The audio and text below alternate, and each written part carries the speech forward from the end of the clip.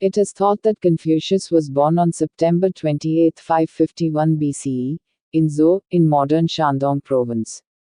The area was notionally controlled by the kings of Zhou but effectively independent under the local lords of Lu, who ruled from the nearby city of Khufu. His father Konghe or Shulianghe was an elderly commandant of the local Lu garrison. His ancestry traced back through the dukes of Song to the Shang dynasty which had preceded the Zhou. Traditional accounts of Confucius's life relate that Konghe's grandfather had migrated the family from Song to Lu. Konghe died when Confucius was 3 years old, and Confucius was raised by his mother Yan Zhengzai in poverty. His mother would later die at less than 40 years of age. At age 19 he married Qigong, and a year later the couple had their first child, their son Kongli. Qigong and Confucius would later have 2 daughters together, one of whom is thought to have died as a child. Confucius was educated at schools for commoners, where he studied and learned the 6 arts. Confucius was born into the class of Shi, between the aristocracy and the common people. He is said to have worked in various government jobs during his early 20s, and as a bookkeeper and a caretaker of sheep and horses, using the proceeds to give his mother a proper burial. When his mother died, Confucius, aged 23, is said to have mourned for 3 years, as was the tradition. Political career in Confucius's time, the state of Lu was headed by a ruling ducal house. Under the duke were 3 aristocratic families, whose heads bore the title of Viscount and held hereditary positions in the Lu bureaucracy. The Ji family held the position, minister over the masses, who was also the prime minister. The Meng family held the position, Minister of Works, and the Shu family held the position, Minister of War. In the winter of 505 BCE, Yang Hu, a retainer of the Ji family, rose up in rebellion and seized power from the Ji family. However, by the summer of 501 BCE, the 3 hereditary families had succeeded in expelling Yang Hu from Lu. By then, Confucius had built up a considerable reputation through his teachings, while the families came to see the value of proper conduct and righteousness, so they could achieve loyalty to a legitimate government. Thus, that year 501 BCE, Confucius came to be appointed to the minor position of governor of a town. Eventually, he rose to the position of minister of crime. Confucius desired to return the authority of the state to the duke by dismantling the fortifications of the city, strongholds belonging to the 3 families. This way, he could establish a centralized government. However, Confucius relied solely on diplomacy as he had no military authority himself. In 500 BCE, Hu Fan, the governor of Hu, revolted against his lord of the Shu family. Although the Meng and Shu families unsuccessfully besieged Hu, a loyalist official rose up with the people of Hu and forced Hu Fan to flee to the Qi state. The situation may have been in favor for Confucius as this likely made it possible for Confucius and his disciples to convince the aristocratic families to dismantle the fortifications of their cities. Eventually, after a year and a half, Confucius and his disciples succeeded in convincing the Shu family to raise the walls of Hu, the Ji family in raising the walls of Bai, and the Meng family in raising the walls of Cheng. First, the Shu family led an army towards their city Hu and tore down its walls in 498 BCE. Soon thereafter, Gongshan Furav, also known as Gongshan Benu, a retainer of the Ji family, revolted and took control of the forces at Bai. He immediately launched an attack and entered the capital Lu. Earlier, Gongshan had approached Confucius to join him, which Confucius considered as he wanted the opportunity to put his principles into practice, but he gave up on the idea in the end. Confucius disapproved the use of a violent revolution by principle, even though the Ji family dominated the Lu state by force for generations and had exiled the previous duke. Creel 1949 states that, unlike the rebel Yang Hu before him, Gongshan may have sought to destroy the 3 hereditary families and restore the power of the duke. However, Dubs 1946 is of the view that Gongshan was encouraged by Viscount Ji Hun to invade the Lu capital in an attempt to avoid dismantling the Bai fortified walls. Whatever the situation may have been, Gongshan was considered an upright man who continued to defend the state of Lu, even after he was forced to flee. During the revolt by Gongshan, Zhongyu had managed to keep the duke and the three viscounts together at the court. Zhongyu was one of the disciples of Confucius, and Confucius had arranged for him to be given the position of governor by the Ji family.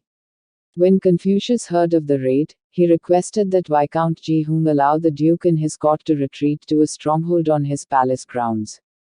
Thereafter, the heads of the three families and the duke retreated to the Ji's palace complex and ascended the Wuzi terrace.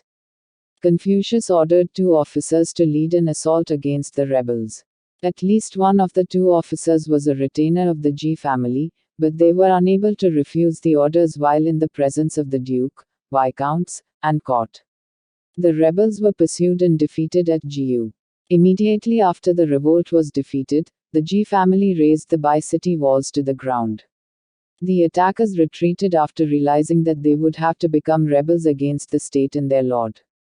Through Confucius' actions, the Bai officials had inadvertently revolted against their own lord, thus forcing Viscount Ji Wan's hand in having to dismantle the walls of Bai, as it could have harbored such rebels or confessed to instigating the event by going against proper conduct and righteousness as an official.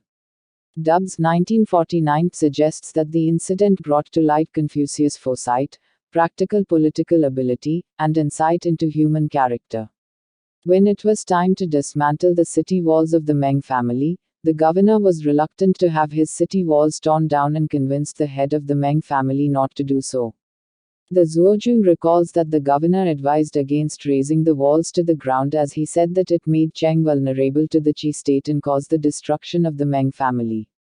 Even though Viscount Meng Yi gave his word not to interfere with an attempt, he went back on his earlier promise to dismantle the walls. Later in 498 BCE, Duke Ding personally went with an army to lay siege to Cheng in an attempt to raze its walls to the ground, but he did not succeed. Thus, Confucius could not achieve the idealistic reforms that he wanted, including restoration of the legitimate rule of the duke. He had made powerful enemies within the state, especially with Viscount Ji Hung, due to his successes so far. According to accounts in the Zuozhong and Shiji, Confucius departed his homeland in 497 BCE after his support for the failed attempt of dismantling the fortified city walls of the powerful Ji, Meng, and Shu families. He left the state of Lu without resigning, remaining in self-exile and unable to return as long as Viscount Ji Hung was alive. The Shiji stated that the neighboring Qi state was worried that Lu was becoming too powerful while Confucius was involved in the government of the Lu state. According to this account, Qi decided to sabotage Lu's reforms by sending 100 good horses and 80 beautiful dancing girls to the Duke of Lu. The Duke indulged himself in pleasure and did not attend to official duties for 3 days. Confucius was disappointed and resolved to leave Lu and seek better opportunities, yet to leave at once would expose the misbehavior of the Duke and therefore bring public humiliation to the ruler Confucius was serving. Confucius therefore waited for the Duke to make a lesser mistake. Soon after, the Duke neglected to send to Confucius a portion of the sacrificial meat that was his due according to custom, and Confucius seized upon this pretext to leave both his post and the Lu state. After Confucius's resignation, he began a long journey or set of journeys around the principality states of northeast and central China, including Wei, Song, Zheng, Cao, Chu, Qi, Chen, and Kai, and a failed attempt to go to Jin. At the courts of these states, he expounded his political beliefs but did not see them implemented. Return home. According to the Zuozhong, Confucius returned home to his native Lu when he was 68, after he was invited to do so by Ji Kengzi, the chief minister of Lu. The Analects depict him spending his last years teaching 72 or 77 disciples and transmitting the old wisdom via a set of texts called the Five Classics. During his return, Confucius sometimes acted as an advisor to several government officials in Lu, including Ji Kengzi, on matters including governance and crime. Burdened by the loss of both his son and his favorite disciples, he died at the age of 71 or 72 from natural causes. Confucius was buried in Konglin Cemetery, which lies in the historical part of Khufu in the Shandong province. The original tomb erected there in memory of Confucius on the bank of the Sishui River had the shape of an axe.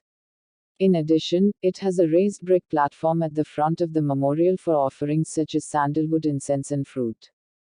His philosophical teachings, called Confucianism, emphasized personal and governmental morality, correctness of social relationships, justice, kindness, and sincerity. Confucianism was part of the Chinese social fabric and way of life. To Confucians, everyday life was the arena of religion. His followers competed successfully with many other schools during the Hundred Schools of Thought era, only to be suppressed in favor of the legalists during the Qin dynasty. Following the victory of Hao over Chu after the collapse of Qin, Confucius's thoughts received official sanction in the new government. During the Tang and Song dynasties, Confucianism developed into a system known in the West as Neo-Confucianism, and later as New Confucianism. Confucius is traditionally credited with having authored or edited many of the Chinese classic texts, including all of the 5 classics, but modern scholars are cautious of attributing specific assertions to Confucius himself. Aphorisms concerning his teachings were compiled in the Analects, but only many years after his death.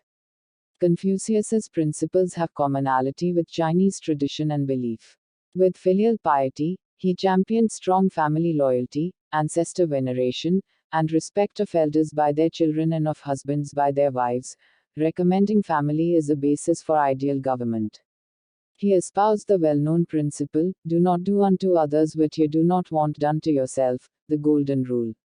Although Confucianism is often followed in a religious manner by the Chinese, many argue that its values are secular and that it is, therefore, less a religion than a secular morality.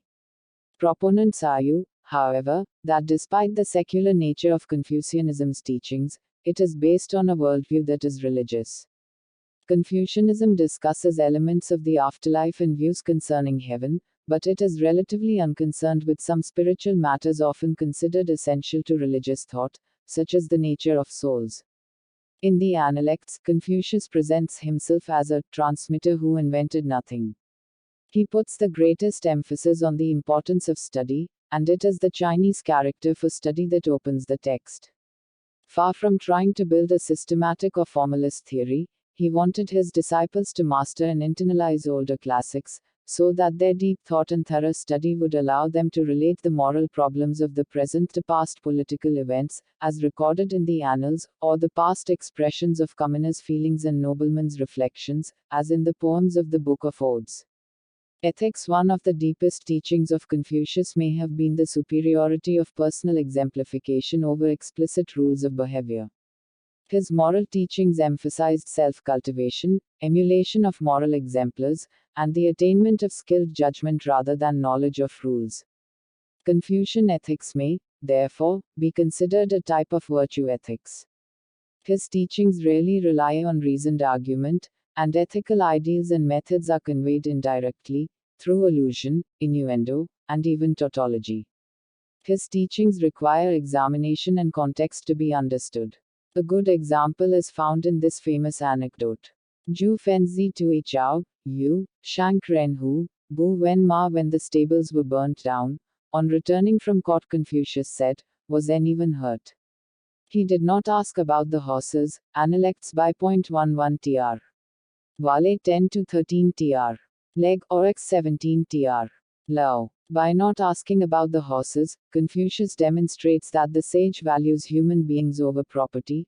Readers are led to reflect on whether their response would follow Confucius's and to pursue self-improvement if it would not have. Confucius serves not as an all-powerful deity or a universally true set of abstract principles, but rather the ultimate model for others. For these reasons, according to many commentators, Confucius's teachings may be considered a Chinese example of humanism. Notice the implication that animal lives are part of property. Often overlooked in Confucian ethics are the virtues to the self, sincerity, and the cultivation of knowledge. Virtuous action towards others begins with virtuous and sincere thought, which begins with knowledge. A virtuous disposition without knowledge is susceptible to corruption, and virtuous action without sincerity is not true righteousness.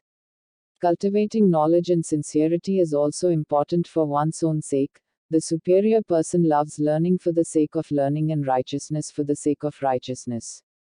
The Confucian theory of ethics as exemplified in Li is based on three important conceptual aspects of life. A. Ceremonies associated with sacrifice to ancestors and deities of various types. B. Social and political institutions. And C. The etiquette of daily behavior. Some believed that Li originated from the heavens, but Confucius stressed the development of Li through the actions of sage leaders in human history. His discussions of Li seem to redefine the term to refer to all actions committed by a person to build the ideal society, rather than those simply conforming with canonical standards of ceremony. In the early Confucian tradition, Li was doing the proper thing at the proper time, balancing between maintaining existing norms to perpetuate an ethical social fabric, and violating them in order to accomplish ethical good. Training in the Li of past sages cultivates virtues in people that include ethical judgment about when Li must be adapted in light of situational contexts.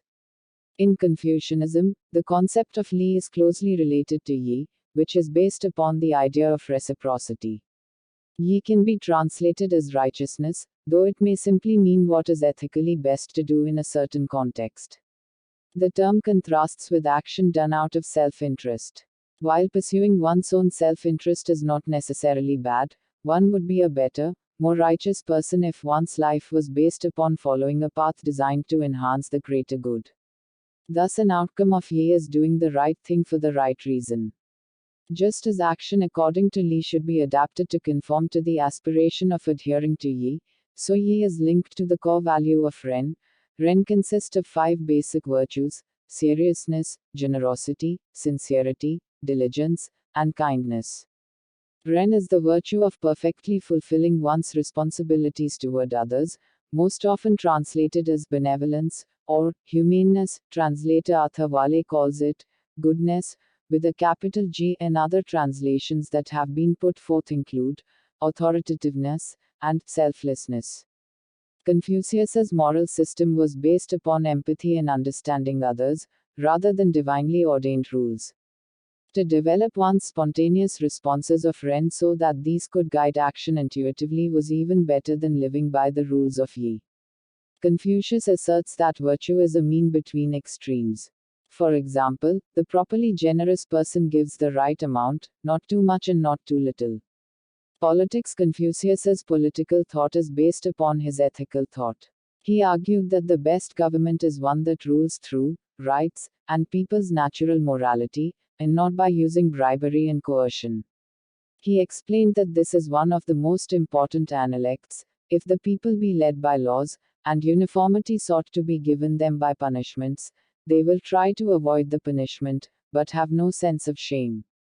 If they be led by virtue, and uniformity sought to be given them by the rules of propriety, they will have the sense of the shame, and moreover will become good. Translated by James Legge in The Great Learning. This sense of shame is an internalization of duty, where the punishment precedes the evil action, instead of following it in the form of laws as in legalism. Confucius looked nostalgically upon earlier days, and urged the Chinese, particularly those with political power, to model themselves on earlier examples. In times of division, chaos, and endless wars between feudal states, he wanted to restore the mandate of heaven Tianming, that could unify the world, Tianqia, all under heaven, and bestow peace and prosperity on the people. Because his vision of personal and social perfections was framed as a revival of the ordered society of earlier times, Confucius is often considered a great proponent of conservatism, but a closer look at what he proposes often shows that he used, and perhaps twisted, past institutions and rites to push a new political agenda of his own, a revival of a unified royal state, whose rulers would succeed to power on the basis of their moral merits instead of lineage. These would be rulers devoted to their people, striving for personal and social perfection, and such a ruler would spread his own virtues to the people instead of imposing proper behavior with laws and rules. In the era when the Great Tao was implemented, the world was in fear and everyone elected moral and capable people as their leaders. They emphasized credibility and got along with each other in harmony. Therefore, People not only regard their relatives as relatives but also all people, also not only their sons and daughters as children, so that the elderly can spend their twilight years in peace, the ability of all mature people can be exerted, the young people can grow up health. For people who are widows, loneliness, disability and sick can be taken care of by society. All men have professions, and women all marry at the right time to the right person. For property, people just don't want it to be thrown on the ground in vain, and it doesn't necessarily have to be hidden in their own homes. For work, people are afraid that the things are not done by themselves, but not only gain for themselves. Therefore, there is no market for intrigue matters, and the phenomenon of openly robbing and secretly injuring people has disappeared. Therefore, the door only needs to be brought on from the outside and does not need to be locked. This is called detong. Confucius's teachings were later turned into an elaborate set of rules and practices by his numerous disciples and followers, who organized his teachings into the Analects. Confucius's disciples and his only grandson, Zisi, continued his philosophical school after his death. These efforts spread Confucian ideals to students who then became officials in many of the royal courts in China, thereby giving Confucianism the first wide-scale test of its dogma. Two of Confucius's most famous later followers emphasized radically different aspects of his teachings. In the centuries after his death, Mencius Mengzi and Zunzi both compose important teachings elaborating in different ways on the fundamental ideas associated with Confucius. Mencius, 4th century BCE, articulated the innate goodness in human beings as a source of the ethical intuitions that guide people towards Ren, Yi, and Li, while Zunzi, 3rd century BCE, underscored the realistic and materialistic aspects of Confucian thought, stressing that morality was inculcated in society through tradition and in individuals through training. In time, their writings, together with the Analects and other core texts, came to constitute the philosophical corpus of Confucianism. This realignment in Confucian thought was parallel to the development of legalism, which saw filial piety as self-interest and not a useful tool for a ruler to create an effective state. A disagreement between these two political philosophies came to a head in 223 BCE when the Qin state conquered all of China. Li Si, prime minister of the Qin dynasty, convinced Qin Shi Huang to abandon the Confucians' recommendation of awarding fiefs akin to the Zhou dynasty before them, which he saw as being against to the legalist idea of centralizing the state around the ruler. When the Confucian advisors pressed their point, Li Si had many Confucian scholars killed and their books burned, considered a huge blow to the philosophy and Chinese scholarship. Under the succeeding Han and Tang dynasties, Confucian ideas gained even more widespread prominence. Under Wudi, the works of Confucius were made the official imperial philosophy and required reading for civil service examinations in 140 BCE, which was continued nearly unbroken until the end of the 19th century. As Mohism lost support by the time of the Han, the main philosophical contenders were legalism, which Confucian thought somewhat absorbed, the teachings of Lozi, whose focus on more spiritual ideas kept it from direct conflict with Confucianism, and the new Buddhist religion, which gained acceptance during the Southern and Northern dynasties era. Both Confucian ideas and Confucian-trained officials were relied upon in the Ming dynasty and even the Yuan dynasty, although Kublai Khan distrusted handing over provincial control to them. During the Song dynasty, the scholar Zhu Xi added ideas from Taoism and Buddhism into Confucianism. In his life, Zhu Xi was largely ignored, but not long after his death, his ideas became the new orthodox view of what Confucian texts actually meant. Modern historians view Zhu Xi as having created something rather different and call his way of thinking Neo-Confucianism. Neo-Confucianism held sway in China, Japan, Korea, and Vietnam until the 19th century. Confucius heavily promoted the use of music with rituals or the rites order. The scholar Li Zehao argued that Confucianism is based on the idea of rites. Rites serve as the starting point for each individual, and that these sacred social functions allow each person's human nature to be harmonious with reality. Given this, Confucius believed that music is the harmonization of heaven and earth, the rites as the order of heaven and earth. Thus, the application of music in rites creates the order that makes it possible for society to prosper. The Confucian approach to music was heavily inspired by the Shijing and the classic of music, which was said to be the sixth Confucian classic until it was lost during the Han dynasty. The Shijing serves as one of the current Confucian classics and is a book on poetry that contains a diversified variety of poems as well as folk songs. Confucius is traditionally ascribed with compiling these classics within his school. In the Analects, Confucius described the importance of the art in the development of society. The master said, "My children, why do you not study the book of poetry? The odes serve to stimulate the mind. They may be used for purposes of self-contemplation. They teach the art of sociability. They show how to regulate feelings of resentment. From them you learn the more immediate duty of serving one's father, and the remoter one of serving one's prince. From them we become largely acquainted with the names of birds, beasts, and plants." While he supported the idea of government ruling by a virtuous king, his ideas contained a number of elements to limit the power of rulers. He argued for representing truth in language, and honesty was of paramount importance. Even in facial expression, truth must always be represented. Confucius believed that if a ruler is to lead correctly, by action, that orders would be unnecessary and that others will follow the proper actions of their ruler. In discussing the relationship between a king and his subject, or a father and his son, he underlined the need to give due respect to superiors. This demanded that the subordinates must advise their superiors if the superiors are considered to be taking a course of action that is wrong. Confucius believed in ruling by example. If you lead correctly, orders by force or punishment are not necessary. Visual portraits. No contemporary painting or sculpture of Confucius survives, and it was only during the Han dynasty that he was portrayed visually.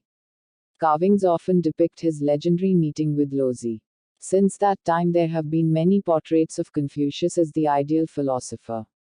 The oldest known portrait of Confucius has been unearthed in the tomb of the Han dynasty ruler Marquis of Hahung, died 59 BCE. The picture was painted on the wooden frame to a polished bronze mirror.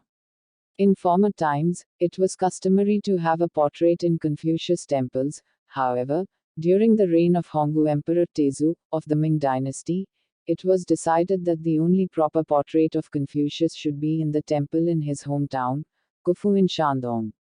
In other temples, Confucius is represented by a memorial tablet.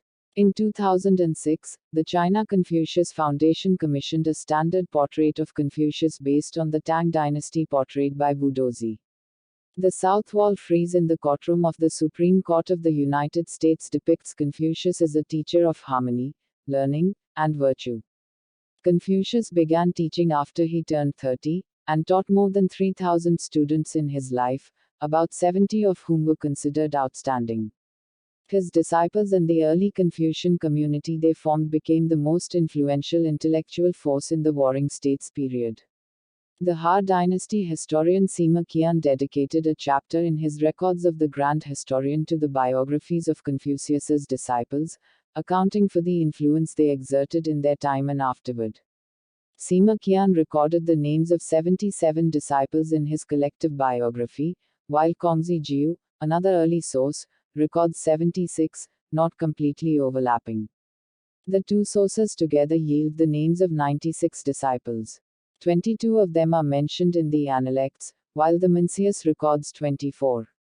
Confucius did not charge any tuition, and only requested a symbolic gift of a bundle of dried meat from any prospective student. According to his disciple Zigong, his master treated students like doctors treated patients and did not turn anybody away. Most of them came from Lu, Confucius's home state, with 43 recorded, but he accepted students from all over China, with 6 from the state of Wei, such as Zigong, 3 from Qin, 2 each from Chen and Qi, and 1 each from Kai, Chu, and Song. Confucius considered his students' personal background irrelevant, and accepted noblemen, commoners, and even former criminals such as Yan Zhuoju and Gongye Chang. His disciples from richer families would pay a sum commensurate with their wealth, which was considered a ritual donation. Confucius's favorite disciple was Yan Hui, most probably one of the most impoverished of them all. Sima Niu, in contrast to Yan Hui, was from a hereditary noble family hailing from the Song state. Under Confucius's teachings, the disciples became well learned in the principles and methods of government. He often engaged in discussion and debate with his students and gave high importance to their studies in history, poetry, and ritual. Confucius advocated loyalty to principle rather than to individual acumen, in which reform was to be achieved by persuasion rather than violence. Even though Confucius denounced them for their practices, the aristocracy was likely attracted to the idea of having trustworthy officials who were studied in morals as the circumstances of the time made it desirable. In fact, the disciple Zilu even died defending his ruler in Wei. Yang Hu, who was a subordinate of the Ji family, had dominated the Lu government from 505 to 502 and even attempted a coup, which narrowly failed. As a likely consequence, it was after this that the first disciples of Confucius were appointed to government positions. A few of Confucius's disciples went on to attain official positions of some importance, some of which were arranged by Confucius. By the time Confucius was 50 years old, the Ji family had consolidated their power in the Lu state over the ruling ducal house. Even though the Ji family had practices with which Confucius disagreed and disapproved, they nonetheless gave Confucius's disciples many opportunities for employment. Confucius continued to remind his disciples to stay true to their principles and renounced those who did not, all the while being openly critical of the Ji family. The works of Confucius were first translated into European languages by Jesuit missionaries in the 16th century during the late Ming dynasty. The first known effort was by Michel Ruggieri, who returned to Italy in 1588 and carried on his translations while residing in Salerno. Matteo Ricci started to report on the thoughts of Confucius, and a team of Jesuits, Prospero Intosetta, Philippe Couplet, and two others published a translation of several Confucian works and an overview of Chinese history in Paris in 1687. François Noël, after failing to persuade Clement XI that Chinese veneration of ancestors and Confucius did not constitute idolatry, completed the Confucian canon at Prague in 1711, with more scholarly treatments of the other works and the first translation of the collected works of Mencius. It is thought that such works had considerable importance on European thinkers of the period, particularly among the deists and other philosophical groups of the Enlightenment who were interested by the integration of the system of morality of Confucius into Western civilization. In the modern era, Confucian movements, such as New Confucianism, still exist, but during the Cultural Revolution, Confucianism was frequently attacked by leading figures in the Chinese Communist Party. This was partially a continuation of the condemnations of Confucianism by intellectuals and activists in the early 20th century as a cause of the ethnocentric close-mindedness and refusal of the Qing dynasty to modernize that led to the tragedies that befell China in the 19th century. Confucius's works are studied by scholars in many other Asian countries, particularly those in the Chinese cultural sphere, such as Korea, Japan, and Vietnam. Many of those countries still hold the traditional memorial ceremony every year. Among Tibetans, Confucius is often worshipped as a holy king and master of magic, divination and astrology. Tibetan Buddhists see him as learning divination from the Buddha Manjushri, and that knowledge subsequently reaching Tibet through Princess Wencheng, while Bon practitioners see him as being a reincarnation of Tonpa Shenrab Mivoche, the legendary founder of Bon. The Amaya Muslim community believes Confucius was a divine prophet of God, as were Lao Tzu and other eminent Chinese personages. In modern times, asteroid 7853, Confucius, was named after the Chinese thinker. Because of the huge interest in the Confucius family tree, there was a project in China to test the DNA of known family members of the collateral branches in mainland China. Among other things, this would allow scientists to identify a common Y chromosome in male descendants of Confucius. If the descent were truly unbroken, father to son, since Confucius's lifetime, the males in the family would all have the same Y chromosome as their direct male ancestor, with slight mutations due to the passage of time. The aim of the genetic test was to help members of collateral branches in China who lost their genealogical records to prove their descent. However, in 2009, many of the collateral branches decided not to agree to DNA testing. Brian Sykes, professor of genetics at Oxford University, understands this decision. The Confucius family tree has an enormous cultural significance, he said. It's not just a scientific question. The DNA testing was originally proposed to add new members, many of whose family record books were lost during 20th century upheavals, to the Confucian family tree. The main branch of the family which fled to Taiwan was never involved in the proposed DNA test at all. In 2013, a DNA test performed on multiple different families who claimed descent from Confucius found that they shared the same Y chromosome as reported by Fudan University. The fifth and most recent edition of the Confucius genealogy was printed by the CGCC. It was unveiled in a ceremony at Khufu on September 24, 2009. Women are now included for the first time. Famous descendants include actors such as Gong Yu, real name Gong Jicheol Gongacheol, and Gong Hyo Jin, and artists such as male idol group B1A4 member Gong Chan, real name Gong Chansik, singer-songwriter Minzy, real name Gong Minji, as well as her great-aunt traditional folk dancer Gong Ok Jin. Despite repeated dynastic change in China, the title of Duke Yansheng was bestowed upon successive generations of descendants until it was abolished by the nationalist government in 1935. The last holder of the title, Kung Te Cheng of the 77th generation, was appointed sacrificial official to Confucius.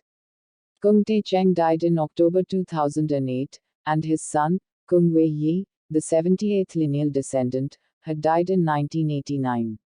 Kung Te Cheng's grandson, Kung Sui Chang, the 79th lineal descendant, was born in 1975.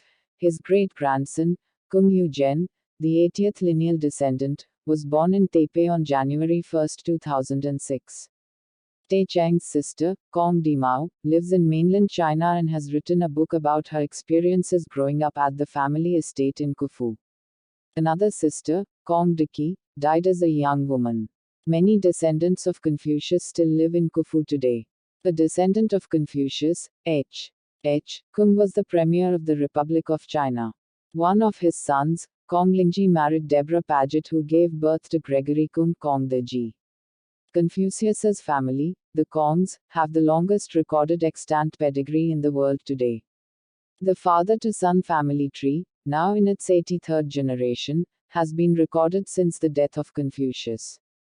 According to the Confucius Genealogy Compilation Committee, CGCC, he has 2 million known and registered descendants, and there are an estimated 3 million in all. Of these, several tens of thousands live outside of China.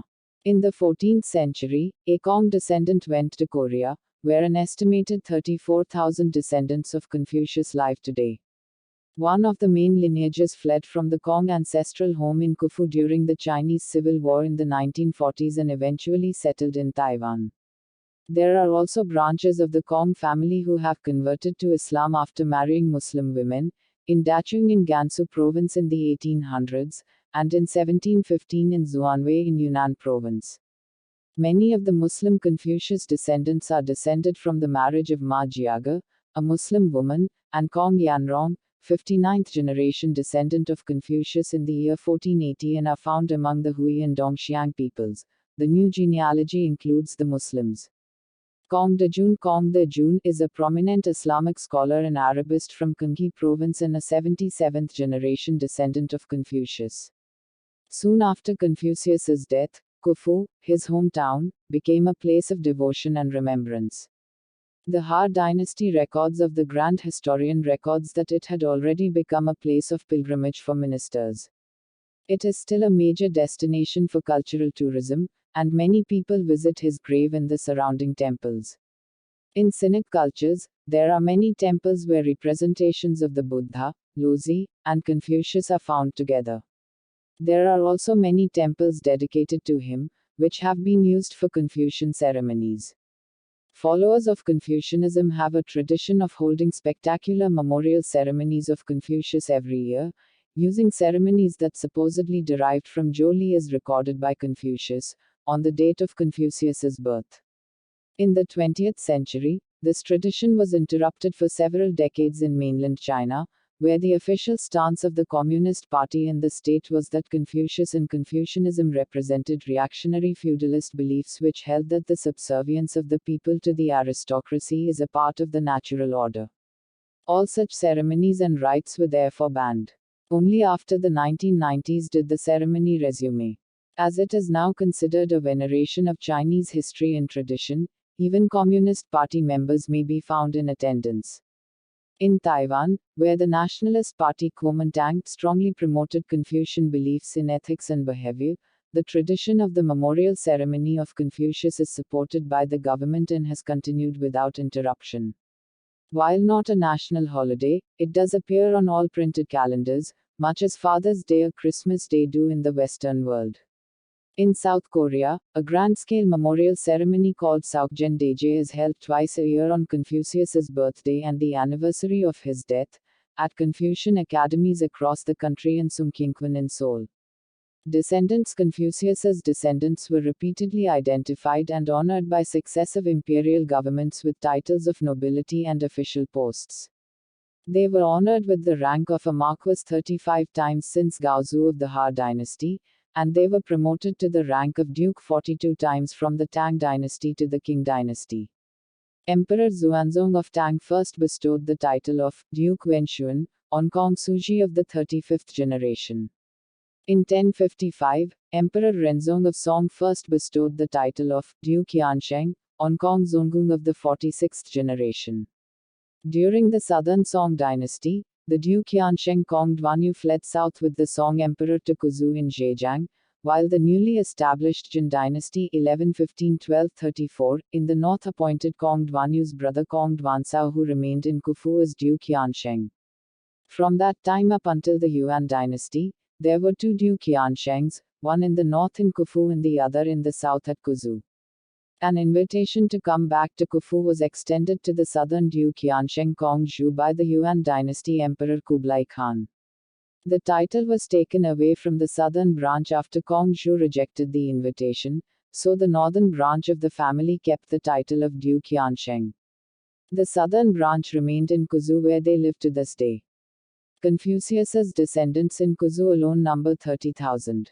The Hanline Academy rank of Wujing Boshi was awarded to the southern branch at Kuzu by a Ming emperor while the northern branch at Khufu held the title Duke Yansheng. The leader of the southern branch is Kong Xiangkai Kong Zhangkai. In 1351, during the reign of Emperor Toghung Temur of the Yuan dynasty, 53rd generation descendant Konghun's second son Kong Xiao moved from China to Korea during the Goryeo dynasty, and was received courteously by Princess Noguk, the Mongolian-born wife of the future King Gongmin. After being naturalized as a Korean citizen, he changed the hanja of his name from to, both pronounced so in Korean 103, married a Korean woman and bore a son, therefore establishing the Chungwan Gong clan, whose ancestral seat was located in Chungwan, South Gyeongsang Province. The clan then received an aristocratic rank during the succeeding Joseon dynasty. In 1794, during the reign of King Zhengzhou, the clan then changed its name to Gokbu Gong clan in honor of Confucius's birthplace Khufu. In honor of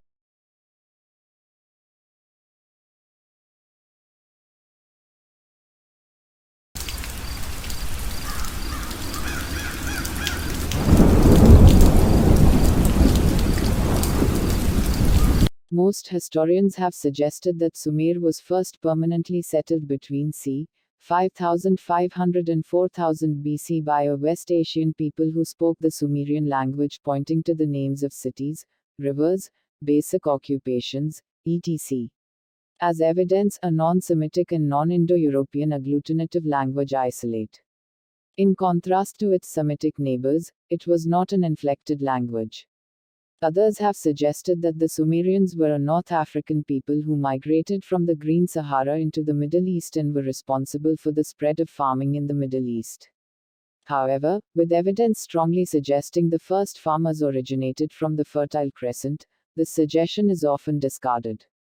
Although not specifically discussing Sumerians, Lazaridis et al. 2016 have suggested a partial North African origin for some pre-Semitic cultures of the Middle East, particularly Nachfions, after testing the genomes of Nachfian and pre-pottery Neolithic culture bearers. Alternatively, a recent 2013 genetic analysis of 4 ancient Mesopotamian skeletal DNA samples suggests an association of the Sumerians with Indus Valley Civilization, possibly as a result of ancient Indus-Mesopotamia relations.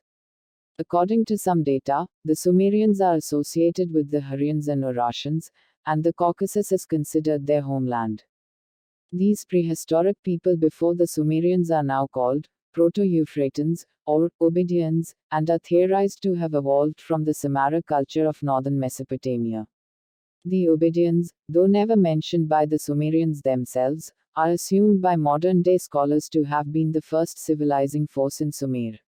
They drained the marshes for agriculture, developed trade, and established industries, including weaving, leatherwork, metalwork, masonry, and pottery. Some scholars contest the idea of a Proto-Euphratan language or one substrate language. They think the Sumerian language may originally have been that of the hunting and fishing peoples who lived in the marshland and the eastern Arabia littoral region and were part of the Arabian bifacial culture. Reliable historical records begin much later. There are none in Sumer of any kind that have been dated before Enmebaragesi, early dynastic I.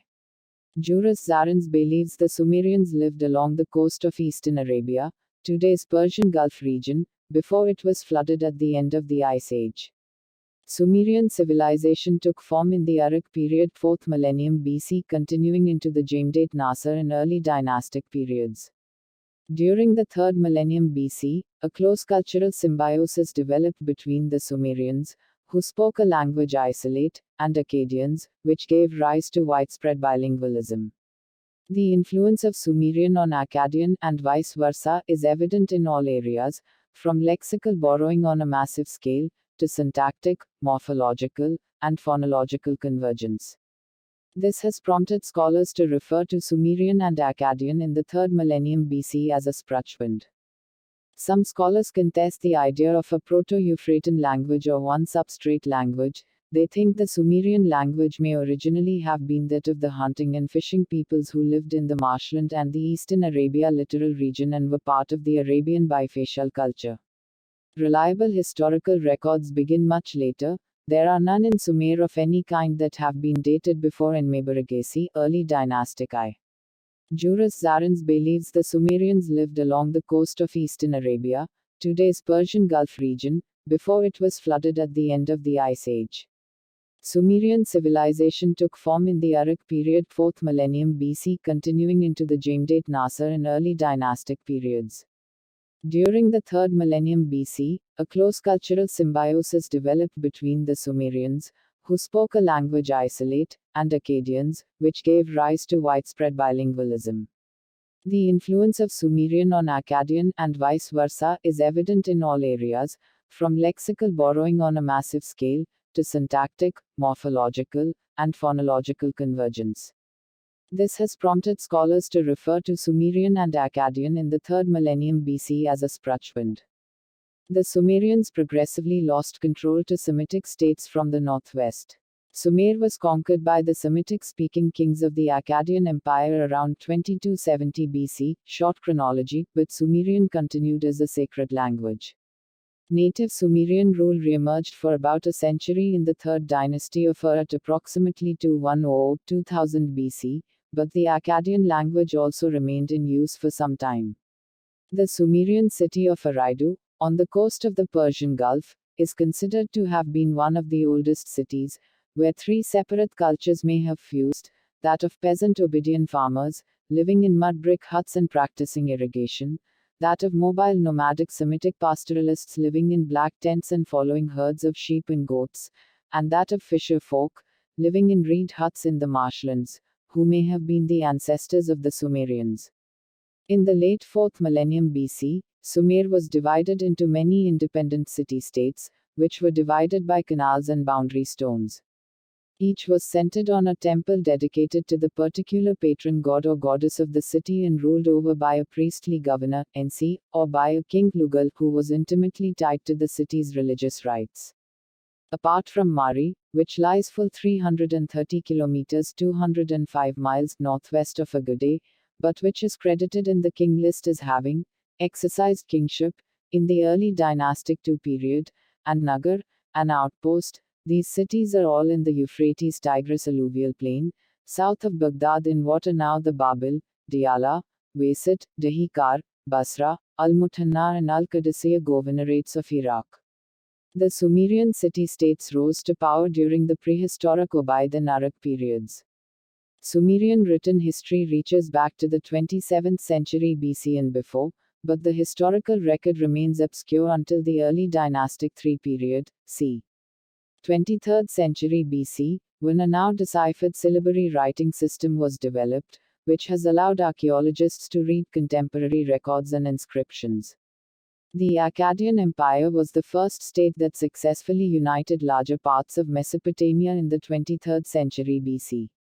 After the Gutian period, the Three Kingdoms similarly united parts of northern and southern Mesopotamia. It ended in the face of Amorite incursions at the beginning of the second millennium BC. The Amorite dynasty of Isin persisted until c. 1700 BC, when Mesopotamia was united under Babylonian rule. The Sumerians were eventually absorbed into the Akkadian Assyro-Babylonian population. The Ubaid period is marked by a distinctive style of fine-quality painted pottery which spread throughout Mesopotamia and the Persian Gulf. The oldest evidence for occupation comes from Tel el-Wali, but, given that environmental conditions in southern Mesopotamia were favorable to human occupation well before the Ubaid period, it is likely that older sites exist but have not yet been found. It appears that this culture was derived from the Sumerian culture from northern Mesopotamia. It is not known whether or not these were the actual Sumerians who are identified with the later Uruk culture. The story of the passing of the gifts of civilization, to Inanna, goddess of Uruk and of love and war, by Enki, god of wisdom and chief god of Eridu, may reflect the transition from Eridu to Uruk. The archaeological transition from the Ubaid period to the Uruk period is marked by a gradual shift from painted pottery domestically produced on a slow wheel to a great variety of unpainted pottery mass-produced by specialists on fast wheels. The Uruk period is a continuation and an outgrowth of Ubaid, with pottery being the main visible change. By the time of the Uruk period c. 4100–900 BC calibrated, the volume of trade goods transported along the canals and rivers of southern Mesopotamia facilitated the rise of many large, stratified, temple-centered cities with populations of over 10,000 people, where centralized administrations employed specialized workers. It is fairly certain that it was during the Uruk period that Sumerian cities began to make use of slave labor captured from the hill country, and there is ample evidence for captured slaves as workers in the earliest texts. Artifacts, and even colonies of this Uruk civilization have been found over a wide area, from the Taurus Mountains in Turkey, to the Mediterranean Sea in the west, and as far east as western Iran. The Uruk period civilization, exported by Sumerian traders and colonists, like that found at Tel Brak, had an effect on all surrounding peoples, who gradually evolved their own comparable, competing economies and cultures. The cities of Sumer could not maintain remote, long-distance colonies by military force. Sumerian cities during the Uruk period were probably theocratic and were most likely headed by a priest-king, NC, assisted by a council of elders, including both men and women. It is quite possible that the later Sumerian pantheon was modeled upon this political structure. There was little evidence of organized warfare or professional soldiers during the Uruk period, and towns were generally unwalled. During this period, Uruk became the most urbanized city in the world, surpassing for the first time 50,000 inhabitants. The ancient Sumerian king list includes the early dynasties of several prominent cities from this period. The first set of names on the list is of kings said to have reigned before a major flood occurred. These early names may be fictional, and include some legendary and mythological figures, such as Alulim and Demised. The end of the Uruk period coincided with the Pira Oscillation, a dry period from c. 3200 to 900 BC that marked the end of a long wetter, warmer climate period from about 9,000 to 5,000 years ago, called the Holocene climatic optimum.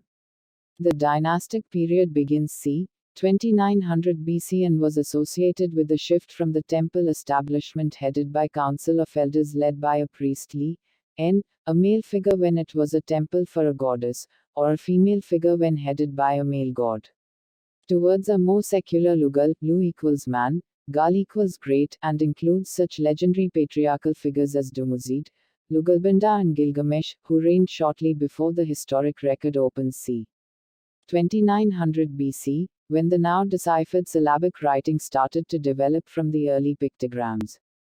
The center of Sumerian culture remained in southern Mesopotamia, even though rulers soon began expanding into neighboring areas, and neighboring Semitic groups adopted much of Sumerian culture for their own.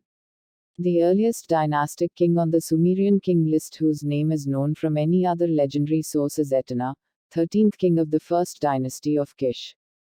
The earliest king authenticated through archaeological evidence is Enmebaragesi of Kish, early dynastic I, whose name is also mentioned in the Epic of Gilgamesh, leading to the suggestion that Gilgamesh himself might have been a historical king of Uruk. As the Epic of Gilgamesh shows, this period was associated with increased war. Cities became walled, and increased in size as undefended villages in southern Mesopotamia disappeared. Both Enmerkar and Gilgamesh are credited with having built the walls of Uruk. The dynasty of Lagash c. 2500–270 BC, though omitted from the king list, is well attested through several important monuments and many archaeological finds. Although short-lived, one of the first empire known to history was that of Eannatum of Lagash, who annexed practically all of Sumer, including Kish, Uruk, and Larsa, and reduced to tribute the city-state of Amar, arch-rival of Lagash. In addition, his realm extended to parts of Elam and along the Persian Gulf. He seems to have used terror as a matter of policy. Eannatum's skull of the vultures depicts vultures pecking at the severed heads and other body parts of his enemies. His empire collapsed shortly after his death. Later, Lugal Zajsi, the priest king of Amar, overthrew the primacy of the Lagash dynasty in the area, then conquered Uruk, making it his capital, and claimed an empire extending from the Persian Gulf to the Mediterranean. He was the last ethnically Sumerian king before Sargon of Akkad. The Akkadian Empire dates to c. 2234–154 BC, Middle Chronology. The Eastern Semitic Akkadian language is first attested in proper names of the kings of Kish c. 2800 BC, preserved in later king lists. There are texts written entirely in Old Akkadian dating from c. 2500 BC. Use of Old Akkadian was at its peak during the rule of Sargon the Great c. 2334–2279 BC, but even then most administrative tablets continued to be written in Sumerian, the language used by the scribes. Gelb and Westenholz differentiate three stages of Old Akkadian, that of the pre-Sargonic era, that of the Akkadian Empire, and that of the III period that followed it. Akkadian and Sumerian coexisted as vernacular languages for about 1,000 years, but by around 1800 BC, Sumerian was becoming more of a literary language familiar mainly only to scholars and scribes.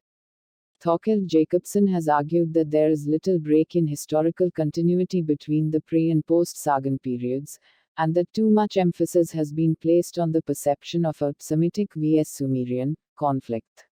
However, it is certain that Akkadian was also briefly imposed on neighboring parts of Elam that were previously conquered by Sargon.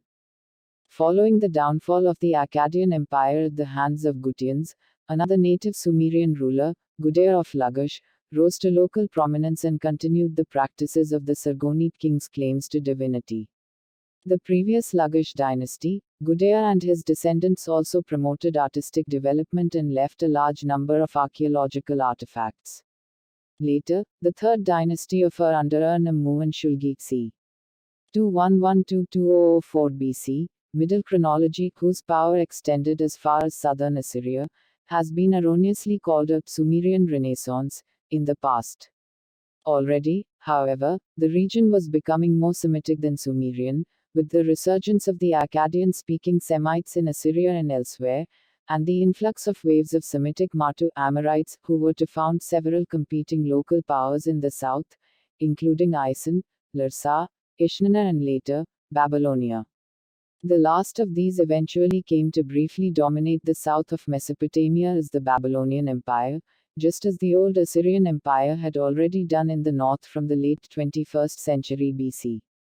The Sumerian language continued as a sacerdotal language taught in schools in Babylonia and Assyria, much as Latin was used in the medieval period, for as long as cuneiform was used. Fall and transmission. This period is generally taken to coincide with a major shift in population from southern Mesopotamia toward the north. Ecologically, the agricultural productivity of the Sumerian lands was being compromised as a result of rising salinity. Soil salinity in this region had been long recognized as a major problem. Poorly drained irrigated soils, in an arid climate with high levels of evaporation, led to the buildup of dissolved salts in the soil, eventually reducing agricultural yields severely.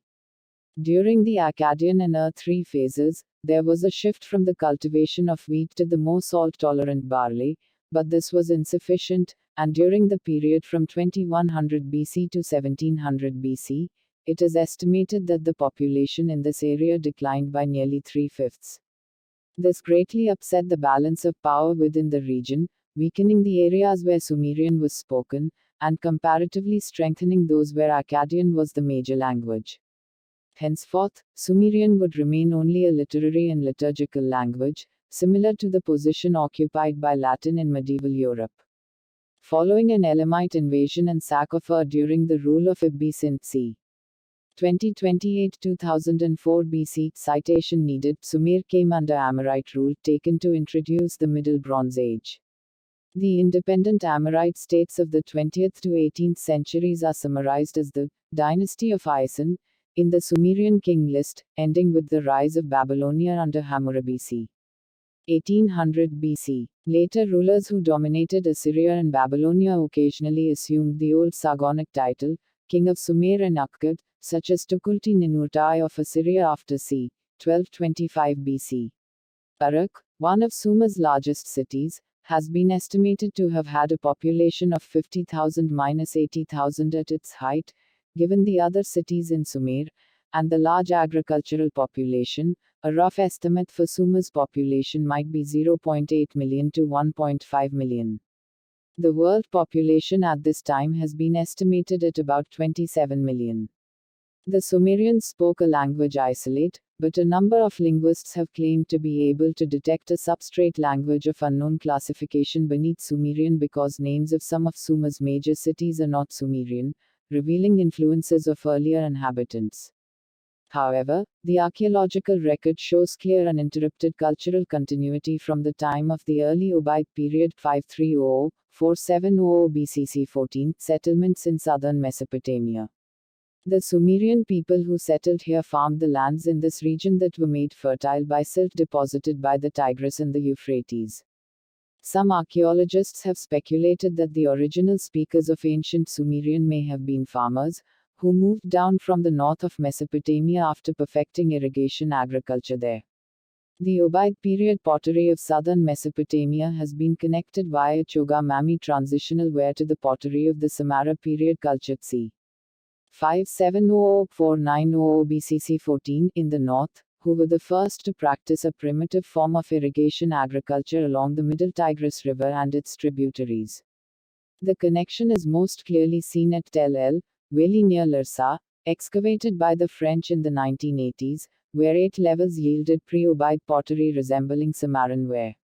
According to this theory, farming peoples spread down into southern Mesopotamia because they had developed a temple-centered social organization for mobilizing labor and technology for water control, enabling them to survive and prosper in a difficult environment.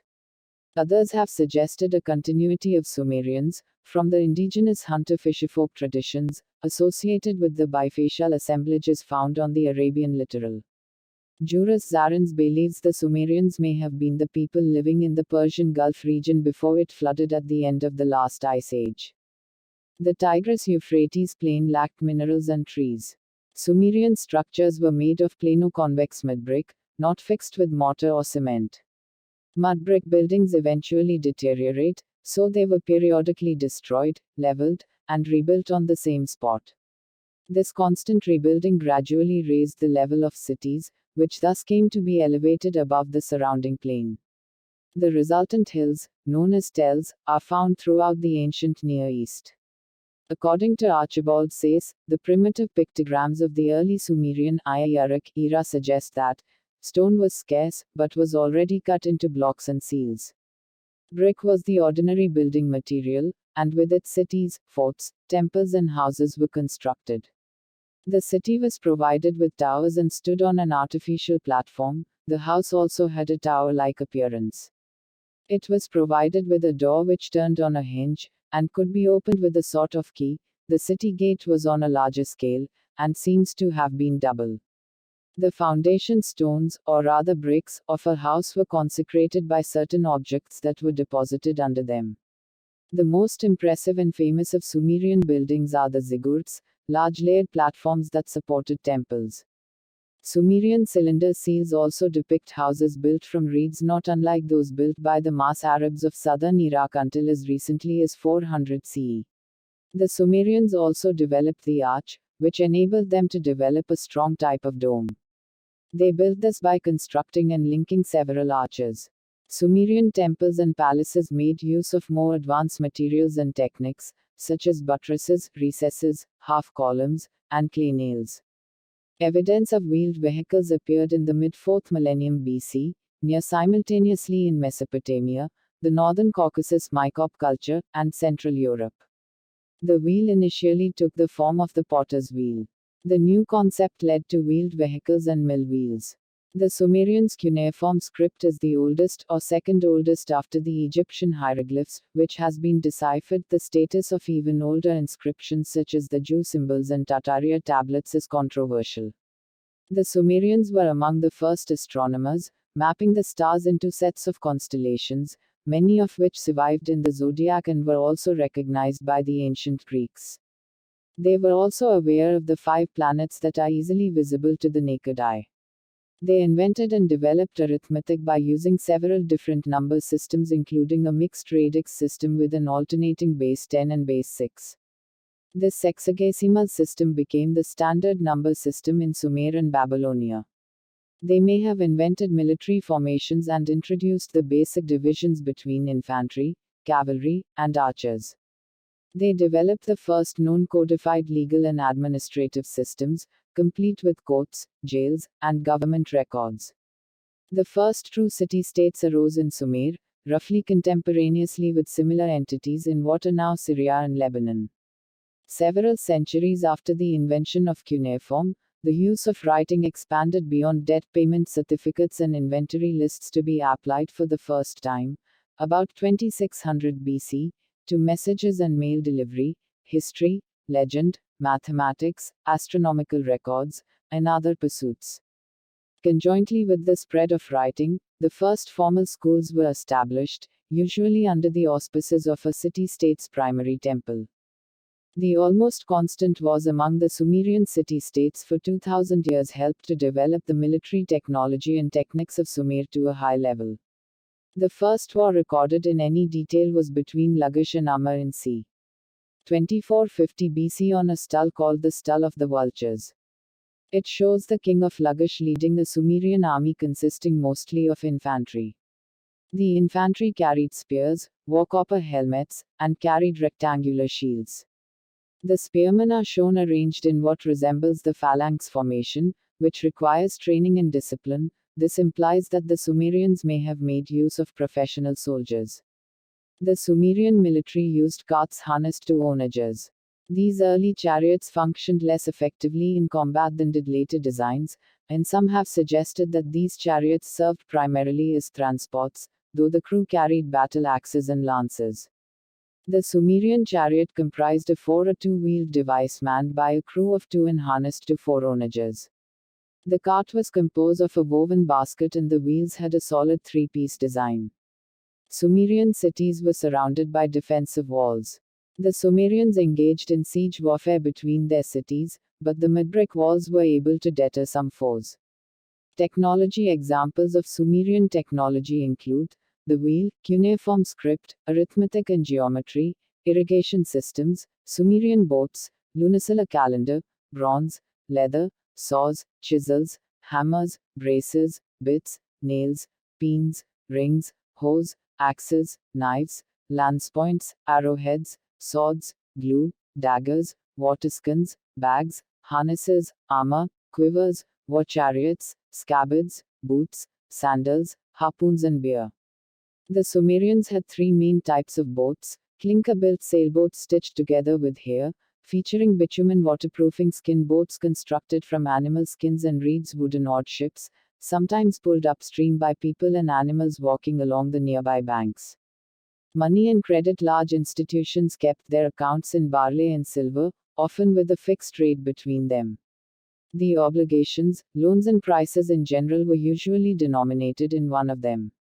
Many transactions involved debt, for example goods consigned to merchants by temple and beer advanced by ale women.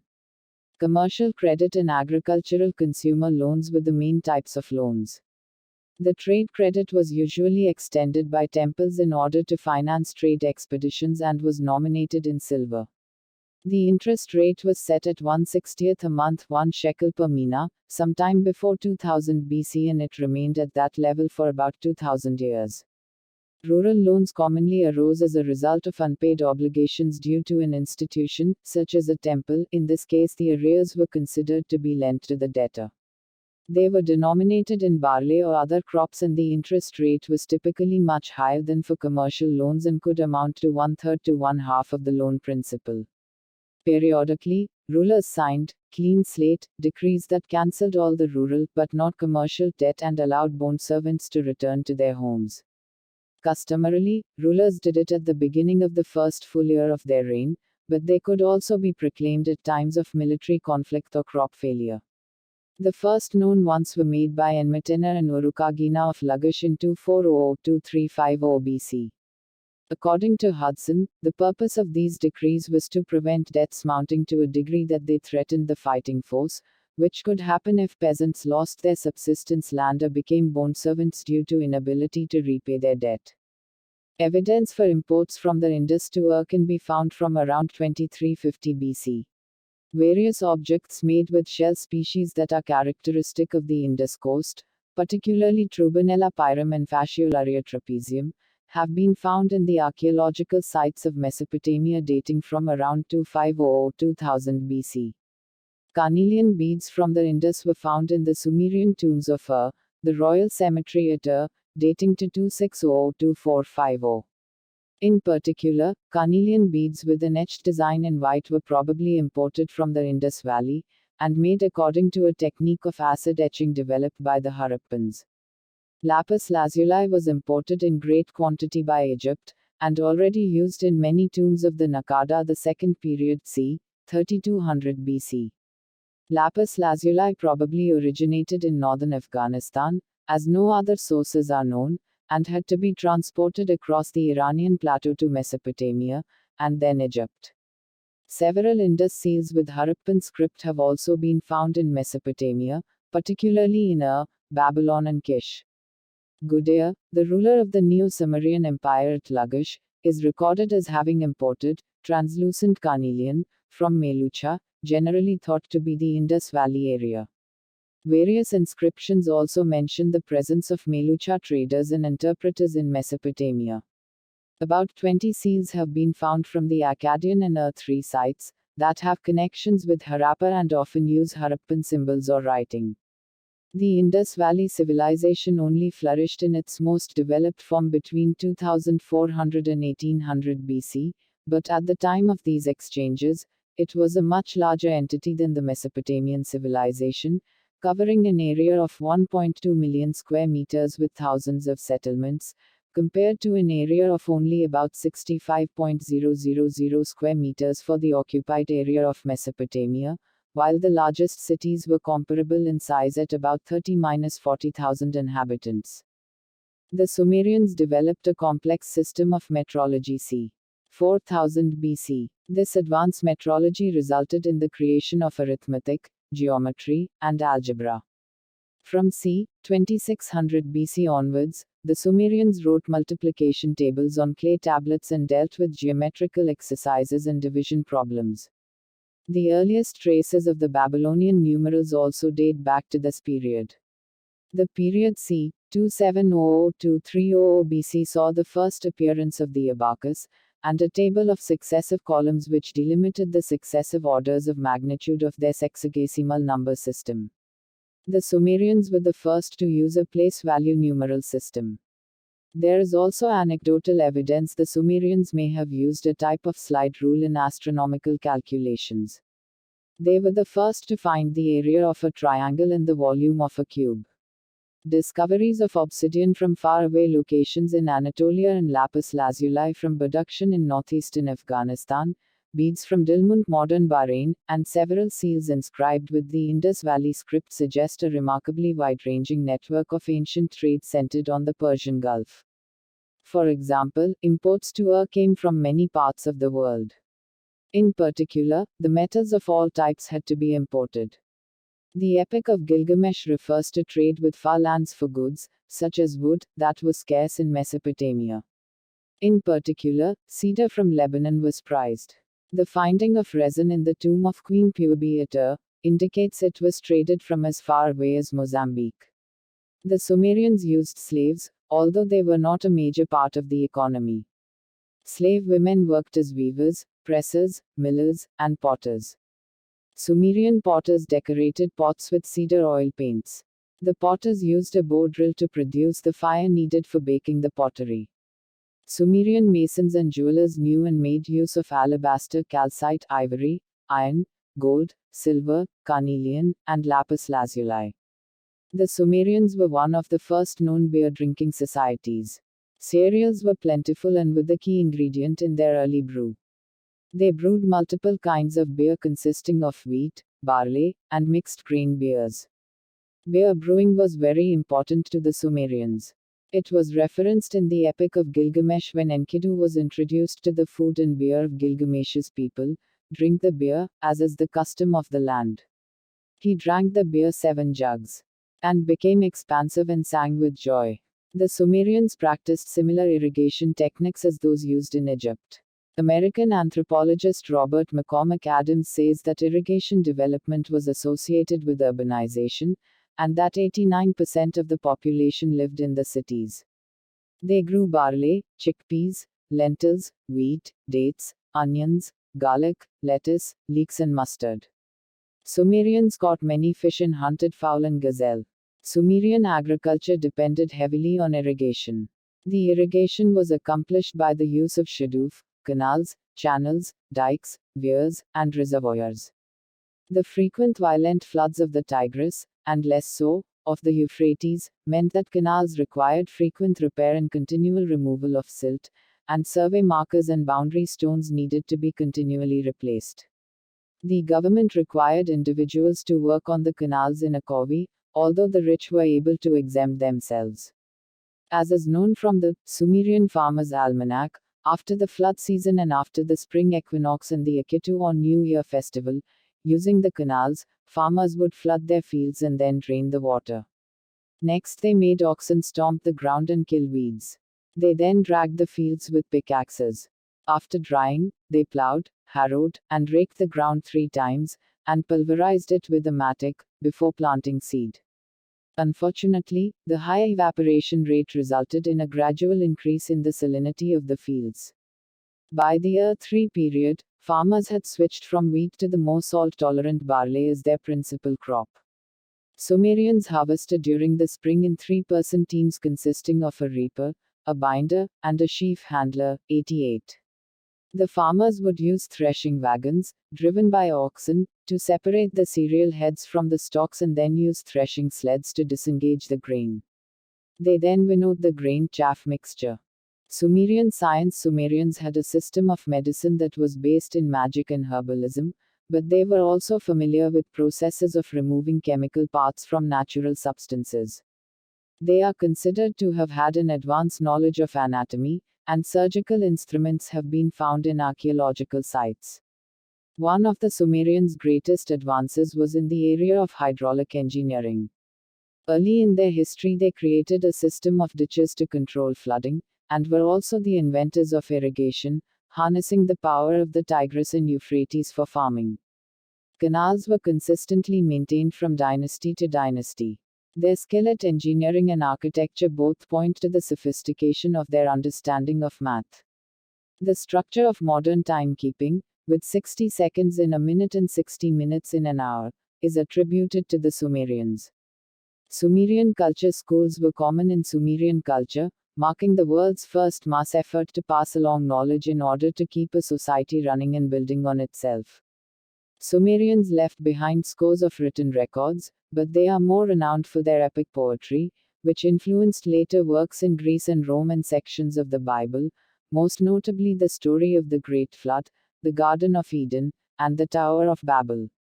The Sumerians were musically inclined, and a Sumerian hymn, Hurrian hymn number 6, is considered the world's oldest musically notated song. Gilgamesh, the very first ruling body of Sumer that has historical verification as the first dynasty of Kish. The earliest ruler mentioned is Etana of Kish, who, in a document from the time, is credited as having stabilized all the lands. 1,000 years later, Etana would be memorialized in a poem that told of his adventures in heaven.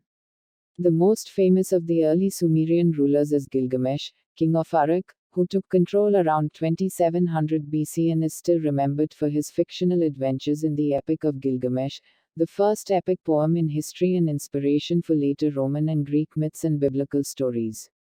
A devastating flood in the region was used as a pivotal point in the epic poem and later reused in the Old Testament story of Noah. Sumerian power struggles somewhere around 2600 BC, a power struggle erupted between the leaders of Kish, Uruk and Ur, which set off a musical chairs scenario of rulers for the region for the next 400 years. The first conflict resulted in the kingdom of Avon seizing control and shifting the ruling body outside of Sumer until the kingship was returned to the Kish. The Kish kept control briefly until the rise of Uruk king Ensha-Kushana, whose brief dynasty was followed by Adabian conqueror Lugalan-Nemundu, who held power for 90 years and is said to have expanded his kingdom up to the Mediterranean. Lugalan-Nemundu also conquered the Gutian people, who lived in the eastern Iraqi mountains and who would later come to rule Sumer. Sargon ruled for 50 years, and after his death, his son Rimush faced widespread rebellion and was killed. Rimush's brother Manishtushu met the same fate. Sargon's grandson, Naram-Sin, took the throne in 2292 BC. Naram-Sin considered himself divine and was leveled with charges of sacrilege. The Gutians invaded in 2193 BC following the reign of the last Akkadian king, Naram-Sin's son Sharkalashari. Their era is marked by decentralized chaos and neglect. It was during Gutian reign that the grand city of Ubaid decayed into wreckage and disappeared from history. Panamu, the final gasp of Sumer leadership, came in 2100 BC when Utuhegal, king of Ur, overthrew the Gutians. Utuhegal's reign was brief, with Panamu, the former governor of Ur, taking the throne, starting a dynasty that would rule for about a century. Panamu was known as a builder. Figurines from the time depict him carrying building materials. During his reign, he started massive projects to build walls around his capital city, to create more irrigation canals, construct new temples and rebuild old ones. Panamu also did the considerable work of constructing an organized and complicated legal code that is considered the first in history. Its purpose was to ensure that everyone in the kingdom, no matter what city they lived in, received the same justice and punishments, rather than rely on the whims of individual governors. Panamu also created an organized school system for state administrators. Called the Edubba, it kept an archive of clay tablets for learning. Thank you, hope you'd find the content informative. Kindly share the video and subscribe to the channel. Do comment to let us know what are the other subjects you'd like us to cover. William I, usually known as William the Conqueror and sometimes William the Bastard, was the first Norman monarch of England, reigning from 1066 until his death in 1087. He was a descendant of Rollo and was Duke of Normandy from 1035 onward. By 1060, following a long struggle to establish his throne, his hold on Normandy was secure. In 1066, following the death of Edward the Confessor, William invaded England, leading an army of Normans to victory over the Anglo-Saxon forces of Harold Godwinson at the Battle of Hastings, and suppressed subsequent English revolts in what has become known as the Norman Conquest. The rest of his life was marked by struggles to consolidate his hold over England and his continental lands, and by difficulties with his eldest son, Robert Curthose. William was the son of the unmarried Duke Robert I of Normandy and his mistress Herleva. His illegitimate status in his youth caused some difficulties for him after he succeeded his father, as did the anarchy which plagued the first years of his rule. During his childhood and adolescence, members of the Norman aristocracy battled each other, both for control of the child duke, and for their own ends. In 1047, William was able to quash a rebellion and begin to establish his authority over the duchy, a process that was not complete until about 1060. His marriage in the 1050s to Matilda of Flanders provided him with a powerful ally in the neighboring county of Flanders. By the time of his marriage, William was able to arrange the appointment of his supporters as bishops and abbots in the Norman Church. His consolidation of power allowed him to expand his horizons, and he secured control of the neighboring county of Maine by 1062. In the 1050s and early 1060s, William became a contender for the throne of England held by the childless Edward the Confessor, his first cousin once removed. There were other potential claimants, including the powerful English Earl Harold Godwinson, whom Edward named as king on his deathbed in January 1066. Arguing that Edward had previously promised the throne to him and that Harold had sworn to support his claim, William built a large fleet and invaded England in September 1066. He decisively defeated and killed Harold at the Battle of Hastings on 14 October 1066. After further military efforts, William was crowned king on Christmas Day, 1066, in London. He made arrangements for the governance of England in early 1067 before returning to Normandy. Several unsuccessful rebellions followed, but William's hold was mostly secure on England by 1075, allowing him to spend the majority of his reign in continental Europe. William's final years were marked by difficulties in his continental domains, troubles with his son, Robert, and threatened invasions of England by the Danes. In 1086, he ordered the compilation of the Domesday Book, a survey listing all the land holdings in England along with their pre-conquest and current holders. He died in September 1087 while leading a campaign in northern France, and was buried in Caen. His reign in England was marked by the construction of castles, settling a new Norman nobility on the land, and change in the composition of the English clergy.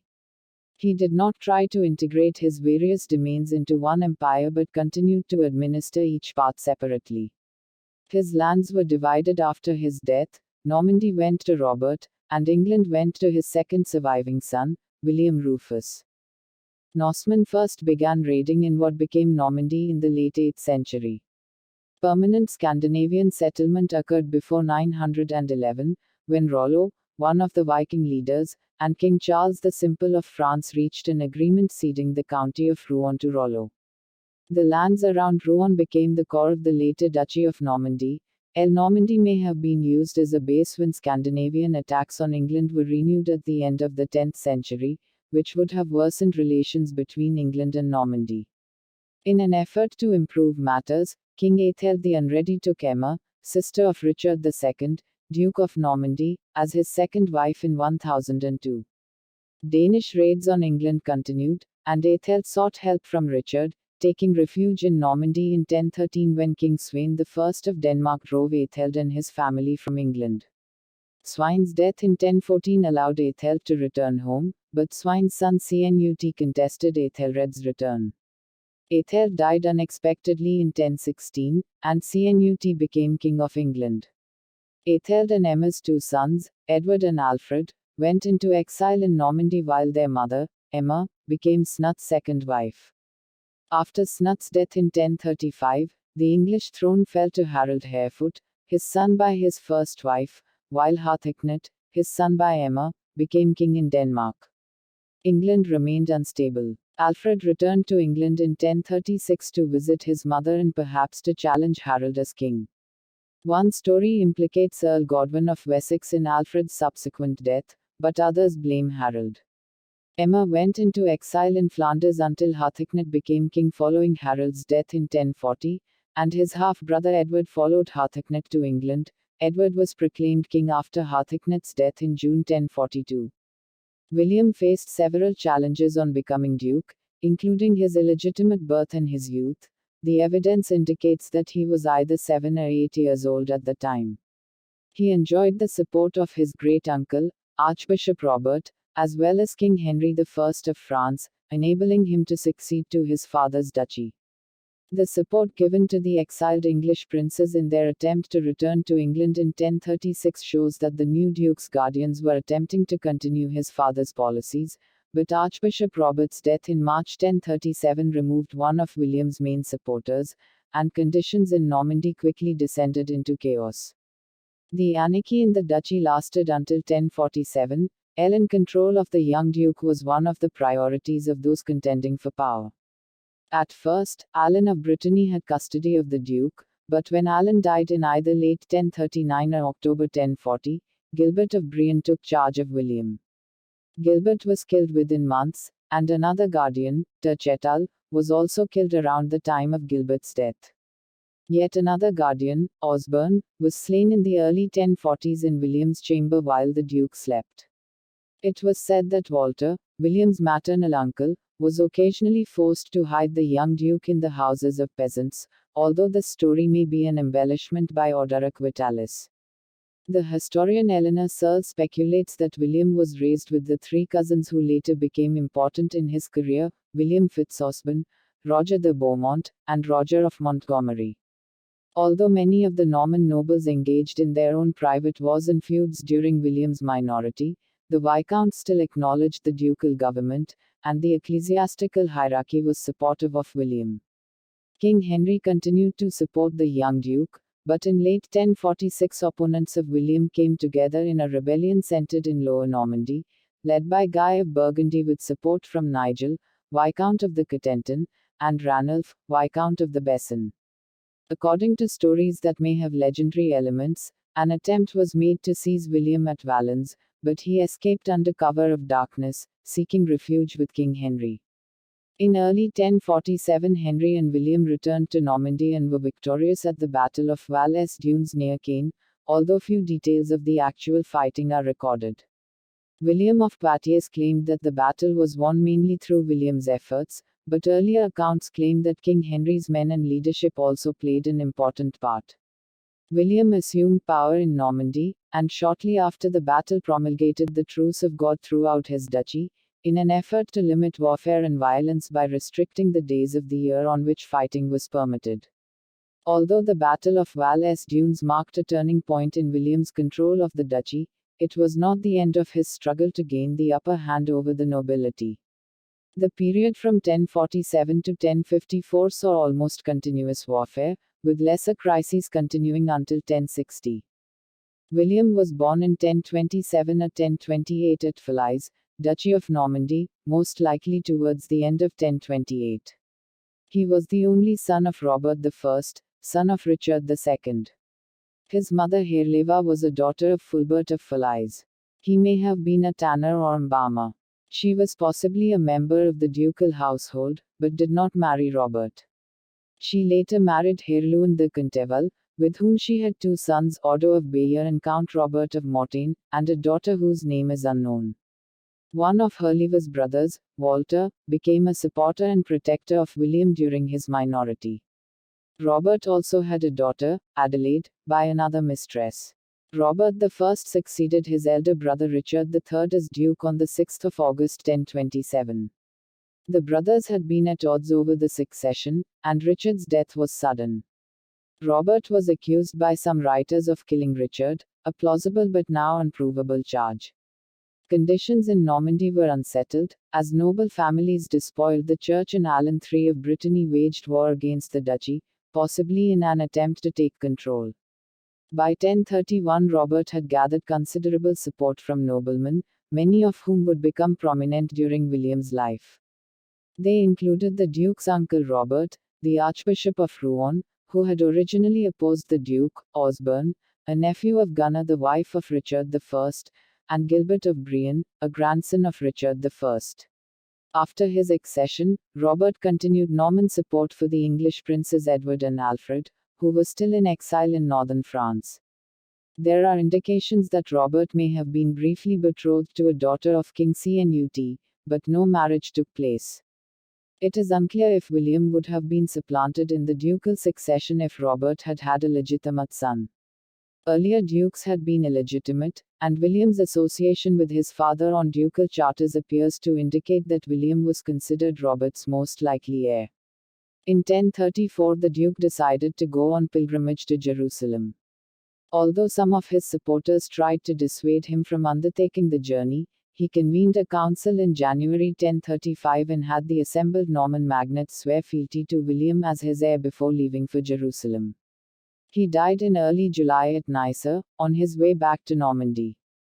Consolidation of power. William's next efforts were against Guy of Burgundy, who retreated to his castle at Brienne, which William besieged.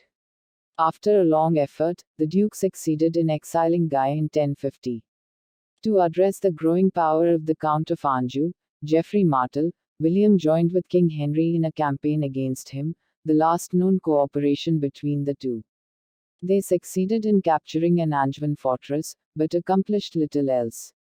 Geoffrey attempted to expand his authority into the county of Maine, especially after the death of Hugh IV of Maine in 1051. Central to the control of Maine were the holdings of the Bellem family, who held Bellem on the border of Maine and Normandy, as well as the fortresses at Alencon and Dimfront. Bellem's overlord was the King of France, but Dimfront was under the overlordship of Geoffrey Martel, and Duke William was Alencon's overlord. The Bellem family, whose lands were quite strategically placed between their three different overlords, were able to play each of them against the other and secure virtual independence for themselves. On the death of Hugh of Maine, Geoffrey Martel occupied Maine in a move contested by William and King Henry. Eventually, they succeeded in driving Geoffrey from the county, and in the process, William had been able to secure the Bellem family strongholds at Alencon and Dimfront for himself. He was thus able to assert his overlordship over the Bellem family and compel them to act consistently with Norman interests. However, in 1052 the king and Geoffrey Martel made common cause against William at the same time as some Norman nobles began to contest William's increasing power. Henry's about-face was probably motivated by a desire to retain dominance over Normandy, which was now threatened by William's growing mastery of his duchy. The royal forces, which had overrun and were garrisoned in the fortresses at Dimfront and Alencon, promptly surrendered purely out of fear. However, after hearing how not long into his journey upon leaving some of his men behind to besiege the royal fortress at Dimfront, William and his knights had stormed a small rebel garrison of townspeople who had been taunting him over his mother coming from a family of tanners by beating animal skins against the walls, and in a fit of rage the Duke had all of the survivors' hands and feet hacked off in revenge after he and his knights took and burned the garrison, thus allowing William to regain control of the greater part of Normandy for the time being. In 1053, William was engaged in military actions against his own nobles, as well as with the new Archbishop of Rouen, Marga. In February 1054 the king and the Norman rebels launched a double invasion of the duchy. Henry led the main thrust through the county of Evreux, while the other wing, under the king's brother Odo, invaded eastern Normandy. William met the invasion by dividing his forces into two groups. The first, which he led, faced Henry. The second, which included some who became William's firm supporters, such as Robert, Count of Eu, Walter Giffard, Roger of Mortimer, and William de Varenne, faced the other invading force. This second force defeated the invaders at the Battle of Mortimer. In addition to ending both invasions, the battle allowed the Duke's ecclesiastical supporters to depose Archbishop Marga. Mortimer thus marked another turning point in William's growing control of the duchy, although his conflict with the French king and the Count of Anjou continued until 1060. Henry and Geoffrey led another invasion of Normandy in 1057 but were defeated by William at the Battle of Vaudreuil. This was the last invasion of Normandy during William's lifetime. In 1058, William invaded the county of Dreux and took Tillières-sur-Avray and Thymet. Henry attempted to dislodge William, but the siege of Thymet dragged on for 2 years until Henry's death. The deaths of Count Geoffrey and the king in 1060 cemented the shift in the balance of power towards William.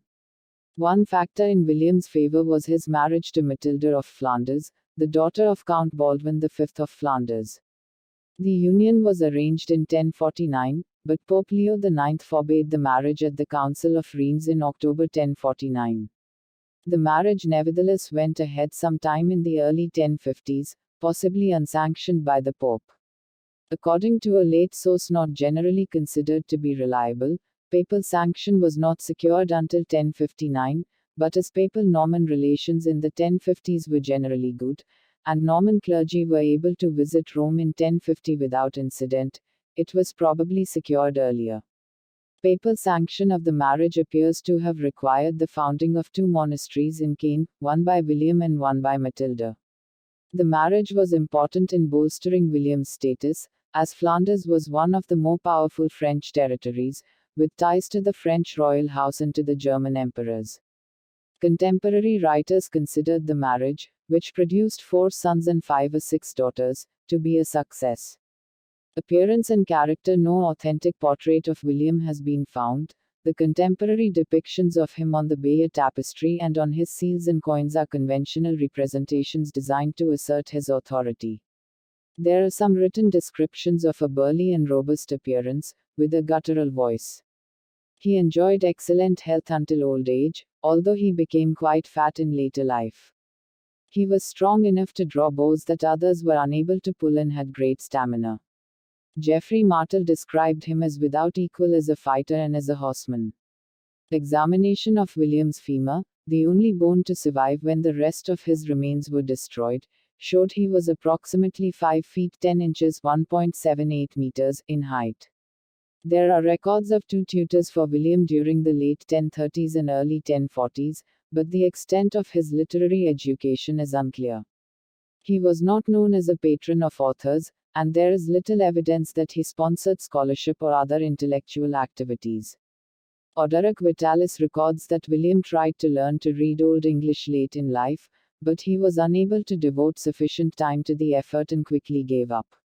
William's main hobby appears to have been hunting. His marriage to Matilda appears to have been quite affectionate, and there are no signs that he was unfaithful to her, unusual in a medieval monarch. Medieval writers criticized William for his greed and cruelty, but his personal piety was universally praised by contemporaries. Norman administration. Norman government under William was similar to the government that had existed under earlier dukes. It was a fairly simple administrative system, built around the ducal household, which consisted of a group of officers including stewards, butlers, and marshals. The duke traveled constantly around the duchy, confirming charters and collecting revenues. Most of the income came from the ducal lands, as well as from tolls and a few taxes. This income was collected by the chamber, one of the household departments. William cultivated close relations with the church in his duchy. He took part in church councils and made several appointments to the Norman episcopate, including the appointment of Maurelius as Archbishop of Rouen. Another important appointment was that of William's half-brother Odo as Bishop of Bayeux in either 1049 or 1050. He also relied on the clergy for advice, including Lanfranc, a non-Norman who rose to become one of William's prominent ecclesiastical advisors in the late 1040s and remained so throughout the 1050s and 1060s. William gave generously to the church. From 1035 to 1066, the Norman aristocracy founded at least 20 new monastic houses, including William's 2 monasteries in Caen, a remarkable expansion of religious life in the duchy. English and continental concerns. In 1051, the childless King Edward of England appears to have chosen William as his successor. William was the grandson of Edward's maternal uncle, Richard II of Normandy. The Anglo-Saxon Chronicle, in the D version, states that William visited England in the later part of 1051, perhaps to secure confirmation of the succession, or perhaps William was attempting to secure aid for his troubles in Normandy. The trip is unlikely given William's absorption in warfare with Anjou at the time. Whatever Edward's wishes, it was likely that any claim by William would be opposed by Godwin, Earl of Wessex, a member of the most powerful family in England. Edward had married Edith, Godwin's daughter, in 1043, and Godwin appears to have been one of the main supporters of Edward's claim to the throne. By 1050, however, relations between the king and the earl had soured, culminating in a crisis in 1051 that led to the exile of Godwin and his family from England. It was during this exile that Edward offered the throne to William. Godwin returned from exile in 1052 with armed forces, and a settlement was reached between the king and the earl, restoring the earl and his family to their lands and replacing Robert of Jumièges, a Norman whom Edward had named Archbishop of Canterbury, with Stigand, the Bishop of Winchester.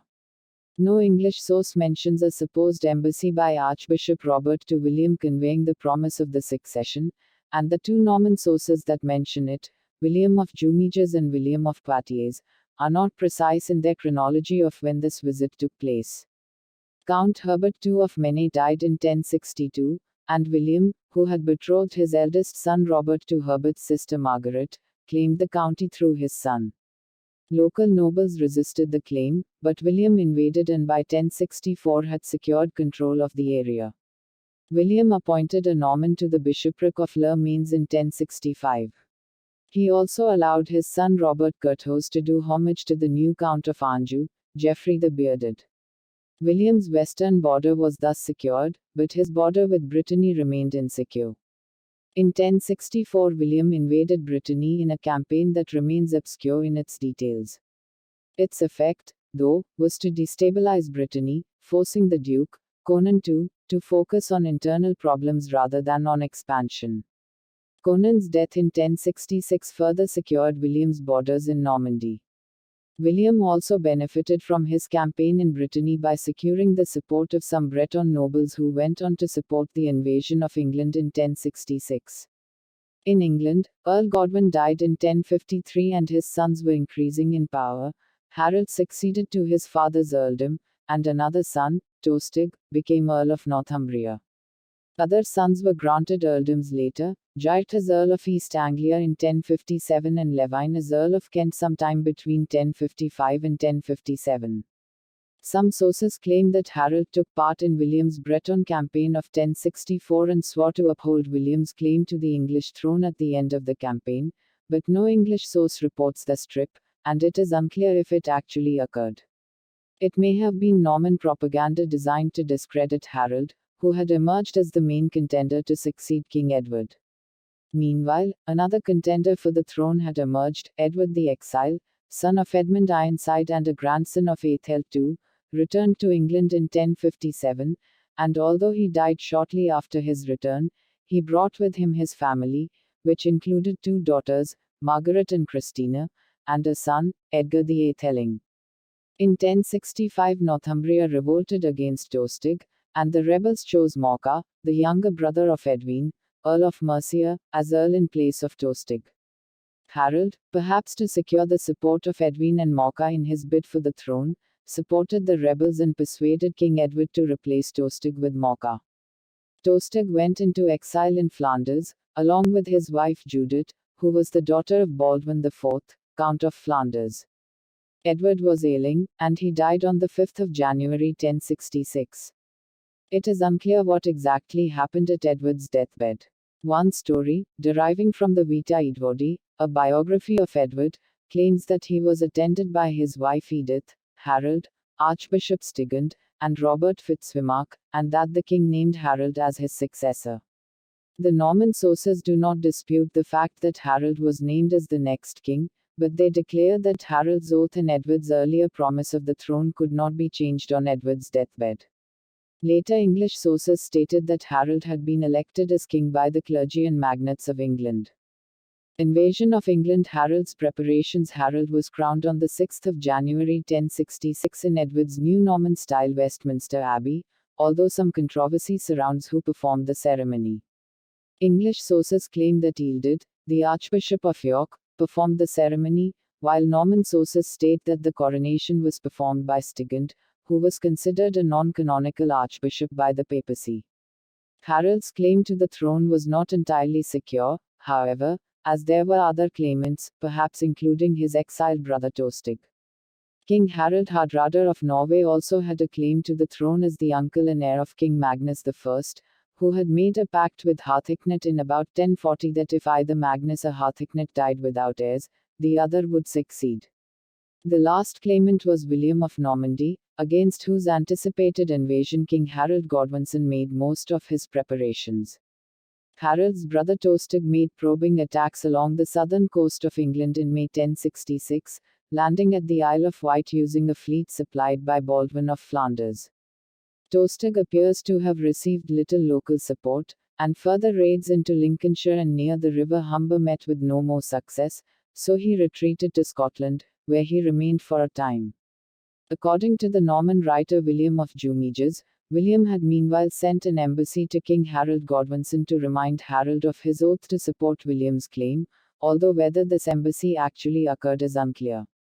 Harold assembled an army and a fleet to repel William's anticipated invasion force, deploying troops and ships along the English Channel for most of the summer.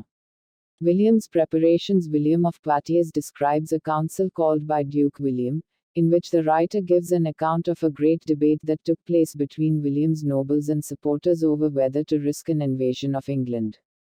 Although some sort of formal assembly probably was held, it is unlikely that any debate took place, as the Duke had by then established control over his nobles, and most of those assembled would have been anxious to secure their share of the rewards from the conquest of England. William of Poitiers also relates that the Duke obtained the consent of Pope Alexander II for the invasion, along with the papal banner. The chronicler also claimed that the Duke secured the support of Henry IV, Holy Roman Emperor, and King Sven II of Denmark. Henry was still a minor, however, and Sven was more likely to support Harold, who could then help Sven against the Norwegian king, so these claims should be treated with caution. Although Alexander did give papal approval to the conquest after it succeeded, no other source claims papal support prior to the invasion. Events after the invasion, which included the penance William performed and statements by later popes, do lend circumstantial support to the claim of papal approval. To deal with Norman affairs, William put the government of Normandy into the hands of his wife for the duration of the invasion. Throughout the summer, William assembled an army and an invasion fleet in Normandy. Although William of Jumiges' claim that the ducal fleet numbered 3,000 ships is clearly an exaggeration, it was probably large and mostly built from scratch.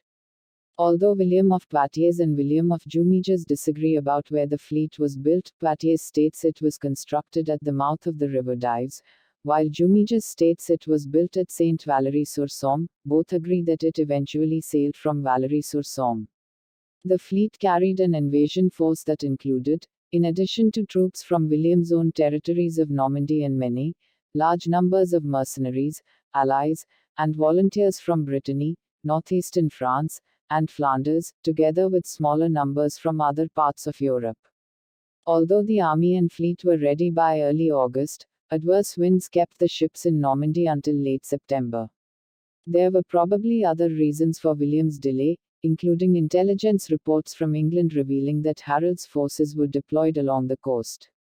William would have preferred to delay the invasion until he could make an unopposed landing. Harold kept his forces on alert throughout the summer, but with the arrival of the harvest season he disbanded his army on the 8th of September. Tostig and Hardrida's invasion. Tostig Godwinson and Harald Hardrada invaded Northumbria in September 1066 and defeated the local forces under Morcar and Edwin at the Battle of Fulford near York. King Harold received word of their invasion and marched north, defeating the invaders and killing Tostig and Hardrada on the 25th of September at the Battle of Stamford Bridge. The Norman fleet finally set sail 2 days later, landing in England at Pevensey Bay on the 28th of September. William then moved to Hastings, a few miles to the east, where he built a castle as a base of operations. From there, he ravaged the interior and waited for Harold's return from the north, refusing to venture far from the sea, his line of communication with Normandy. Battle of Hastings. After defeating Harald Hardrada and Tostig, Harold left much of his army in the north, including Morcar and Edwin, and marched the rest south to deal with the threatened Norman invasion. He probably learned of William's landing while he was traveling south. Harold stopped in London, and was there for about a week before marching to Hastings, so it is likely that he spent about a week on his march south, averaging about 27 miles 43 kilometers per day, for the distance of approximately 200 miles 320 kilometers. Although Harold attempted to surprise the Normans, William's scouts reported the English arrival to the Duke. The exact events preceding the battle are obscure, with contradictory accounts in the sources, but all agree that William led his army from his castle and advanced towards the enemy. Harold had taken a defensive position at the top of Senlac Hill, present-day Battle, East Sussex, about 6 miles 9.7 kilometers from William's castle at Hastings. The battle began at about 9 a.m. on the 14th of October and lasted all day, but while a broad outline is known, the exact events are obscured by contradictory accounts in the sources. Although the numbers on each side were about equal, William had both cavalry and infantry, including many archers, while Harold had only foot soldiers and few, if any, archers. The English soldiers formed up as a shield wall along the ridge and were at first so effective that William's army was thrown back with heavy casualties. Some of William's Breton troops panicked and fled, and some of the English troops appear to have pursued the fleeing Bretons until they themselves were attacked and destroyed by Norman cavalry. During the Bretons' flight, rumors swept through the Norman forces that the Duke had been killed, but William succeeded in rallying his troops. 2 further Norman retreats were feigned, to once again draw the English into pursuit and expose them to repeated attacks by the Norman cavalry. The available sources are more confused about events in the afternoon, but it appears that the decisive event was Harold's death, about which differing stories are told. William of Jumiges claimed that Harold was killed by the Duke. The Bayeux tapestry has been claimed to show Harold's death by an arrow to the eye, but that may be a later reworking of the tapestry to conform to 12th century stories in which Harold was slain by an arrow wound to the head. Harold's body was identified the day after the battle, either through his armor or marks on his body. The English dead, who included some of Harold's brothers and his housecarls, were left on the battlefield. Jitha Thorkelsdottir, Harold's mother, offered the victorious Duke the weight of her son's body in gold for its custody, but her offer was refused. William ordered that the body was to be thrown into the sea, but whether that took place is unclear. Waltham Abbey, which had been founded by Harold, later claimed that his body had been secretly buried there. March on London. William may have hoped the English would surrender following his victory, but they did not. Instead, some of the English clergy and magnates nominated Edgar the Atheling as king, though their support for Edgar was only lukewarm. After waiting a short while, William secured Dover, parts of Kent, and Canterbury, while also sending a force to capture Winchester, where the royal treasury was. These captures secured William's rear areas and also his line of retreat to Normandy, if that was needed. William then marched to Southwark, across the Thames from London, which he reached in late November. Next he led his forces around the south and west of London, burning along the way. He finally crossed the Thames at Wallingford in early December. Stigand submitted to William there, and when the Duke moved on to Berkhamsted soon afterwards, Edgar the Atheling, Morcar, Edwin, and Ealdred also submitted. William then sent forces into London to construct the castle. He was crowned at Westminster Abbey on Christmas Day 1066. First actions. William remained in England after his coronation and tried to reconcile the native magnates. The remaining earls, Edwin of Mercia, Morcar of Northumbria, and Waltheof of Northampton, were confirmed in their lands and titles. Waltheof was married to William's niece Judith, daughter of Adelaide, and a marriage between Edwin and one of William's daughters was proposed. Edgar the Atheling also appears to have been given lands. Ecclesiastical offices continued to be held by the same bishops as before the invasion, including the uncanonical Stigand. But the families of Harald and his brothers lost their lands, as did some others who had fought against William at Hastings. By March, William was secure enough to return to Normandy, but he took with him Stigand, Morcar, Edwin, Edgar, and Waldov. He left his half-brother Odo, the Bishop of Bayeux, in charge of England along with another influential supporter, William Fitzosborne, the son of his former guardian. Both men were also named to earldoms, Fitzosborne to Hereford or Wessex, and Odo to Kent. Although he put 2 Normans in overall charge, he retained many of the native English sheriffs. Once in Normandy, the new English king went to Rouen and the Abbey of Fécamp, and then attended the consecration of new churches at 2 Norman monasteries. While William was in Normandy, a former ally, Eustace, the Count of Boulogne, invaded at Dover but was repulsed. English resistance had also begun, with Edric the Wild attacking Hereford and revolts at Exeter, where Harold's mother Jitha was a focus of resistance. Fitzosborne and Odo found it difficult to control the native population and undertook a program of castle building to maintain their hold on the kingdom. William returned to England in December 1067 and marched on Exeter, which he besieged. The town held out for 18 days, and after it fell to William, he built a castle to secure his control. Harold's sons were meanwhile raiding the southwest of England from a base in Ireland. Their forces landed near Bristol but were defeated by Eadnoth. By Easter, William was at Winchester, where he was soon joined by his wife Matilda, who was crowned in May 1068. English resistance main article, Harrying of the North in 1068. Edwin and Morcar revolted, supported by Gospatrick, Earl of Northumbria. The chronicler Orderic Vitalis states that Edwin's reason for revolting was that the proposed marriage between himself and one of William's daughters had not taken place, but another reason probably included the increasing power of Fitzosborne in Herefordshire, which affected Edwin's power within his own earldom. The king marched through Edwin's lands and built Warwick Castle.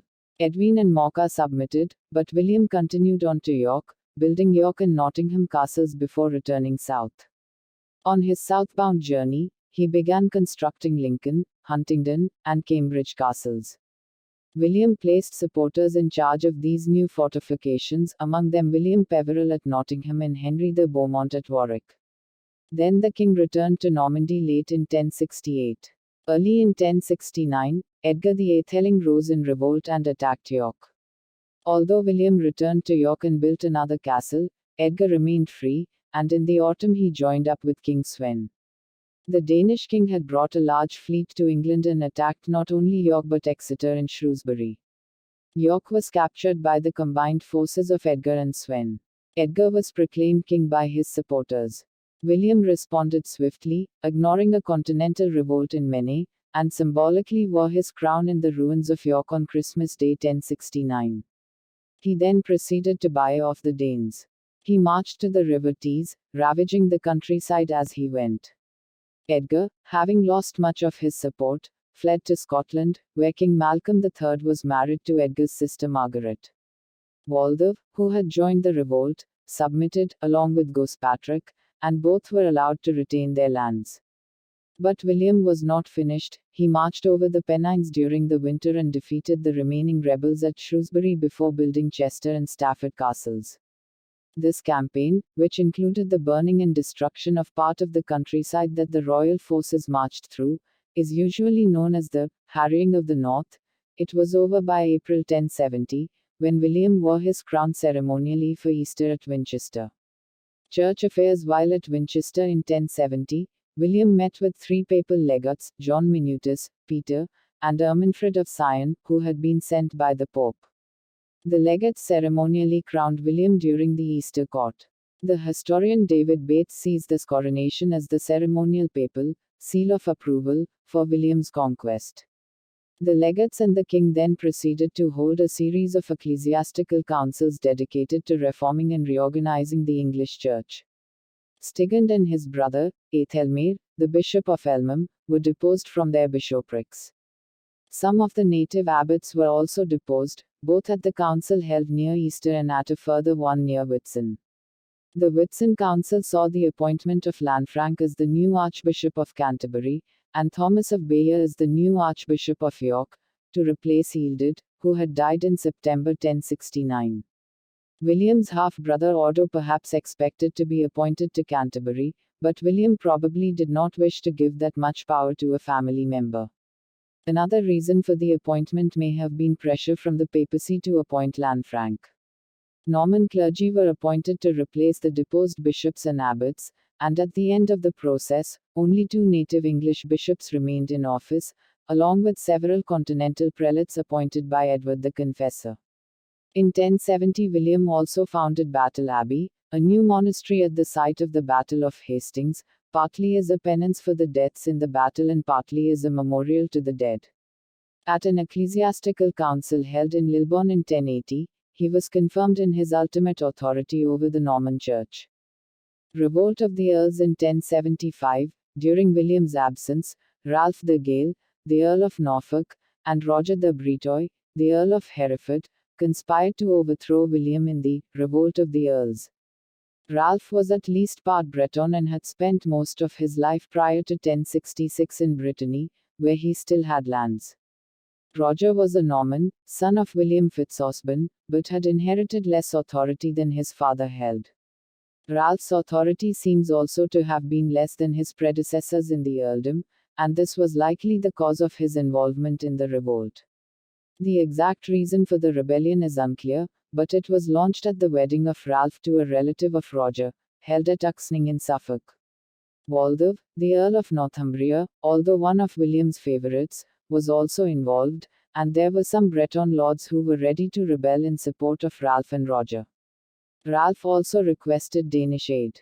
William remained in Normandy while his men in England subdued the revolt. Roger was unable to leave his stronghold in Herefordshire because of efforts by Wulfstan, the Bishop of Worcester, and Aethelwig, the Abbot of Evesham. Ralph was bottled up in Norwich Castle by the combined efforts of Odo of Bayeux, Geoffrey de Montbray, Richard Fitzgilbert, and William de Warenne. Ralph eventually left Norwich in the control of his wife and left England, finally ending up in Brittany. Norwich was besieged and surrendered, with the garrison allowed to go to Brittany. Meanwhile, the Danish king's brother, Cnut, had finally arrived in England with a fleet of 200 ships, but he was too late as Norwich had already surrendered. The Danes then raided along the coast before returning home.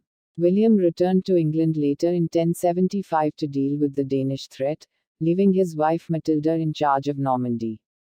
He celebrated Christmas at Winchester and dealt with the aftermath of the rebellion. Roger and Waltheof were kept in prison, where Waltheof was executed in May 1076. Before this, William had returned to the continent, where Ralph had continued the rebellion from Brittany. Danish raids and rebellion. Although Sven had promised to leave England, he returned in spring 1070, raiding along the Humber in East Anglia toward the Isle of Ely, where he joined up with Hereward the Wake, a local thegn. Howard's forces attacked Peterborough Abbey, which they captured and looted. William was able to secure the departure of Sven and his fleet in 1070, allowing him to return to the continent to deal with troubles in Maine, where the town of Le Mans had revolted in 1069. Another concern was the death of Count Baldwin VI of Flanders in July 1070, which led to a succession crisis as his widow, Richeld, was ruling for their 2 young sons, Arnulf and Baldwin. Her rule, however, was contested by Robert, Baldwin's brother. Richeld proposed marriage to William Fitzosborne, who was in Normandy, and Fitzosborne accepted. But after he was killed in February 1071 at the Battle of Cassel, Robert became Count. He was opposed to King William's power on the continent, thus the Battle of Cassel upset the balance of power in northern France in addition to costing William an important supporter. In 1071 William defeated the last rebellion of the north. Earl Edwin was betrayed by his own men and killed, while William built a causeway to subdue the Isle of Ely, where Hereward the Wake and Mocha were hiding. Hereward escaped, but Mocha was captured, deprived of his earldom, and imprisoned. In 1072 William invaded Scotland, defeating Malcolm, who had recently invaded the north of England. William and Malcolm agreed to peace by signing the Treaty of Abernethy, and Malcolm probably gave up his son Duncan as a hostage for the peace. Perhaps another stipulation of the treaty was the expulsion of Edgar the Atheling from Malcolm's court. William then turned his attention to the continent, returning to Normandy in early 1073 to deal with the invasion of Maine by Fulk le Recom, the Count of Anjou. With a swift campaign, William seized Le Mans from Fulk's forces, completing the campaign by the 30th of March 1073. This made William's power more secure in northern France, but the new Count of Flanders accepted Edgar the Atheling into his court. Robert also married his half-sister Bertha to King Philip I of France, who was opposed to Norman power. William returned to England to release his army from service in 1073 but quickly returned to Normandy, where he spent all of 1074. He left England in the hands of his supporters, including Richard Fitzgilbert and William de Warenne, as well as Lanfranc. William's ability to leave England for an entire year was a sign that he felt that his control of the kingdom was secure. While William was in Normandy, Edgar the Atheling returned to Scotland from Flanders. The French king, seeking a focus for those opposed to William's power, then proposed that Edgar be given the castle of Montreuil-sur-Mer on the Channel, which would have given Edgar a strategic advantage against William. Edgar was forced to submit to William shortly thereafter, however, and he returned to William's court. Philip, although thwarted in this attempt, turned his attentions to Brittany, leading to a revolt in 1075. Troubles at home and abroad. Earl Ralph had secured control of the castle at Dole, and in September 1076 William advanced into Brittany and laid siege to the castle. King Philip of France later relieved the siege and defeated William at the Battle of Dole in 1076, forcing him to retreat back to Normandy. Although this was William's first defeat in battle, it did little to change things.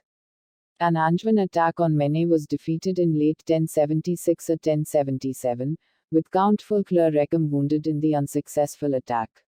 More serious was the retirement of Simon the Creepy, the Count of Amiens, to a monastery. Before he became a monk, Simon handed his county of the Vexin over to King Philip. The Vexin was a buffer state between Normandy and the lands of the French king, and Simon had been a supporter of William. William was able to make peace with Philip in 1077 and secured a truce with Count Fulk in late 1077 or early 1078. In late 1077 or early 1078 trouble began between William and his eldest son, Robert. Although Orderic Vitalis describes it as starting with a quarrel between Robert and his two younger brothers, William and Henry, including a story that the quarrel was started when William and Henry threw water at Robert, it is much more likely that Robert was feeling powerless. Orderic relates that he had previously demanded control of Maine and Normandy and had been rebuffed.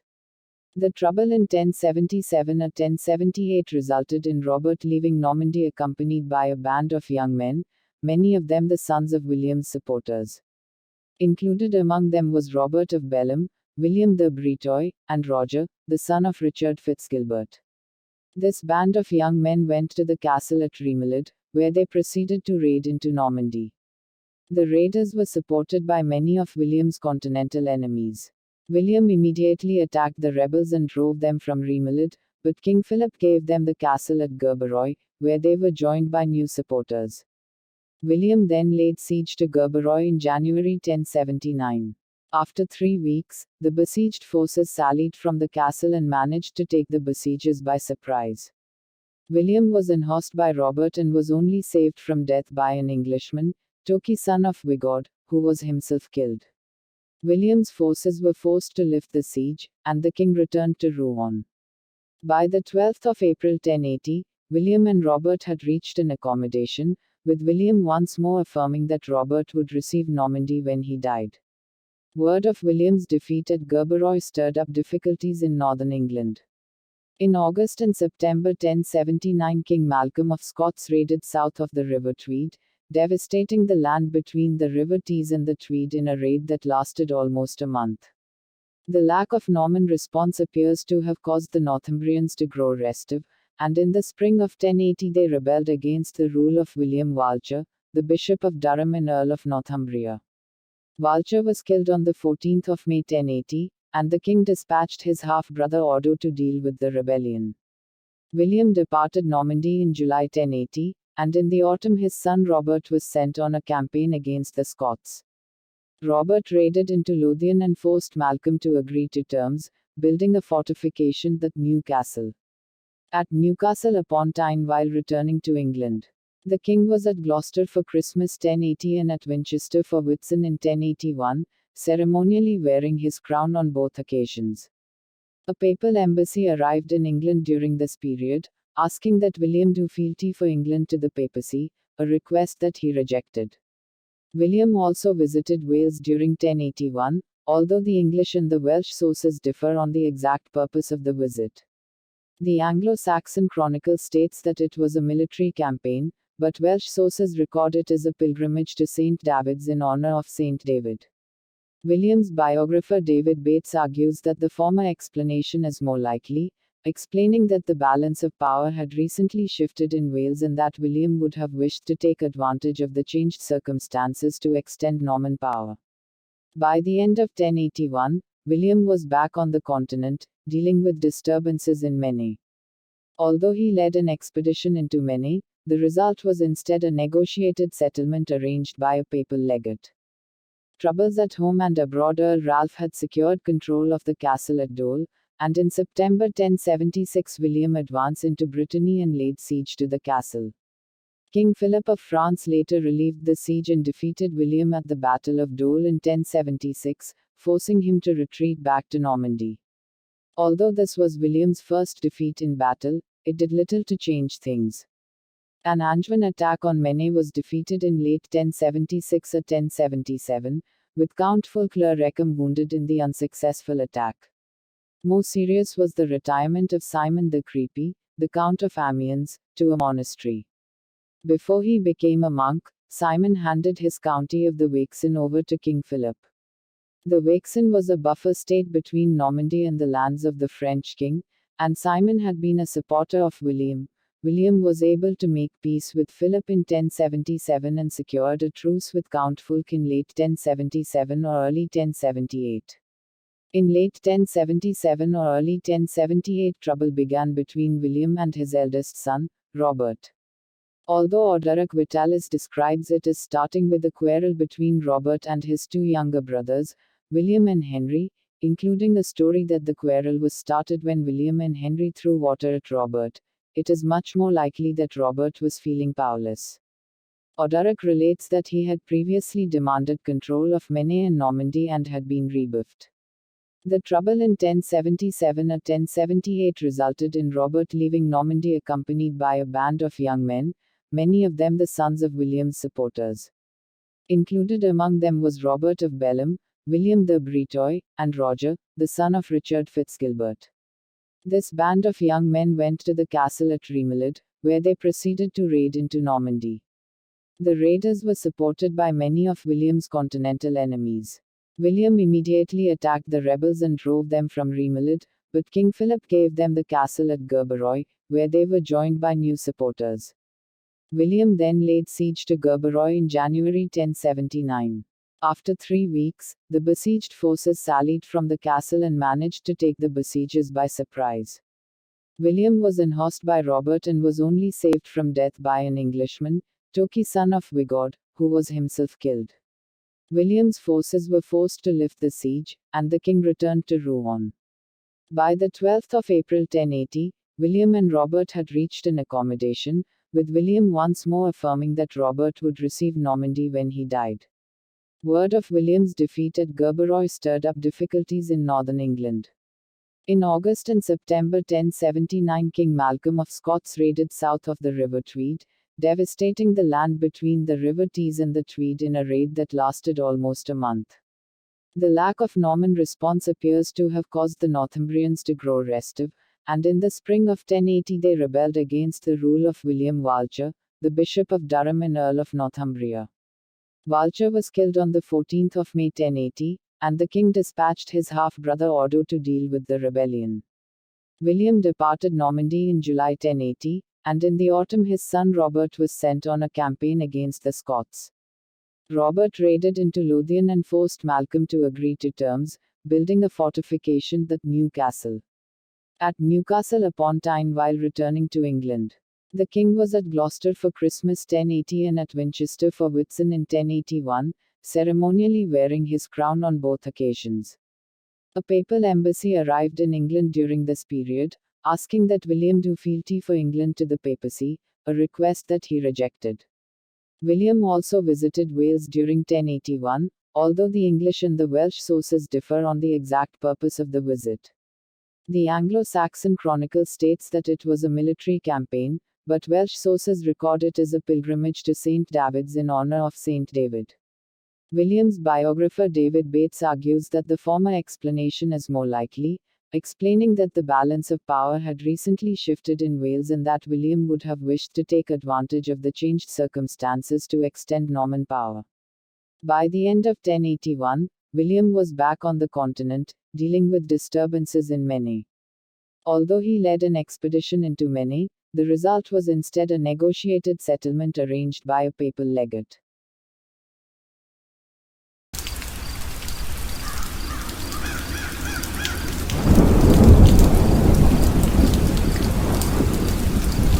The name Charlemagne, by which the emperor is normally known in English, comes from the French Charles le Magne, meaning Charles the Great. In modern German, Karl der Grosse has the same meaning. His given name was simply Charles, Latin Carolus, Old High German Carlus, Romance Carlo. He was named after his grandfather, Charles Martel, a choice which intentionally marked him as Martel's true heir. The nickname Magnus Great may have been associated him already in his lifetime, but this is not certain. The contemporary Latin Royal Frankish annals routinely call him Carolus Magnus Rex, Charles the Great King. As a nickname, it is only certainly attested in the works of the poetess Saxo around 900 and it only became standard in all the lands of his former empire around 1000. By the 6th century, the Western Germanic tribe of the Franks had been Christianized, due in considerable measure to the Catholic conversion of Clovis I.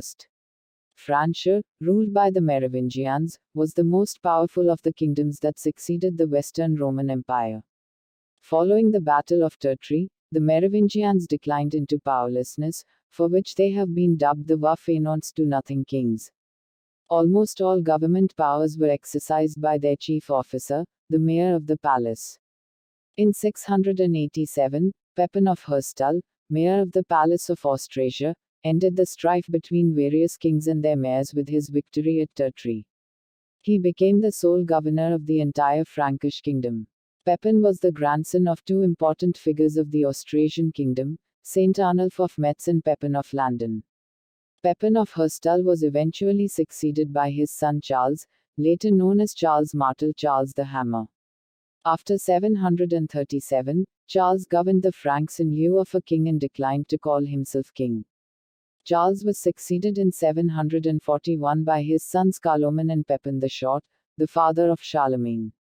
In 743, the brothers placed Childeric III on the throne to curb separatism in the periphery. He was the last Merovingian king. Carloman resigned office in 746, preferring to enter the church as a monk. Pepin brought the question of the kingship before Pope Zachary, asking whether it was logical for a king to have no royal power. The Pope handed down his decision in 749, decreeing that it was better for Pepin to be called king, as he had the powers of high office as mayor, so as not to confuse the hierarchy. He, therefore, ordered him to become the true king. In 750, Pepin was elected by an assembly of the Franks, anointed by the archbishop, and then raised to the office of king. The Pope branded Childeric III as the false king, and ordered him into a monastery. The Merovingian dynasty was thereby replaced by the Carolingian dynasty, named after Charles Martel. In 753, Pope Stephen II fled from Italy to Francia, appealing to Pepin for assistance for the rights of Saint Peter. He was supported in this appeal by Carloman, Charles' brother. In return, the Pope could provide only legitimacy. He did this by again anointing and confirming Pepin, this time adding his young sons Carolus, Charlemagne, and Carloman to the royal patrimony. They thereby became heirs to the realm that already covered most of Western Europe. In 754, Pepin accepted the Pope's invitation to visit Italy on behalf of St. Peter's rights, dealing successfully with the Lombards. Under the Carolingians, the Frankish kingdom spread to encompass an area including most of Western Europe. The east-west division of the kingdom formed the basis for modern France and Germany.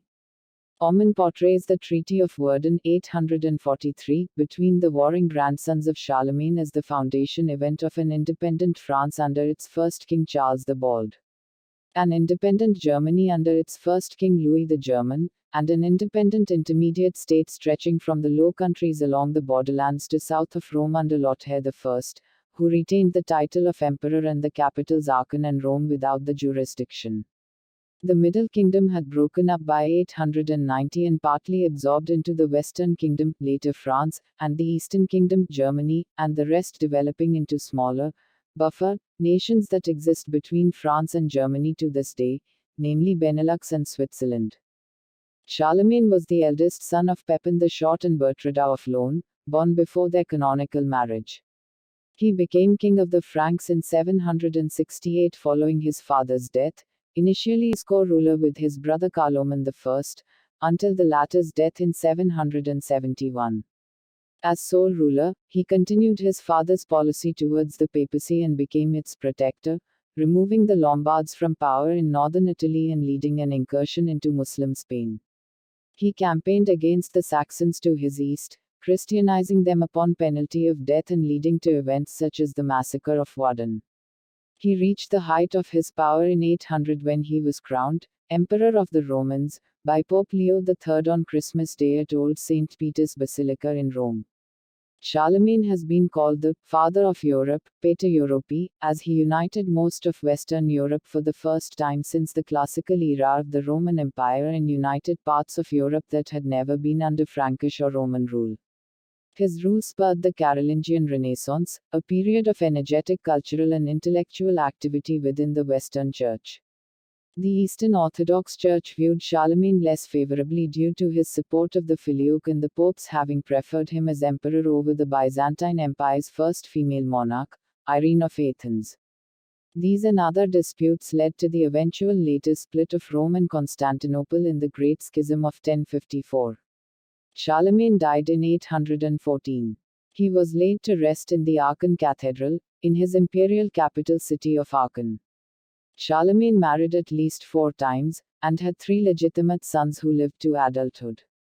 Only the youngest of them, Louis the Pious, survived to succeed him. He also had numerous illegitimate children with his concubines. By the 6th century, the Western Germanic tribe of the Franks had been Christianized, due in considerable measure to the Catholic conversion of Clovis I. Francia, ruled by the Merovingians, was the most powerful of the kingdoms that succeeded the Western Roman Empire. Following the Battle of Tertry, the Merovingians declined into powerlessness, for which they have been dubbed the Wa-Fainéants do-nothing kings. Almost all government powers were exercised by their chief officer, the mayor of the palace. In 687, Pepin of Herstal, mayor of the Palace of Austrasia, ended the strife between various kings and their mayors with his victory at Tertry. He became the sole governor of the entire Frankish kingdom. Pepin was the grandson of 2 important figures of the Austrasian kingdom, Saint Arnulf of Metz and Pepin of Landen.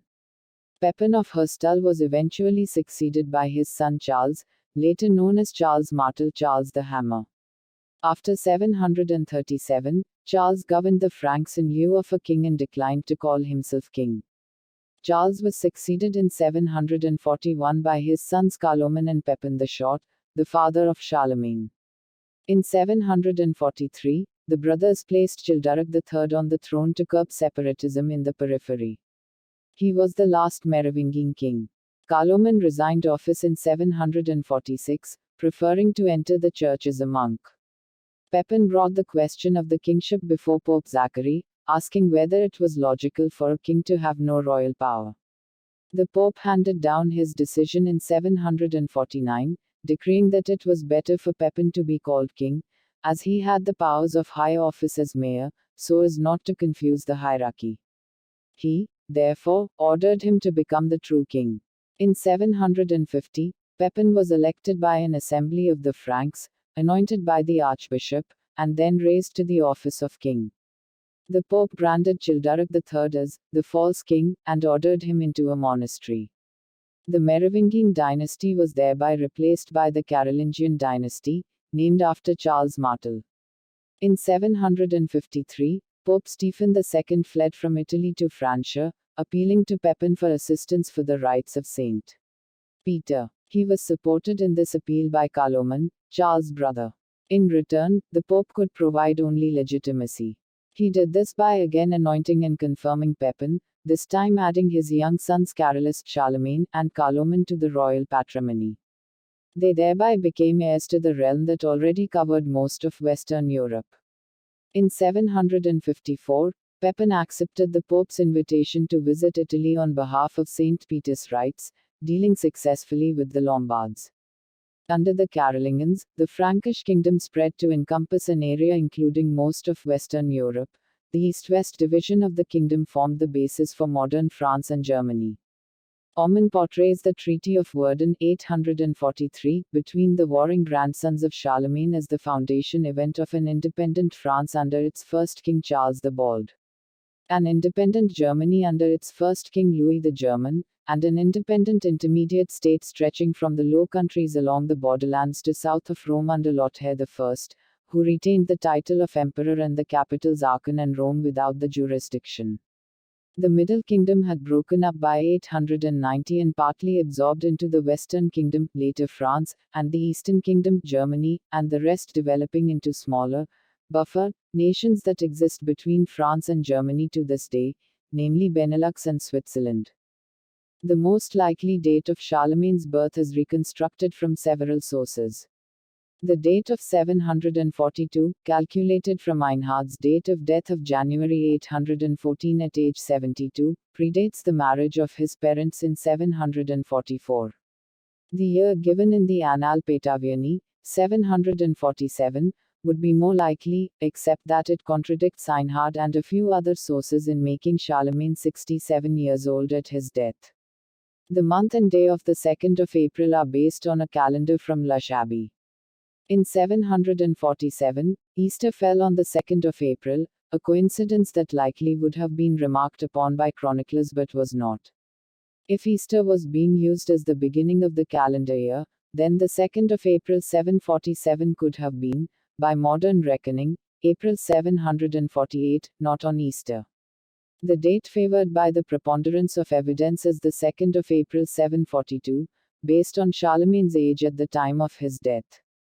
This date supports the concept that Charlemagne was technically an illegitimate child, although that is not mentioned by Einhard in either since he was born out of wedlock. Pepin and Bertrada were bound by a private contract of Fredelehe at the time of his birth, but did not marry until 744. Charlemagne's exact birthplace is unknown, although historians have suggested Aachen in modern-day Germany, and Liege, Herstal in present-day Belgium as possible locations. Aachen and Liege are close to the region whence the Merovingian and Carolingian families originated. Other cities have been suggested, including Durren, Göttingen, Merlenbach, Quasi, and Prum.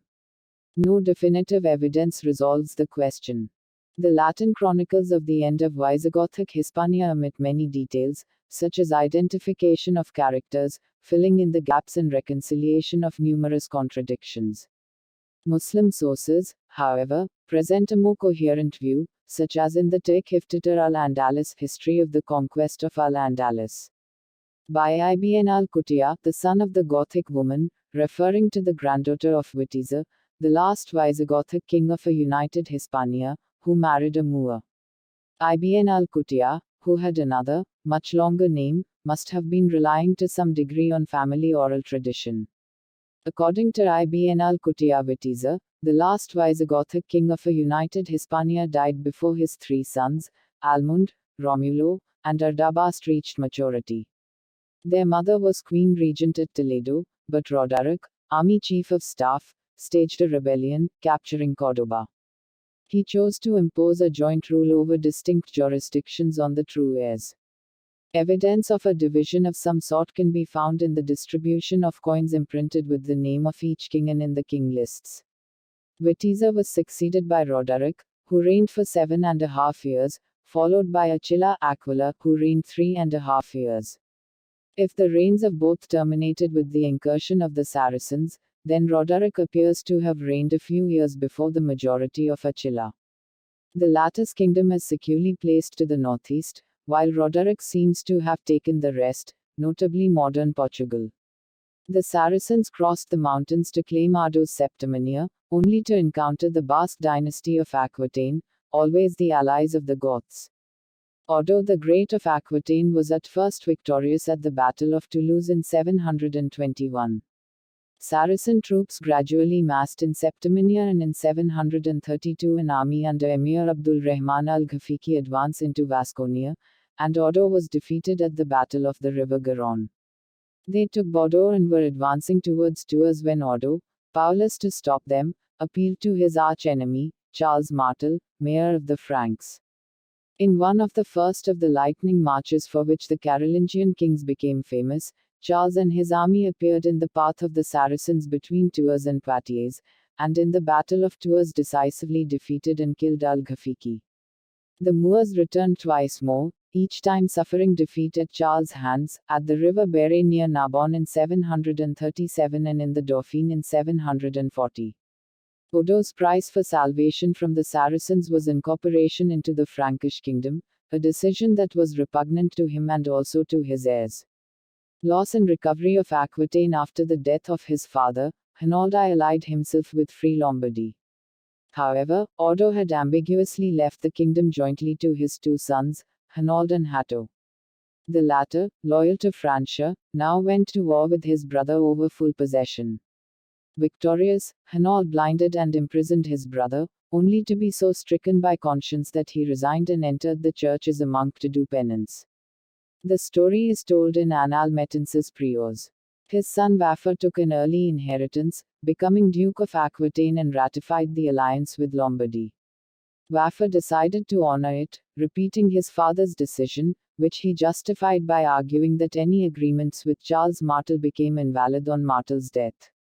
Since Aquitaine was now Pepin's inheritance because of the earlier assistance that was given by Charles Martel, according to some the latter and his son, the young Charles, hunted down Waffer, who could only conduct the guerrilla war, and executed him. Among the contingents of the Frankish army were Bavarians under Tassilo III, Duke of Bavaria, and Agilolfing, the hereditary Bavarian ducal family. Grifo had installed himself as Duke of Bavaria, but Pepin replaced him with a member of the ducal family yet a child, Tassilo, whose protector he had become after the death of his father. The loyalty of the Agilolfings was perpetually in question, but Pepin exacted numerous oaths of loyalty from Tassilo. However, the latter had married Liutperga, a daughter of Desiderius, king of Lombardy. At a critical point in the campaign, Tassilo left the field with all his Bavarians. Out of reach of Pepin, he repudiated all loyalty to Francia. Pepin had no chance to respond as he grew ill and died within a few weeks after Waffer's execution. The first event of the brothers' reign was the uprising of the Aquitanians and Gascons, in 769, in that territory split between the two kings. 1 year earlier, Pepin had finally defeated Waffer, Duke of Aquitaine, after waging a destructive, 10-year war against Aquitaine. Now, Harald too led the Aquitanians as far north as Angoulême. Charles met Carloman, but Carloman refused to participate and returned to Burgundy. Charles went to war, leading an army to Bordeaux, where he set up a fort at Fronsac. Harald was forced to flee to the court of Duke Lupus II of Gascony. Lupus, fearing Charles, turned Harald over in exchange for peace, and Harald was put in a monastery. Gascon lords also surrendered, and Aquitaine and Gascony were finally fully subdued by the Franks. Marriage to Desiderata, the brothers maintained lukewarm relations with the assistance of their mother Bertrada, but in 770 Charles signed a treaty with Duke Tassilo III of Bavaria and married a Lombard princess, commonly known today as Desiderata, the daughter of King Desiderius, to surround Carloman with his own allies. Though Pope Stephen III first opposed the marriage with the Lombard princess, he found little to fear from a Frankish-Lombard alliance. Less than a year after his marriage, Charlemagne repudiated Desiderata and married a 13-year-old Swabian named Hildegard. The repudiated Desiderata returned to her father's court at Pavia. Her father's wrath was now aroused, and he would have gladly allied with Carloman to defeat Charles. Before any open hostilities could be declared, however, Carloman died on the 5th of December 771, apparently of natural causes. Carloman's widow Gerberga fled to Desiderius' court with her sons for protection. Ambiguous high office. The most powerful officers of the Frankish people, the mayor of the palace Mayor Domus, and one or more kings rex, reges were appointed by the election of the people. Elections were not periodic, but were held as required to elect officers ad quos summa imperi pertinbat, to whom the highest matters of state pertained. Evidently, interim decisions could be made by the Pope, which ultimately needed to be ratified using an assembly of the people that met annually. Before he was elected king in 751, Pepin was initially a mayor, a high office he held, as though hereditary, velut hereditario fingerbecher. Einhard explains that, the honor, was usually, given by the people, to the distinguished, but Pepin the Great and his brother Carloman the Wise received it as though hereditary, as had their father, Charles Martel. There was, however, a certain ambiguity about quasi-inheritance. The office was treated as joint property, one mayorship held by two brothers jointly. Each, however, had his own geographic jurisdiction. When Carloman decided to resign, becoming ultimately a Benedictine at Monte Cassino, the question of the disposition of his quasi-share was settled by the Pope. He converted the mayorship into a kingship and awarded the joint property to Pepin, who gained the right to pass it on by inheritance. This decision was not accepted by all family members. Carloman had consented to the temporary tenancy of his own share, which he intended to pass on to his son, Drogo, when the inheritance should be settled at someone's death. By the Pope's decision, in which Pepin had a hand, Drogo was to be disqualified as an heir in favor of his cousin Charles. He took up arms in opposition to the decision and was joined by Grifo, a half-brother of Pepin and Carloman, who had been given a share by Charles Martel, but was stripped of it and held under loose arrest by his half-brothers after an attempt to seize their shares by military action. Grifo perished in combat in the Battle of Saint Jean de Maurienne while Drogo was hunted down and taken into custody. On the death of Pepin, the 24th of September 768, the kingship passed jointly to his sons, with divine assent, divino nutu. According to the life, Pepin died in Paris. The Franks, in General Assembly, generally conventu, gave them both the rank of a king reges, but partitioned the whole body of the kingdom equally, totum regni corpus ex equo parterentia. The annals tell a slightly different version, with the king dying at Saint Denis, near Paris.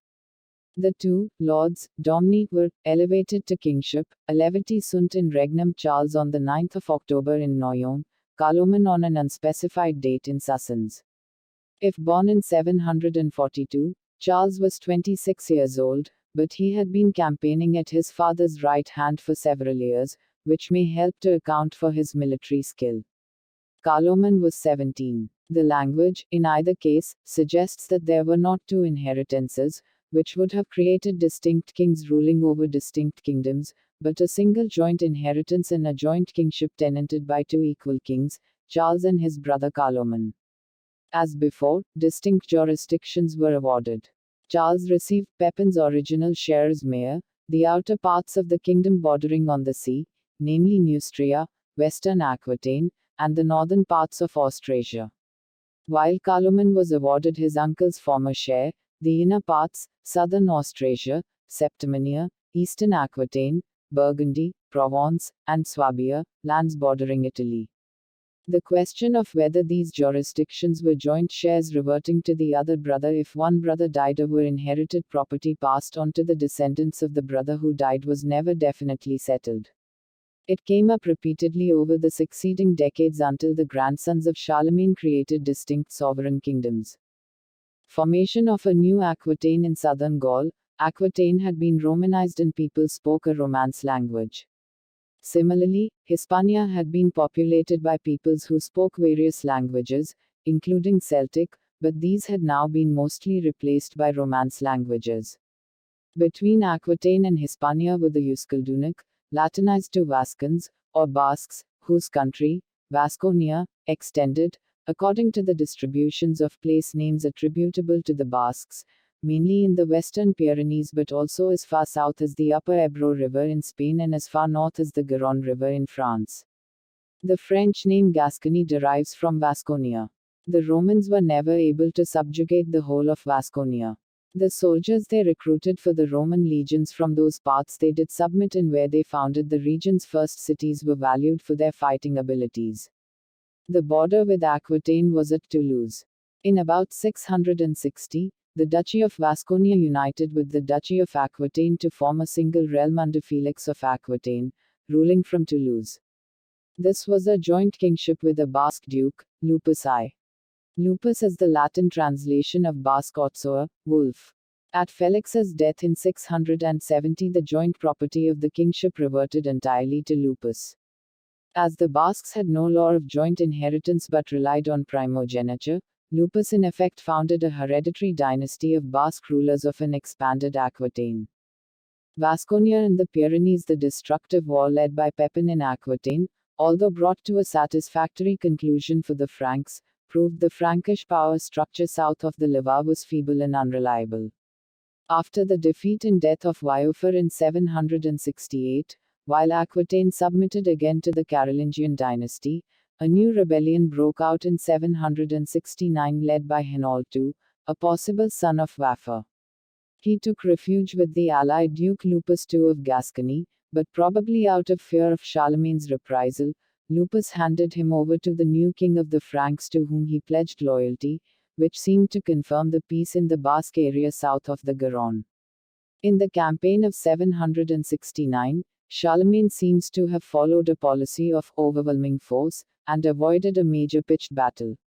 Wary of new Basque uprisings, Charlemagne seems to have tried to contain Duke Lupus's power by appointing Seguin as the Count of Bordeaux, 778, and other counts of Frankish background in bordering areas Toulouse, county of Fezensac.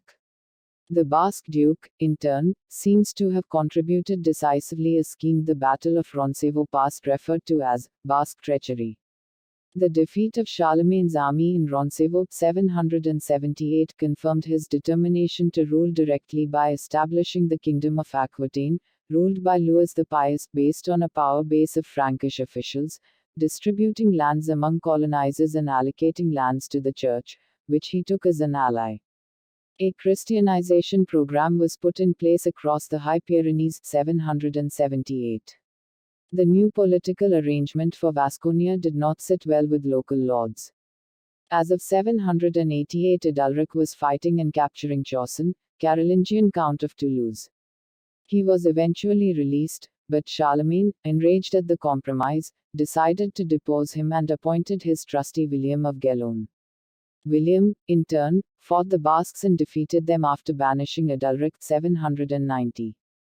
From 781 Pallars, Ribagorca to 806 Pamplona under Frankish influence taking the county of Toulouse for a power base, Charlemagne asserted Frankish authority over the Pyrenees by subduing the southwestern marches of Toulouse 790, and establishing vassal counties on the southern Pyrenees that were to make up the Marca Hispanica. As of 794, a Frankish vassal, the Basque lord Belisco al-Galashki, the Gaul, ruled Alava, but Pamplona remained under Cordovan and local control up to 806. Belisco and the counties in the Marca Hispanica provided the necessary base to attack the Andalusians, an expedition led by William Count of Toulouse and Louis the Pious to capture Barcelona in 801.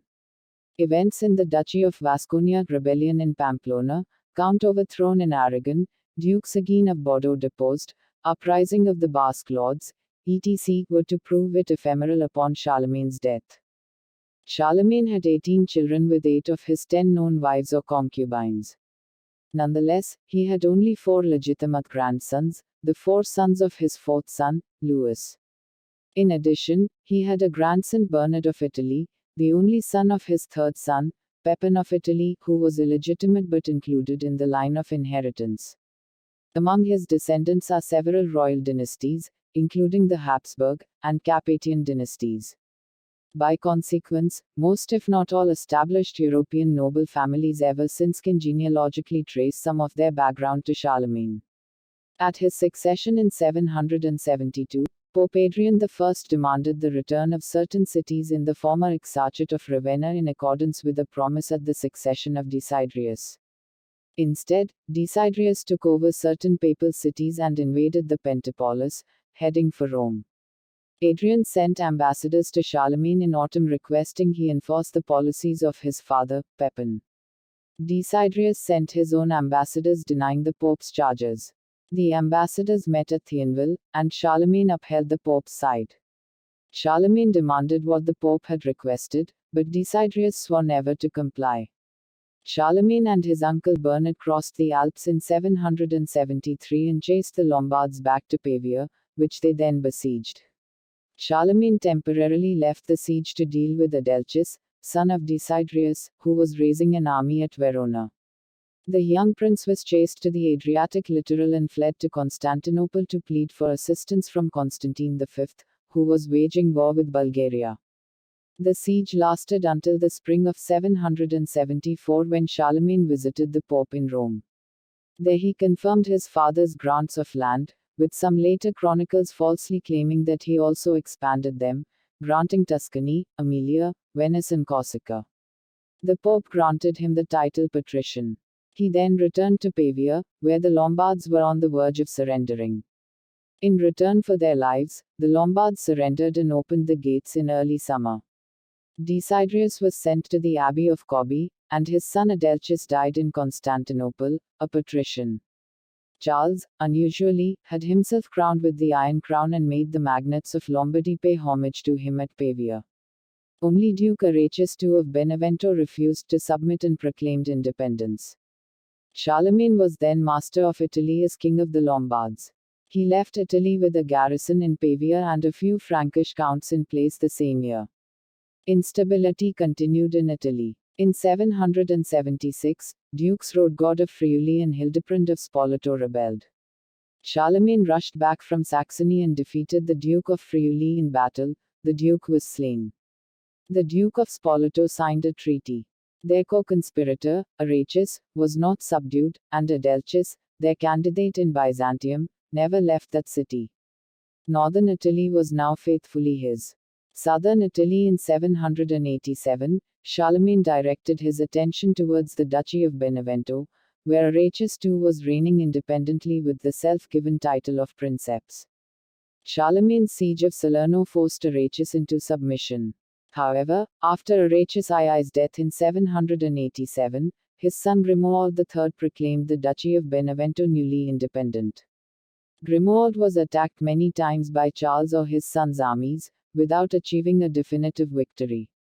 Charlemagne lost interest and never again returned to southern Italy where Grimoald was able to keep the duchy free from Frankish suzerainty.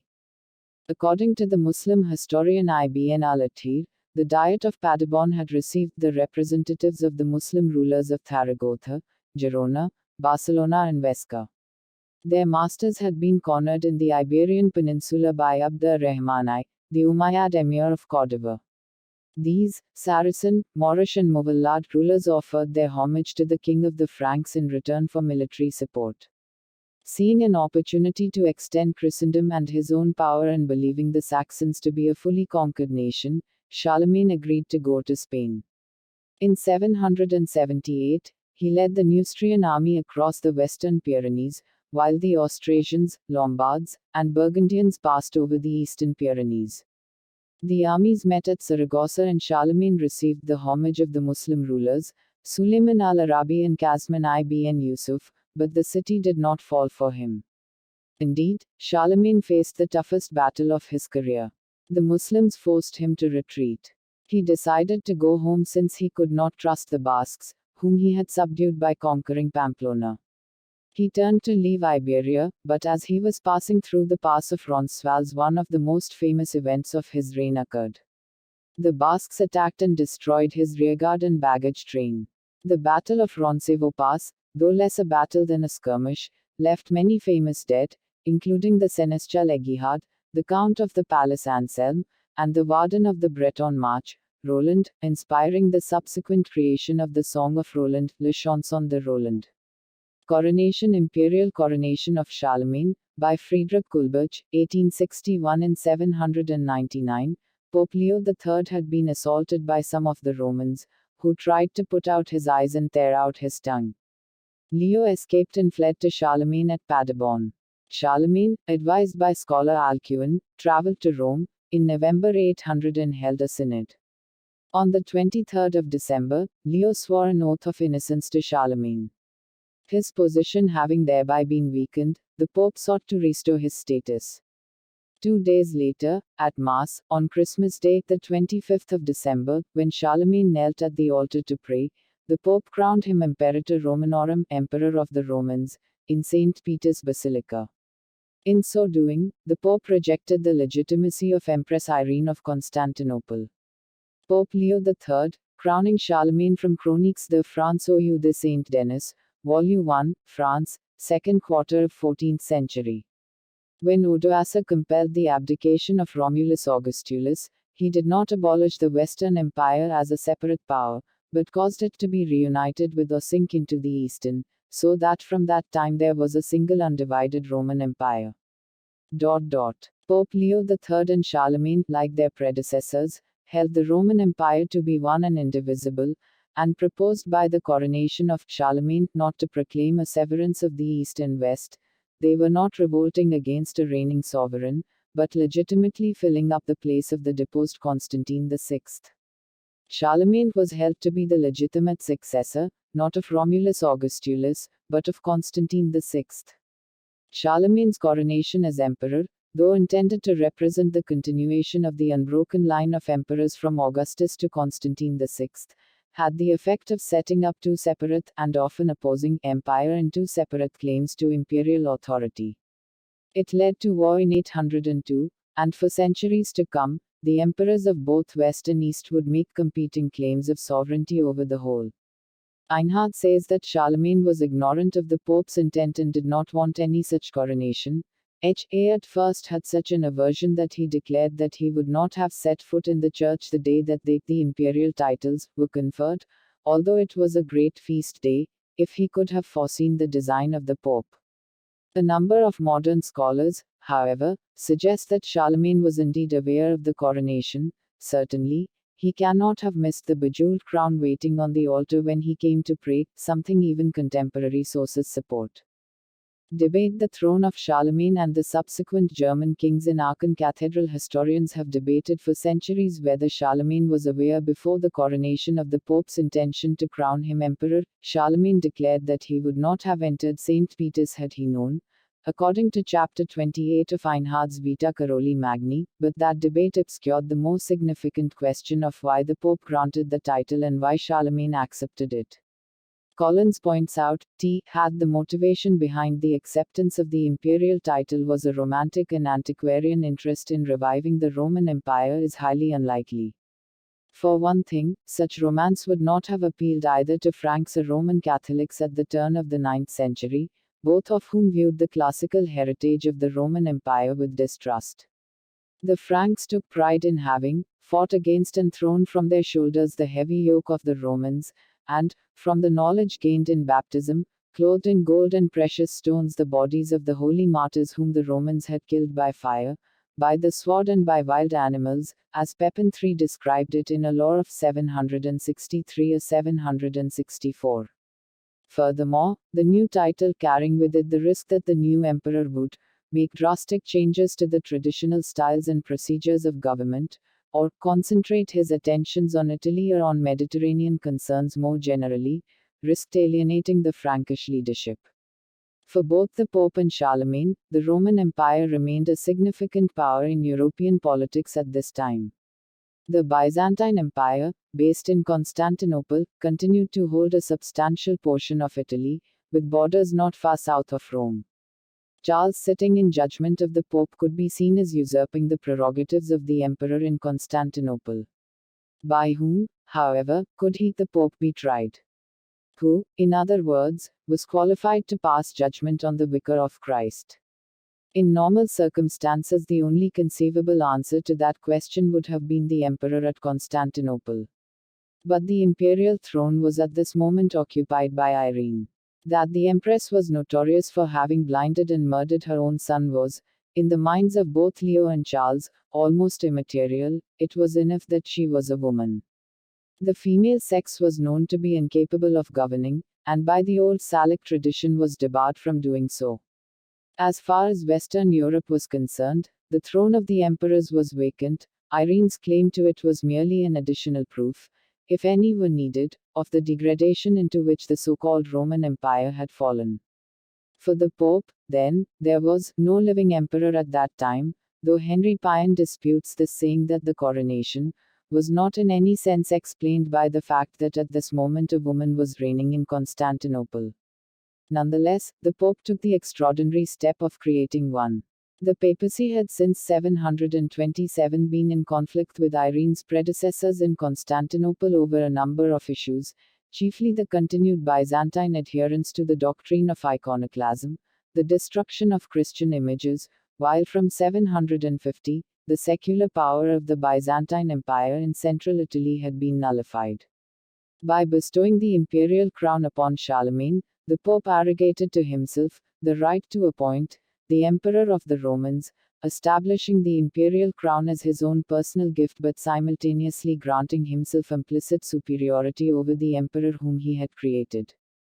And, because the Byzantines had proved so unsatisfactory from every point of view, political, military and doctrinal, he would select a Westerner, the one man who by his wisdom and statesmanship and the vastness of his dominions, stood out head and shoulders above his contemporaries. With Charlemagne's coronation, therefore, the Roman Empire remained, so far as either of them, Charlemagne and Leo, were concerned, one and indivisible, with Charles as its emperor, though there can have been little doubt that the coronation, with all that it implied, would be furiously contested in Constantinople. Alcuin writes hopefully in his Letters of an Imperium Christianum Christian Empire, wherein, just as the inhabitants of the Roman Empire had been united by a common Roman citizenship, presumably this new empire would be united by a common Christian faith. This is the view of Pine when he says, Charles was the emperor of the ecclesia as the Pope conceived it, of the Roman Church, regarded as the universal church. The Imperium Christianum was further supported at a number of synods all across Europe by Paulinus of Aquileia. What is known, from the Byzantine chronicler Theophanes, is that Charlemagne's reaction to his coronation was to take the initial steps towards securing the Constantinopolitan throne by sending envoys of marriage to Irene, and that Irene reacted somewhat favorably to them. It is important to distinguish between the universalist and localist conceptions of the empire, which remain controversial among historians. According to the former, the empire was a universal monarchy, a commonwealth of the whole world, whose sublime unity transcended every minor distinction. And the emperor was entitled to the obedience of Christendom.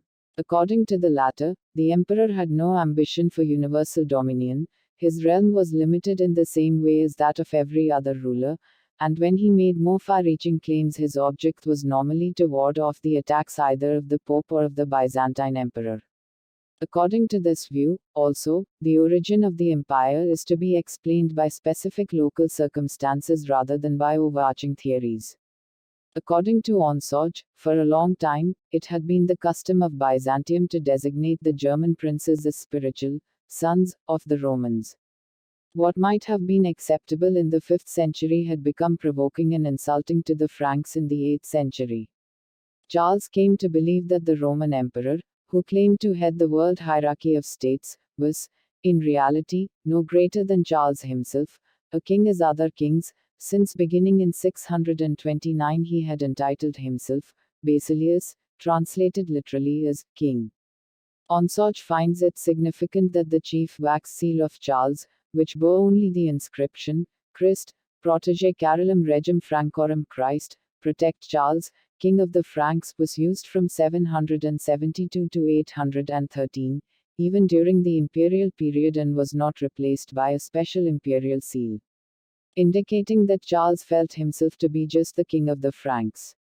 Finally, Onsauch points out that in the spring of 813 at Aachen, Charles crowned his only surviving son, Louis, as the emperor without recourse to Rome, with only the acclamation of his Franks.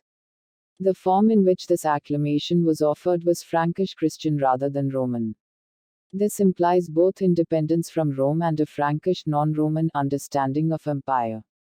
Imperial title Charlemagne used these circumstances to claim that he was the renewer of the Roman Empire, which had declined under the Byzantines. In his official charters, Charles preferred the style Carolus Serenissimus Augustus Adeo Coronatus Magnus Pacificus Imperator Romanum Gubernans Imperium. Charles, most serene Augustus crowned by God, the great, peaceful emperor ruling the Roman Empire, to the more direct Imperator Romanorum, Emperor of the Romans. The title of emperor remained in the Carolingian family for years to come, but divisions of territory and infighting over supremacy of the Frankish state weakened its significance. The papacy itself never forgot the title nor abandoned the right to bestow it.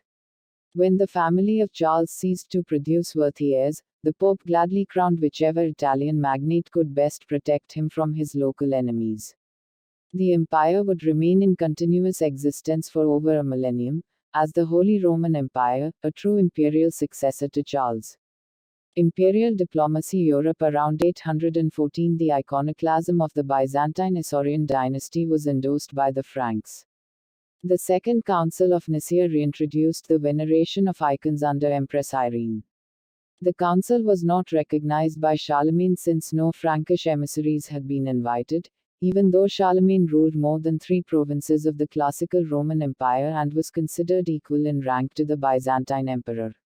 And while the Pope supported the reintroduction of the iconic veneration, he politically digressed from Byzantium.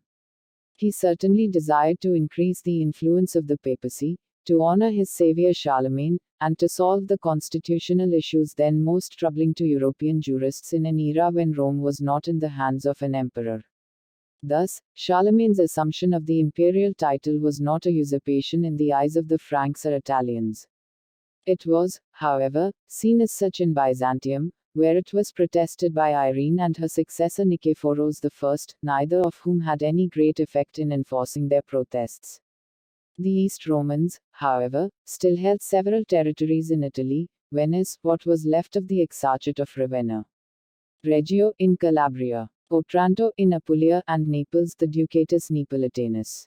These regions remained outside of Frankish hands until 804, when the Venetians, torn by infighting, transferred their allegiance to the Iron Crown of Pippin, Charles' son. The Pax Nicephori ended. Nicephorus ravaged the coasts with a fleet, initiating the only instance of war between the Byzantines and the Franks. The conflict lasted until 810, when the pro-Byzantine party in Venice gave their city back to the Byzantine emperor, and the 2 emperors of Europe made peace. Charlemagne received the Istrian Peninsula, and in 812 the Emperor Michael I Rangabe recognized his status as emperor, although not necessarily as emperor of the Romans. In 813, Charlemagne called Louis the Pious, king of Aquitaine, his only surviving legitimate son, to his court. There Charlemagne crowned his son as co-emperor and sent him back to Aquitaine. He then spent the autumn hunting before returning to Aachen on the 1st of November. In January, he fell ill with pleurisy. In deep depression, mostly because many of his plans were not yet realized, he took to his bed on the 21st of January, and as Einhard tells it, he died January 28, the 7th day from the time that he took to his bed, at 9 o'clock in the morning, after partaking of the Holy Communion, in the 72nd year of his age and the 47th of his reign. He was buried that same day, in Aachen Cathedral, although the cold weather and the nature of his illness made such a hurried burial unnecessary. The earliest surviving Planctus, the Planctus the Obertu Caroli, was composed by a monk of Bobbio, which he had patronized. A later story, told by Otho of Lomelo, Count of the Palace at Aachen in the time of Emperor Otto III, would claim that he and Otto had discovered Charlemagne's tomb. Charlemagne, they claimed, was seated upon a throne, wearing a crown and holding a scepter, his flesh almost entirely incorrupt. In 1165, Emperor Frederick I reopened the tomb again and placed the emperor in a sarcophagus beneath the floor of the cathedral. In 1215, Emperor Frederick II reinterred him in a casket made of gold and silver known as the Karlskreon. Charlemagne's death emotionally affected many of his subjects, particularly those of the literary clique who had surrounded him at Aachen. An anonymous monk of Bobbio lamented, "From the lands where the sun rises to western shores, people are crying and wailing, the Franks, the Romans, all Christians, are stung with mourning and great worry, the young and old, glorious nobles, all lament the loss of their Caesar. The world laments the death of Charles. O Christ, you who govern the heavenly host, grant a peaceful place to Charles in your kingdom. Alas for miserable me." Louis succeeded him as Charles had intended. He left a testament allocating his assets in 811 that was not updated prior to his death.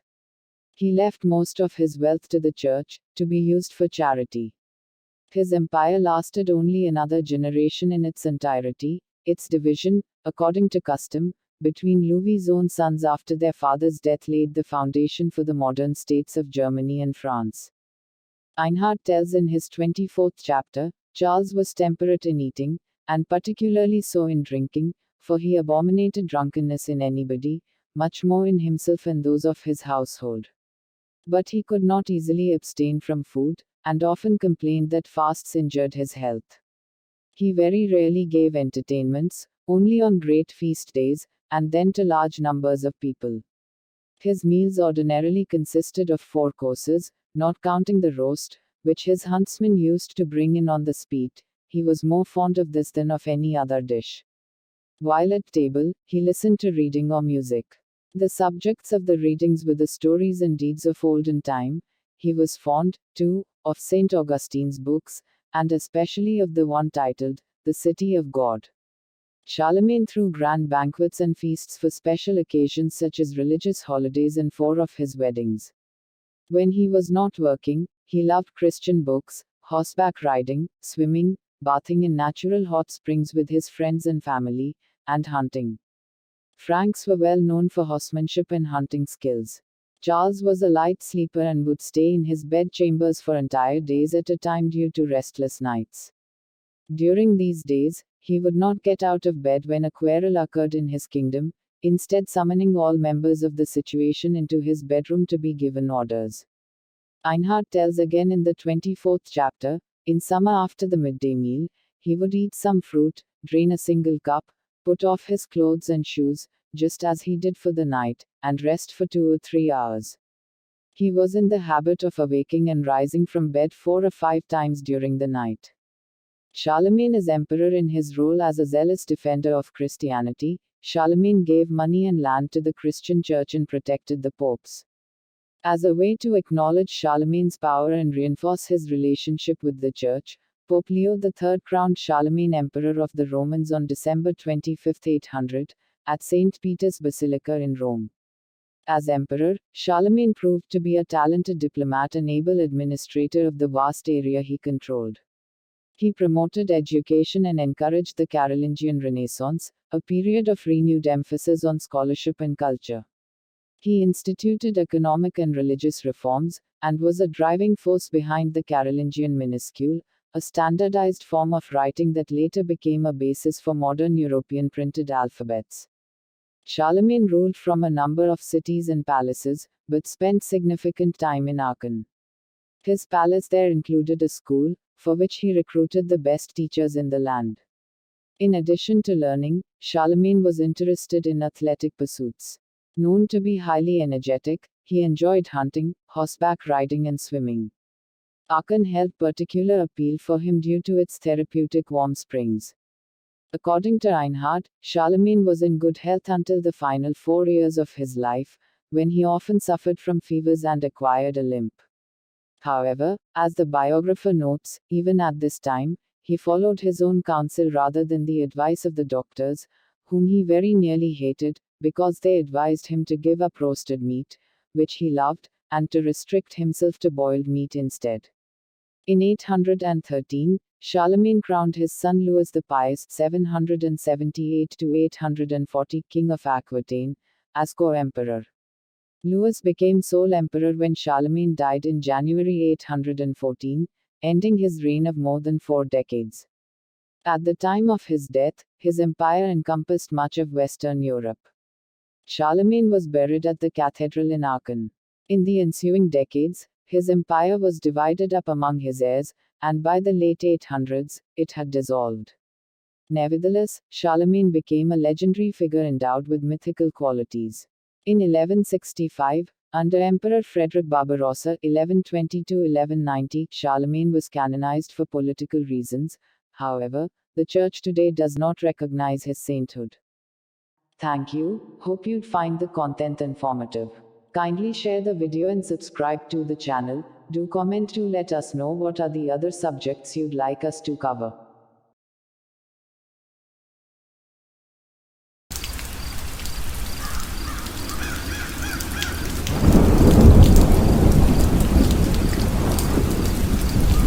In Greek mythology, the Trojan War was waged against the city of Troy by the Achaeans Greeks after Paris of Troy took Helen from her husband Menelaus, king of Sparta. The war is one of the most important events in Greek mythology and has been narrated through many works of Greek literature, most notably Homer's Iliad. The core of the Iliad books 2-23 describes a period of 4 days and 2 nights in the 10th year of the decade-long siege of Troy. The Odyssey describes the journey home of Odysseus, one of the war's heroes. Other parts of the war are described in a cycle of epic poems, which have survived through fragments. Episodes from the war provided material for Greek tragedy and other works of Greek literature, and for Roman poets including Virgil and Ovid. The ancient Greeks believed that Troy was located near the Dardanelles and that the Trojan War was a historical event of the 13th or 12th century BC, but by the mid-19th century AD, both the war and the city were widely seen as non-historical. In 1868, however, the German archaeologist Heinrich Schliemann met Frank Calvert, who convinced Schliemann that Troy was a real city at what is now Hisarlik in Turkey. On the basis of excavations conducted by Schliemann and others, this claim is now accepted by most scholars. Whether there is any historical reality behind the Trojan War remains an open question. Many scholars believe that there is a historical core to the tale, though this may simply mean that the Homeric stories are a fusion of various tales of sieges and expeditions by Mycenaean Greeks during the Bronze Age. Those who believe that the stories of the Trojan War are derived from a specific historical conflict usually date it to the 12th or 11th century BC, often preferring the dates given by Eratosthenes, 1194–1184 BC, which roughly correspond to archaeological evidence of a catastrophic burning of Troy 7, and the late Bronze Age collapse. The events of the Trojan War are found in many works of Greek literature and depicted in numerous works of Greek art. There is no single, authoritative text which tells the entire events of the war. Instead, the story is assembled from a variety of sources, some of which report contradictory versions of the events. The most important literary sources are the 2 epic poems traditionally credited to Homer, the Iliad and the Odyssey, composed sometime between the 9th and 6th centuries BC. Each poem narrates only a part of the war. The Iliad covers a short period in the last year of the siege of Troy, while the Odyssey concerns Odysseus's return to his home island of Ithaca following the sack of Troy and contains several flashbacks to particular episodes in the war. Other parts of the Trojan War were told in the poems of the epic cycle, also known as the cyclic epics, the Cypria, Aethiopus, Little Iliad, Iliopursis, Nostoi, and Telegony. Though these poems survive only in fragments, their content is known from a summary included in Proclus Chrestomati. The authorship of the cyclic epics is uncertain. It is generally thought that the poems were written down in the 7th and 6th century BC, after the composition of the Homeric poems, though it is widely believed that they were based on earlier traditions. Both the Homeric epics and the epic cycle take origin from oral tradition. Even after the composition of the Iliad, Odyssey, and the cyclic epics, the myths of the Trojan War were passed on orally in many genres of poetry and through non-poetic storytelling. Events and details of the story that are only found in later authors may have been passed on through oral tradition and could be as old as the Homeric poems. Visual art, such as vase painting, was another medium in which myths of the Trojan War circulated. In later ages, playwrights, historians, and other intellectuals would create works inspired by the Trojan War. The three great tragedians of Athens, Aeschylus, Sophocles, and Euripides, wrote a number of dramas that portray episodes from the Trojan War. Among Roman writers, the most important is the 1st century BC poet Virgil. In Book 2 of his Aeneid, Aeneas narrates the sack of Troy. Traditionally, the Trojan War arose from a sequence of events beginning with a quarrel between the goddesses Hera, Athena, and Aphrodite. Eris, the goddess of discord, was not invited to the wedding of Peleus and Thetis, and so arrived bearing a gift, a golden apple, inscribed, "For the fairest." Each of the goddesses claimed to be the fairest, and the rightful owner of the apple. They submitted the judgment to a shepherd they encountered tending his flock. Each of the goddesses promised the young man a boon in return for his favor, power, wisdom, or love. The youth, in fact Paris, a Trojan prince who had been raised in the countryside, chose love, and awarded the apple to Aphrodite. As his reward, Aphrodite caused Helen, the queen of Sparta, and most beautiful of all women, to fall in love with Paris.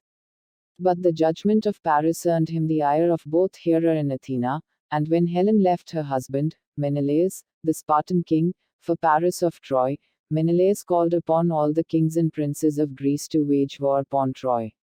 Menelaus' brother Agamemnon, king of Mycenae, led an expedition of Achaean troops to Troy and besieged the city for 10 years because of Paris' insult. After the deaths of many heroes, including the Achaeans Achilles and Ajax, and the Trojans Hector and Paris, the city fell to the ruse of the Trojan horse. The Achaeans slaughtered the Trojans, except for some of the women and children whom they kept as sold as slaves, and desecrated the temples, thus earning the gods' wrath. Few of the Achaeans returned safely to their homes, and many founded colonies in distant shores. The Romans later traced their origin to Aeneas, Aphrodite's son and one of the Trojans, who was said to have led the surviving Trojans to modern-day Italy. The following summary of the Trojan War follows the order of events as given in Proclus' summary, along with the Iliad, Odyssey, and Aeneid, supplemented with details drawn from other authors. Plan of Zeus. According to Greek mythology, Zeus had become king of the gods by overthrowing his father Cronus. Cronus in turn had overthrown his father Uranus. Zeus was not faithful to his wife and sister Hera, and had many relationships from which many children were born. Since Zeus believed that there were too many people populating the earth, he envisioned Momus or Themis, who was to use the Trojan War as a means to depopulate the earth, especially of his demigod descendants. These can be supported by Hesiod's account. Now all the gods were divided through strife, for at that very time Zeus, who thunders on high, was meditating marvelous deeds, even to mingle storm and tempest over the boundless earth, and already he was hastening to make an utter end of the race of mortal men, declaring that he would destroy the lives of the demigods, that the children of the gods should not mate with wretched mortals, seeing their fate with their own eyes. But that the blessed gods henceforth, even as aforetime, should have their living and their habitations apart from men. But on those who were born of immortals and of mankind verily Zeus laid toil and sorrow upon sorrow. Judgment of Paris. Zeus came to learn from either Themis or Prometheus, after Heracles had released him from Caucasus, that, like his father Cronus, he would be overthrown by one of his sons. Another prophecy stated that a son of the sea nymph Thetis, with whom Zeus fell in love after gazing upon her in the oceans off the Greek coast, would become greater than his father. Possibly for one or both of these reasons, Thetis was betrothed to an elderly human king, Peleus son of Aeacus, either upon Zeus' orders, or because she wished to please Hera, who had raised her. All of the gods were invited to Peleus and Thetis' wedding and brought many gifts, except Eris, the goddess of discord, who was stopped at the door by Hermes, on Zeus' order. Insulted, she threw from the door a gift of her own, a golden apple to Melanthes Eridos, on which was inscribed the word Calliste Calliste, to the fairest. The apple was claimed by Hera, Athena, and Aphrodite. They quarreled bitterly over it, and none of the other gods would venture an opinion favoring one, for fear of earning the enmity of the other two. Eventually, Zeus ordered Hermes to lead the three goddesses to Paris, a prince of Troy, who, unaware of his ancestry, was being raised as a shepherd in Mount Ida, because of a prophecy that he would be the downfall of Troy. After bathing in the spring of Ida, the goddesses appeared to him naked, either for the sake of winning or at Paris' request. Paris was unable to decide among them, so the goddesses resorted to bribes. Athena offered Paris wisdom, skill in battle, and the abilities of the greatest warriors. Hera offered him political power and control of all of Asia, and Aphrodite offered him the love of the most beautiful woman in the world, Helen of Sparta. Paris awarded the apple to Aphrodite, and, after several adventures, returned to Troy, where he was recognized by his royal family. Peleus and Thetis bore a son, whom they named Achilles. It was foretold that he would either die of old age after an uneventful life, or die young in a battlefield and gain immortality through poetry. Furthermore, when Achilles was 9 years old, Calchas had prophesied that Troy could not again fall without his help. A number of sources credit Thetis with attempting to make Achilles immortal when he was an infant. Some of these state that she held him over fire every night to burn away his mortal parts and rubbed him with ambrosia during the day, but Peleus discovered her actions and stopped her. According to some versions of this story, Thetis had already killed several sons in this manner, and Peleus' action therefore saved his son's life. Other sources state that Thetis bathed Achilles in the Styx, the river that runs to the underworld, making him invulnerable wherever he was touched by the water. Because she had held him by the heel, it was not immersed during the bathing, and thus the heel remained mortal and vulnerable to injury, hence the expression, Achilles' heel, for an isolated weakness. He grew up to be the greatest of all mortal warriors. After Calchas' prophecy, Thetis hid Achilles in Skyros at the court of King Lycomedes, where he was disguised as a girl.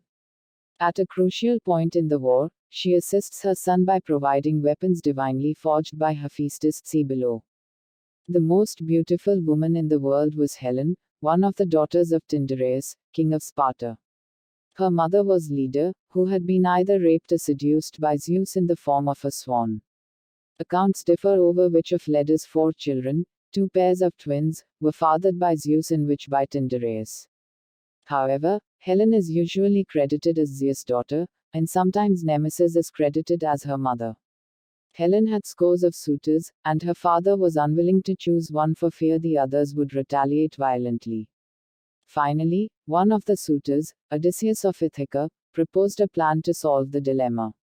In exchange for Tyndareus' support of his own suit towards Penelope, he suggested that Tyndareus require all of Helen's suitors to promise that they would defend the marriage of Helen, regardless of whom he chose. The suitors duly swore the required oath on the severed pieces of a horse, although not without a certain amount of grumbling. Tyndareus chose Menelaus. Menelaus was a political choice on her father's part. He had wealth and power. He had humbly not petitioned for her himself, but instead sent his brother Agamemnon on his behalf. He had promised Aphrodite a hecatomb, a sacrifice of 100 oxen, if he won Helen, but forgot about it and earned her wrath. Menelaus inherited Tyndareus' throne of Sparta with Helen as his queen when her brothers, Castor and Pollux, became gods, and when Agamemnon married Helen's sister Clytemnestra and took back the throne of Mycenae.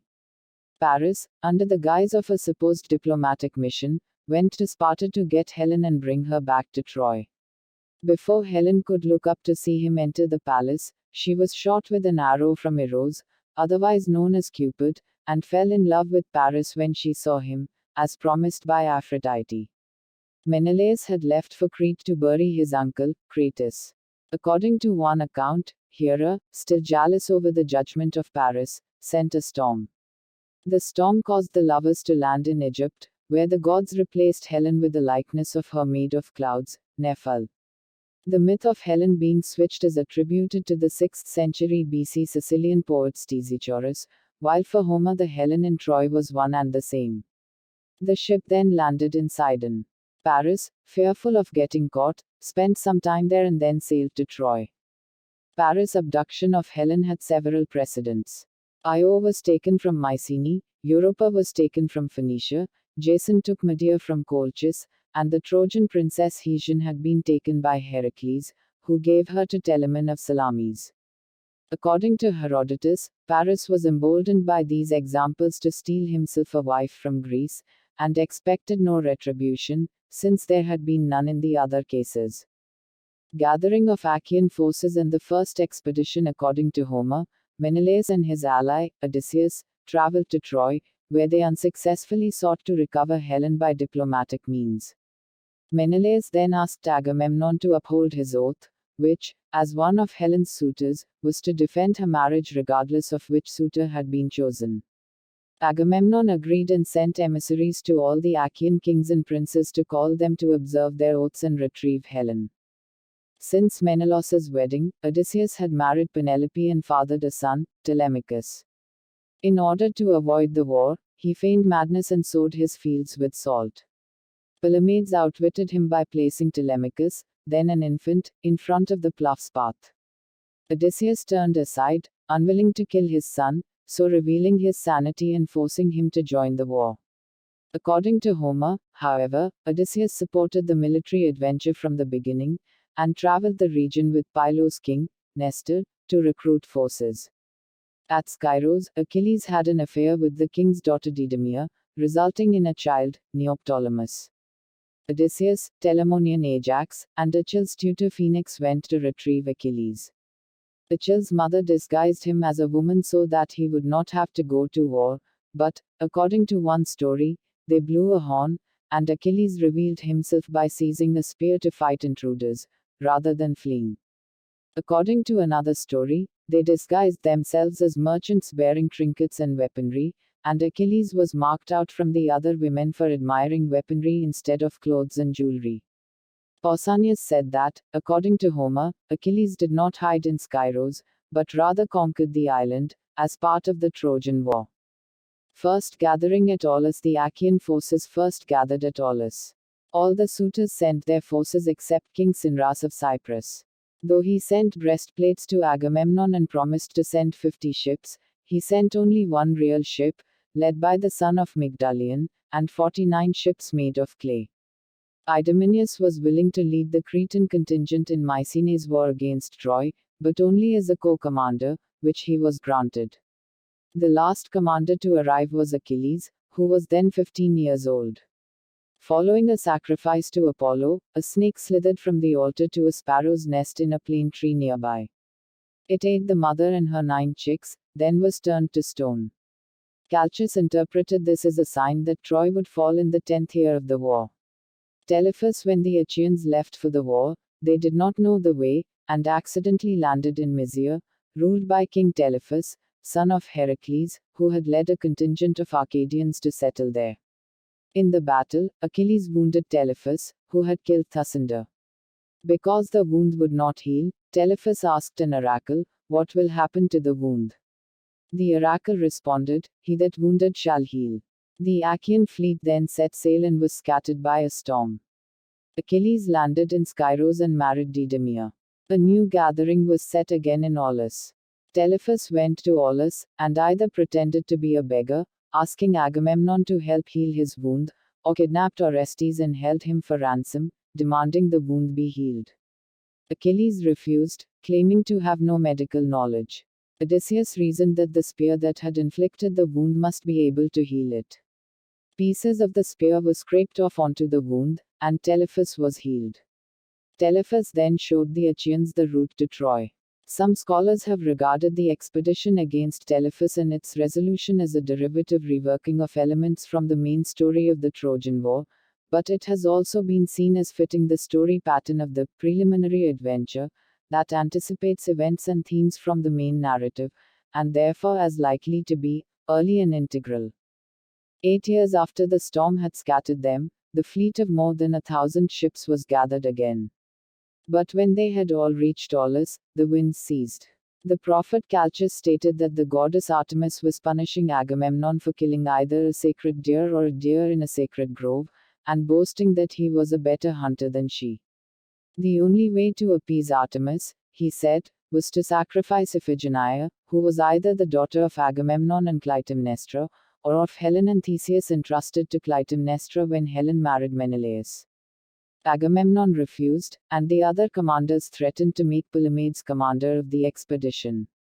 According to some versions, Agamemnon relented and performed the sacrifice, but others claim that he sacrificed a deer in her place, or that at the last moment, Artemis took pity on the girl, and took her to be a maiden in one of her temples, substituting a lamb. Hesiod says that Iphigenia became the goddess Hecate. The Achaean forces are described in detail in the Catalogue of Ships, in the second book of the Iliad. They consisted of 28 contingents from mainland Greece, the Peloponnese, the Dodecanese Islands, Crete, and Ithaca, comprising 1186 pentaconters, ships with 50 rowers. Thucydides says that according to tradition there were about 1200 ships, and that the Boeotian ships had 120 men, while Philoctetes' ships only had the 50 rowers, these probably being maximum and minimum. These numbers would mean a total force of 70,000 to 130,000 men. Another catalogue of ships is given by the Bibliotheca that differs somewhat but agrees in numbers. Some scholars have claimed that Homer's catalogue is an original Bronze Age document, possibly the Achaean commander's order of operations. Others believe it was a fabrication of Homer. The second book of the Iliad also lists the Trojan allies, consisting of the Trojans themselves, led by Hector, and various allies listed as Dardanians led by Aeneas, Zelaens, Adristians, Pacocians, Pelasgians, Thracians, Sicanian spearmen, Paeanian archers, Halizones, Mysians, Phrygians, Meonians, Milesians, Lycians led by Sarpedon and Carians. Nothing is said of the Trojan language. The Carians are specifically said to be barbarian speaking, and the allied contingents are said to have spoken many languages, requiring orders to be translated by their individual commanders.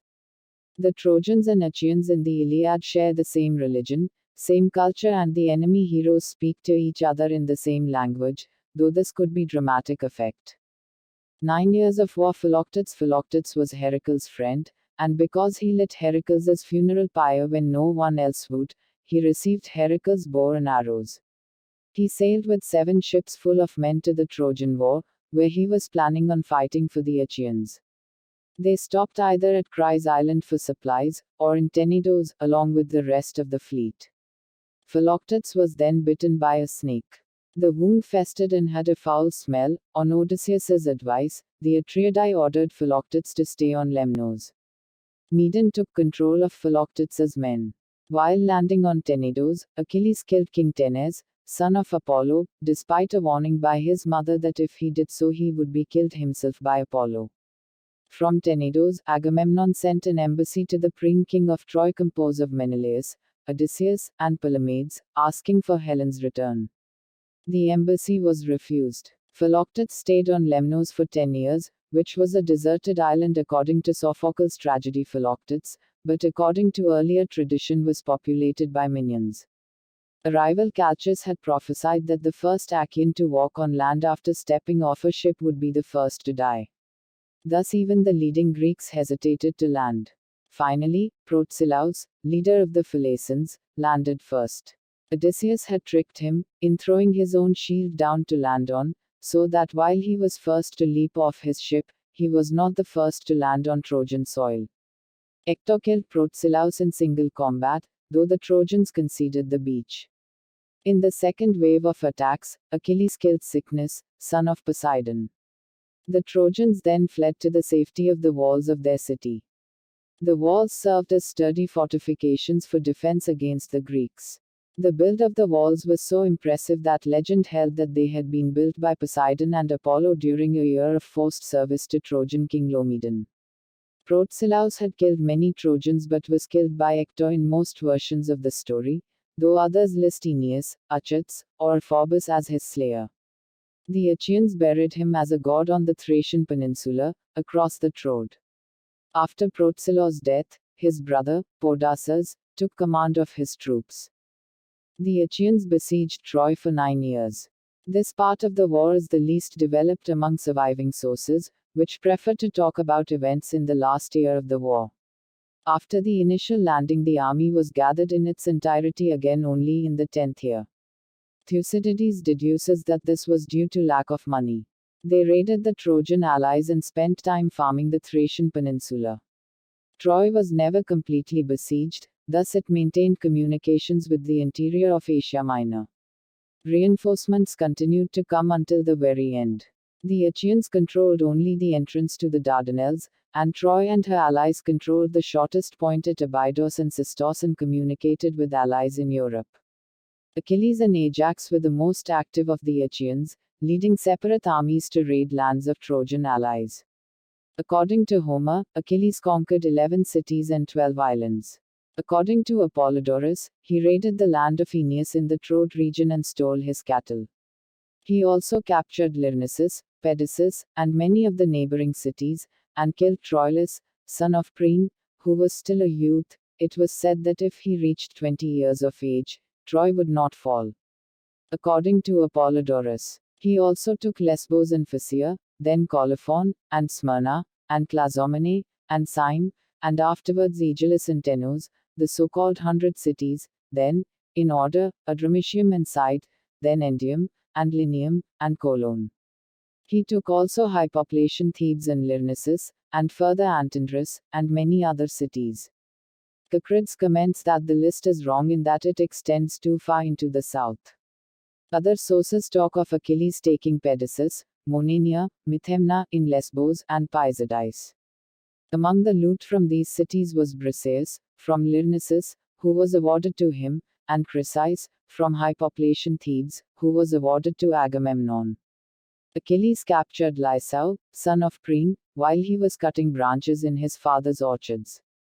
Patroclus sold him as a slave in Lemnos, where he was bought by Aetion of Imbros and brought back to Troy.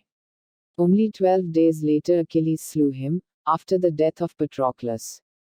Ajax in a game of Petia, Ajax son of Telamon laid waste the Thracian peninsula, of which Polymaster, a son-in-law of Priam, was king.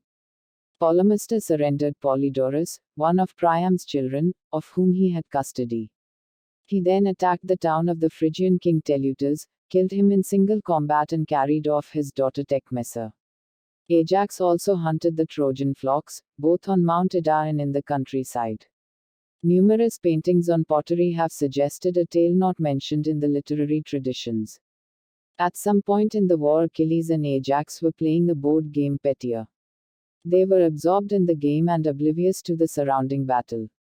The Trojans attacked and reached the heroes, who were only saved by an intervention of Athena. Death of Palamedes. Odysseus was sent to Thrace to return with grain, but came back empty-handed. When scorned by Palamedes, Odysseus challenged him to do better.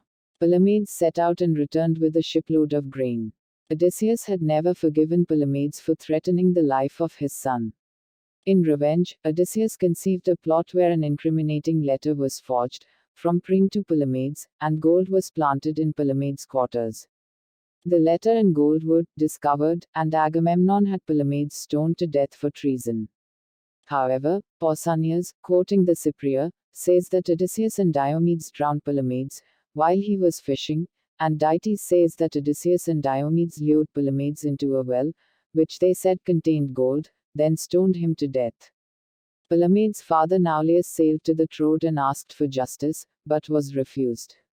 In revenge, Nauleus traveled among the Achaean kingdoms and told the wives of the kings that they were bringing Trojan concubines to dethrone them. Many of the Greek wives were persuaded to betray their husbands, most significantly Agamemnon's wife, Clytemnestra, who was seduced by Aegisthus, son of Thyestes. Mutiny. Near the end of the 9th year since the landing, the Achaean army, tired from the fighting and from the lack of supplies, mutinied against their leaders and demanded to return to their homes. According to the Cypria, Achilles forced the army to stay. According to Apollodorus, Agamemnon brought the wine growers, daughters of Aeneas, son of Apollo, who had the gift of producing by touch wine, wheat, and oil from the earth, in order to relieve the supply problem of the army. Achilles, maddened with grief over the death of Patroclus, swore to kill Hector in revenge. The exact nature of Achilles' relationship to Patroclus is the subject of some debate. Although certainly very close, Achilles and Patroclus are never explicitly cast as lovers by Homer, but they were depicted as such in the archaic and classical periods of Greek literature, particularly in the works of Aeschylus, Aeschines, and Plato. He was reconciled with Agamemnon and received Briseis back, untouched by Agamemnon. He received a new set of arms, forged by the god Hephaestus, and returned to the battlefield. He slaughtered many Trojans, and nearly killed Aeneas, who was saved by Poseidon. Achilles fought with the river god Scamander, and a battle of the gods followed. The Trojan army returned to the city, except for Hector, who remained outside the walls because he was tricked by Athena. Achilles killed Hector, and afterwards he dragged Hector's body from his chariot and refused to return the body to the Trojans for burial.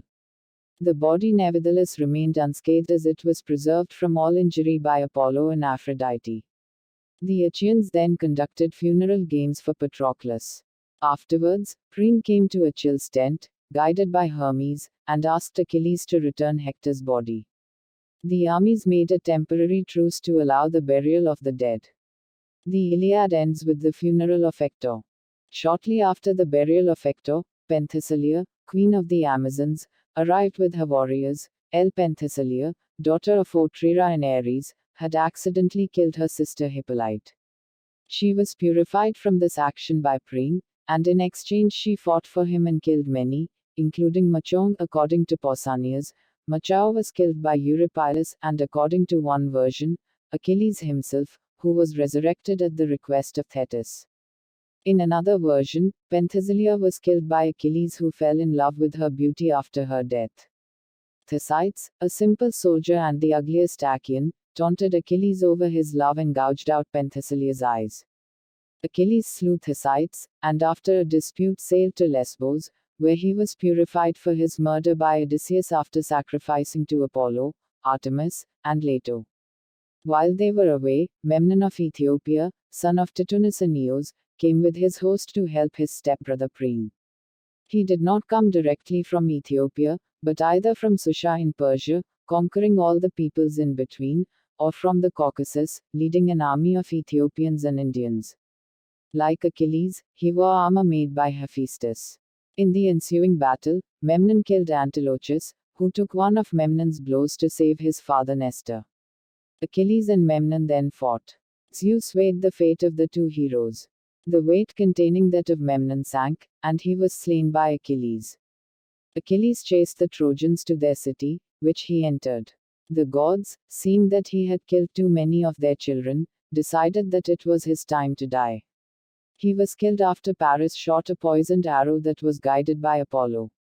In another version, he was killed by a knife to the back or heel by Paris, while marrying Polyxena, daughter of Priam, in the temple of Thymbraean Apollo, the site where he had earlier killed Troilus. Both versions conspicuously deny the killer any sort of valor, saying Achilles remained undefeated on the battlefield. His bones were mingled with those of Patroclus, and funeral games were held. Like Ajax, he is represented as living after his death in the island of Luke, at the mouth of the Danube River, where he is married to Helen. A great battle raged around the dead Achilles. Ajax held back the Trojans, while Odysseus carried the body away. When Achilles' armor was offered to the smartest warrior, the two that had saved his body came forward as competitors. Agamemnon, unwilling to undertake the invidious duty of deciding between the two competitors, referred the dispute to the decision of the Trojan prisoners, inquiring of them which of the two heroes had done most harm to the Trojans. Alternatively, the Trojans and Pallas Athena were the judges in that, following Nestor's advice, spies were sent to the walls to overhear what was said. The girls said that Ajax was braver. Phoreus took up and carried out of the strife the hero, Peleus' son, this great Odysseus cared not to do. To this another replied by Athena's contrivance, "Why, what is this you say? A thing against reason and untrue. Even a woman could carry a load once a man had put it on her shoulder, but she could not fight. For she would fail with fear if she should fight." Scholiast on Aristophanes, Knights 1056 in Aristophanes Ib. According to Pindar, the decision was made by secret ballot among the Achaeans. In all story versions, the arms were awarded to Odysseus. Driven mad with grief, Ajax desired to kill his comrades, but Athena caused him to mistake for the Achaean warriors the cattle and their herdsmen. In his frenzy, he scourged 2 rams, believing them to be Agamemnon and Menelaus. In the morning, he came to his senses and killed himself by jumping on the sword that had been given to him by Hector, so that it pierced his armpit, his only vulnerable part. And according to an older tradition, he was killed by the Trojans who, seeing he was invulnerable, attacked him with clay until he was covered by it and could no longer move, thus dying of starvation. After the 10th year, it was prophesied that Troy could not fall without Heracles' bow, which was with Philoctetes in Lemnos. Odysseus and Diomedes retrieved Philoctetes, whose wound had healed. Philoctetes then shot and killed Paris. According to Apollodorus, Paris' brothers Helenus and Deiphobus vied over the hand of Helen. Deiphobus prevailed, and Helenus abandoned Troy for Mount Ida. Calchas said that Helenus knew the prophecies concerning the fall of Troy, so Odysseus waylaid Helenus.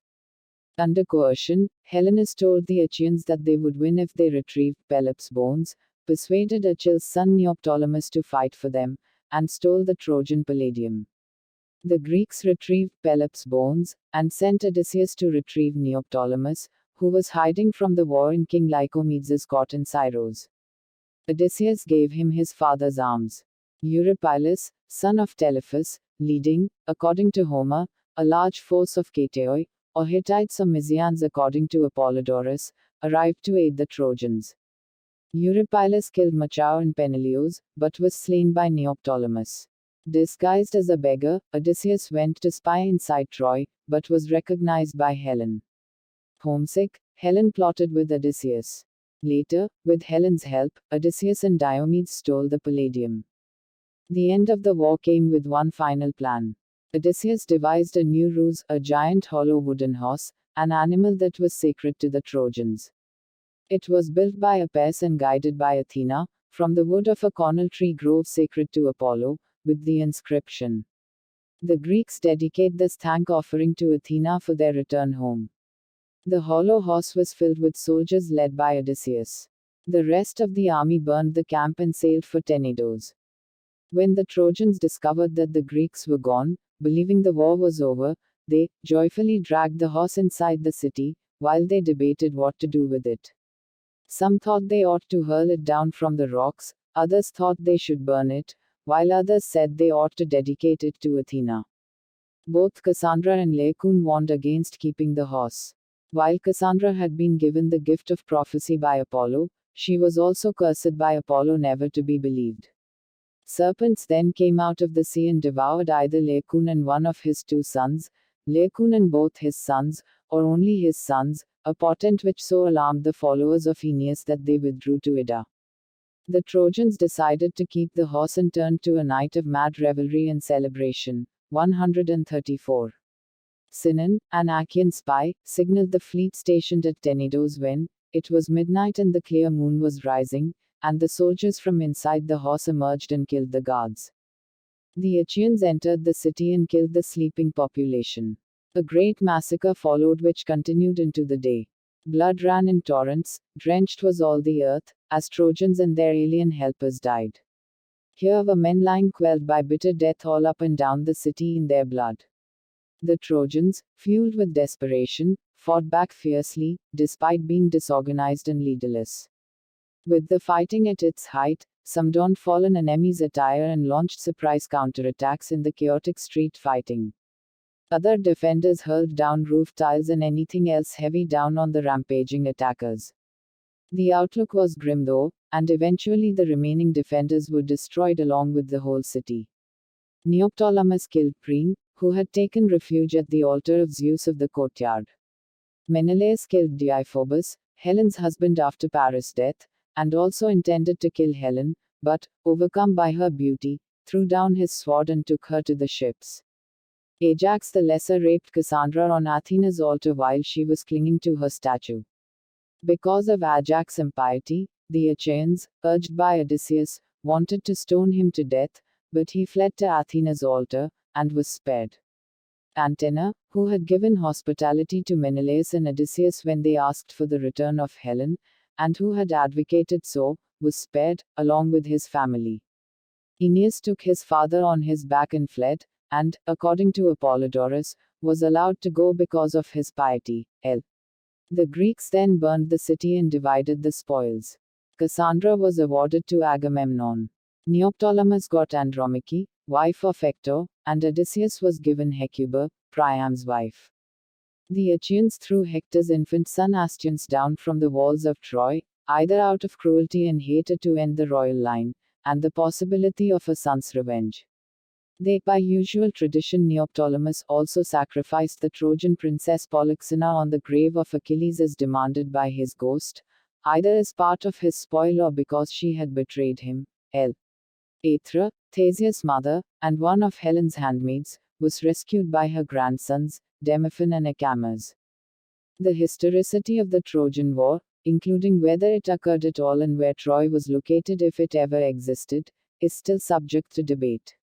Most classical Greeks thought that the war was a historical event, but many believed that the Homeric poems had exaggerated the events to suit the demands of poetry. For instance, the historian Thucydides, who was known for being critical, considers it a true event but doubts that 1,186 ships were sent to Troy. Euripides started changing Greek myths at will, including those of the Trojan War. Near year 100 AD, Dio Chrysostom argued that while the war was historical, it ended with the Trojans winning, and the Greeks attempted to hide that fact. Around 1870 it was generally agreed in Western Europe that the Trojan War had never happened and Troy never existed. Then Heinrich Schliemann popularized his excavations at Hisarlik, Çanakkale, which he and others believed to be Troy, and of the Mycenaean cities of Greece. Today many scholars agree that the Trojan War is based on a historical core of a Greek expedition against the city of Troy, but few would argue that the Homeric poems faithfully represent the actual events of the war. In November 2001, geologist John C. Kraft and classicist John V. Luce presented the results of investigations into the geology of the region that had started in 1977. The geologists compared the present geology with the landscapes and coastal features described in the Iliad and other classical sources, notably Strabo's Geographia. Their conclusion was that there is regularly a consistency between the location of Troy as identified by Schliemann, and other locations such as the Greek camp, the geological evidence, and descriptions of the topography and accounts of the battle in the Iliad, although of course this could be a coincidence. In the 20th century, scholars have attempted to draw conclusions based on Hittite and Egyptian texts that date to the time of the Trojan War. While they give a general description of the political situation in the region at the time, their information on whether this particular conflict took place is limited. Andrew Dalby notes that while the Trojan War most likely did take place in some form and is therefore grounded in history, its true nature is unknown. The Tavagalava letter mentions a kingdom of Ayava, Achaea, or Greece that lies beyond the sea, that would be the Aegean, and controls Milivanda, which is identified with Miletus. Also mentioned in this and other letters is the Asuva Confederation made of 22 cities and countries, which included the city of Vilusa, Ilios or Ilium. The Milavata letter implies the city lies on the north of the Asuva Confederation, beyond the Saha River. While the identification of Vilusa with Ilium, that is, Troy, is always controversial, in the 1990s it gained majority acceptance. In the Alexandru Treaty c. 1280 BC, the king of the city is named Alexandru, and Paris's name in the Iliad, among other works, is Alexander. The Tavagalava letter, dated c. 1250 BC, which is addressed to the king of Ayava, actually says, "Now as we have come to an agreement on Vilusa over which we went to war." Formerly under the Hittites, the Asuva Confederation defected after the Battle of Kadesh between Egypt and the Hittites c. 1274 BC. In 1230 BC, Hittite king Tudhaliya IV c. 1240-1210 BC campaigned against this federation. Under Anuvanda III c. 1210-1205 BC, the Hittites were forced to abandon the lands they controlled in the coast of the Aegean. It is possible that the Trojan War was a conflict between the king of Ayava and the Asuva Confederation. This view has been supported in that the entire war includes the landing in Mysia, and Telephus wounding Achilles' campaigns in the North Aegean and Telamonian Ajax campaigns in Thrace and Phrygia. Most of these regions were part of Asuva. That most Achaean heroes did not return to their homes and founded colonies elsewhere was interpreted by Thucydides as being due to their long absence. Nowadays, the interpretation followed by most scholars is that the Achaean leaders driven out of their lands by the turmoil at the end of the Mycenaean era preferred to claim descent from exiles of the Trojan War. Thank you. Hope you'd find the content informative. Kindly share the video and subscribe to the channel. Do comment to let us know what are the other subjects you'd like us to cover.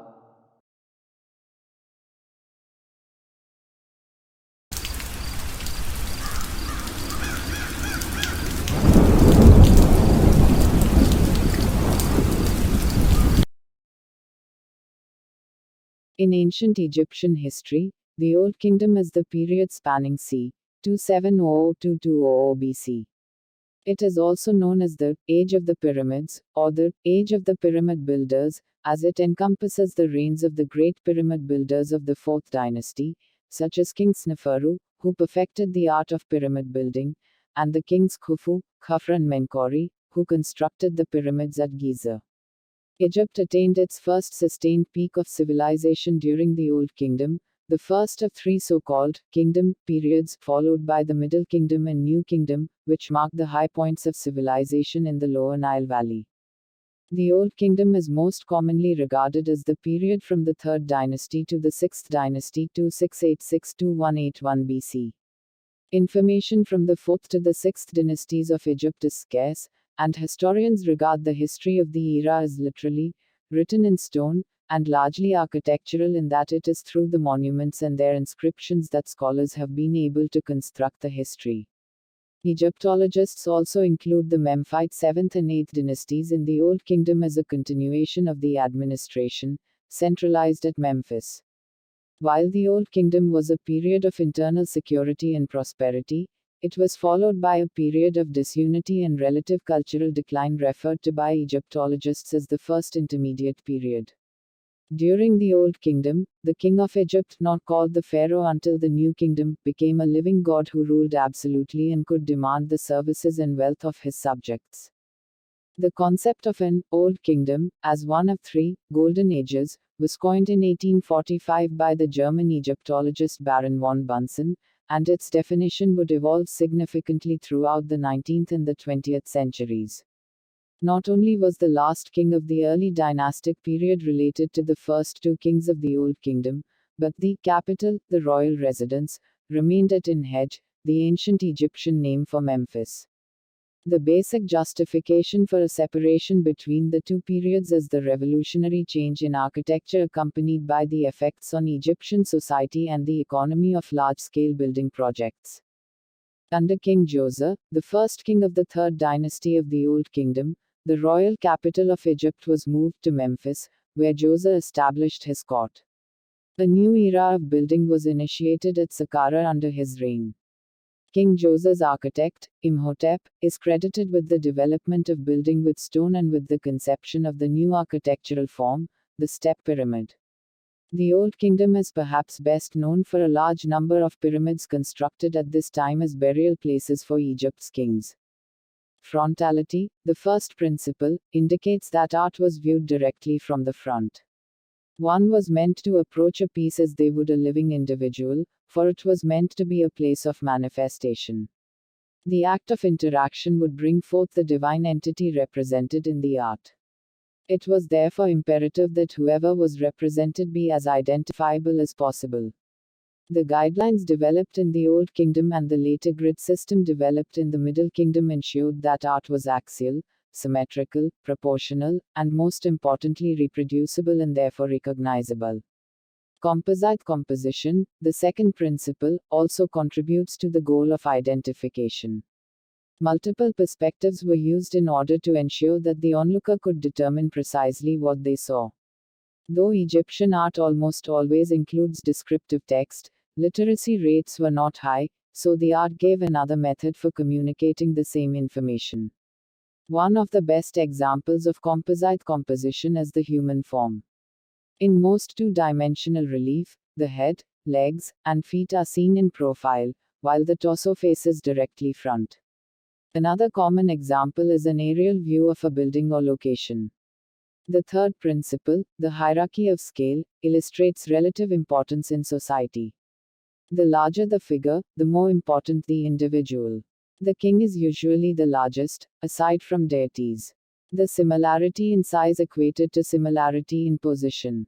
However, this is not to say that physical differences weren't shown as well. Women, for example, are usually shown as smaller than men. Children retain adult features and proportions but are substantially smaller in size. The most defining feature of ancient Egyptian art is its function, as that was the entire purpose of creation. Art was not made for enjoyment in the strictest sense, but rather served a role of some kind in Egyptian religion and ideology. This fact manifests itself in the artistic style, even as it evolved over the dynasties.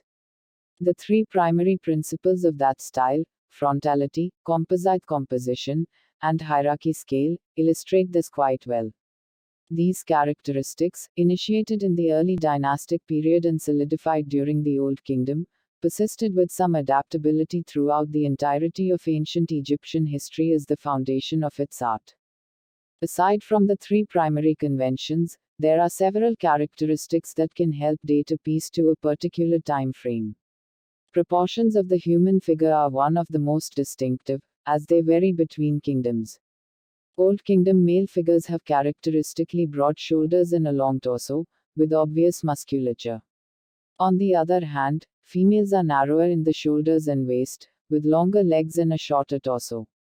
However, in the 6th dynasty, the male figures lose their muscularity and their shoulders narrow. The eyes also tend to get much larger. In order to help maintain the consistency of these proportions, the Egyptians used a series of 8 guidelines to divide the body. They occurred at the following locations: the top of the head, the hairline, the base of the neck, the underarms, the tip of the elbow or the bottom of the ribcage, the top of the thigh at the bottom of the buttocks, the knee, and the middle of the lower leg. From the soles of the feet to the hairline was also divided into thirds: 1/3 between the soles and the knee, another third between the knee and the elbow, and the final third from the elbow to the hairline. The broad shoulders that appeared in the 5th dynasty constituted roughly that 1/3 length as well. These proportions not only help with the identification of representations and the reproduction of art but also tie into the Egyptian ideal of order, which tied into the solar aspect of their religion and the inundations of the Nile. The sculpture was a major product of the Old Kingdom. The position of the figures in this period was mostly limited to sitting or standing, either with feet together or in the striding pose. Group statues of the king with either gods or family members, typically his wife and children, were also common. It was not just the subject of sculpture that was important, but also the material. The use of hard stone, such as gneiss, graveite, schist, and granite, was relatively common in the Old Kingdom. The color of the stone had a great deal of symbolism and was chosen deliberately. 4 colors were distinguished in the ancient Egyptian language: black, green, red, and white. Black was associated with Egypt due to the color of the soil after the Nile flood, green with vegetation and rebirth, red with the sun and its regenerative cycle, and white with purity. The statue of Menkori with Hathor and input is an example of a typical Old Kingdom sculpture. The 3 figures display frontality and axiality, while fitting with the proportions of this time period. The graveite came from the eastern desert in Egypt and is therefore associated with rebirth and the rising of the sun in the east. Though the above concepts apply to most, if not all, figures in Egyptian art, there are additional characteristics that applied to the representations of the king. Their appearance was not an exact rendering of the king's visage, though kings are somewhat identifiable through looks alone. Identification could be supplied by inscriptions or context. A huge, more important part of a king's portrayal was about the idea of the office of kingship, which were dependent on the time period. The Old Kingdom was considered a golden age for Egypt, a grandiose height to which all future kingdoms aspired. As such, the king was portrayed as young, vital, with features that agreed with the standards of beauty of the time. The musculature seen in male figures was also applied to kings. A royal rite, the Jubilee Run, which was established during the Old Kingdom, involved the king running around a group of markers that symbolized the geographic borders of Egypt. This was meant to be a demonstration of the king's physical vigor, which determined his capacity to continue his reign. This idea of kingly youth and strength were pervasive in the Old Kingdom and thus shown in the art. End of a dynasty. Nothing prepared Egypt for the eclipse of royal power and poverty that came after Pepi II. Nothing prepared Egypt for the eclipse of royal power and poverty that came after Pepi II Neferkare. He had ruled for more than 90 years 2246–2152 BC, as the fourth king of the sixth dynasty of the Old Kingdom. Within the span of 20 years, fragmentary records indicate that no less than 18 kings and possibly one queen ascended the throne with nominal control over the country. This was the entire length of the 7th and 8th dynasties 2150–2134 BC. In the last few years of the 6th dynasty, the erosion of power of the centralized state was offset by that of provincial governors and officials who became hereditary holders of their posts and treated their regions as their own property. Egypt, to be sure, survived the disastrous collapse of the monarchy. Within a century, Egyptians had reinvented centralized government. They refurbished the image of kings so that they were not merely rulers by virtue of their divine descent but more importantly had to uphold order and justice, care for the dispossessed and show mercy and compassion. The crisis that shook Egyptian society thus heralded the most dramatic transformation in the royal institution, which was destined never to be separated from the social function. The crisis not only reformed the monarchy but also instilled the spirit of social justice and laid the foundation for mercy and compassion as fundamental virtues. It was these concepts that were later to infuse Christianity and Islam. It was these same concepts that eventually led to the overthrowing of monarchs who repeatedly usurped their powers and denied people their religious rights. What was the factor that weakened the monarchy and allowed provincial governors to assume royal power over their regions? One possibility is an invasion by Asiatics. However, there is no evidence that Asiatics invaded Egypt at the end of the Old Kingdom. Alternatively, the initial breakdown of the Old Kingdom was caused by a sudden, unanticipated, catastrophic reduction in the Nile floods over 2 or 3 decades. This was so severe that famine gripped the country and paralyzed the political institutions. People were forced to commit unheard of atrocities such as eating their own children and violating the sacred sanctity of the royal dead. The Egyptian sage Ipuwer gives a graphic description of the horrendous events of that time. Fragmented rule, even imbeciles and children could rule with no threat to the royal institution. Some Egyptologists attribute the sudden collapse of the Old Kingdom to the long reign of Pepi II. However, a reign which lasted for more than 90 years suggests, if anything, stability and strength. Even if the collapse was due to Pepi II's long reign, the struggle for power among the sons of Pepi II at the end of his rule is not a reason for the dissolution of the monarchy. Moreover, it is misleading to speak of his successors as being weak kings without giving any reasons as to how such divine rulers of absolute power could have become so. Under such conditions, even imbeciles and children could rule with no threat to the royal institution.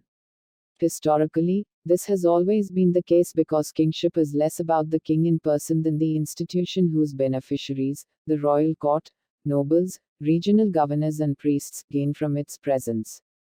They suffer to lose everything if the institution is compromised or handed over to another royal personage. For this reason, the principle of divine kingship was maintained even when the king was replaced by rulers drawn from outside the family of the enthroned king. We have no indication at the end of the 6th dynasty that there was a bid for power by the local governors. It is only after the initial breakdown that power was wielded by the kings of a province in Middle Egypt, later called Heracleopolis. The capital was approximately 15 kilometers west of Beni Suef on the right bank of Bahar Yusuf. According to Manetho, Heracleopolis became the capital of Egypt during the 9th and 10th dynasties, and the town played a major role after the end of the Old Kingdom. Evidence for this account comes from inscriptions in the tombs of a vassal prince at Asyut. These reveal that war broke out between the kings of Heracleopolis and Theban kings. The war lasted for several years and ended when the Theban king Mentuhotep II Nebhi-Patriarch 2061-2010 BC defeated Heracleopolis before reunifying the country. Contrary to what some Egyptologists claim, the stability of the long reign of Pepi II was most likely due to the decentralization of the government. This is one of the most successful strategies in managing complex organizations. The ambitions of local governors in such a system are primarily curtailed by the economic and defense rewards of being a vassal. In addition, there is the strong likelihood of failure in staging an uprising because the king can count on many more loyalists. Only when the monarchy is undermined by some unforeseen cause, would charismatic and ambitious provincial governors seek to become kings.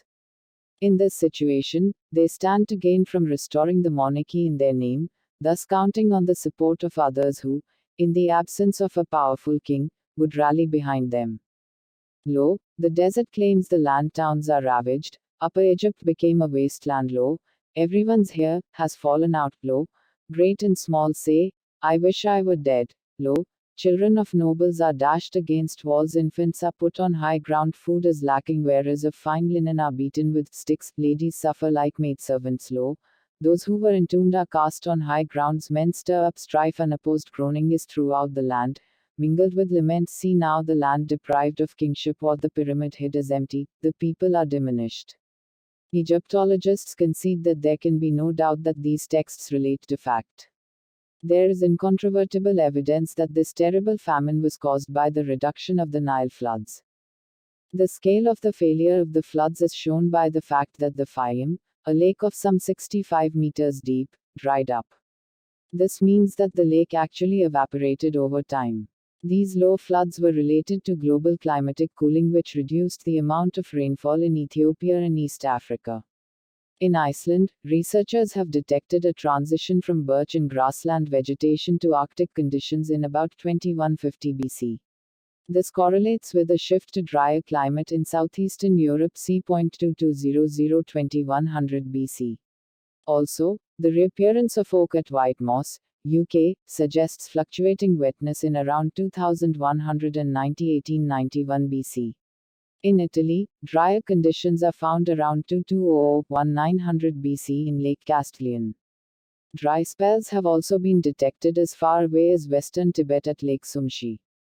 The Nile can be considered as the force which destroyed the civilization that it had nurtured.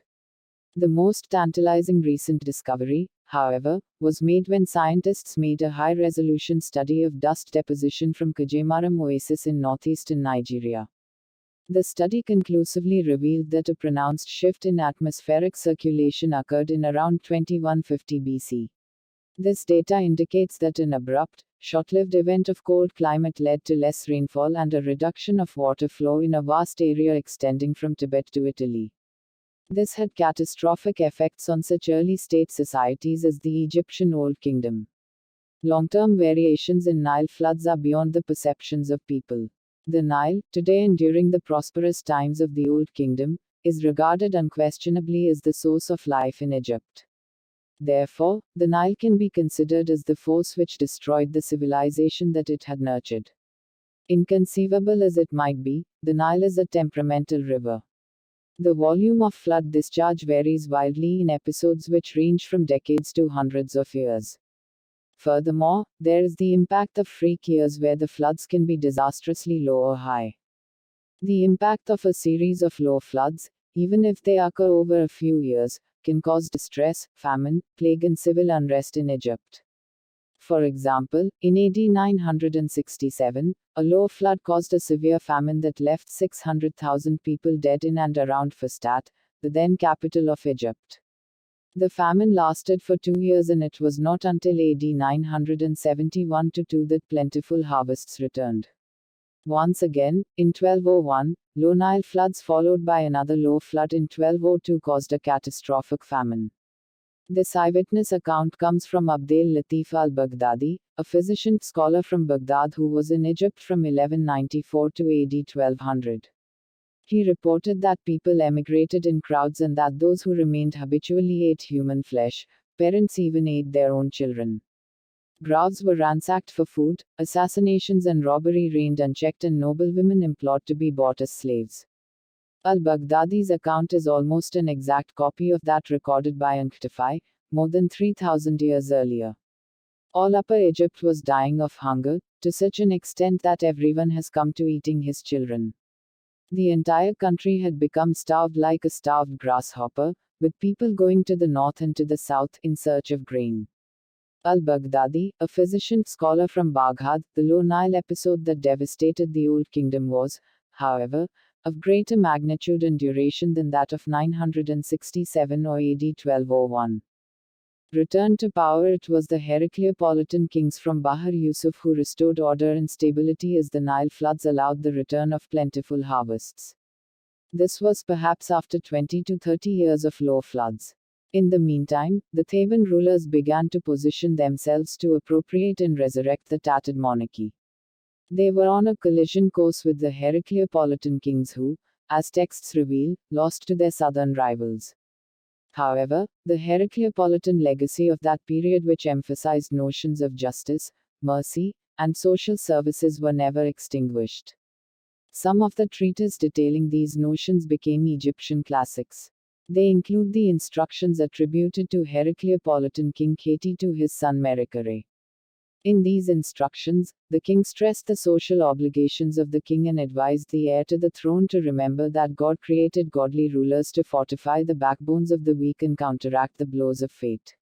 Within the context of the Heracleopolitan society of the early 12th dynasty, the tale of the eloquent peasant was certainly disseminated as a piece of official wisdom. It is clearly a bill of rights of ordinary citizens and the responsibility of state officials towards the poor and powerless. The tale regards the ruler as a father to the orphan, husband to the widow, brother to she who is divorced, a guardian to the motherless, a just ruler who comes to the voice of those who call him. The end of the Old Kingdom was not the end of Egyptian civilization. There are 4 successive episodes during this upheaval of Egyptian civilization. First came the initial episode of shock, upheaval and fragmentation which were caused by low floods. This lasted from the end of the 6th dynasty to the end of the 8th, perhaps as early as 2100 and certainly by 2155-2134 BC. Then came the second episode of rehabilitation and redevelopment of regional polities which commenced c. 2134 BC. This encompassed the first 2 generations after the end of the 8th dynasty, the 9th in Heracleopolis, and the first part of the 10th in Thebes. This was followed by the struggle between Thebes and Heracleopolis during the reign of Antefi, who succeeded in re-establishing order during his 50-year reign. This incidentally did not lead to any weak successors. Finally occurred the consolidation of national unity by Mentuhotep II and his immediate successors after c. 2020 BC. The end of the Old Kingdom was not the end of Egyptian civilization. The so-called First Intermediate period was not a dark age. The calamity triggered by low Nile floods was the impetus to radical social changes and a reformulation of the notion of kingship. The legacy of this period is still with us today. Egyptians were the first to work in stone on a massive scale. These photos trace their development from the first stone city at Saqqara to the Great Pyramids at Giza, which remained the tallest structures in the world until the Eiffel Tower was built in 1889. The structures shown were built during the Old Kingdom, in the 3rd through the 5th dynasties c. 2667-2345 BCE.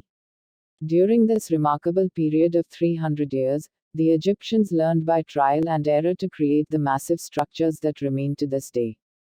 For example, at Saqqara, early architects creating stone columns for the first time were uncertain of their strength and so buttressed them for stability. The classic pyramid form that is so familiar today began as a series of mastabas, raised platforms, built one atop another in a stair-step fashion, eventually leading to the step pyramid of the pharaoh Djoser, the world's first pyramid.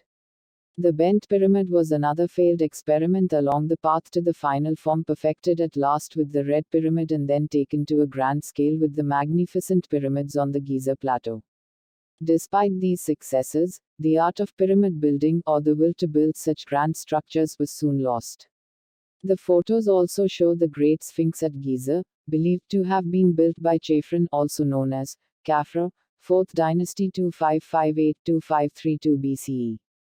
The Sphinx remains one of the most enigmatic sculptures in the world. Not all of the Old Kingdom's great works were built in stone.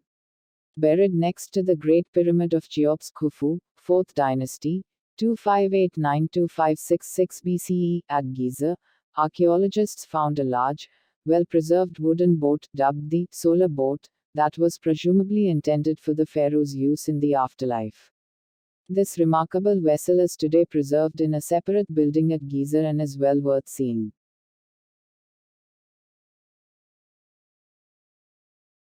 The Old Kingdom of Egypt existed from the 3rd through the 6th dynasties 2686 BC 2182 BC.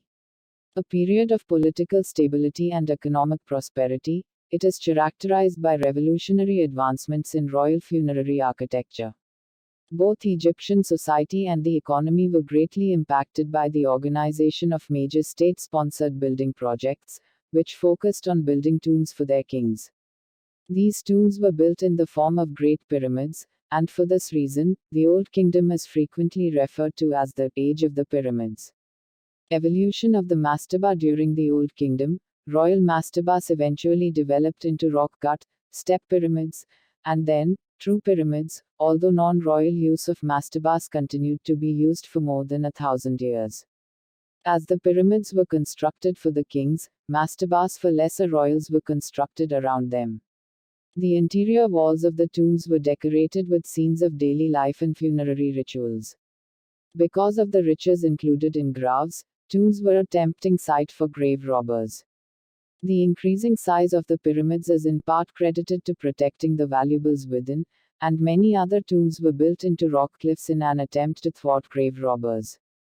Djoser's Step Pyramid, the first king to launch a major pyramid building project was King Djoser, who ruled in the 3rd dynasty.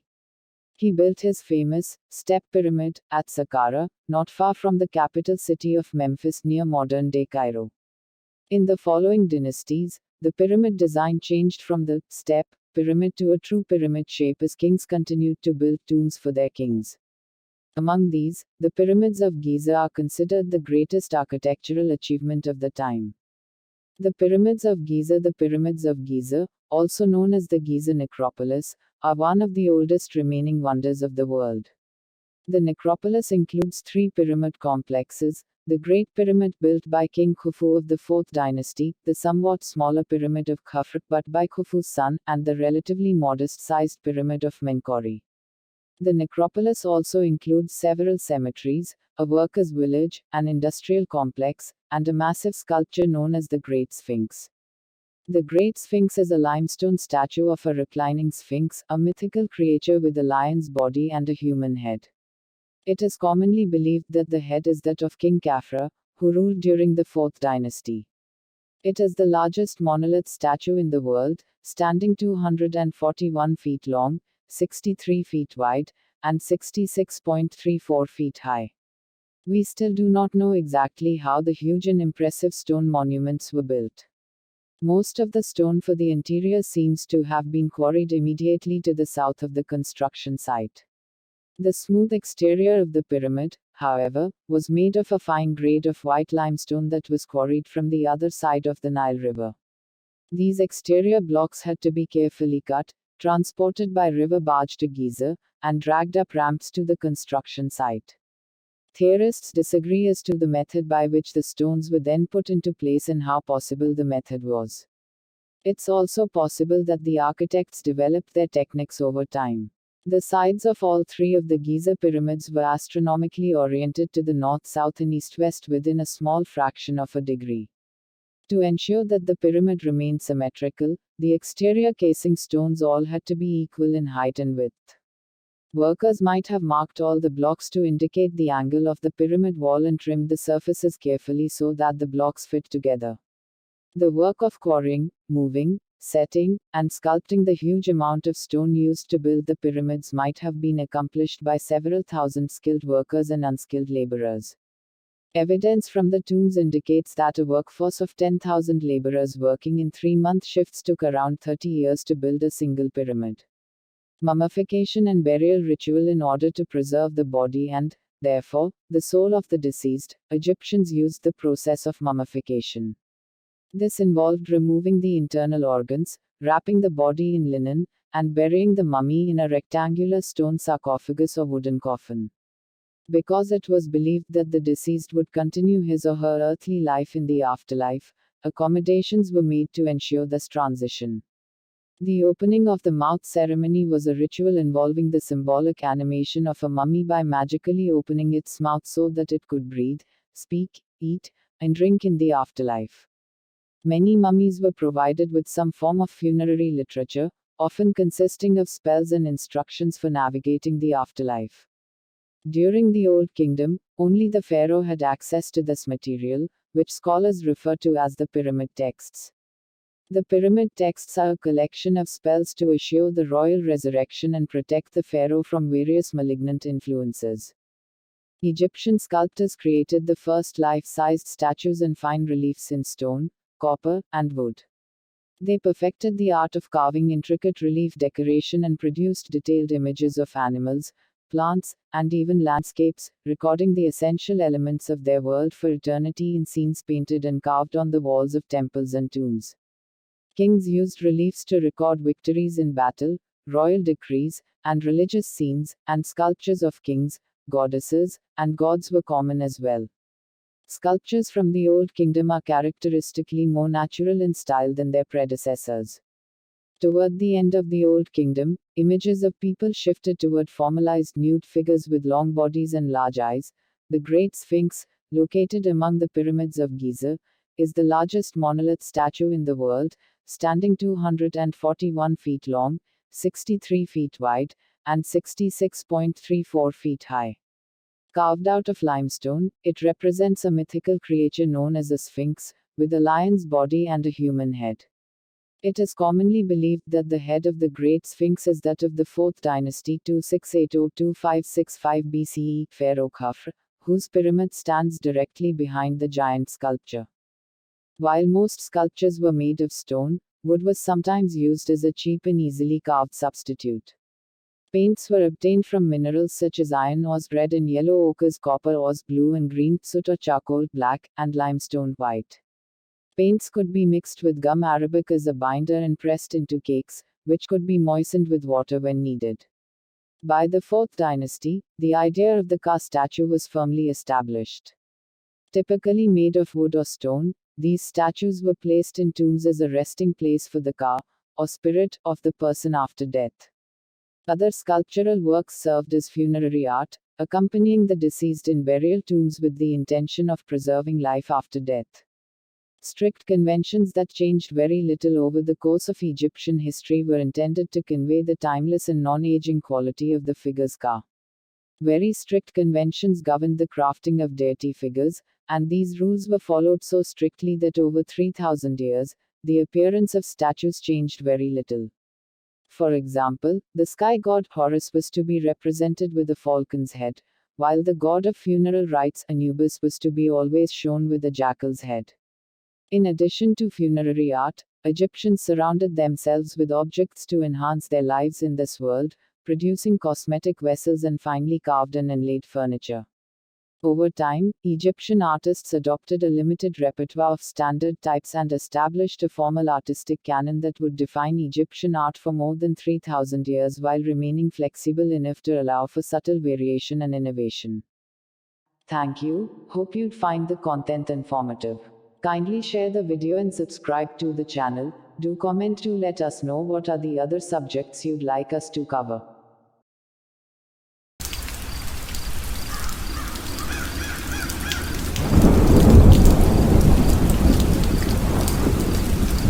What happens when you find your beloved partner engaged in a deep telephonic conversation with a person of opposite sex? You choose to shoot your partner in a fit of rage, chop the body into pieces, and to destroy the evidence, you go ahead and burn the entire corpse in a tandoor. This is what happened exactly in the case of Sushil Sharma and Naina Sahni. Naina Sahni's murder remains one of the most sensational cases for the criminal and justice system. Discovering a burnt body of a woman chopped into pieces in a tandoor of a restaurant in Delhi indeed shook the country's conscience to a complete new level. Sushil Sharma's sudden fit of rage, the consequences that lead him to shoot his wife and then brutally burn her corpse in a tandoor, are discussed in details in this project report. Further in the project, the legal issues are discussed as was discussed in the court proceedings. The accused was first awarded a death sentence by both the trial court and the Delhi High Court managed to stretch such a case close to a decade, and later the Supreme Court overruled the judgment commuting it to a life sentence. The mystery is not the case but the fact that it took such a stretch of time to come up with a judgment. The project talks about various such parameters other than the facts of the case though mentioned, which made this case's final judgment a little too tough to digest. Asterisk, the comments made as the project proceeds are completely a perspective that I have had while reading the case, therefore, with all disclaimer applicable, this report. Indian Penal Code, Section 34, which says when a criminal act is done by several persons, in this case Sushil Sharma along with the employee of Bhagia Babi K. Keshav Kumar, each having common intention, have the same amount of liability as one would have had if done by one person alone. Also referring to Section 37, it says that if any kind of cooperation is done intentionally for committing a crime is also punishable as committing an offense. Chapter 5 talks about criminal conspiracy, in which Section 120b highlights the punishment of the conspiracy, which is either imprisonment or fine or both. From Chapter 11, Section 201, which talks about causing destruction, disappearance of evidence, or giving false information to hide the offender, the offense of Keshav Kumar was understood. Been taken into from this book on Indian Evidence Act, 1872, which says when one or more persons are tried jointly for the same offense and a confession is made by one of them, and is proved, then the court may take into consideration such confession against both the tried persons. The case is of a heinous murder of a wife, Naina Sahni, by the husband, Sushil Sharma, of course with the involvement of tandoor, which will be addressed in the later part of this section. Starting with the background of both the deceased and the appellant, Sushil Sharma was the president of Delhi Youth Congress at the relevant time 1992, a commerce graduate from Delhi University. Naina Sahni, the deceased, also a Delhi University graduate, was the former General Secretary of the Delhi Youth Congress Girls Wing. It was said that Naina Sahni used to visit accused Sushil Sharma at the office of Youth Congress in New Delhi. In the year 1992, accused Sushil Sharma obtained a flat at Mandir Marg where Naina Sahni used to visit frequently, and at times, she used to stay back at night as well, as said by the neighbors. Later, Sushil and Naina are said to have married in that residence, in their own way, which suggests that they had a secret marriage hidden from the public. However, the marriage had the consent of both the parties, Sushil and Naina, also including Naina Sahni's parents. Thereafter, Naina continued to live in the said flat, claiming to be Sushil's wife, till she was murdered. Coming to the tandoor part of the case, the Indian Tourism Development Corporation (ITDC), which was running a unit called Ashok Yatri Niwas, entered into a license agreement with Sharma and others for a restaurant called as the Bhagia Babi K restaurant.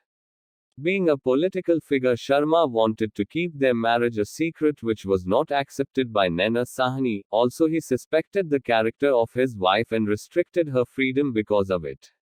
With growing tensions between the couple, Sushil and Naina's married life became a strained one, where the wife was said to have been trying leaving the husband and moving to Australia with the help of her friend Matloob Karim, a fellow Congress worker and colleague. On the day of the murder, after 3 years of their secret and strained marriage, on the 2nd of July 1995, Sharma reached his Mandir Marg flat to find Naina deep in conversation with somebody on the phone. On seeing Sharma, panicked Sahni disconnected the call. Suspicious, Sharma redialed the number after she ended the call and found that it was Matloob Karim, her fellow mate. Sharma suspected his wife having an affair with Mr. Karim. The marriage, as stated, was already strained as Sharma wanted to keep it a secret owing to his political ambitions. It was also known from neighbors that Sharma hit his wife regularly and spied his wife through their servant. Enraged, Sharma took out his licensed revolver and shot Nana thrice, 2 bullets hitting her head and neck, and the third bullet struck the air conditioner. Sahni died on the spot. In a fit of a rage, a crime was committed, justified. True, you suspect your partner having an affair, what a reasonable man would do is murder, but what comes next is what shook the legal and judicial fraternity to the next level. Sharma then carried her body to the restaurant covered in a black plastic, in the dicky of his Maruti car, which he owned, Bagya Barbecue, where he chopped the corpse into pieces and dumped it in the tandoor. The execution of the tandoor burning was carried out with the help of the co-accused Keshav Kumar, restaurant employee. Later, the same person, upon being interrogated by the police, he claimed that he was burning old Congress banners. Meanwhile, when the body was dumped in the barbecue, it released a huge amount of fire and smoke in the restaurant, which attracted the attention of the passersby and also the people in the restaurant. Seeing the unusual fire and smoke, a police constable reports the situation, to which police reach the restaurant. Meanwhile, when the police was trying to figure out the cause of the fire in the restaurant, Sharma flees from the crime scene. The police noticed in the embers a human body, particularly of a woman whose limbs tore apart and her intestines spilling out. Near the tandoor was spotted black polythene and noticed bloodstains on it. Later, bloodstains on Keshav's clothes were seized, and also that he helped the criminal escape from the crime scene and helped Sharma get rid of the corpse made him the co-accused. Sushil Sharma fled to various cities thereafter: Jaipur, Mumbai, Chennai, Bangalore, finally surrendering in Bangalore on the 10th of July 1995. 1. The appellant Sushil Sharma was the owner of a restaurant by the name of Bagya Barbecue in the compound of Ashok Yatri Niwas at Ashoka Road, New Delhi, and his co-accused Keshav Kumar was one of the employees kept there by Mr. Sharma. Absence of cordial relationship, suspicion of extramarital affair on wife, regular beatings and spying by servant, murder of wife, circumstantial evidence and motive, shot by revolver of the husband after murder, body chopped and burnt in tandoor, common intention and disappearance of evidence, hence the guilt proved, awarded death sentence by the Sessions Court and High Court, commuted to life imprisonment by the Supreme Court. This was a clear case of homicidal death of a wife who was murdered by the husband in a fit of rage because of him doubting her having an affair. However, the case took over a decade to bring out the proper judgment. The question which thus strikes in the minds of people would be, why would such a case take that long to decide? The answer is quite clear. Political influence always plays a vital role in this system. When the accused is the president of Delhi Youth Congress, it is pretty much evident that one might use his influence for turning the tables.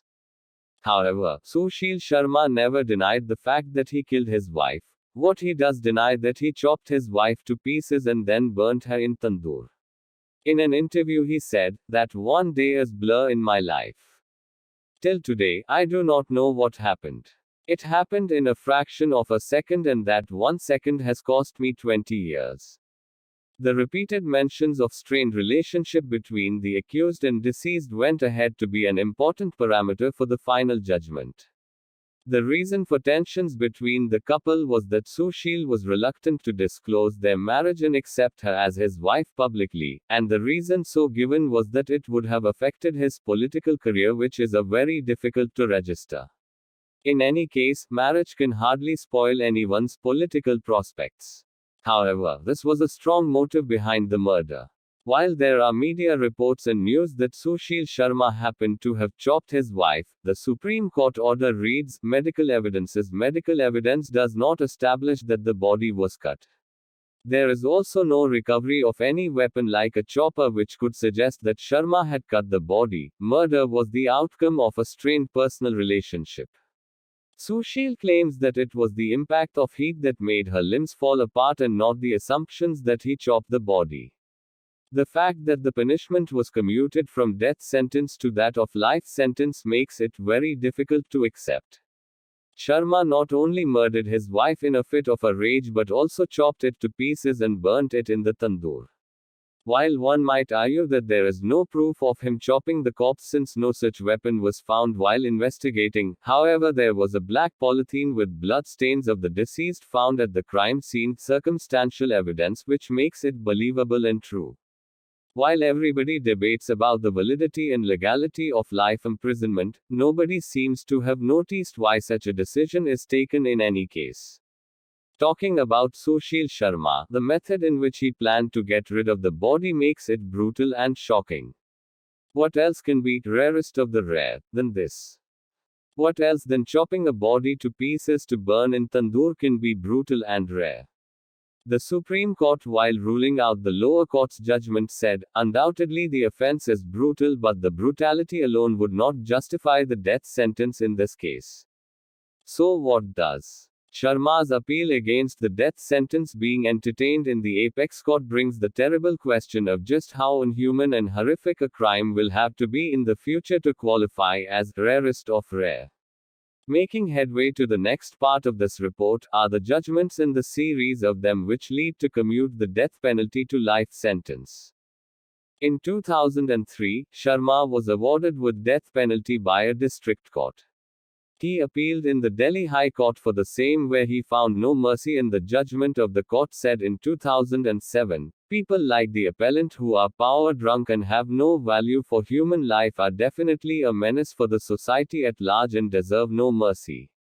The act of the appellant is so abhorrent and dastardly that in case death penalty is not awarded to him, it would be a mockery of justice, and conscience of the society at large would be shocked. This is surely a case which falls within the category of rarest of rare cases in which no other punishment except the death penalty would be justified.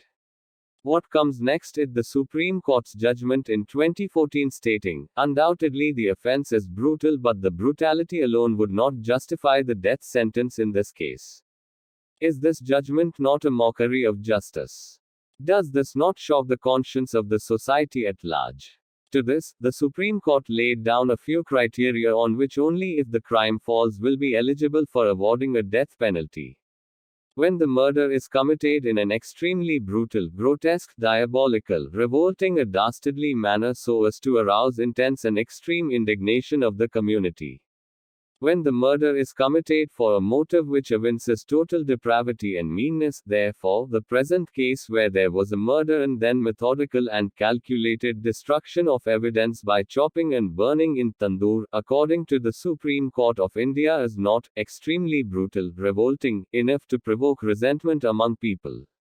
The Supreme Court also concluded that Sharma's motivation to murder was because he loved Sahni and was a possessive husband. The murder was the outcome of strained personal relationship. What happened to that love for his wife when he was brutally chopping her body into pieces? Where was the possessive husband when his wife was planning to move to Australia with the help of her colleague? Questions are many, but the judgment answers none. The death sentence was commuted on other grounds as well. The bench observed that Sharma had no criminal antecedents and had chances of reformation.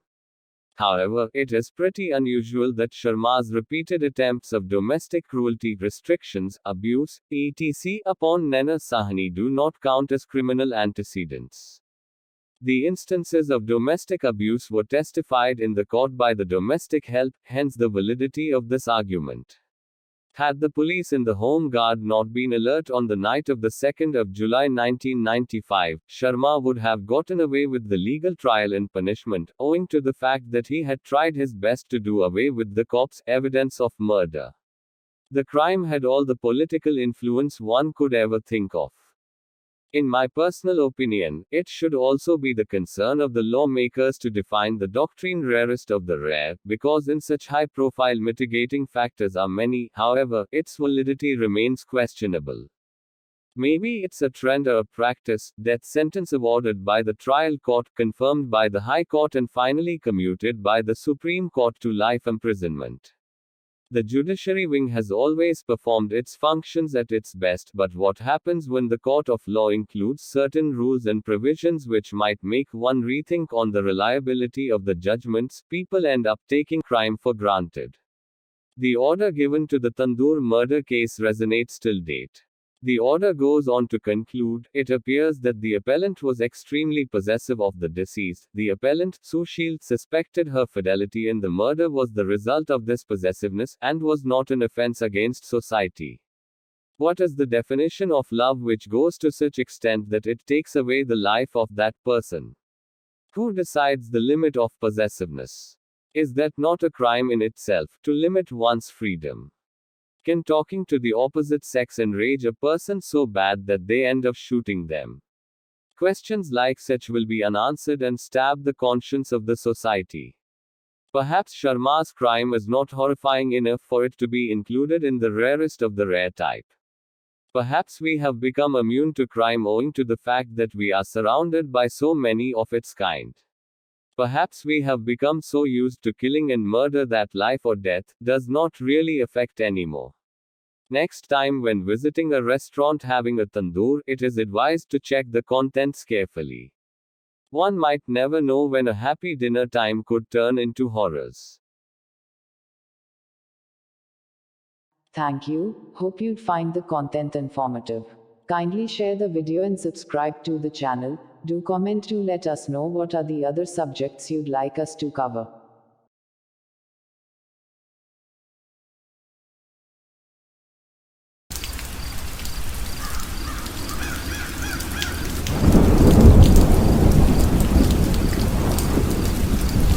During the last few millennia BC, beginning roughly 5,000 years ago, great civilizations prospered across Eurasia and North Africa.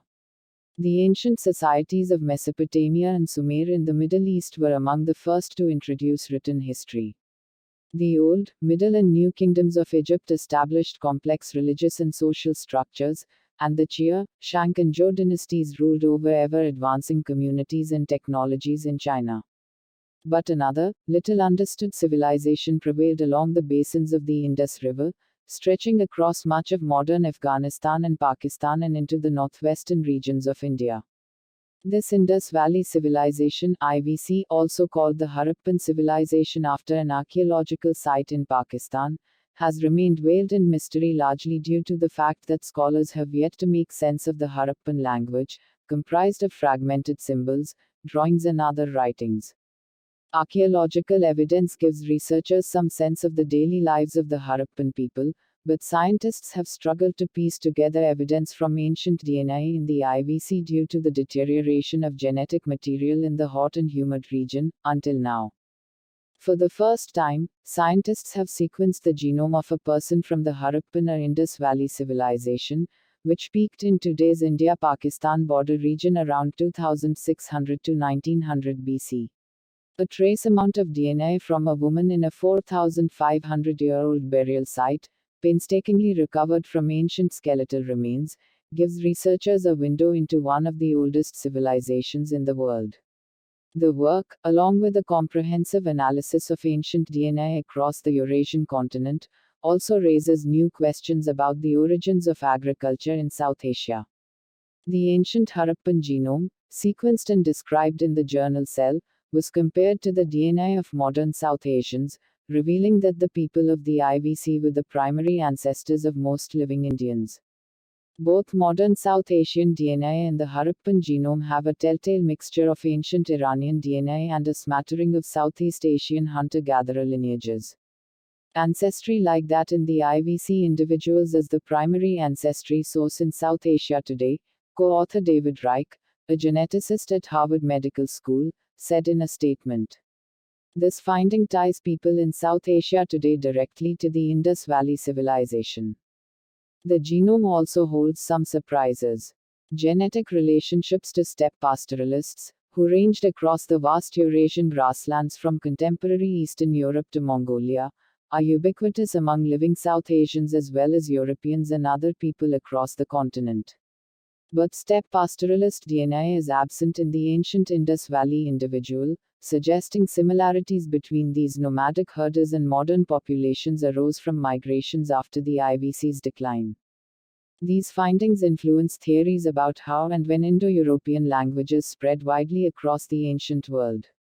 And while shared ancestry between modern South Asians and early Iranian farmers has fueled ideas that agriculture arrived in the Indo-Pakistani region via migration from the Fertile Crescent of the Middle East, the ancient Harappan genes show little contribution from that lineage, suggesting that farming spread through an exchange of ideas rather than a mass migration, or perhaps even arose independently in South Asia.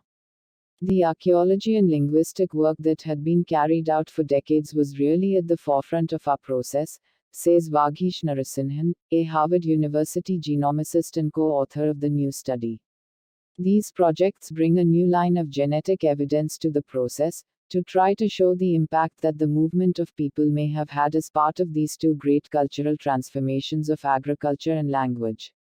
The large, well-planned cities of the IVC included sewer and water systems, as well as long-distance trade networks that stretched as far as Mesopotamia.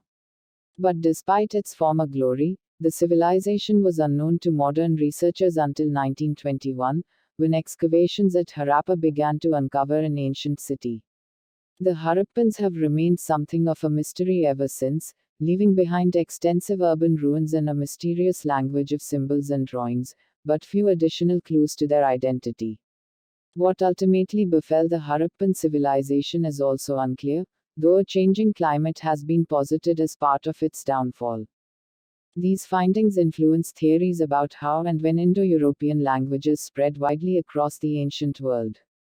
And while shared ancestry between modern South Asians and early Iranian farmers has fueled ideas that agriculture arrived in the Indo-Pakistani region via migration from the Fertile Crescent of the Middle East, the ancient Harappan genes show little contribution from that lineage, suggesting that farming spread through an exchange of ideas rather than a mass migration, or perhaps even arose independently in South Asia. The archaeology and linguistic work that had been carried out for decades was really at the forefront of our process, says Vaghish Narasimhan, a Harvard University genomicist and co-author of the new study. These projects bring a new line of genetic evidence to the process, to try to show the impact that the movement of people may have had as part of these two great cultural transformations of agriculture and language. The large, well-planned cities of the IVC included sewer and water systems, as well as long-distance trade networks that stretched as far as Mesopotamia.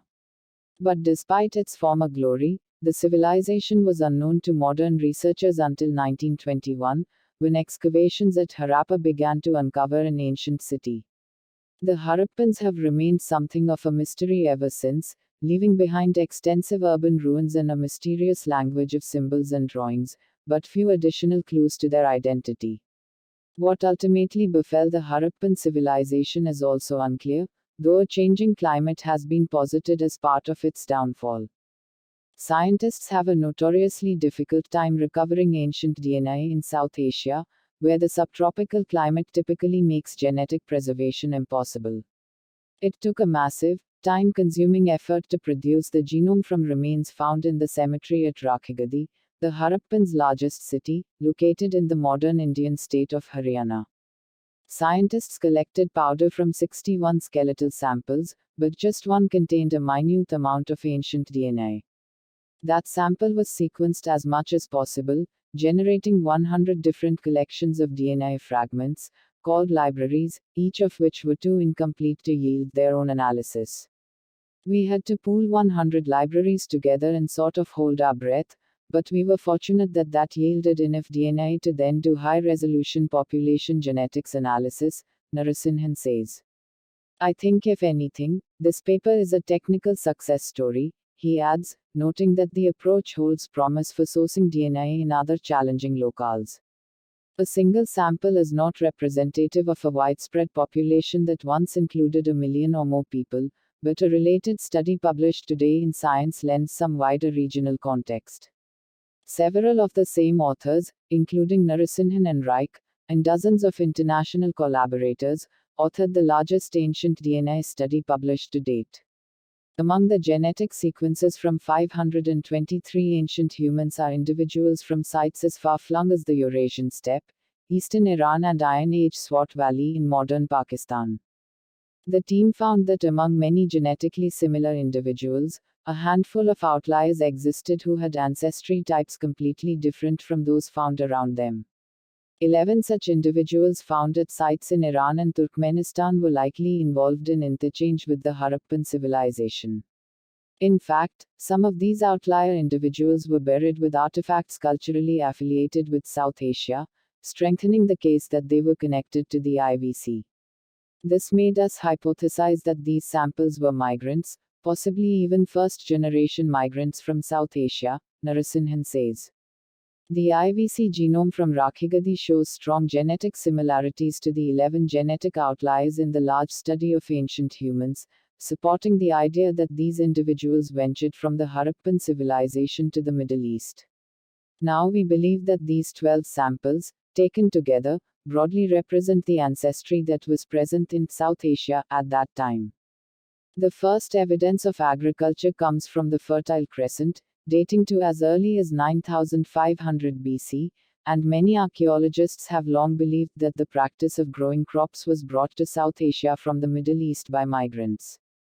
Earlier DNA studies seem to bear out this idea, since South Asians today have significant Iranian ancestry.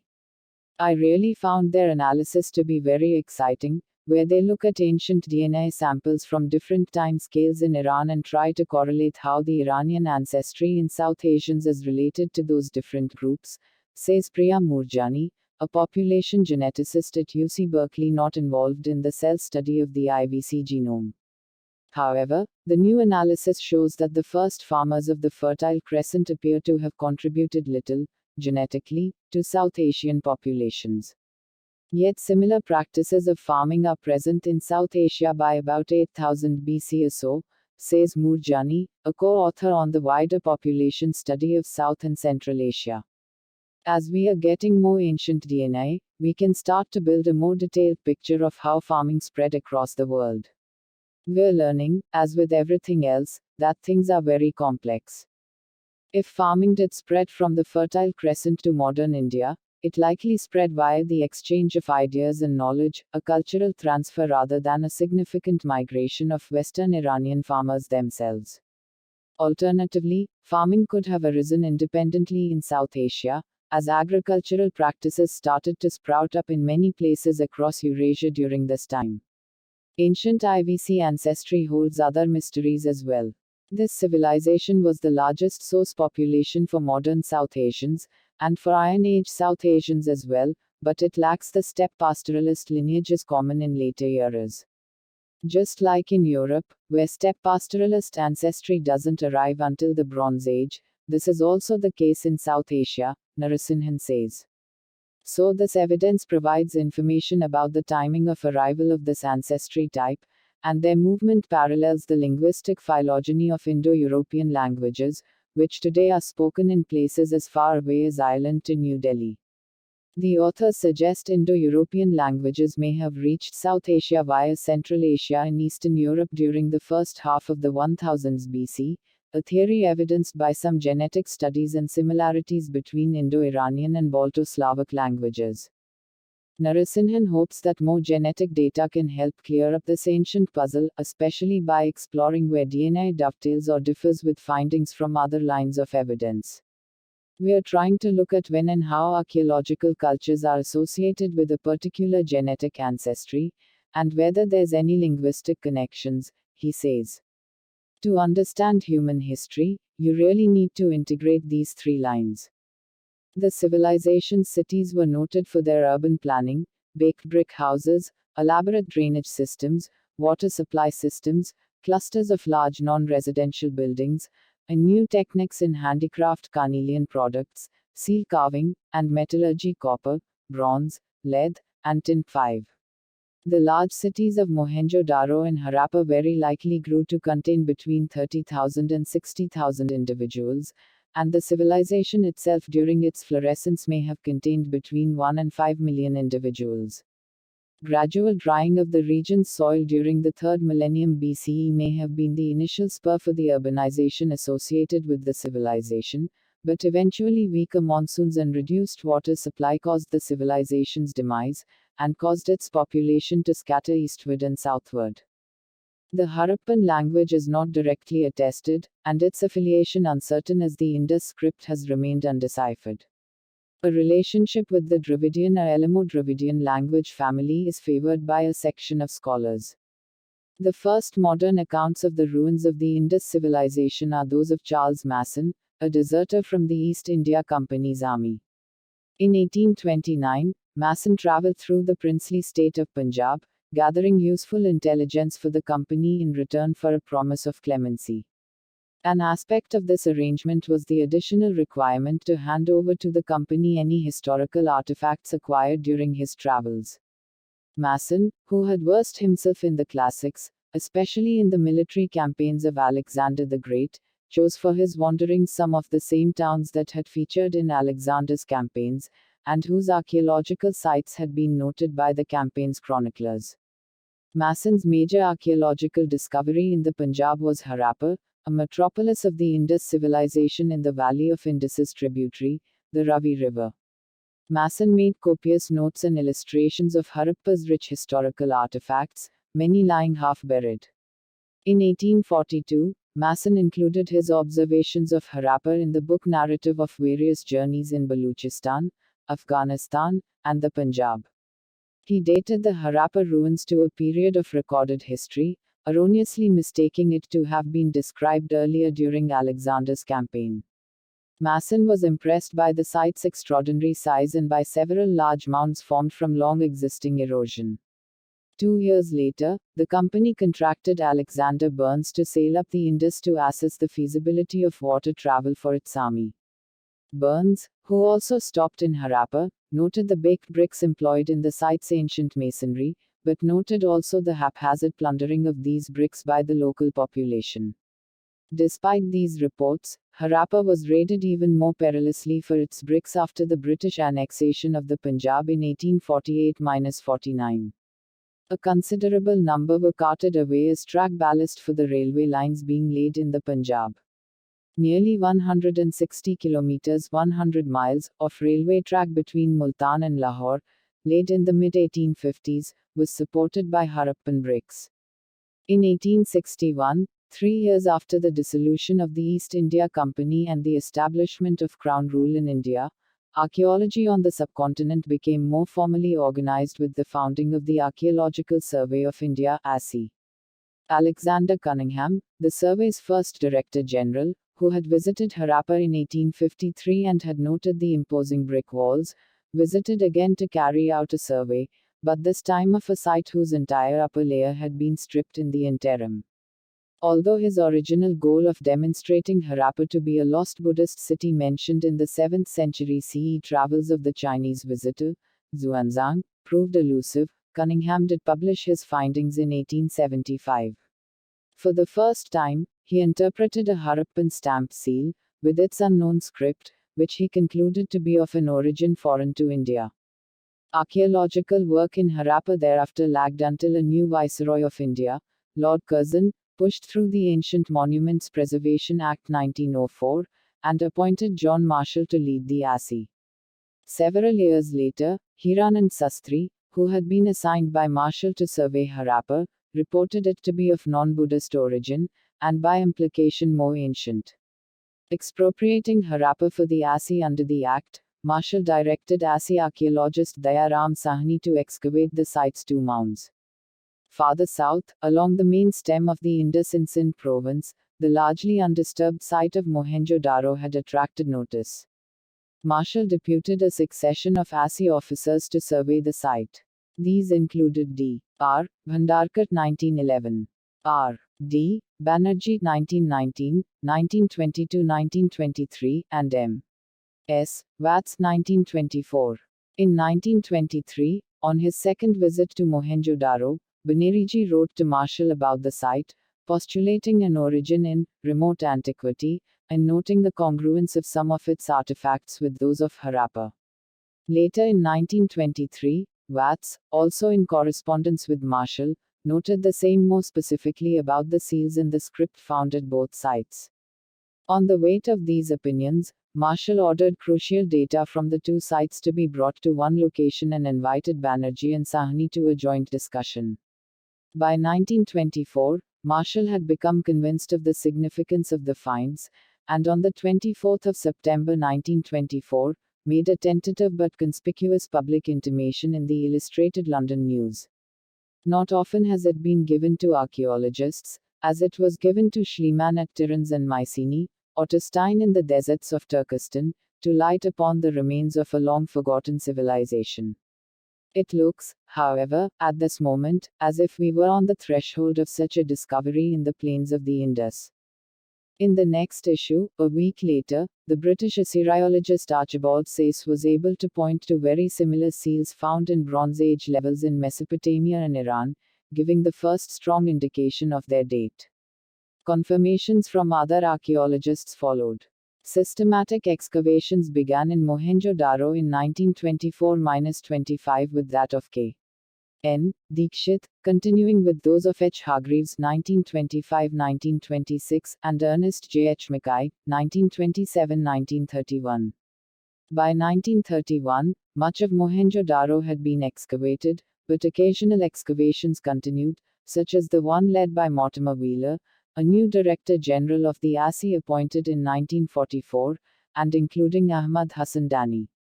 After the partition of India in 1947, when most excavated sites of the Indus Valley Civilization lay in territory awarded to Pakistan, the Archaeological Survey of India, its area of authority reduced, carried out large numbers of surveys and excavations along the Ghaggar-Hakra system in India.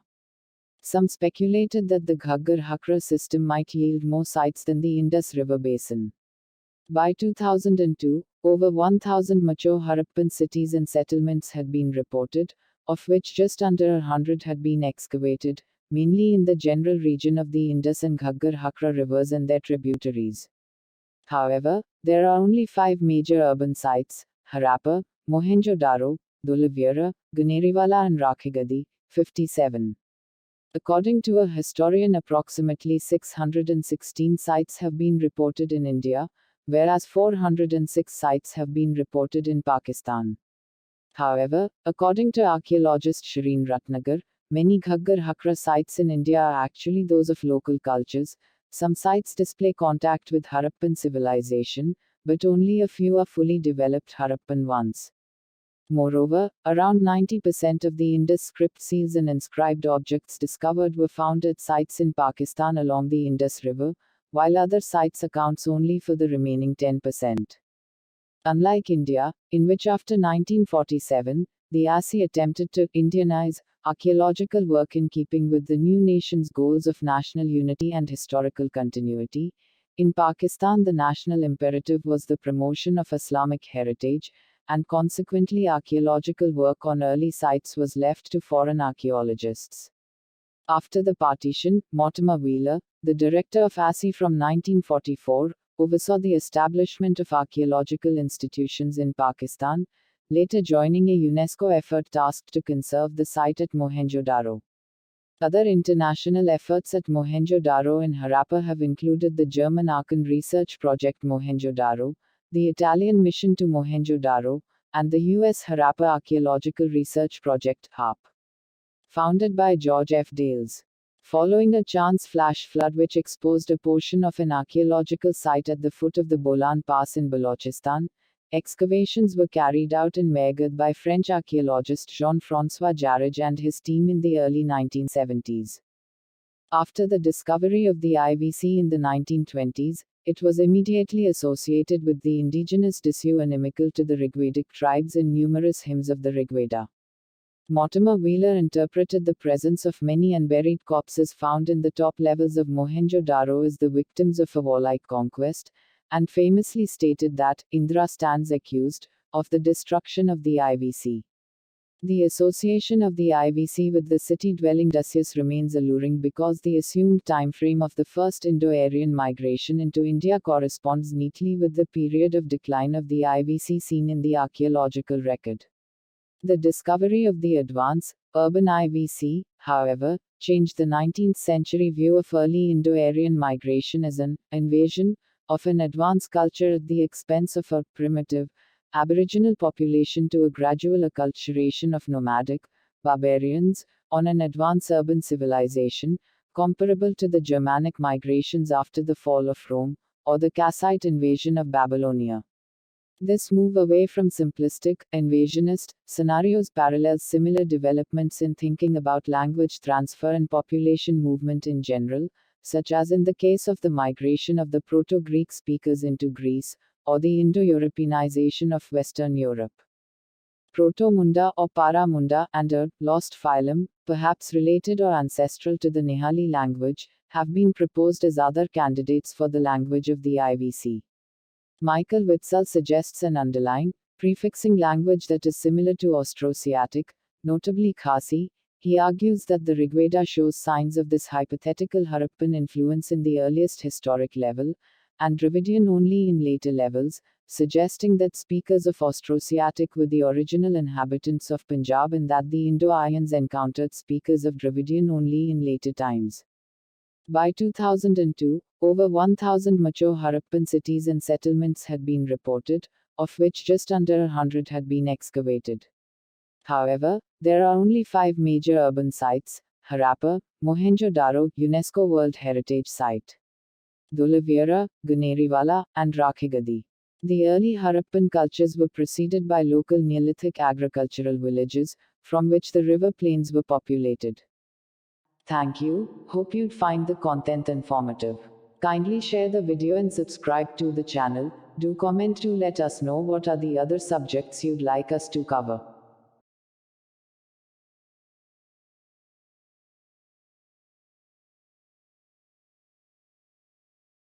The 1958 Pakistani coup d'etat refers to the events between October 7, when the President of Pakistan Iskandar Mirza abrogated the Constitution of Pakistan and declared martial law, and October 27, when Mirza himself was deposed by Gen. Ayub Khan, the Commander-in-Chief of the Pakistan Army. There were a number of prime ministers between 1956 and 1958, and it reached a stage when General Ayub Khan felt the army should take control to restore stability. East Pakistan's politicians wanted more say in the running of the central government, which increased tension. Iskandar Mirza had lost the support of many of the leading politicians and was alarmed at a plan by Sohrawardi to unite the political leadership of Bengal and Punjab against him. Therefore, he turned to Ayub Khan and the military for help.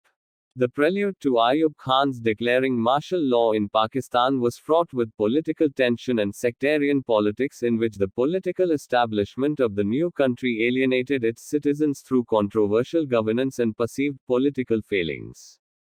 Among the most controversial failings of the government were the continued uncertainty around canal water disputes, causing a rift between the largely still agriculturally dependent economy of Pakistan's government and citizen farmers, as well as the general geopolitical failure to adequately deal with the Indian threat to Pakistani sovereignty in the disputed region of Jammu and Kashmir. In 1956, the Constituent Assembly of Pakistan approved a constitution that ended Pakistan's status as an independent dominion of the British Empire, to create an Islamic Republic of Pakistan. Maj. General Iskandar Mirza, as the last Governor-General of Pakistan, automatically became the state's first president. The new constitution was, however, followed by a period of political turmoil in Pakistan, which further agitated the populace and factions within the military. In the 2-year period between 1956 and 1958, this turmoil saw 4 prime ministers: Chaudhry Muhammad Ali, Hussain Shahid Sohrawardi, Ibrahim Ismail Chundrigar, and Sir Firoz Khan Noon in rapid succession. A precedent existed in Pakistan whereby a Governor-General in 1956 that office belonged to Malik Ghulam Muhammad before its powers were assumed by the President could dismiss a Prime Minister and rule by decree until a new government could be formed. Many viewed Mirza's use of this power as a deliberate manipulation of the constitution for his own ends. In particular, Mirza's one-unit scheme amalgamating the provinces of Pakistan into two wings, West Pakistan and East Pakistan, was politically controversial and proved difficult and costly to enforce. The quick succession of prime ministers as a result of Iskandar Mirza's controversial actions fostered the view within the military that the public would support a coup against Pakistan's civil government and allow Ayub Khan to seize control of the country. On October 7, President Iskandar Mirza declared martial law in Pakistan. He abrogated the Constitution of 1956, describing it as unworkable and full of dangerous compromises. He dismissed the government of Sir Firoz Khan Noon, dissolved the National Assembly of Pakistan and the provincial legislatures. Mirza also proceeded to outlaw all political parties. He appointed General Ayub Khan, the commander-in-chief of the Pakistani army, as the chief martial law administrator and nominated him to become the new prime minister of Pakistan, charged with administering the country. On October 27, Iskandar Mirza resigned from the presidency, transferring it to Ayub Khan. Both men saw the other as a rival to their respective positions. Mirza believed his own position had become largely redundant after Ayub Khan assumed most executive powers as chief martial law administrator and prime minister, and acted to assert himself, while Ayub Khan thought Mirza was conspiring against him. It is widely held that Ayub Khan and generals loyal to him forced Mirza to resign. Mirza was later taken to Quetta, the capital of the province of Baluchistan, before being exiled on November 27 to London, England, where he resided until his death in 1969. Ayub Khan combined the offices of president and prime minister, becoming both the head of state and government. He created a cabinet of technocrats, diplomats, and military officers. These included Air Marshal Asghar Khan and Zulfikar Ali Bhutto, the future prime minister. In contrast, with future Pakistani military rulers such as General Zia-ul-Haq and General Pervez Musharraf, Ayub Khan did not seek to hold the posts of president and army chief simultaneously. He appointed General Muhammad Musa as the new commander-in-chief. Ayub Khan also obtained judicial validation of his move when the Supreme Court of Pakistan validated and legalized his takeover under the doctrine of necessity. The coup was received positively in Pakistan as relief from unstable governments and weak political leadership. There was hope that strong central leadership could stabilize the economy and promote modernization and the restoration of a stable form of democracy. The Ayub Khan regime was also supported by foreign governments such as the United States. The first military coup of Pakistan in 1958 set up a pattern that continues to show itself 4 decades later and dominate the government either directly or indirectly. The first military coup of Pakistan also created an institutional path for the subsequent 3 military coups. The first military coup was due to various factors, not just one that civil military theorists neglect to explain. The British recruitment policy during the pre-partition period had as large a role in creating the setting for the coup as did unequal distribution of resources and geographical location. Pakistani military at the time of partition was professional while the other institutions were weak, which challenges the notion that professional military do not cause coups. The Pakistani military also gained prominence because of the all-around external and internal threats. The powerful military and bureaucratic alliance further delayed the enactment of a constitution and changed 7 prime ministers within first 11 years of independence by further discrediting the politicians before the people. All these events provided occasion, opportunity and disposition to the Pakistan army to effect the first coup by General Ayub Khan in 1958. The thesis also evaluates the effects of the first military coup on the present civil-military relations in Pakistan. Thank you. Hope you'd find the content informative. Kindly share the video and subscribe to the channel. Do comment to let us know what are the other subjects you'd like us to cover.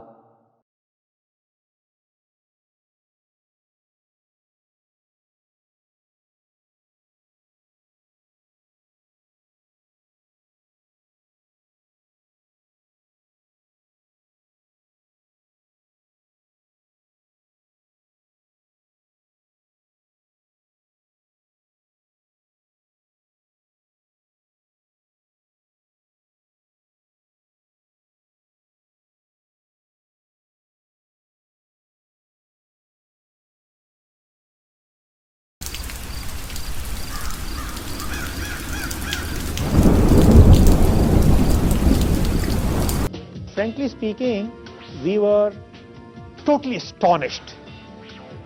Surprise is a lesser word. We were totally astonished. Law faculty का student था और प्रियदर्शनी मट्टू को बहुत हैरान परेशान करता था, तंग करता था, और उस लड़की ने पुलिस को शिकायत करी थी। तो उस लड़की की सुरक्षा के लिए दिल्ली पुलिस ने हेड कांस्टेबल राजेंद्र सिंह को एक सिक्योरिटी एड के तहत के रूप में उसके साथ लगाया था।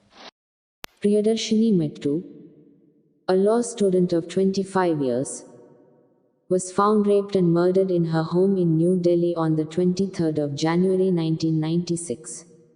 Priyadarshini finished her school in Srinagar after her family had moved to Jammu.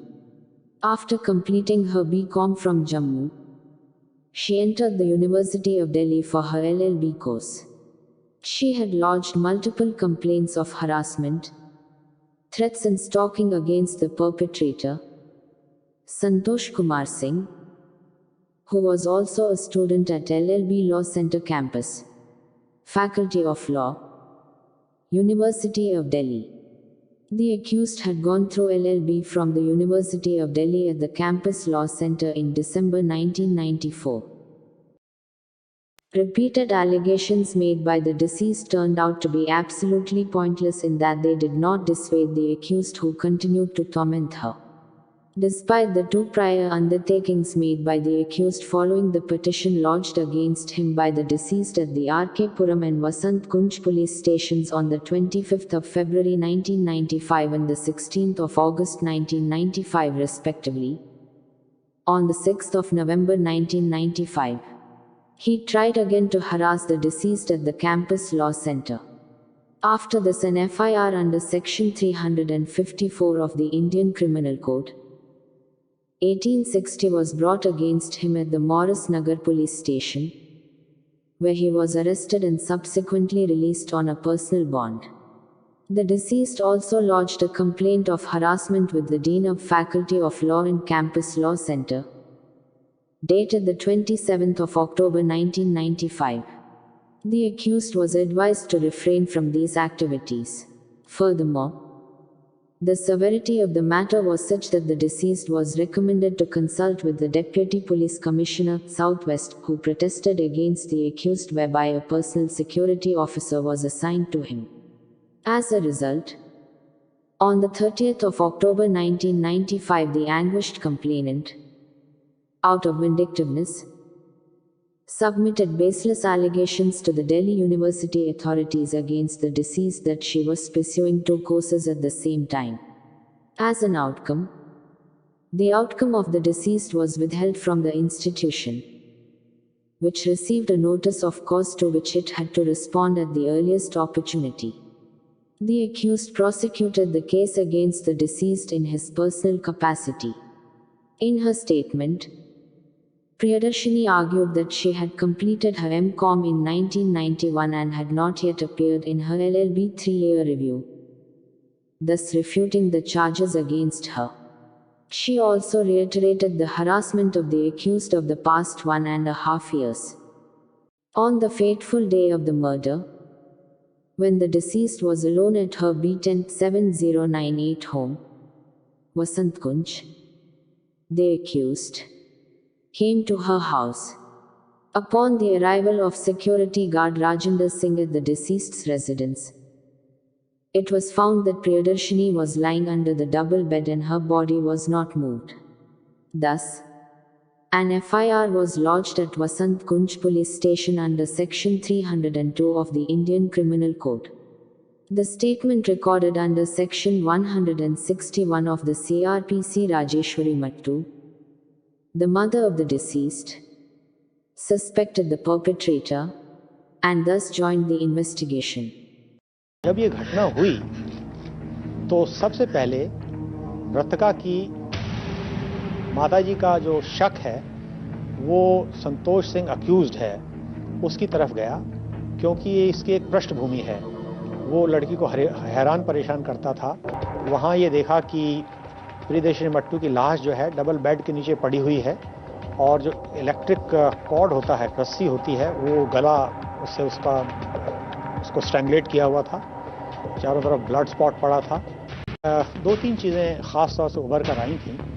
एक तो प्रियदर्शनी मट्टू के शरीर पर बहुत सारे चोट के निशान थे, ब्लंट ऑब्जेक्ट थे, जैसे कोई हेलमेट से मारा हो या मुक्कों से मारा हो, प्लस उसके ऊपर रेप के भी टेल मार्क्स थे।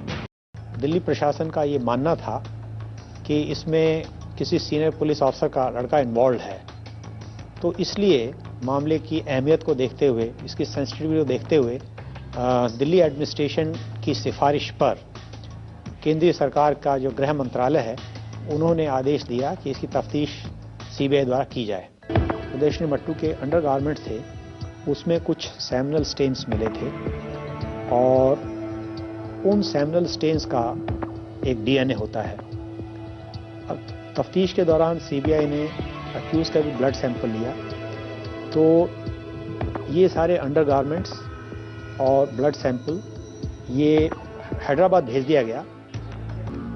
सीबीआई इन्वेस्टिगेशन में ये आया कि दो विटनेसेस थे, एक कुप्पू स्वामी थे और एक अहलूवालिया थे। उन्होंने अक्यूज संतोष सिंह को, जो मृतका प्रियदर्शनी मट्टू का निवास है, मटेरियल टाइम पे, यानी कि मर्डर के समय के आसपास, उसको उस इलाके में उसके घर के सामने बाहर खड़ा हुआ देखा था। तो ये एक सर्कमस्टेंशियल एविडेंस था, जो बहुत स्ट्रॉन्ग एविडेंस था। अक्यूज ने ये एलिबाई लिया था कि साहब ये चोट जो है 10-15 दिन पुरानी है, लेकिन डॉक्टरों के ओपिनियन ने इस एलिबाई को पूर्णतः नकार दिया, क्योंकि अगर ये चोट 10-15 दिन पुरानी होती तो कैलस फॉर्मेशन हो जाता, उसमें कैलस फॉर्मेशन नहीं हुआ था, इसलिए ये चोट ताज़ा थी। जिन दो विटनेसेस का मैंने आपको नाम बताया, जिन्होंने प्रियदर्शनी मट्टू के फ्लैट के सामने रेलेवेंट टाइम पे, रेलेवेंट डेट पे उसको देखा था, तो उन्होंने कहा था कि हेलमेट था, उसके ऊपर वाइज़र था। लेकिन जब तफ्तीश के दौरान वो हेलमेट इसके घर से बरामद हुआ, तो ये देखा गया कि उसका वाइज़र टूटा हुआ है और उस टूटे हुए वाइज़र के कुछ टुकड़े प्रियदर्शनी मट्टू के फ्लैट में भी पाए गए। इसका मतलब ये हुआ कि वाइज़र का टुकड़ा वहाँ होना और वाइज़र टूटा हुआ पाया जाना, ये अपने आप में एक बहुत महत्वपूर्ण साक्ष्य था। एक तो वाइज़र वाली बात आ गई, दूसरा ताज़ा चोट होना, ये बात आ गई, तीसरा डीएनए एविडेंस का पॉजिटिव होना, ये बात आ गई, चौथा कुप्पू स्वामी और अहलूवालिया के ये बयान कि रेलेवेंट डेट को, relevant time accused Santosh Singh को उसके फ्लैट, मृतका के फ्लैट के सामने देखा गया था। तो ये सारा पॉजिटिव एविडेंस था। तो उसके और जो डीएनए है उसके बारे में ये कहते हैं, जैसे अपने फिंगरप्रिंट एविडेंस होता है 100% उसको सही माना जाता है, इस तरह से डीएनए एविडेंस को भी 100% सही माना जाता है। तो डीएनए एविडेंस के अलावा ये सारा जो एविडेंस था, दूसरा एविडेंस, इस सब से ये पूर्णतः सिद्ध हो गया कि अक्यूज संतोष सिंह ही रेपिस्ट है और मर्डरर है। कोर्ट ने जो 13-14 सर्कमस्टेंसेस थी, परिस्थितियां थीं जो अक्यूज के अगेंस्ट थी, उन सबको एक एक करके डिस्कस किया और लगभग सारी परिस्थितियों के बारे में ये कहा कि ये अक्यूज के अगेंस्ट जाती हैं। लेकिन डीएनए के बारे में कोर्ट ने ये कहा कि जो सीसीएमबी हैदराबाद और डॉक्टर लालजी सिंह की टीम ने जो डीएनए किया है, उसमें इंटरनेशनल प्रोटोकॉल है या प्रोसीजर है, उसको फॉलो नहीं किया है। तो उस ग्राउंड पे एक ये ग्राउंड माना और बेनिफिट ऑफ डाउट दे दिया। Frankly speaking, we were totally astonished. Surprise is a lesser word. We were totally astonished. I would not use the word that we were scandalized. We were totally disappointed. Under fire for its alleged lapses in the probe, the CBI filed an appeal in the Delhi High Court in February 2000. The High Court delivered its judgment on October 17, 2006. Convicting Santosh Singh for raping and killing Priyadarshini Mattu. उसके बाद ये पूर्णतः सिद्ध हो गया कि जो तफ्तीश की थी सीबीआई ने, वो 100% सही थी और इंटरनेशनल स्टैंडर्ड्स की तफ्तीश थी।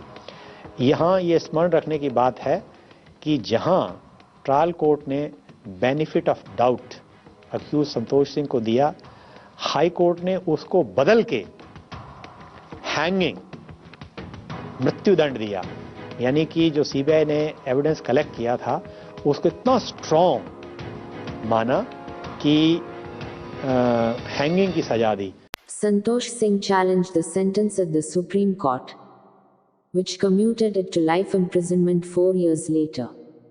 In this case, a shocking assertion was seen to be made by the judge of the additional sessions, G.P. Thareja, in the case of Miss Priyadarshini Mattu, whereby he acquitted the accused, ultimately representing the deplorable state of our criminal justice system. This is one of the cases that provoked public indignation at the miscarriage of justice by the high-profile and influential accused. Over the years, corruption in the judicial system, combined with political power, has been so widespread that it has, in effect, corrupted the Indian judiciary too. It is ironic that the judiciary itself, being one of the most powerful organs of government, is subdued by the rich and a pervasive lot of society. Unfortunately, almost all constitutional safeguards and restrictions on judicial misconduct are now dead. Thank you. Hope you'd find the content informative. Kindly share the video and subscribe to the channel. Do comment to let us know what are the other subjects you'd like us to cover.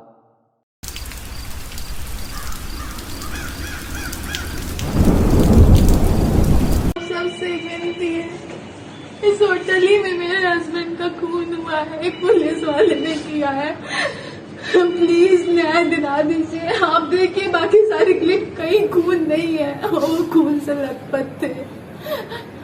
2 दोस्तों ने भी बताया यहीं पे खून भरा हुआ था, होटल वालों ने सब साफ करवा दिया। प्लीज मदद करिए, मेरे पति को न्याय दिलाइए प्लीज। फोन पे क्या बताया था मनीष जी ने? मनीष जी ने मुझसे जो कहा था वो ये कहा था कि बेटा कोई आ गया है, मैं 5 से 10 मिनट में कॉल करता हूँ। उसके बाद तुरंत मेरे भांजे दुर्गेश को फ़ोन कर दिया था, उसको उन्होंने पूरी बात बताई थी जिसकी क्लिप आपके पास है।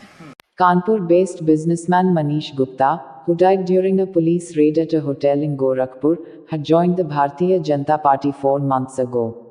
Manish's brother said he had often participated in the events organized by the party in Kanpur.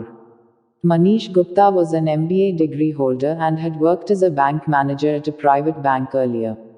Manish is survived by his wife Meenakshi and a 4-year-old child. The couple had tied the knot 5 years ago and moved to Noida for work. However, they moved back to Kanpur during the lockdown that was imposed to curb the spread of COVID-19 infection. The name of Manish Gupta made headlines after media reports claimed that he died after being allegedly assaulted by policemen in Gorakhpur. Gupta, a 38-year-old property dealer, was staying along with 2 friends in the hotel when the incident happened. Police said they had information that suspicious men were living at the hotel. They entered the hotel room where Manish Gupta was staying with his 2 friends to check their identities on Monday night. Police claimed while they were questioning the trio, Manish Gupta fell on the ground as he was drunk and suffered a head injury. He was taken to the BRD Medical College where he died during treatment, police claimed. My husband was murdered in that hotel, he was killed by a policeman. There was no blood on the scene even though my husband was beaten bloody. 2 of his friends said that there was blood everywhere, but the hotel staff cleaned it up, Meenakshi said.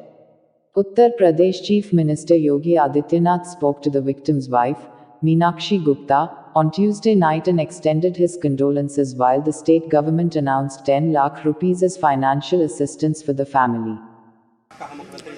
मुख्यमंत्री जी से जो मेरी बात हुई उनके सामने हमने जितने प्रस्ताव अपने रखे थे कि हमारी जीवन के लिए जो जो ज़रूरतें हैं उन्होंने सारी मानी थी। उन्होंने हमें सरकारी नौकरी के लिए बोला था, उन्होंने सरकारी नौकरी के लिए भी बोल दिया है, बच्चे के कंपनसेशन के लिए भी कुछ किया है और साथ ही साथ अपने मन से उन्होंने हमारे केस को बहुत अच्छे से समझकर पहले ही ये बोल दिया कि आपका केस कानपुर ट्रांसफ़र कर देंगे जिससे आपको समस्या ना हो। और सीबीआई जांच के लिए जब मैंने बोला तो उन्होंने खुद ही बोल दिया कि अच्छा से एक टीम बनाकर यहाँ पे जांच हो जाएगी। और सीबीआई जांच की मंजूरी दे दी है, हमें प्रस्ताव लिख के देना है। और सबसे अच्छी बात मुझे ये लगी, मुझे नहीं पता था, हम लोग तक ये बात नहीं आई थी कि उन्होंने पहले ही पैनल जो पीएम रिपोर्ट आनी थी उसके लिए पैनल जांच के लिए उन्होंने अपने मन से पहले ही सुबह बोल दिया था जब हम लोग वहाँ पहुँचे हैं। और उन्होंने ये भी कहा था एफआईआर के लिए भी मैंने सुबह ही बोल दिया था। Earlier in the morning, Manish's wife Meenakshi Gupta said she didn't want any politics over her husband's death. I need justice and help me get that, she said in a tweet. The cremation was a big challenge ahead of Uttar Pradesh Chief Minister Yogi Adityanath's visit to Kanpur and neighboring Unnao. The CM is likely to meet the Gupta family at the Dev School ground where he was likely to address a public meeting in preparation for the assembly polls next year. Samajwadi Party President Akhilesh Yadav met the family and assured them of all help. The Congress General Secretary, Priyanka Gandhi, too, had spoken to the family over the phone. On Wednesday, a case of murder was registered against 6 policemen allegedly involved in the realtor's death.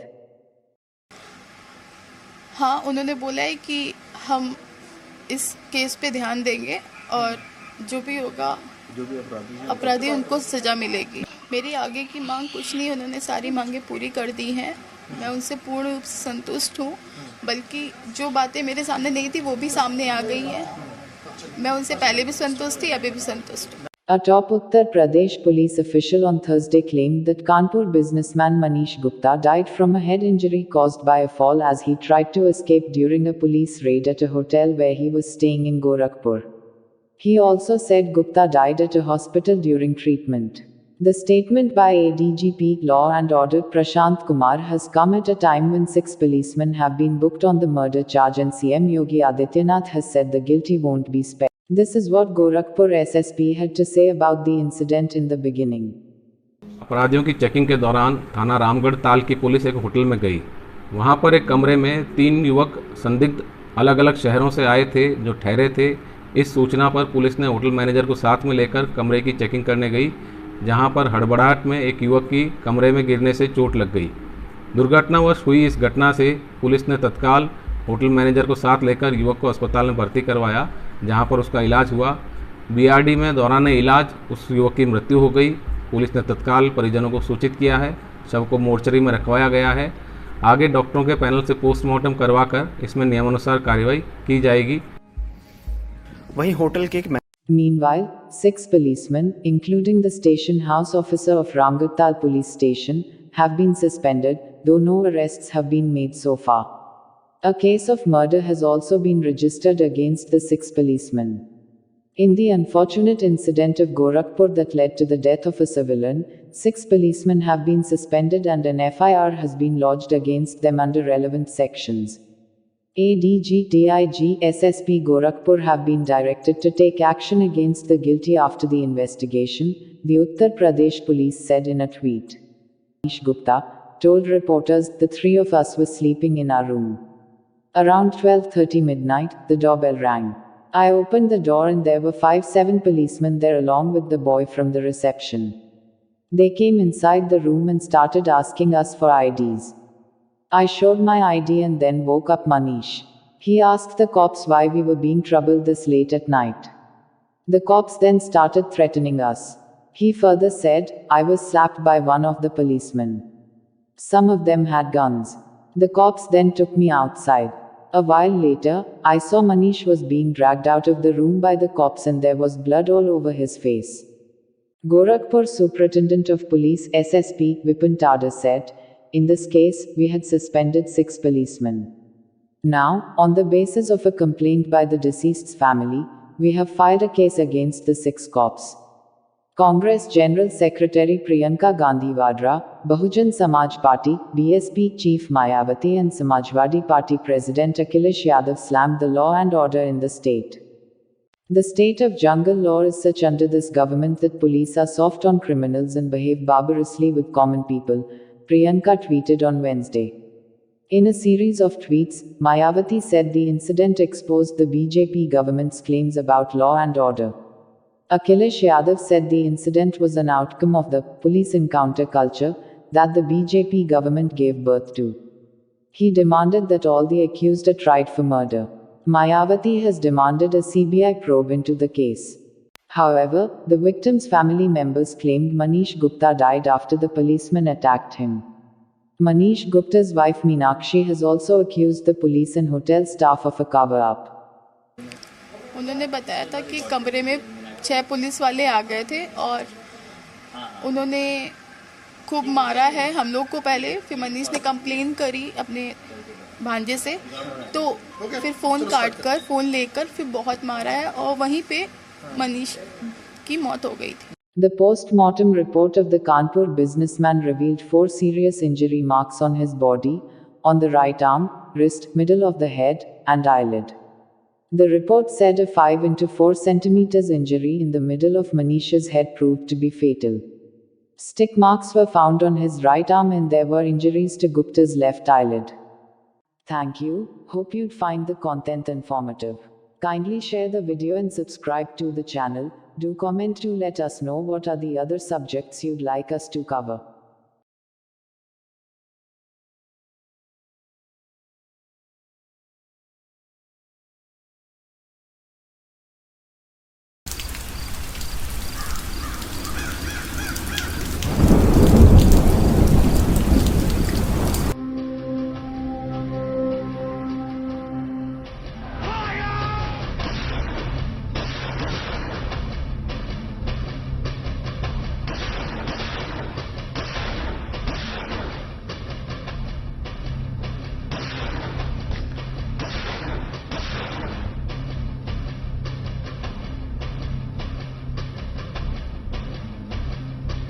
World War II was pushed off the front pages by the shooting, but the killer remained a mysterious figure, and his motives unclear. The German propaganda machine immediately made the connection between the assassination of Sir Michael and the massacre by British troops of hundreds of unarmed civilians in northwest India 21 years before. Indians apparently have not forgotten that on April the 13th, 1919, Sir Michael O'Dwyer had 600 defenseless Indians killed in the province of Punjab. Sir Michael was one of the most ruthless and bloodthirsty of the Punjab's governors.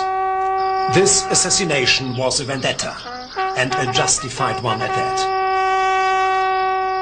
The massacre took place on Baisakhi, the most important religious festival in Punjab, and is still commemorated today. It happened here in the Jallianwala Bagh, a small enclosed area of land near the Golden Temple in Amritsar.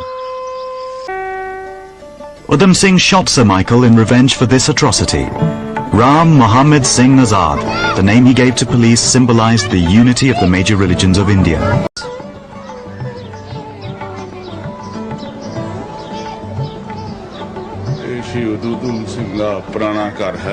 This is the old house of the hero Udham Singh. This is where he spent his childhood. I duly pay my respects to it.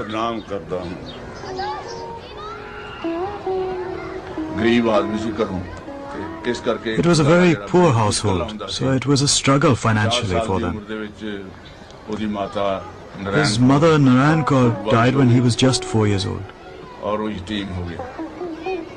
The war years had seen the Defence of India Act, severe control on the press, books and public meetings. Post-war, you've got the emergence of the Rowlatt legislation, which appears to continue this even into a period of peace. Whereas the Indian nationalists had all believed, moderates and extremists, that their services in the war were going to be rewarded by constitutional reform. Who was he? Why had he done it?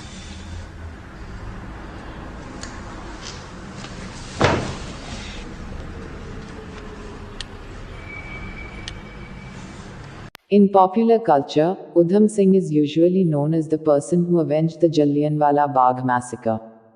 He is known as the patient assassin, or the lone assassin, who shot dead Michael O'Dwyer, the Lieutenant Governor of Punjab under whose administration the infamous Amritsar massacre took place and who later even endorsed Brigadier General Dyer, the perpetrator of the killings.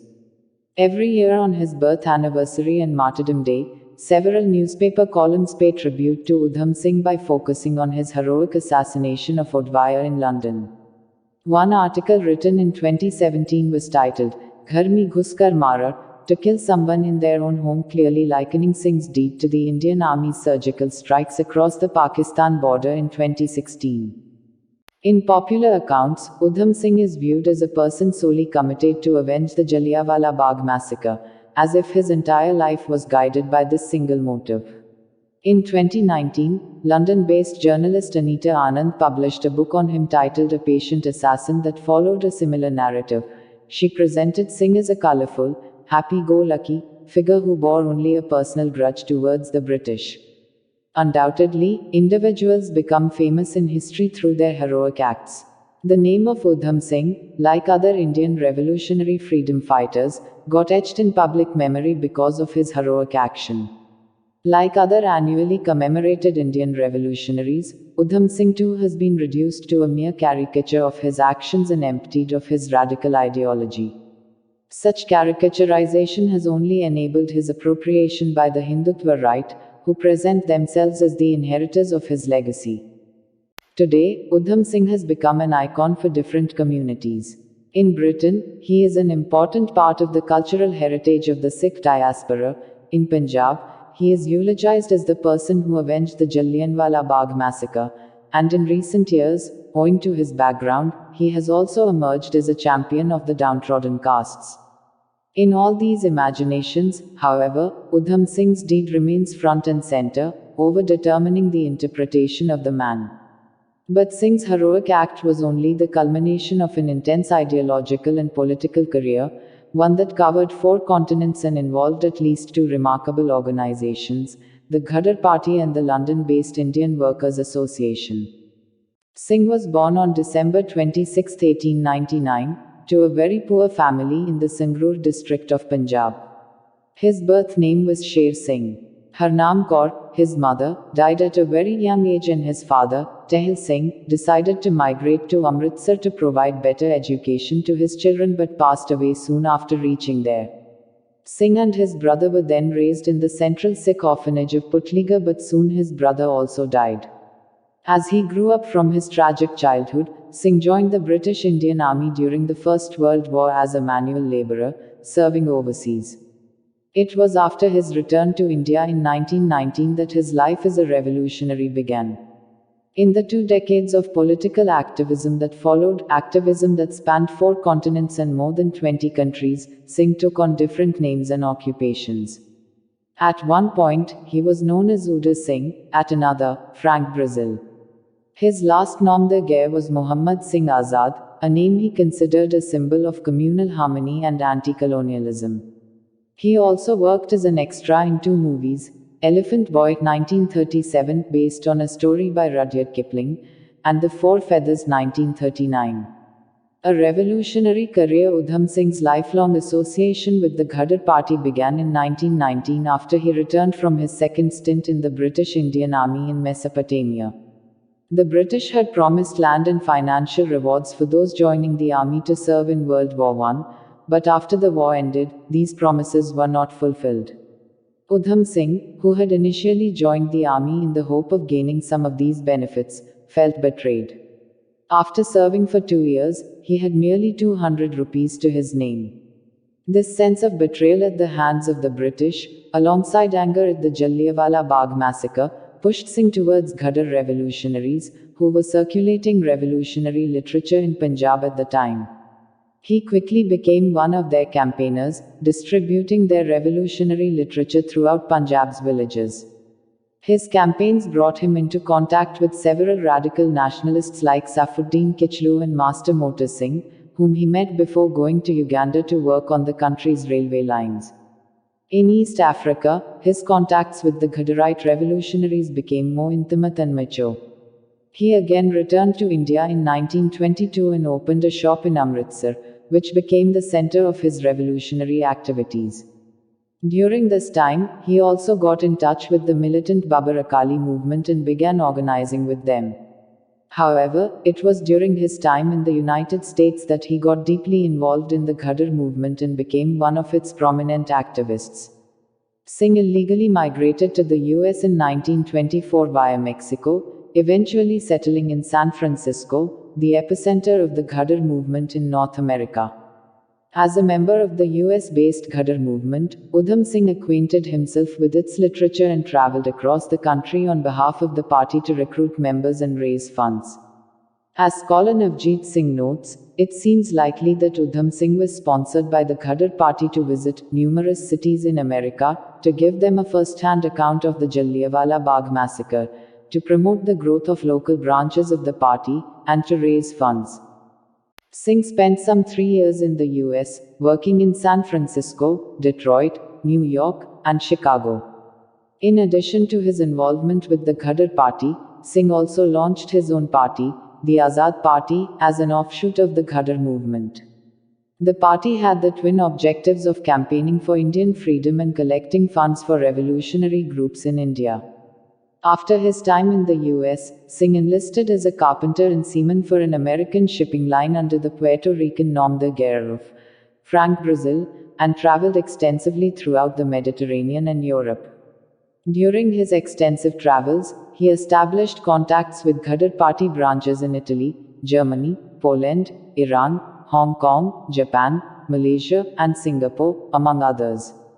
By the time he returned to India in July 1927, Singh was firmly embedded in an international network of Ghadar revolutionaries, who had a working relationship with the Communist International. He arrived in India with the intention of accelerating and radicalizing the anti-colonial struggle, bringing with him arms and Ghadarite propaganda. However, on the 30th of August 1927, he was arrested in Amritsar under the Arms Act for the possession of 2 revolvers, 1 pistol, ammunition, and copies of the prohibited paper, Gadar Di Gunj. Along with Gadar Di Gunj, other seditious literature was found in his possession, including copies of the banned Gadar Di Duri, Desh Bhagat Di Jaan, Lives of the Martyrs, and Gulami Da Zehar, The Poison of Slavery. Udham Singh was sentenced to 5 years imprisonment. During his interrogation, Singh reportedly said that he had come from America to free the country from the British and fully sympathized with the Bolsheviks. Even in jail, Singh continued to organize by propounding Ghadarite revolutionary ideas amongst his inmates, for which he was flogged and thrown into solitary confinement. Since he was a difficult prisoner for the authorities to manage, he was transferred from one jail to another. It was in one of those jails that he met Bhagat Singh. Bhagat Singh and other revolutionaries from the Hindustan Socialist Republican Association, HSRA, were imprisoned in Miyawali jail for killing J.P. Saunders and bombing the Legislative Assembly. Udham Singh quickly befriended Bhagat Singh and was so captivated by his charisma that he called him his guru and best friend, and carried a photo of him in his wallet.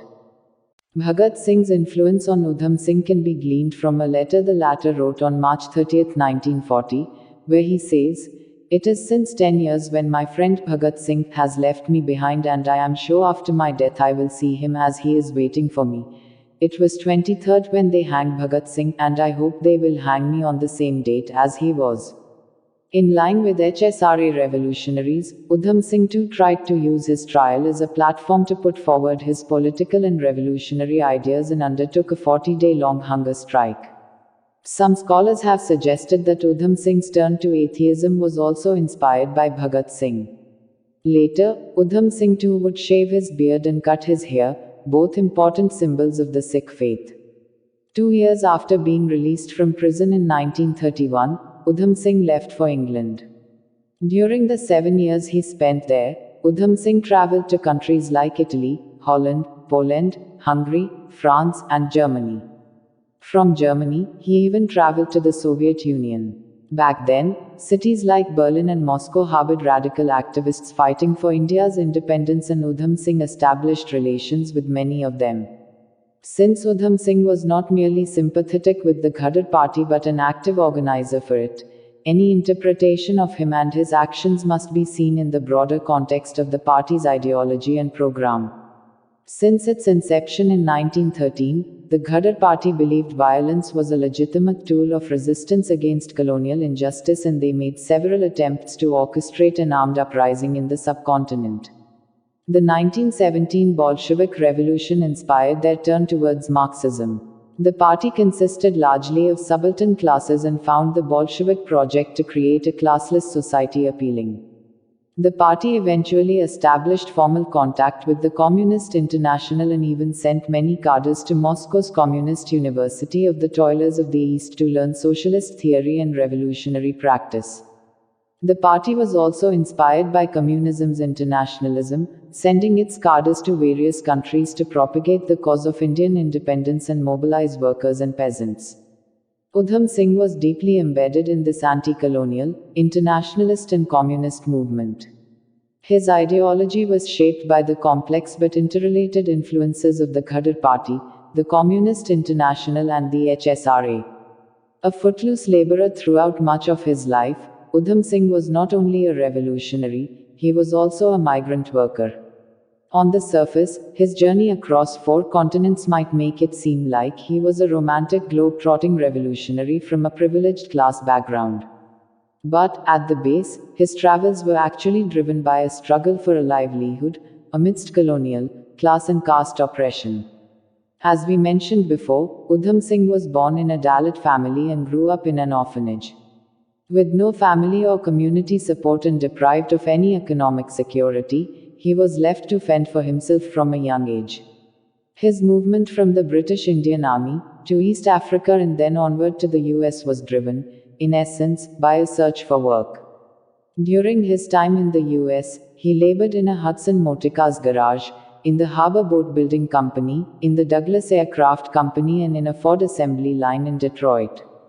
After arriving in London in the autumn of 1934, Singh continued to work various working-class jobs. He worked as a peddler, a carpenter and as an electrician. In London, he also joined the Indian Workers' Association (IWA), an organization formed by Surat Ali, a communist and a trade unionist associated with the Communist Party of Great Britain. The IWA had the twin objectives of improving the conditions of Britain's migrant working classes, alongside campaigning for India's freedom. Before joining the IWA, Udham Singh had already been active in Britain's labour struggles.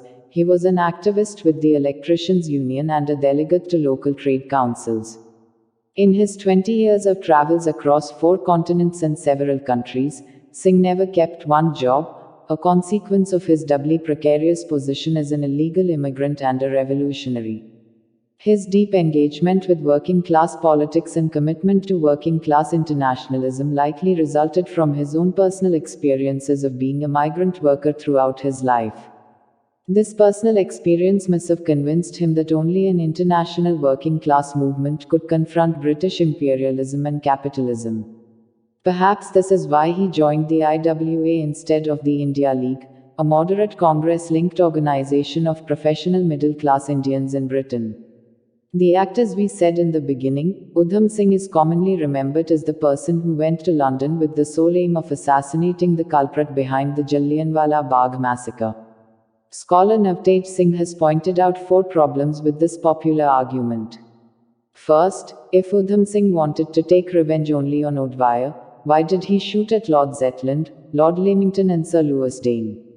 Second, after his arrest at Caxton Hall, the police recovered 2 diaries, one from his pocket dated from 1940, and another in his from 1939. Both diaries had the addresses of Zetland and Leamington, in addition to Oudwaya. Why? Third, why did Singh wait so long to kill Oudwaya, even though he was in England continuously from the end of 1933? Fourth, when he arrived in India in July 1927 from the US with ammunition and revolvers to raise a revolt against the British, was there a plan to assassinate Oudwaya?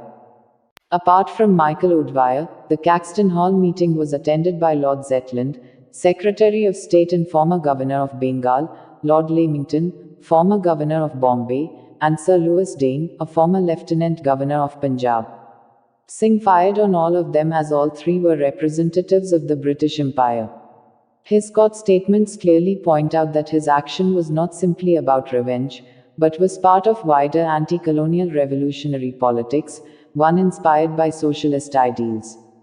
In his trial, Singh asserted, "I did it to protest and this is what I mean. We are suffering from the British Empire, they order machine guns to fire on Indian students without hesitation. I have nothing against the public at all. I have more English friends in England than I do in India. I have nothing against the public. I have great sympathy with the workers of England, but I am against the dirty British government. Your people are suffering the same as I am suffering. Udham Singh, just like his friend Bhagat Singh, ended his court speech with slogans advocating revolution and the abolition of British imperialism. 81 years ago, on July 31, 1940, Udham Singh was hanged. Since then, he has become the legendary assassin who avenged one of the British rule's worst massacres. This reading has become so influential that many people believe Udham Singh was actually present at Jallianwala Bagh during the massacre and vowed to take revenge by holding blood-dripping soil from the garden. The prevalence of this narrative is a result of reducing the man to the act, and of decontextualizing that act from the wider politics that informed it. Instead of being a lone or patient assassin, merely an avenger of the Amritsar massacre, Singh was a radical anti-colonial revolutionary whose ideology was shaped by his deep and long-standing engagement with the revolutionary politics of the Ghadar Party and the global communist movement. That is how he should be remembered. As a true patriot of Mother India. Thank you. Hope you'd find the content informative. Kindly share the video and subscribe to the channel. Do comment to let us know what are the other subjects you'd like us to cover.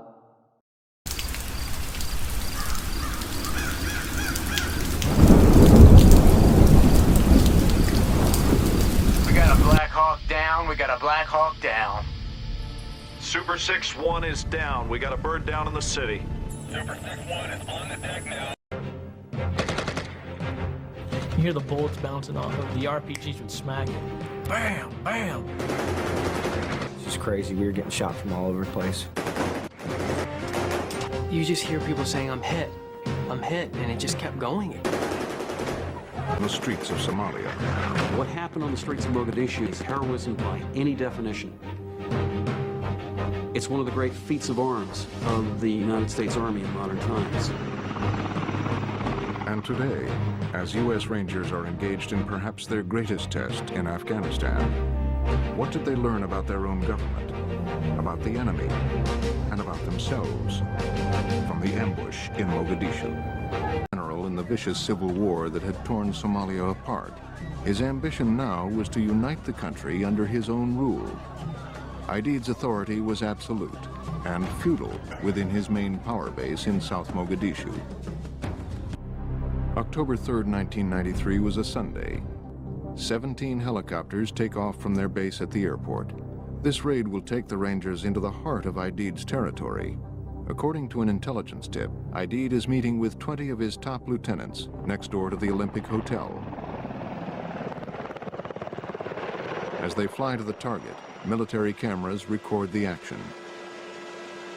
115 men leave on an operation planned to last 90 minutes, but they will not return for 17 hours. When we were coming into the objective, we were usually pretty low and flying fast. Out there, the rotor washed from the helicopter and kicked up so much sand that there was zero visibility. What questions have you been left with? I really don't have any questions. I mean, now I'm just trying to deal day to day with the loss of my husband. So, with a man I was supposed to spend the rest of my life with.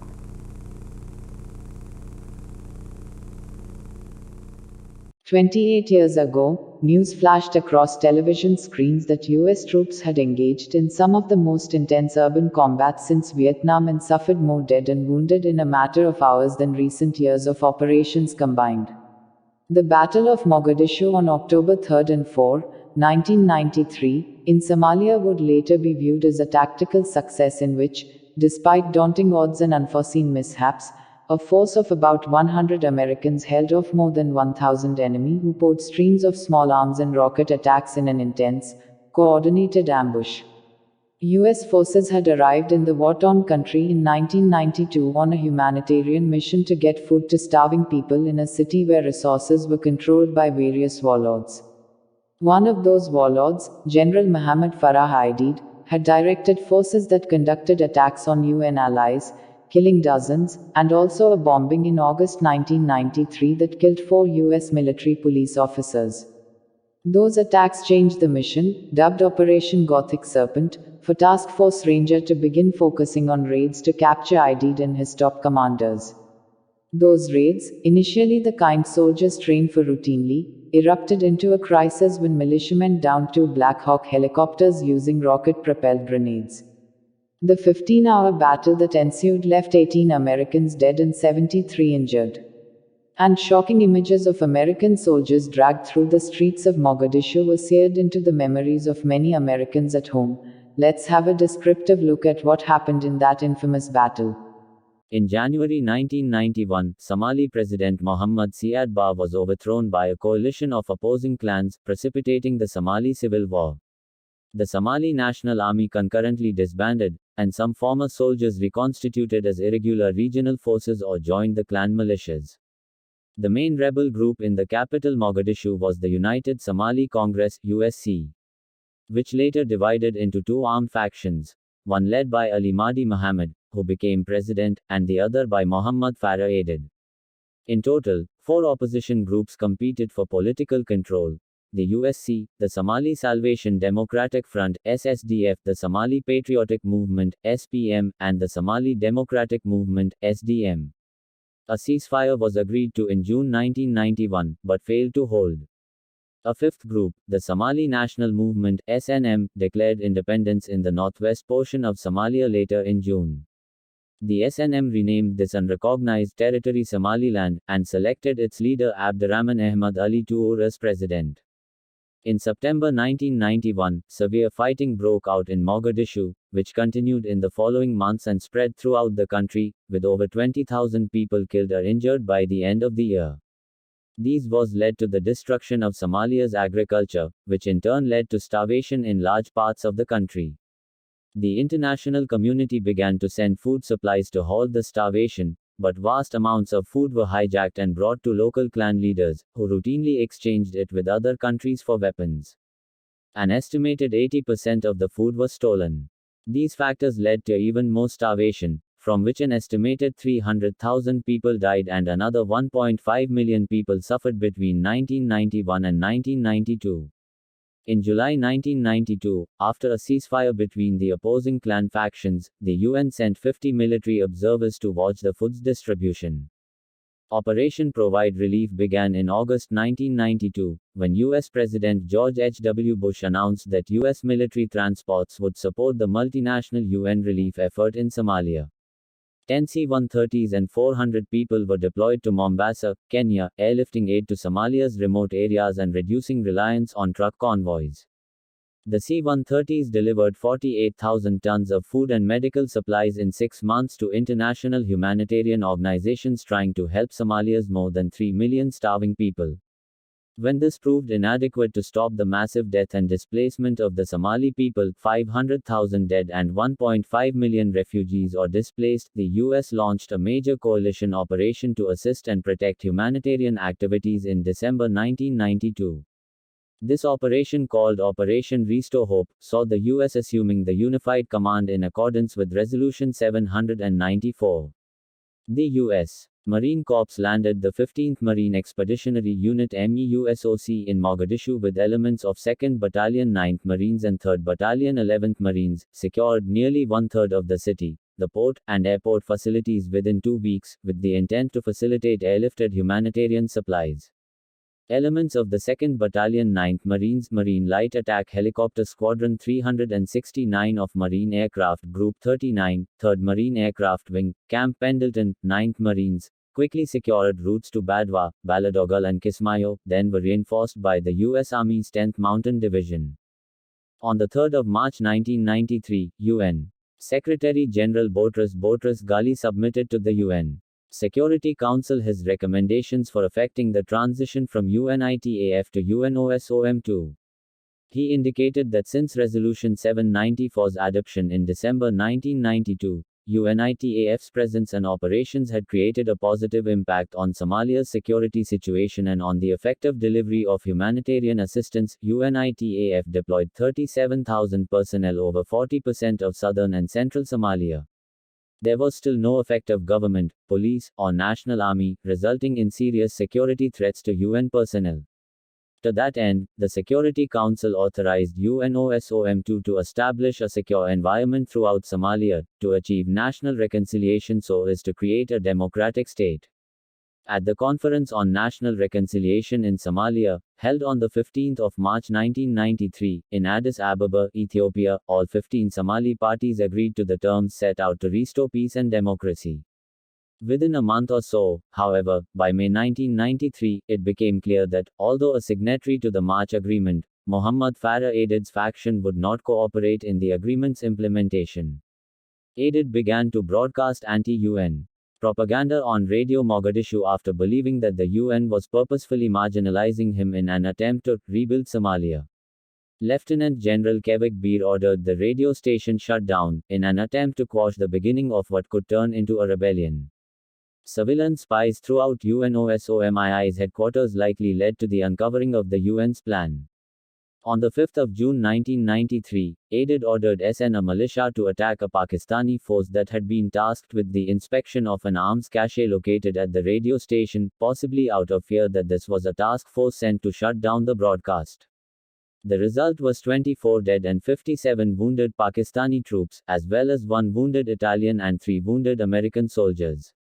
On 6 June 1993, the UN Security Council passed Resolution 837, for the arrest and prosecution of the persons responsible for the death and wounding of the peacekeepers.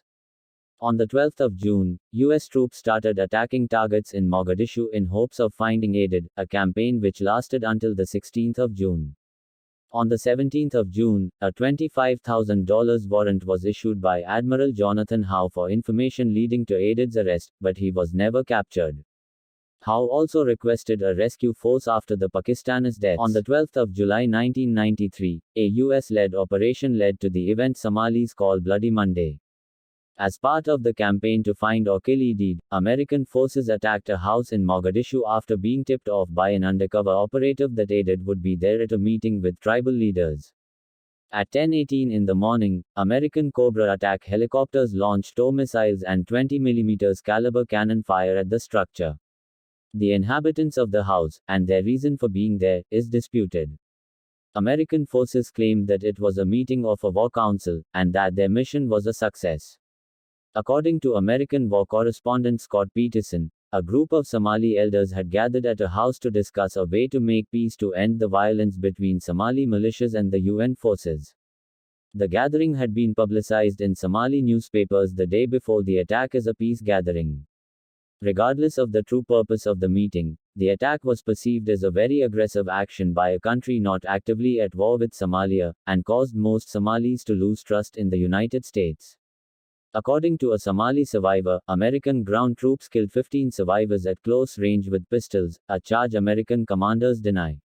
The official American account was that ground troops spent less than 10 minutes at the site, with the mission of assessing the outcome of the aerial strike.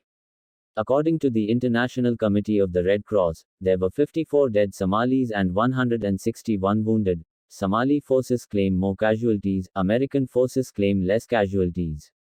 Aidid was not among the casualties and may not have been present. The operation would lead to the deaths of 4 journalists, Dan Eldon, Hosmaina, Hansi Kraus, and Anthony Macharia, who were killed by angry mobs when they arrived to cover the incident, which presaged the Battle of Mogadishu. Human Rights Watch declared that the attack looked like mass murder. Some believe that this American attack was a turning point in unifying Somalis against U.S. efforts in Somalia, including former moderates and those opposed to the Haber Gideon. On 12 July 1993, a US-led operation led to the event Somalis call Bloody Monday.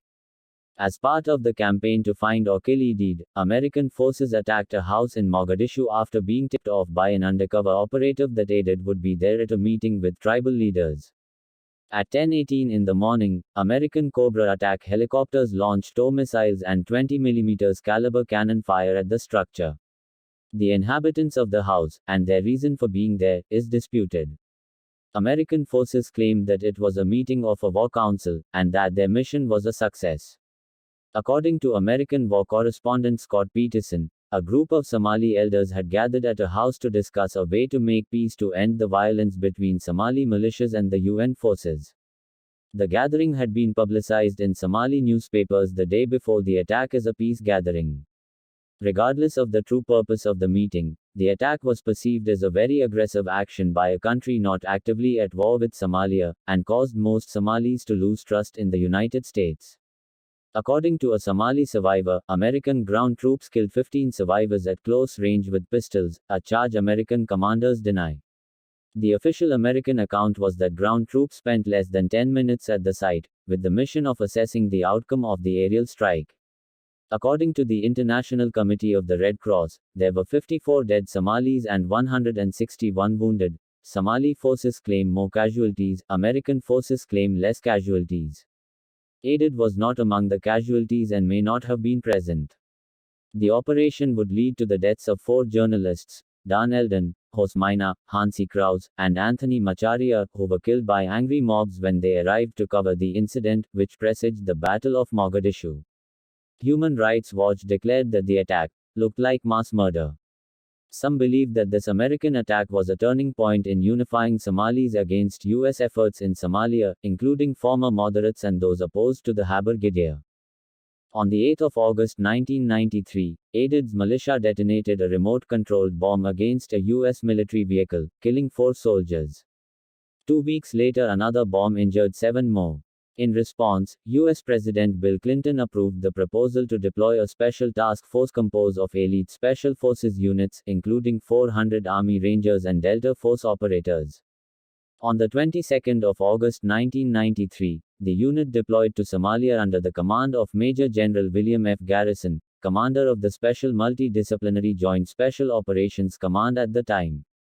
The force consisted of B Company, 3rd Battalion, 75th Ranger Regiment under the command of Captain Michael D. Steele, C Squadron, 1st Special Forces Operational Detachment Delta, 1st SFODD, under the command of Lieutenant Colonel Gary L. Harald, a deployment package of 16 helicopters and personnel from the 1st Battalion, 160th Special Operations Aviation Regiment, 160th SAW, which included MH-60 Black Hawks and AH per Mega Henry 6 Little Birds, Navy SEALs from the Naval Special Warfare Development Group, Air Force Pararescuemen and combat controllers from the 24th Special Tactics Squadron.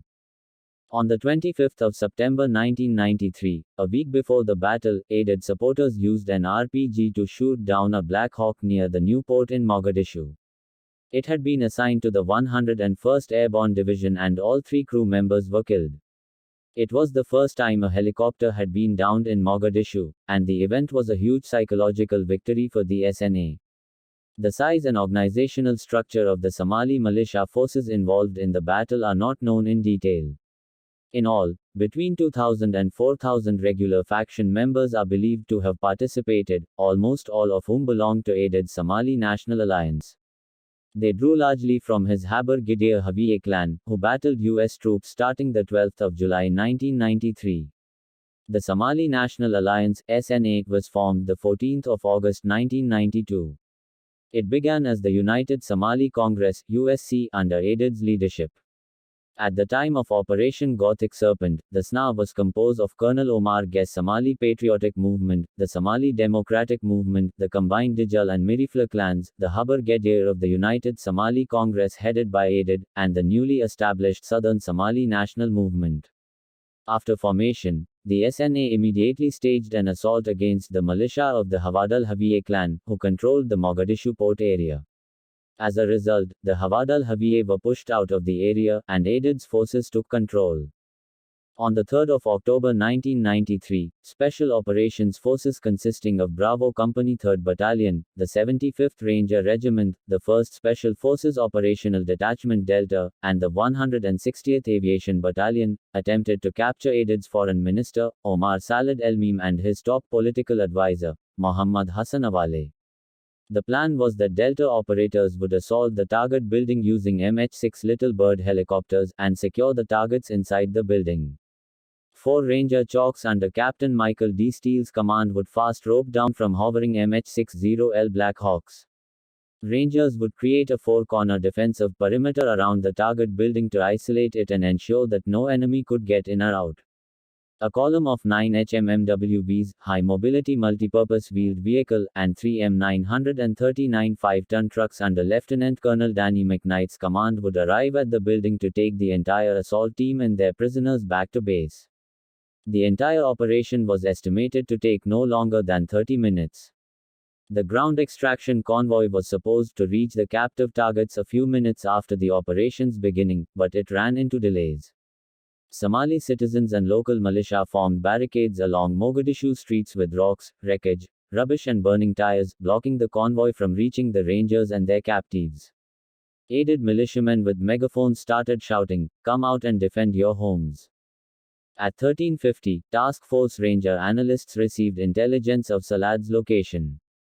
The soldiers, vehicle convoys, and helicopters were on high alert standby until the code word, Irene, was echoed across all the radio channels by command. The code word, Irene, was the word that began the mission and sent the helicopters into the air.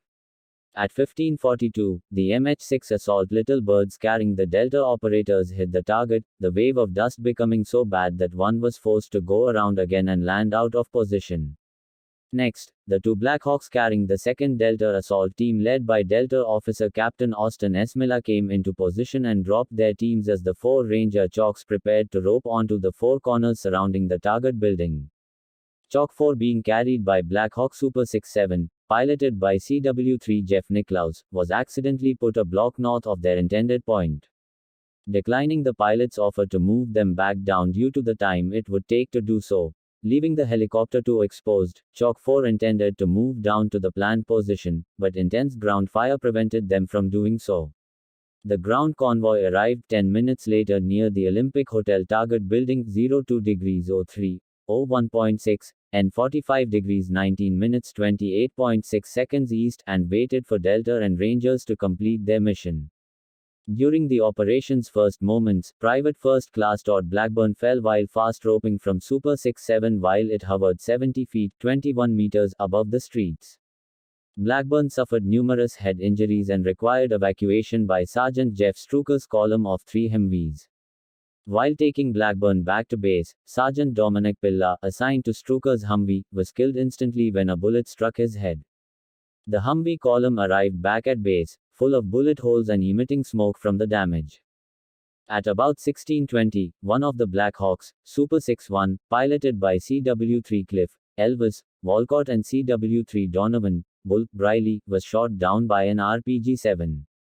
Both pilots were killed in the resulting crash and 2 of the crew chiefs, Staff Sergeant Ray Dowdy and Staff Sergeant Charlie Warren, were severely wounded. Staff Sergeant Daniel Bush and Sergeant Jim Smith, both Delta snipers, survived the crash and began defending the site, 02 degrees 03, 08.1, and 45 degrees 19 minutes 35.2 seconds east. An MH-6, Star 41, piloted by CW3 Carl Mayer and CW5 Keith Jones, landed nearby. Jones left the helicopter and carried Bush to the safety of the helicopter, while Mayer provided cover fire from the cockpit, repeatedly denying orders to lift off while his co-pilot was not in the bird. Mayer nearly hit Chalk once Lieutenant Tom DeTomaso, arriving with Rangers and Delta operators to secure the site. Jones and Mayer evacuated Bush and Smith. Bush later died of his injuries, having been shot 4 times while defending the crash site. A combat search and rescue (CSAR) team, led by Delta Captain Bill J. Caltrup, Air Force Master Sergeant Scott C. Fales, and Air Force Technical Sergeant Timothy A. Wilkinson, were able to fast rope down to the Super 61 crash site despite an RPG hit that crippled their helicopter, Super 68, piloted by CW3 Dan Jolota and Major Herb Rodriguez. Despite the damage, Super 68 did make it back to base. The CSAR team found both the pilots dead and 2 wounded inside the crashed helicopter. Under intense fire, the team moved the wounded men to a nearby collection point, where they built a makeshift shelter using Kevlar armor plates salvaged from Super 61's wreckage. Communications were confused between the ground convoy and the assault team. The assault team and the ground convoy waited for 20 minutes to receive their orders to move out. Both units were under the mistaken impression that they were to be first contacted by the other. During the wait, a second Black Hawk helicopter, callsign Super 64 and piloted by Michael Durant, was shot down by an RPG-7 at around 1640, most of the assault team went to the first crash site for a rescue operation. Upon reaching the first crash site, about 90 Rangers and Delta Force operators found themselves under heavy fire. Despite air support, the assault team was effectively trapped for the night. With a growing number of wounded needing shelter, they occupied several nearby houses and confined the occupants for the battle's duration. At the second crash site 02 degrees 02, 49.7, and 45 degrees 19 minutes 35.1 seconds east, two Delta snipers, Master Sergeant Gary Gordon and Sergeant First Class Randy Shughart, were inserted by Super 6-2, piloted by Mike Goffener and Jim Yacone. Their first two requests to be inserted were denied, but they were finally granted permission after their third request. They inflicted heavy casualties on the approaching Somali mob. Super 6-2 had kept up their fire support for Gordon and Shughart, but an RPG struck Super 6-2. Despite the damage, Super 6-2 managed to land at Newport safely. When Gordon was eventually killed, Shughart picked up Gordon's CAR-15 and gave it to Durant. Shughart went back around the helicopter's nose and held off the mob for about 10 more minutes before he was killed. The Somalis then overran the crash site and killed all but Durant. He was nearly beaten to death, but was saved when members of Aided's militia came to take him prisoner. For their actions, Master Sergeant Gordon and Sergeant First Class Shughart were posthumously awarded the Medal of Honor, the first awarded since the Vietnam War. Repeated attempts by the Somalis to mass forces and overrun the American positions in a series of firefights near the first crash site were neutralized by aggressive small arms fire and by strafing runs and rocket attacks from AH-6J Little Bird helicopter gunships of the Night Stalkers, the only air unit equipped and trained for night fighting. A relief convoy with elements from the Task Force 2-14 Infantry, 10th Mountain Division, accompanied by Malaysian and Frontier Force Regiment of Pakistani UN forces, arrived at the first crash site at around 2 o'clock. No contingency planning or coordination with UN forces had been arranged prior to the operation. Consequently, the recovery of the surrounded American troops was significantly complicated and delayed. Determined to protect all of the rescue convoy's members, General Garrison made sure that the convoy would roll out in force. When the convoy finally pushed into the city, it consisted of more than 100 UN vehicles including Malaysian Forces German-made Condor APCs, 4 Pakistani tanks, M48s, American HMMWVs and several M939 5-ton flatbed trucks.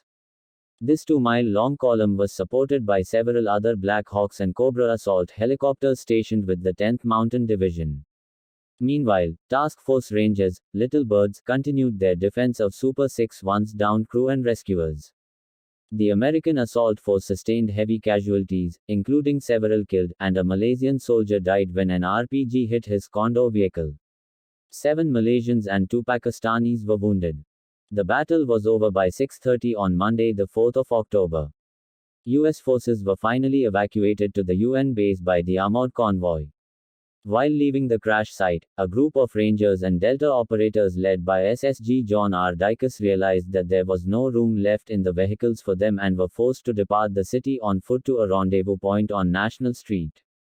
This has been commonly referred to as the Mogadishu Mile.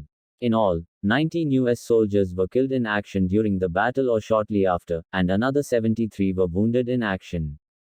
The Malaysian forces lost 1 soldier and had 7 injured, while the Pakistanis also lost 1 soldier and suffered 2 injured.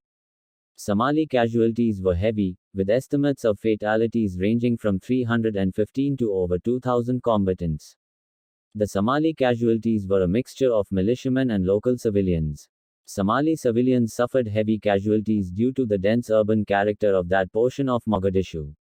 On the 6th of October 1993, a mortar round fell on the U.S. compound, injuring 12 people and killing Delta Sergeant First Class Matthew L. Ryerson, the 19th U.S. soldier killed in the battle. That same day, a team on special mission Super 6-4 incurred 2 wounded. 2 weeks after the battle, General Garrison officially accepted responsibility. In a handwritten letter to President Clinton, Garrison took full responsibility for the battle's outcome. He wrote that Task Force Ranger had adequate intelligence for the mission and that their objective, capturing targets of value, was met. After the battle, the bodies of several of the conflict's U.S. casualties, Black Hawk Super 6 Force crew members and their defenders, Delta Force soldiers Master Sergeant Gordon and Sergeant First Class Shughart were dragged through Mogadishu streets by crowds of local civilians and SNA forces. Through negotiation and threats to the Haber Gideon clan leaders by the U.S. Special Envoy for Somalia, Robert B. Oakley, all the bodies were eventually recovered. The bodies were returned in poor condition, one with a severed head. Michael Durant was released after 11 days of captivity. On the beach near the base, a memorial was held for those who were killed in combat. The exact number of Somali casualties is unknown, but estimates range from several hundred to 1,000 militiamen and others killed, with injuries to another 3,000 to 4,000. The International Committee of the Red Cross estimated that 200 Somali civilians were killed and several hundred wounded in the fighting, with reports that some civilians attacked the Americans. The book Black Hawk Down, A Story of Modern War estimates more than 700 Somali militiamen dead and more than 1,000 wounded, but the Somali National Alliance in a frontline documentary on American television acknowledged only 133 killed in the whole battle. The Somali casualties were reported in the Washington Post as 312 killed and 814 wounded. The Pentagon initially reported 5 American soldiers were killed, but the toll was actually 18 American soldiers dead and 73 wounded. 2 days later, a 19th soldier, Delta operator SFC Matt Ryerson, was killed in a mortar attack. Among UN forces, 1 Malaysian and 1 Pakistani died, 7 Malaysians and 2 Pakistanis were wounded. At the time, the battle was the bloodiest involving US troops since the Vietnam War, and it remained so until the Second Battle of Fallujah in 2004. Yeah, one of the things that I think I'd like to stress to anybody who's seeing this or hearing this is, in Panama, guys are locking themselves in their handcuffs and turning themselves over to us. In Desert Storm, they're surrendering by the hundreds of thousands. But when we arrived in Somalia, the day that we arrived, we come under gunfire. We come under artillery fire or indirect fire from mortars and artillery. And that gunfire, that artillery and rocket fire, it never really let up the whole time that we were there. So all of the men from my squad, I'm a Ranger squad leader at this point, and I've got about 10 men that I'm responsible for. None of them have been to combat.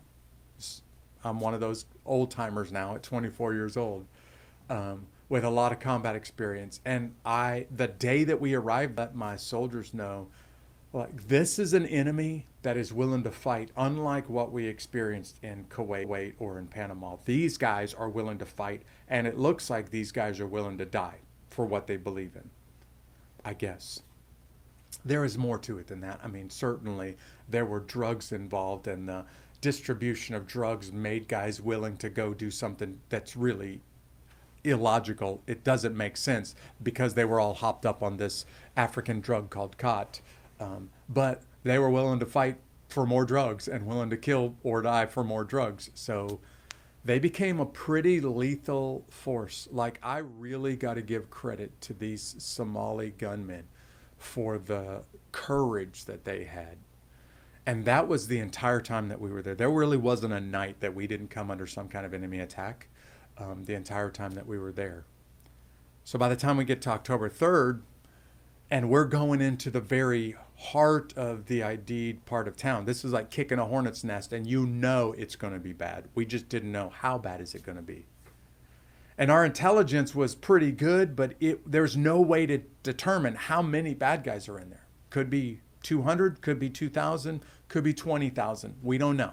When you get in there, you'll quickly figure it out. And what we figured out is there were a whole lot more bad guys than we expected. So taking Blackburn back to the base, I was already under gunfire whenever I went to get to Blackburn and place them on Humvees and start to take them back to the base. I came through what is to this day the most intense gunfight that I've ever been in. On a city street that's probably less than 20 meters wide, I came under gunfire from 100 directions at once. And most of that gunfire was from point blank range. A guy who's sitting right behind me on a machine gun named Dominic Pilla was shot in the forehead and killed instantly. He's the first guy killed in action from our task force. Very much like it's depicted in the movie Black Hawk Down. I had to make a radio call to my platoon sergeant, Bob Gallagher, and tell him that we had a guy who's KIA. And unfortunately, because of how intense this fight was and because of what was happening to the assault force, I had to make the radio call, hey, Dominic Pilla is dead. And when I did that, the whole radio went silent, because I think most of the guys that were in the city streets at this point realized, I think I'm going to die next. Like, too many bad guys, not nearly enough of us. There's not enough ammunition and enough guns to get out of the city alive now. And that's really what most of us experienced the rest of the night. I eventually made it back to the base, and when I got back to the base, my Humvees were shot to pieces. I didn't know that 2 of the Black Hawks that were flying around were already shot down. We had placed our search and rescue force, which we had kept in reserve. We had placed them at the crash site for the first downed helicopter.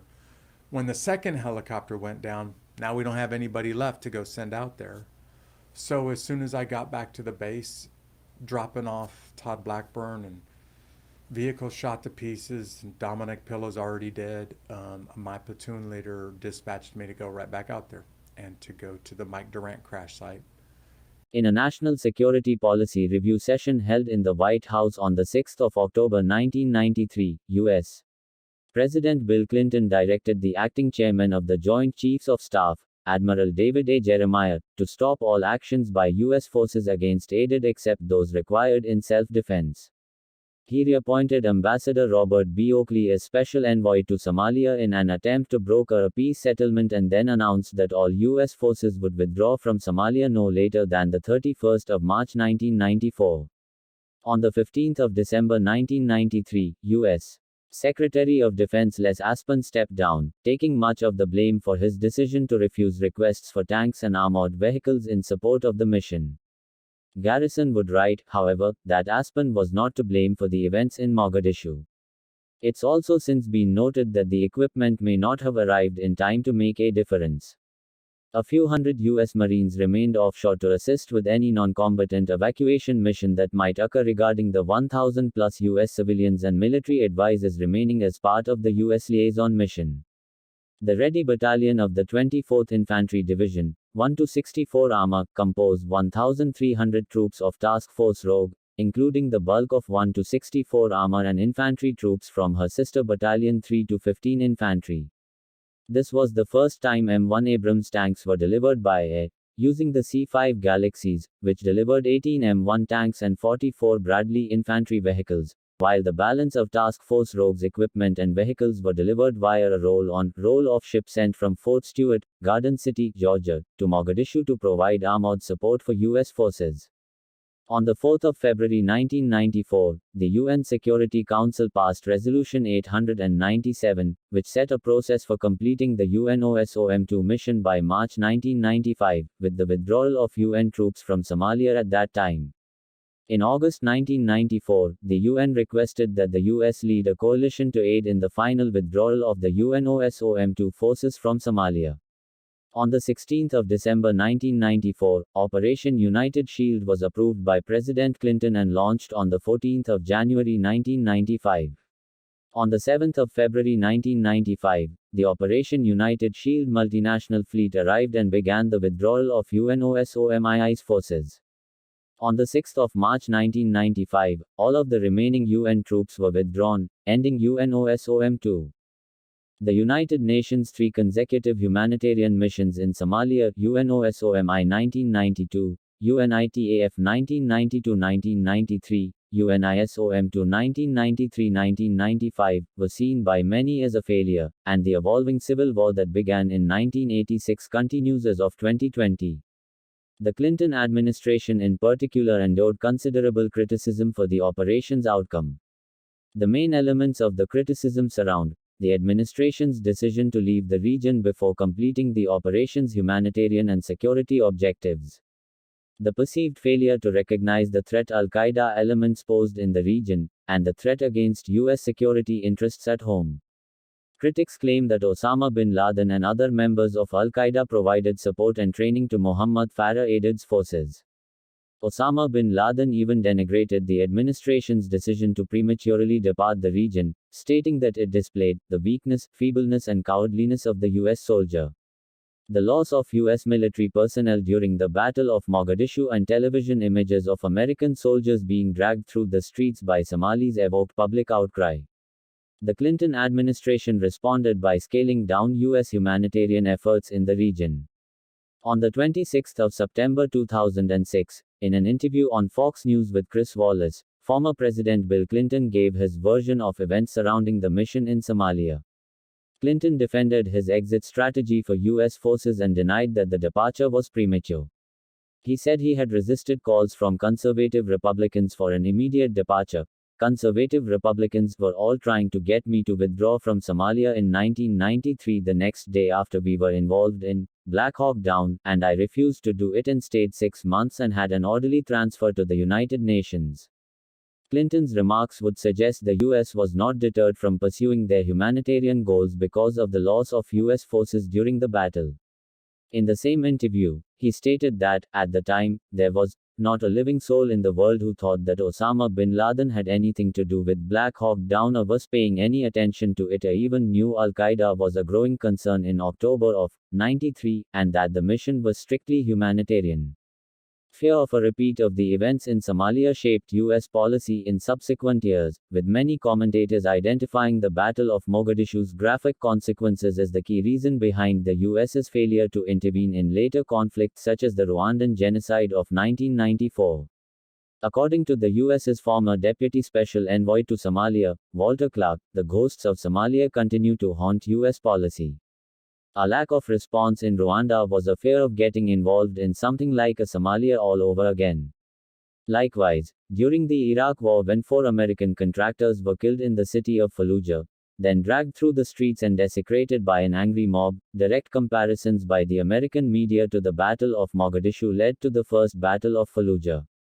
Osama bin Laden's Al-Qaeda organization has been alleged to have been involved in the training and funding of Aidid's men.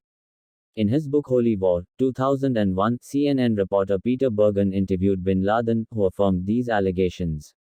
According to Bergen, bin Laden asserted that fighters affiliated with his group were involved in killing U.S. troops in Somalia in 1993, a claim he had made earlier to the Arabic newspaper Al-Quds Al-Arabi. The Al-Qaeda fighters in Somalia are rumored to have included the organization's military chief, Muhammad Atf, later killed by U.S. forces in Afghanistan.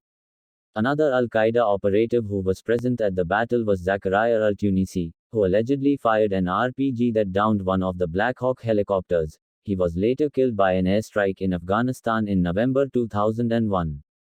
Aidid's men received some expert guidance in shooting down helicopters from fundamentalist Islamic soldiers, most likely Al-Qaeda, who had experience fighting Russian helicopters during the Soviet-Afghan War. A document recovered from Al-Qaeda operative Wadi el-Hajj's computer made a tentative link between Al-Qaeda and the killing of American servicemen in Somalia, and were used to indict bin Laden in June 1998. Al-Qaeda defector Jamal al-Fadl also claimed that the group had trained the men responsible for shooting down the U.S. helicopters.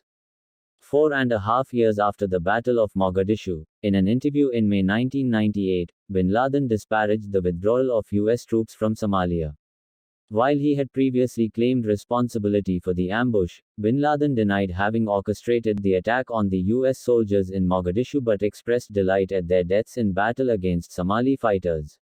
In a 2011 interview, Mokhtar Ali Zubair, the leader of the Somali militant Islamist group Al-Shabaab, said that 3 Al-Qaeda leaders were present during the Battle of Mogadishu. Zubair named Yusuf al-Ayeri, Saif al-Adel, and Sheikh Habu al-Hassan al-Sidi as providing help through training or participating in the battle themselves. Thank you. Hope you'd find the content informative. Kindly share the video and subscribe to the channel. Do comment to let us know what are the other subjects you'd like us to cover.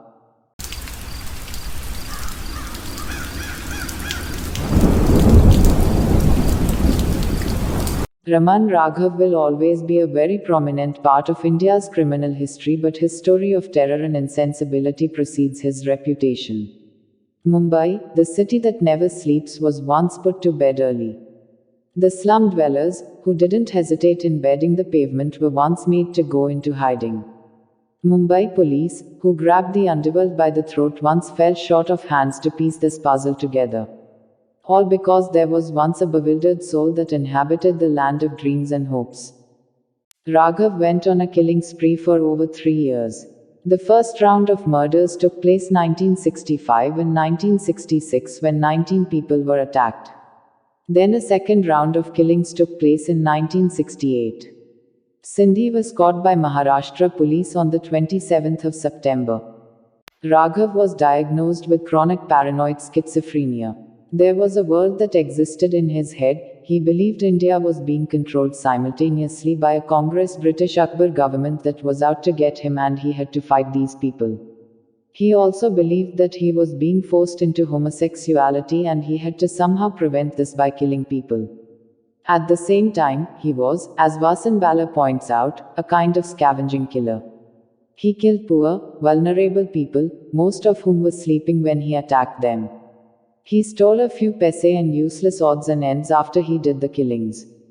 Or he indulged in necrophilia. He never showed the slightest remorse.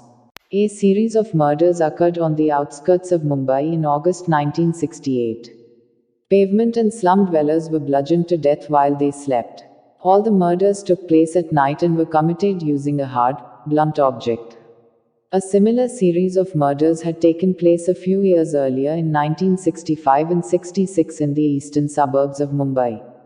In that year, as many as 19 people had been attacked, out of which 9 victims had died. Police suspected Raman Raghav and arrested him.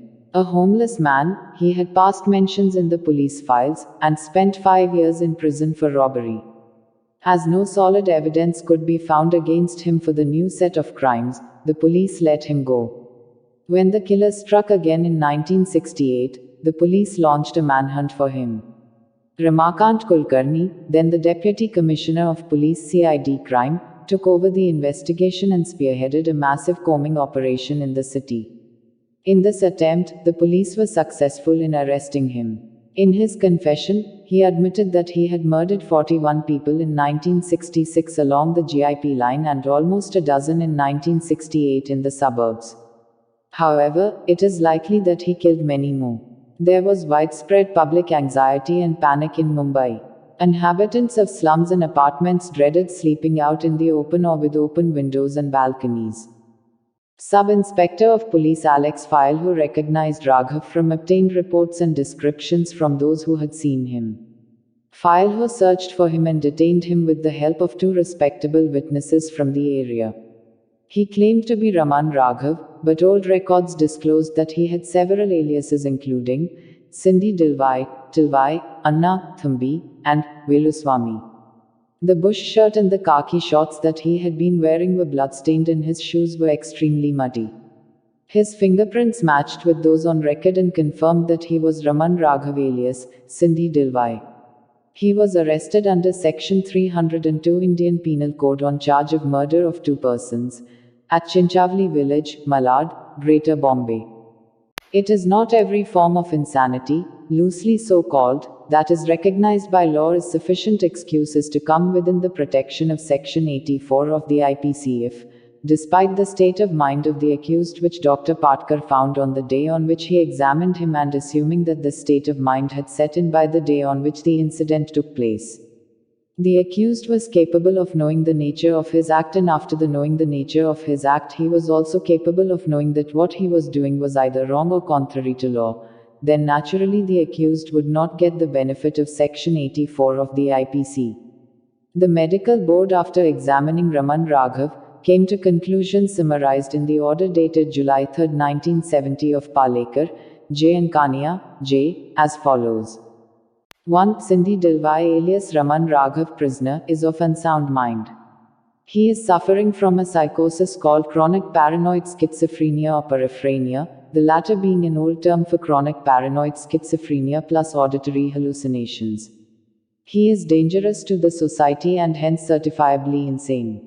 2. Sindhi knew the nature of the act, that is, he knew that he was killing human beings. 3. He did know that what he did was wrong and contrary to the law of the land, but he firmly believed that what he was doing was right and in tune with the law of Kanu, whose law according to him was obligatory for him to follow. The concept of Kanu had been noted by all the doctors who examined the accused at different times.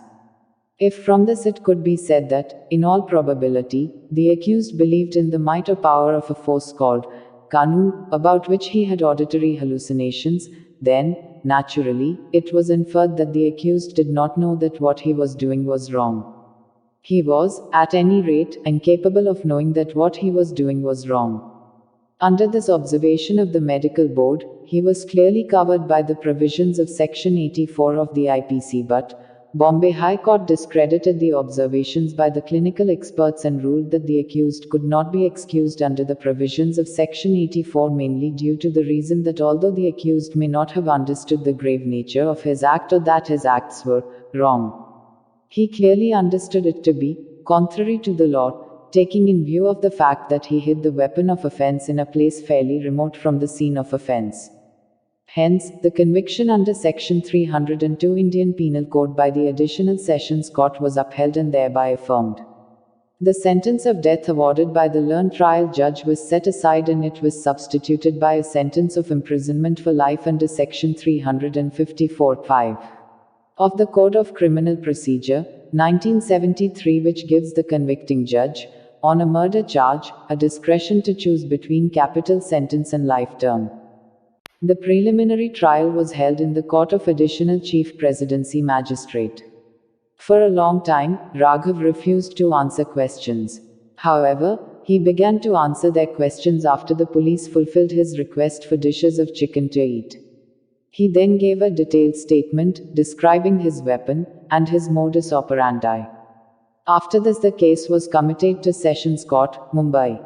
When the trial started in the Court of Additional Session Judge, Mumbai on the 2nd of June 1969, the counsel for defense made an application that the accused was incapable of defending himself on account of unsoundness of mind, and he also submitted that even at the time of committing the alleged offences the accused was of unsound mind and incapable of knowing the nature of his acts or that they were contrary to the law. For weeks after he was arrested, Raman refused to answer any questions. He remained silent and said that no torture methods would be successful on him. Of all the tricks in the book, it was a chicken dish that made Raman talk. While in the lockup, Raman requested chicken curry. After weeks of interrogating him, the police decided to give in to his request. After finishing his chicken curry, Raman invited the officers to ask him whatever they wished to ask. It took fulfilling a few more wishes before the police got to know everything they wanted. Raman confessed to committing 41 murders. Post his confession, he took the police force on a citywide tour to show the places he operated in and to obtain the rod he had hid in the northern suburbs.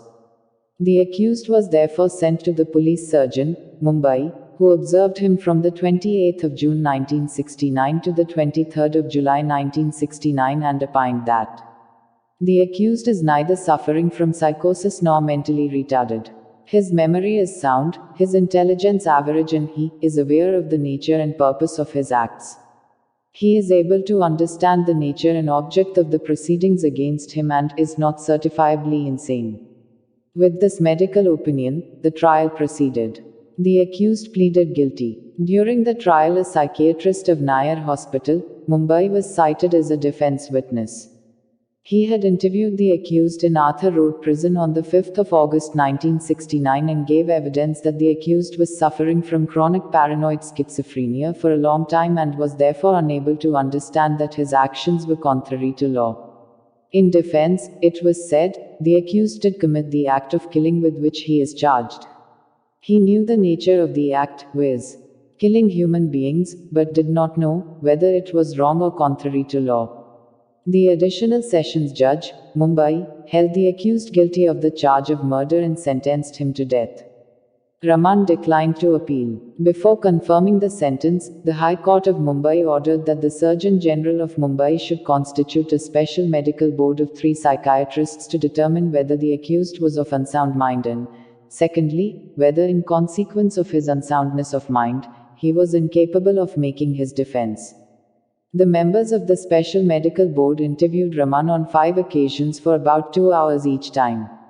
In their final interview, when they bid him goodbye and attempted to shake hands with him, he refused to do so, saying that he was a representative of Kanun, Lord, who would not touch people belonging to this wicked world.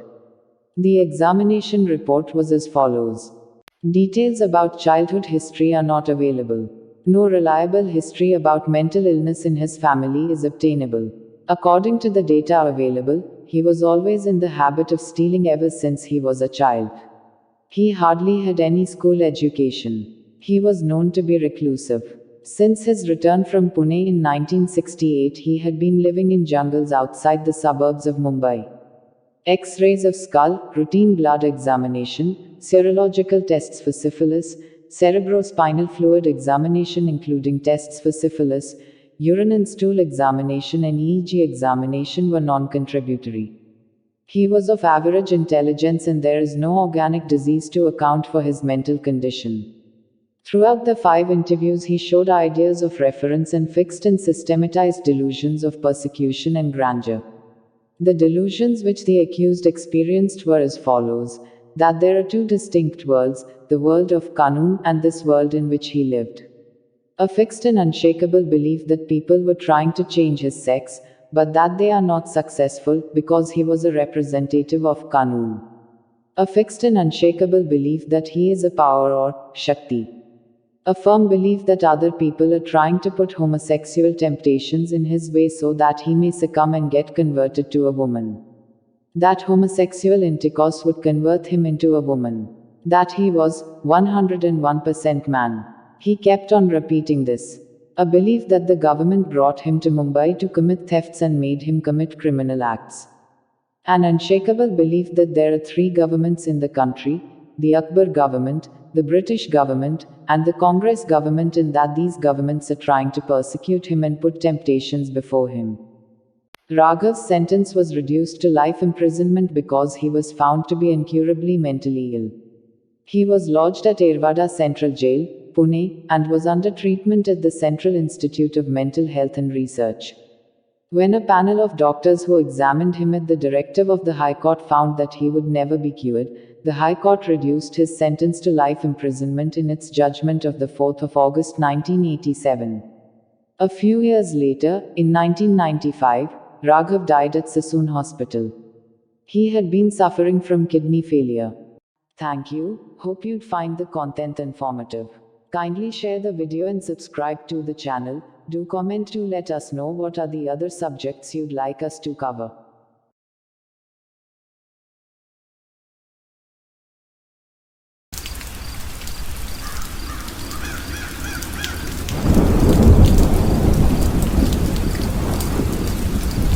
The Ruchika Girotra case involves the molestation of 14-year-old Ruchika Girotra in 1990 by the Inspector General of Police Shambhu SPS Rathore in Haryana. After she made a complaint, the victim, her family, and her friends were systematically harassed by the police, leading to her eventual suicide. On the 22nd of December 2009, after 19 years, 40 adjournments, and more than 400 hearings, the court finally pronounced Rathore guilty under Section 354 IPC, molestation, and sentenced him to 6 months imprisonment and a fine of 1,000 rupees. The CBI had opposed Rathore's plea and had sought an enhancement of his sentence from 6 months to the maximum of 2 years after his conviction.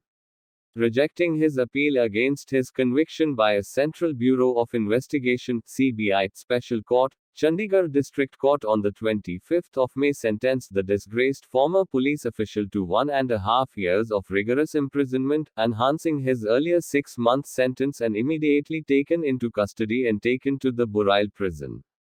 On the 11th of November 2010, the Supreme Court granted bail to SPS Rathore on the condition that he remain in Chandigarh. Recently, the Supreme Court of India upheld Rathore's conviction in molestation case but restricted the punishment to 6 months jail already served by him considering his age.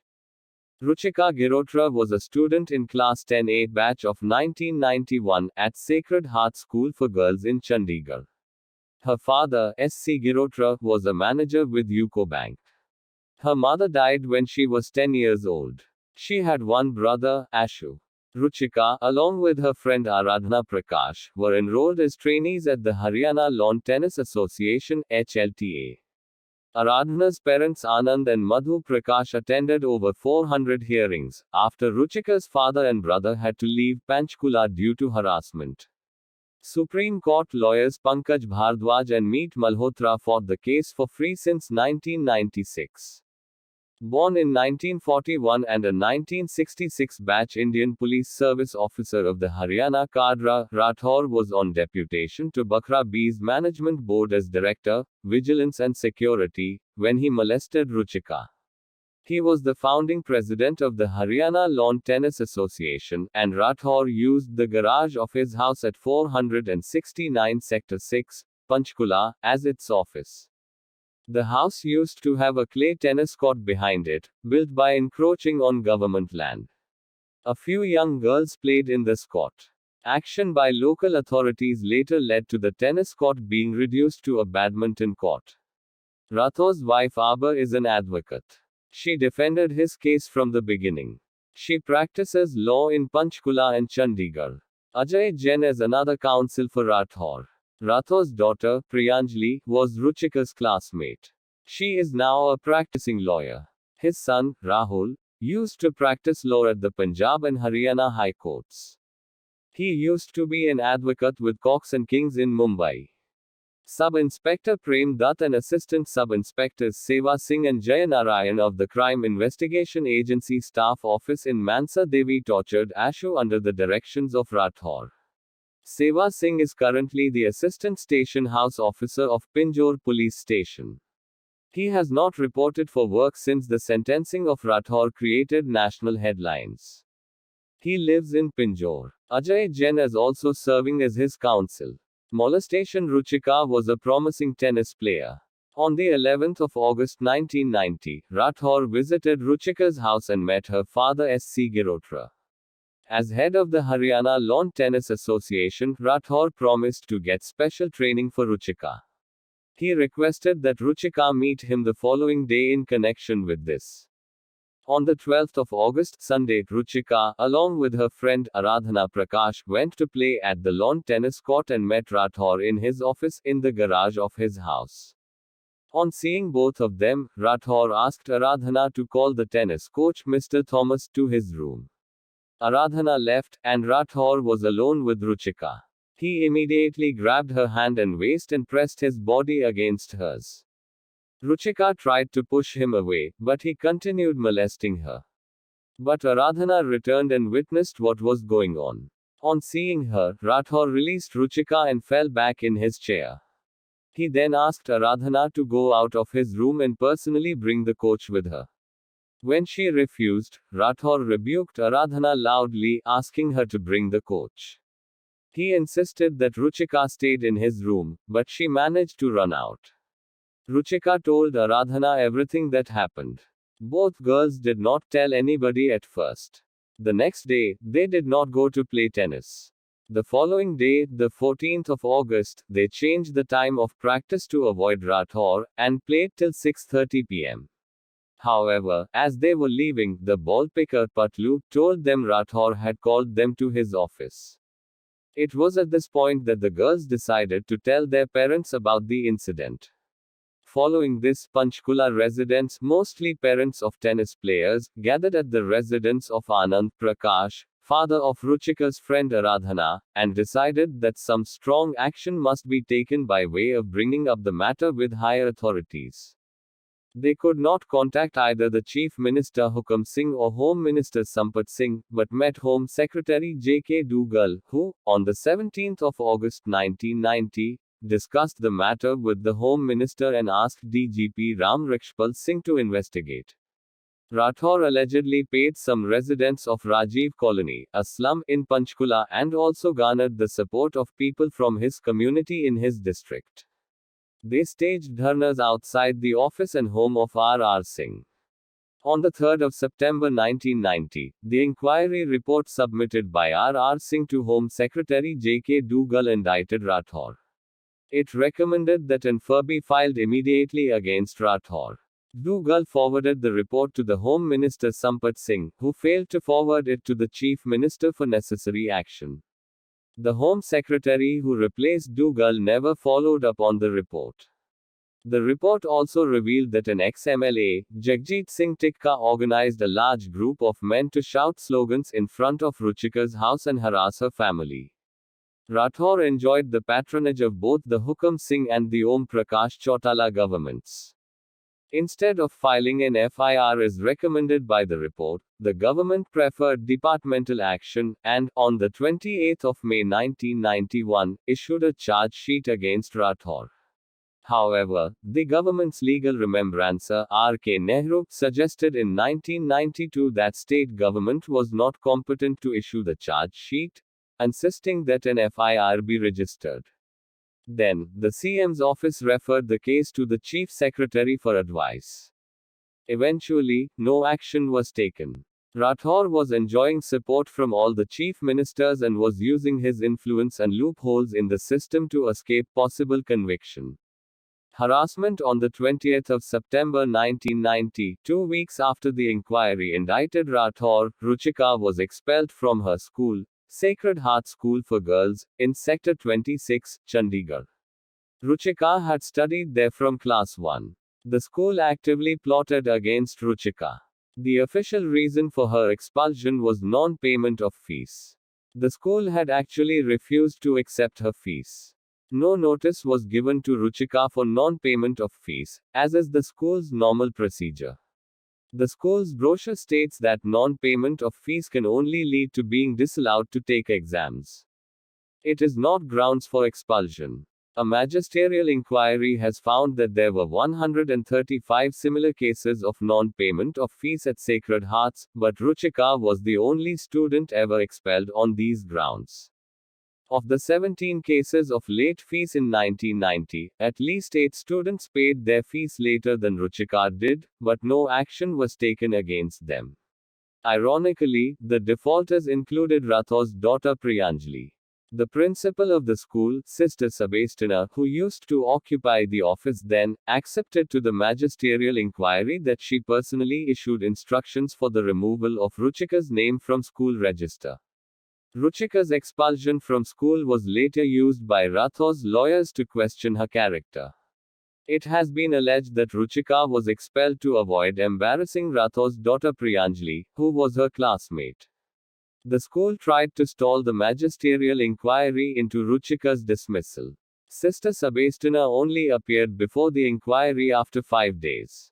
The Chandigarh authorities threatened the school with legal action if they continued to stall the investigation. After her expulsion, Ruchika confined herself indoors. Whenever she went out, she was followed and abused by Rathore's henchmen. Rathore deployed policemen in plainclothes in front of Ruchika's house to keep an eye on the family. False cases of theft, murder, and civil defamation were filed against Ruchika's father and her 10-year-old brother Ashu. 5 theft cases against Ashu were registered by Sub-Inspector Prem Dutt. The cases were filed when KP Singh was the Superintendent of Police. Singh has been named in an FIR filed by Ashu. Singh later provided Rathore's advocates a statement absolving Rathore. Singh is now the Inspector General of Police Training in Haryana and works at the Chandigarh head office. Cases were filed against Anand Prakash, his wife Madhu, and their minor daughter Aradhana. Anand Prakash worked as chief engineer in the Haryana State Agriculture Marketing Board and had a spotless record until this incident. Rathore then instigated more than 20 complaints against him. He was suspended from his job for some time and demoted to superintendent engineer. He was eventually given premature retirement. He did, however, challenge the government orders and was given relief by the court and cleared of all the complaints. Aradhana, who was the sole witness in the molestation case, had 10 civil cases filed against her by Rathore. She received abusive and threatening calls for months until she got married and left for Australia. Pankaj Bhardwaj, the lawyer who took up Ruchika's case, was slapped with 2 court cases by Rathore, a defamation case and a case for compensation. When Rathore was heading the vigilance team in the Haryana State Electricity Board (HSEB), he sent special teams from Bhiwani to raid houses of several of his complainants.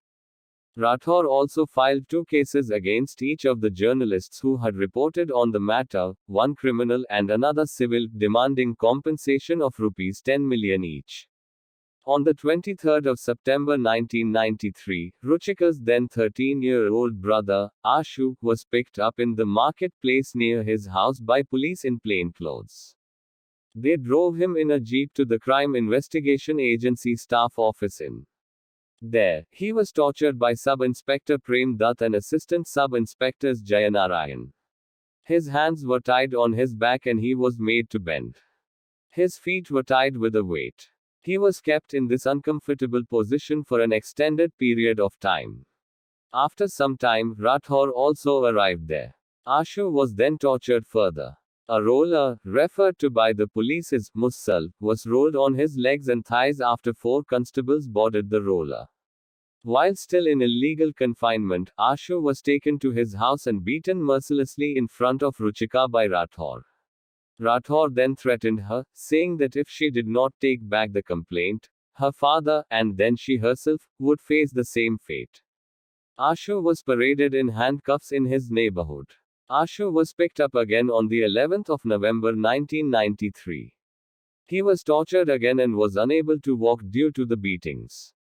He was not given food or water for days at a stretch and was beaten mercilessly. He was repeatedly told to convince his sister to withdraw her complaint. He was allegedly forced to sign on blank papers, which were used by the police to show his confessions that he stole 11 cars. He would not be released until after his sister's suicide. No charges were ever framed in any of these cases filed against Ashu.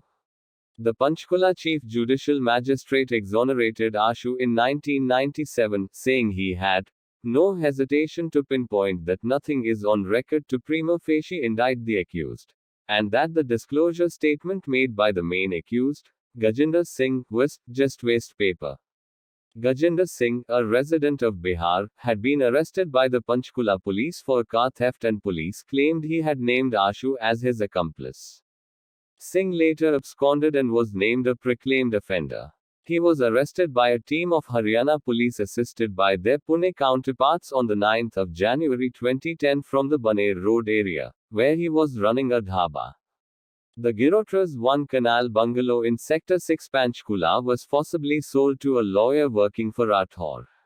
Ruchika's father was suspended from his job as bank manager, on charges of alleged corruption, after coercion from Rathore. They moved to the outskirts of Shimla, and had to take up earth filling to make a living.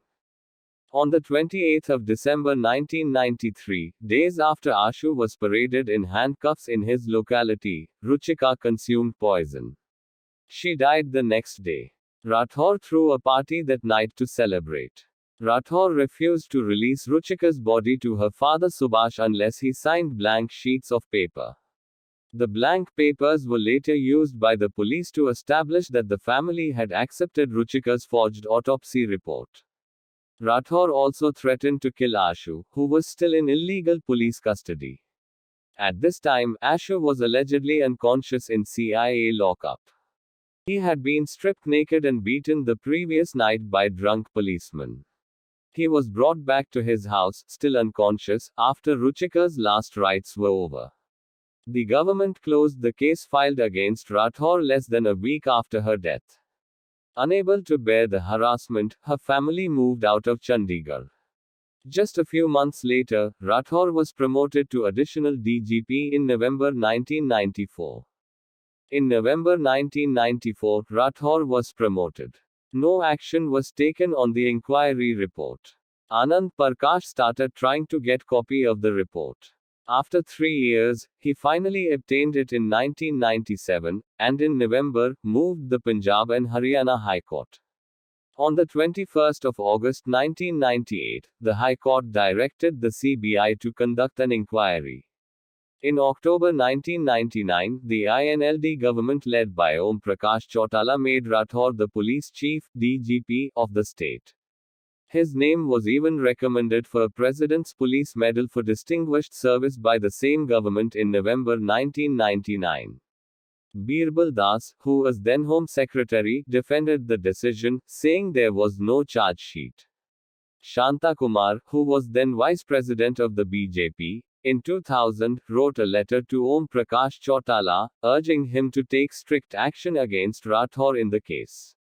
However, instead of acting on the letter, Chautala complained to then Prime Minister Atal Bihari Vajpayee about it. Shanta Kumar was the Minister for Consumer Affairs in the NDA government at the time. Chautala's INLD was an alliance partner.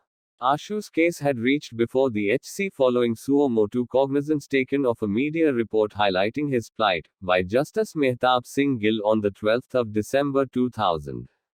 The then Chief Justice had referred the matter before a division bench comprising Justice N.K. Sodhi and Justice N.K. Sood.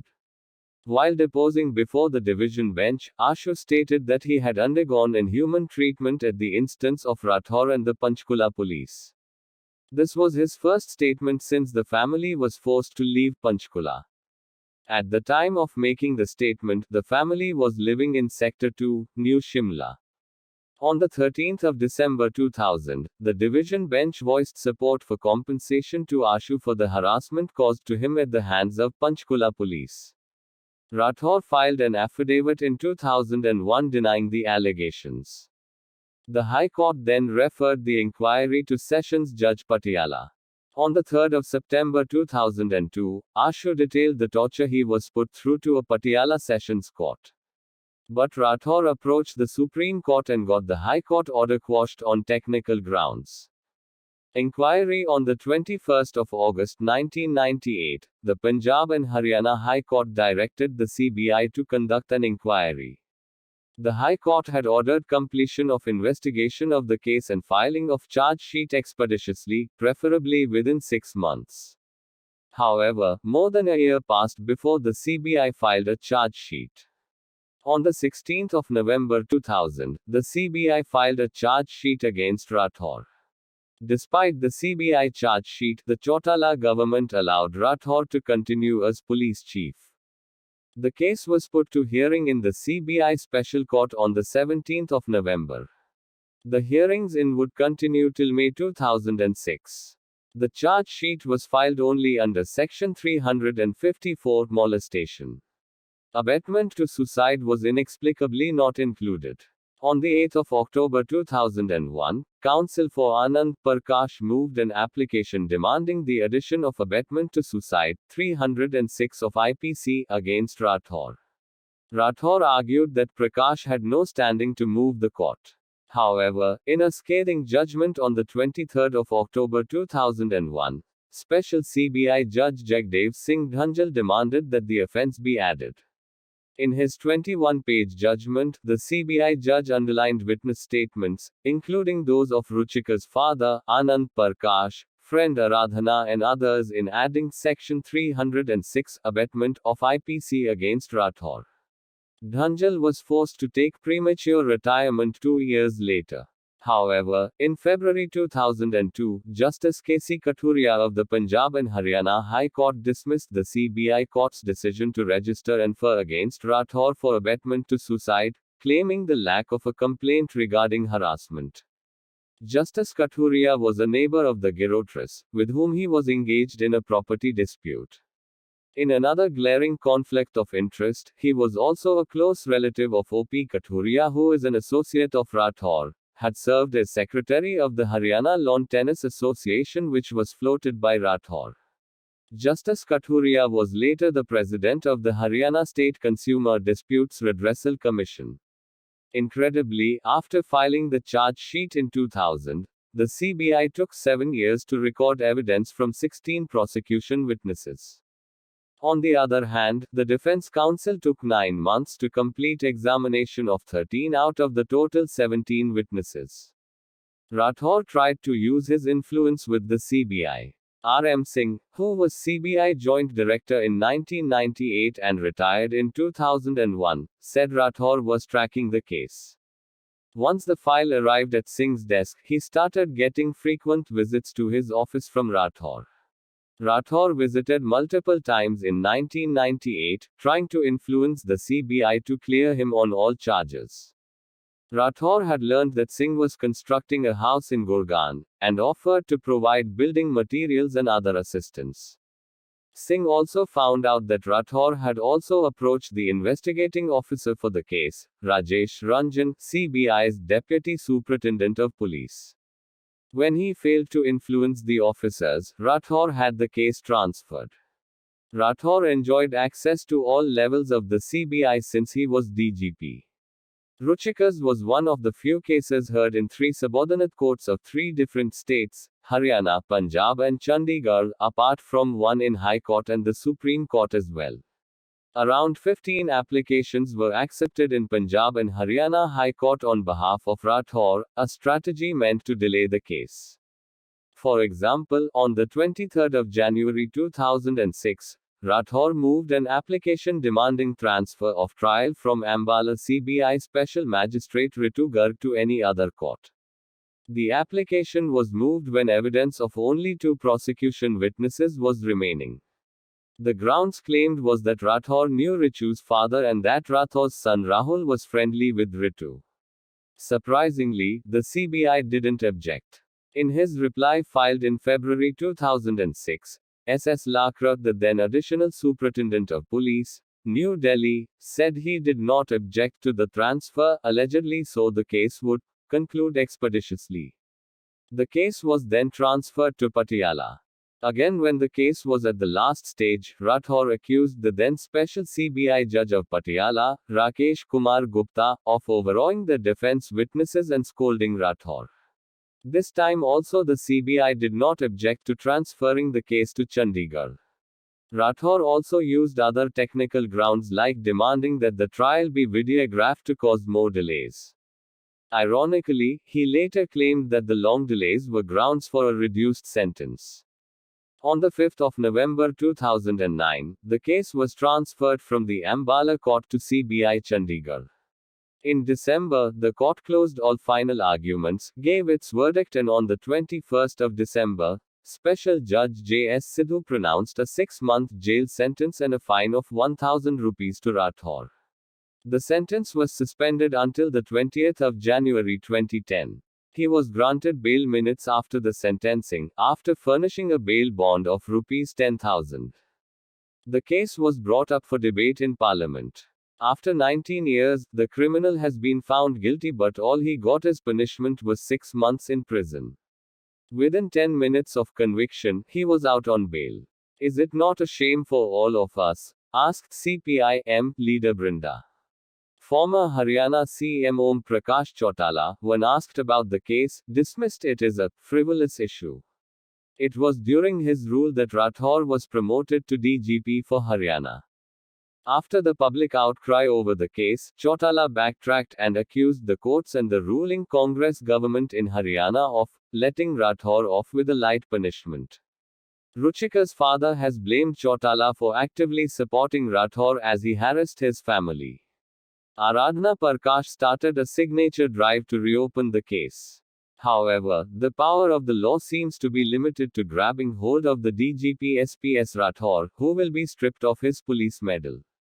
The decision to take back Rathore's police medal, given to the police officer for meritorious service in August 1985, was taken by a committee.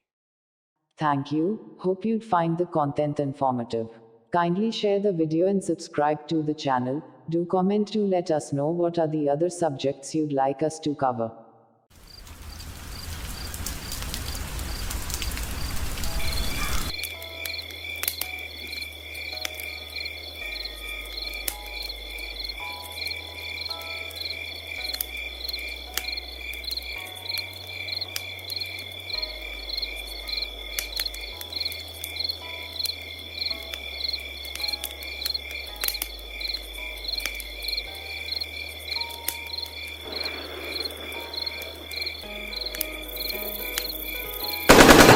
जो आग से खेलते हैं वो कई बार आग से जल भी जाते हैं और हम लोग तो मौत से खेलते हैं। कभी अपने बारे में उन्होंने अपनी सेफ्टी के बारे में परवाह नहीं की।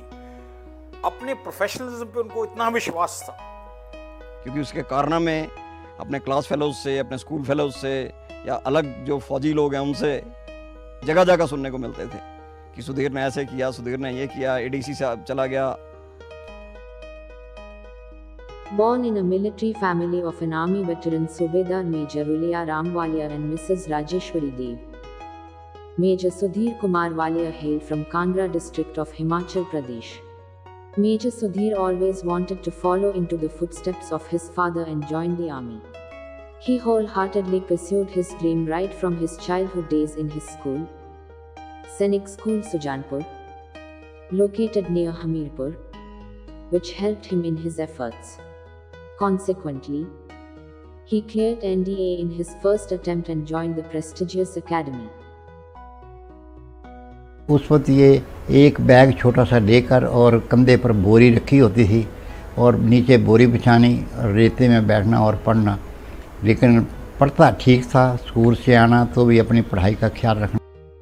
मेजर वालिया का कमीशन 1988 में हुआ था 3 जाट के अंदर, और इस पलटन के साथ वो श्रीलंका में गए जहाँ पे तकरीबन 7,000 हमारे भारतीय सैनिक गए थे इंडियन पीस कीपिंग मिशन के ऊपर। उन्होंने वहाँ पे श्रीलंका में जो कार्रवाई करनी थी उसमें अच्छी कार्रवाई। It was in Sri Lanka only during the peacekeeping mission that Major Sudhir Walia got fascinated by the special forces.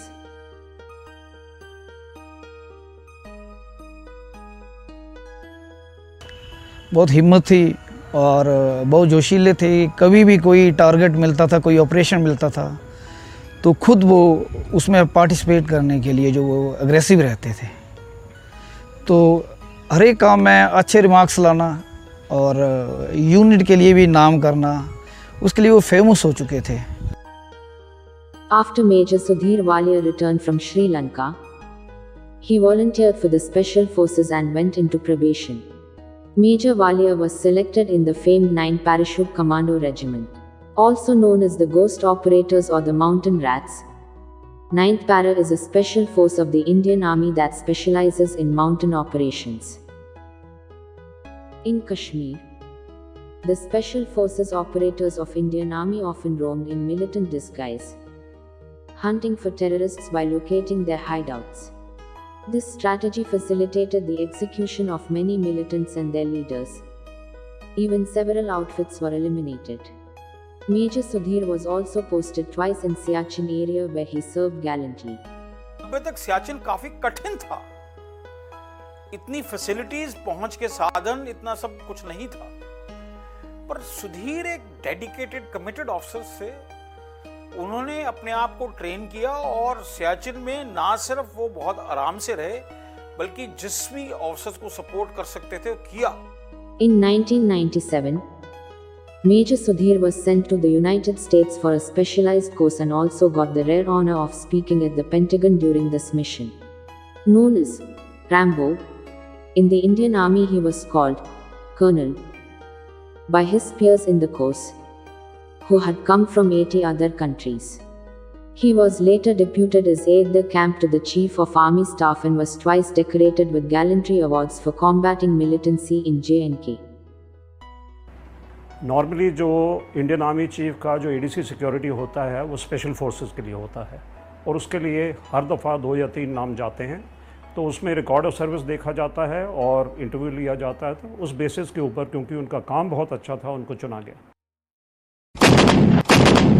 जब वो एडीसी की ड्यूटी कर रहे थे उस वक़्त कारगिल की लड़ाई शुरू हुई और तब वो जनरल वेद मलिक के साथ ही थे, पर उन्होंने स्पेशल लीव ली और जाकर के अपनी पलटन के साथ कारगिल के अंदर लड़ाई ली और उनकी टीम ने जाकर के जो जुलू रिज था उसको ऑक्यूपाई किया।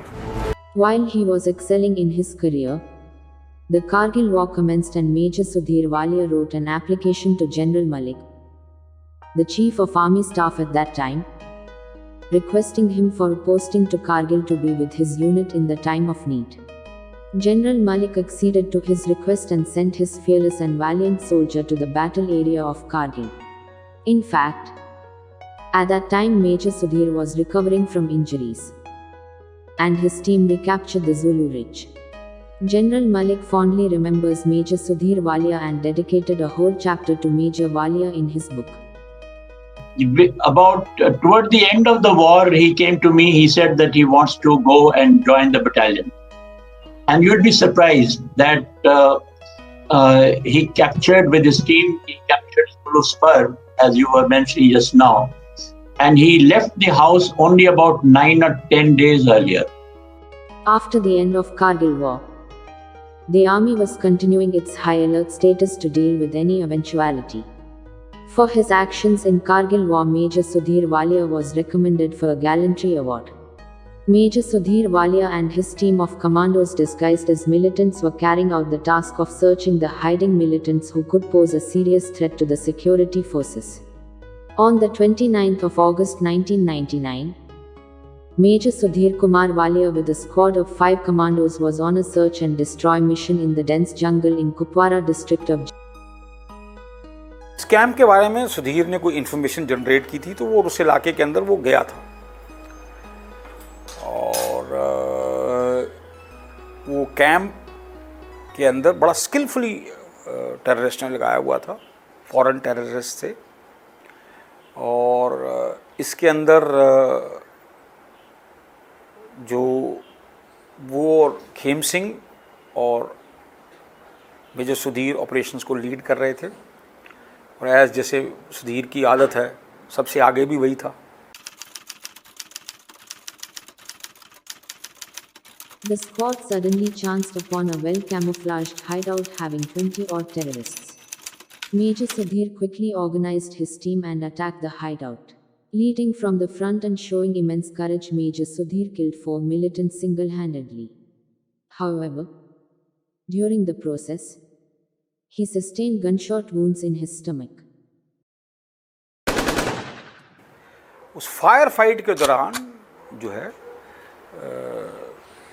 खेम सिंह को चोट लगी, फिर सुधीर को चोट लगी। सुधीर को कोई फ़र्क नहीं पड़ता, उसको तो अपनी ऊपर बहुत भरोसा था। गैलेंट्री जो उसकी साइटेशन है वो क्लियरली बताती है क्या कार्रवाई उसने की।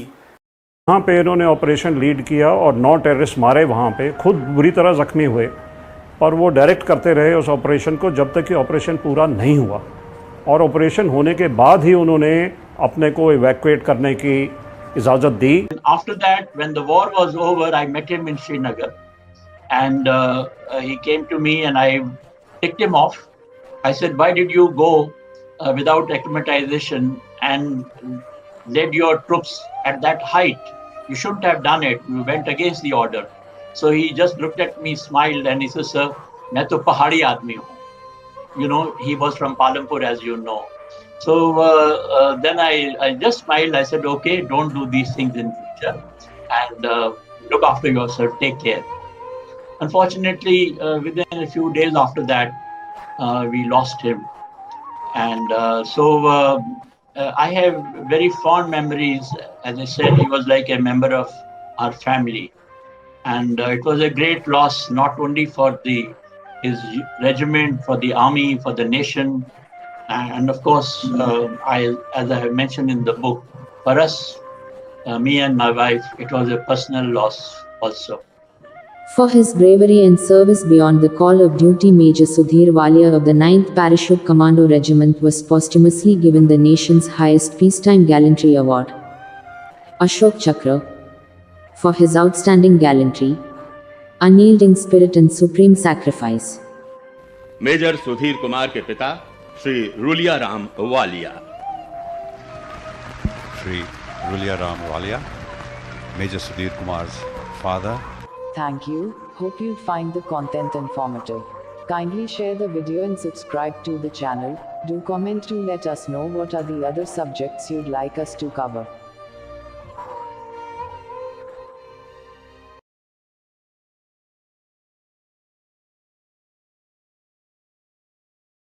Whoever it was, he said me my code name was Shersha. Oh Shersha, you have come.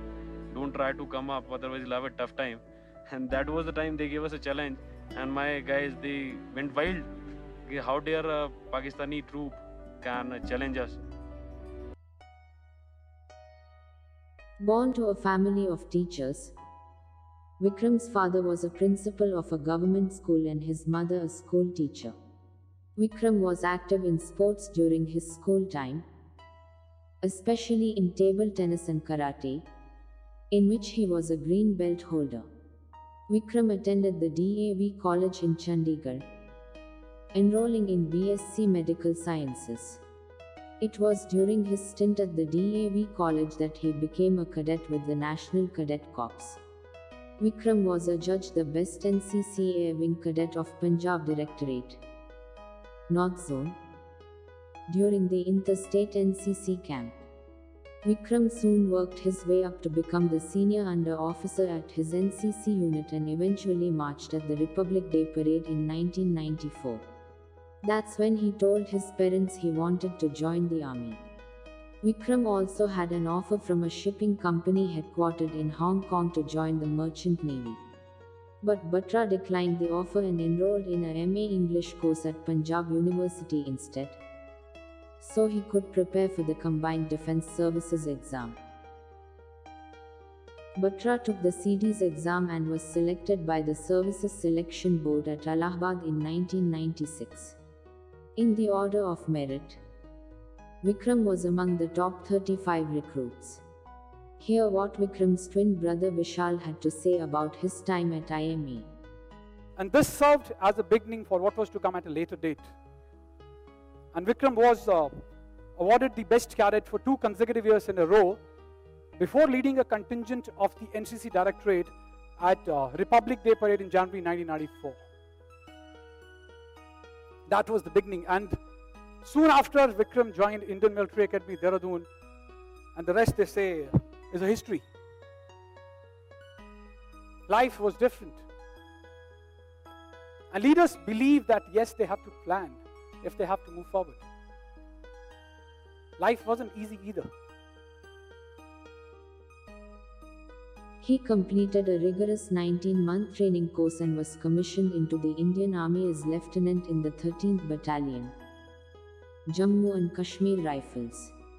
He received his first posting to Sopore, Baramulla, after he underwent additional training in Jabalpur. Sopore was an area of significant militant activity, and Batra had many skirmishes with the militants. Vikram also undertook the commando course in Belgaum and was awarded the highest honor, that of an instructor's grade. The 13th Jackrif, after completing its CI Ops counter-insurgency operations tenure in Kashmir under 192 Mountain Brigade of 8th Mountain Division, received orders to proceed to Shahjahanpur, Uttar Pradesh. The battalion's advance party under Major Yogesh Kumar Joshi had reached its destination, when on the 5th of June, because of the outbreak of the war, its deployment orders were changed and the battalion received orders to move to Dras. Batra informed his parents about his movement and assured them that they need not worry about him. He would call his parents at least once in 10 days.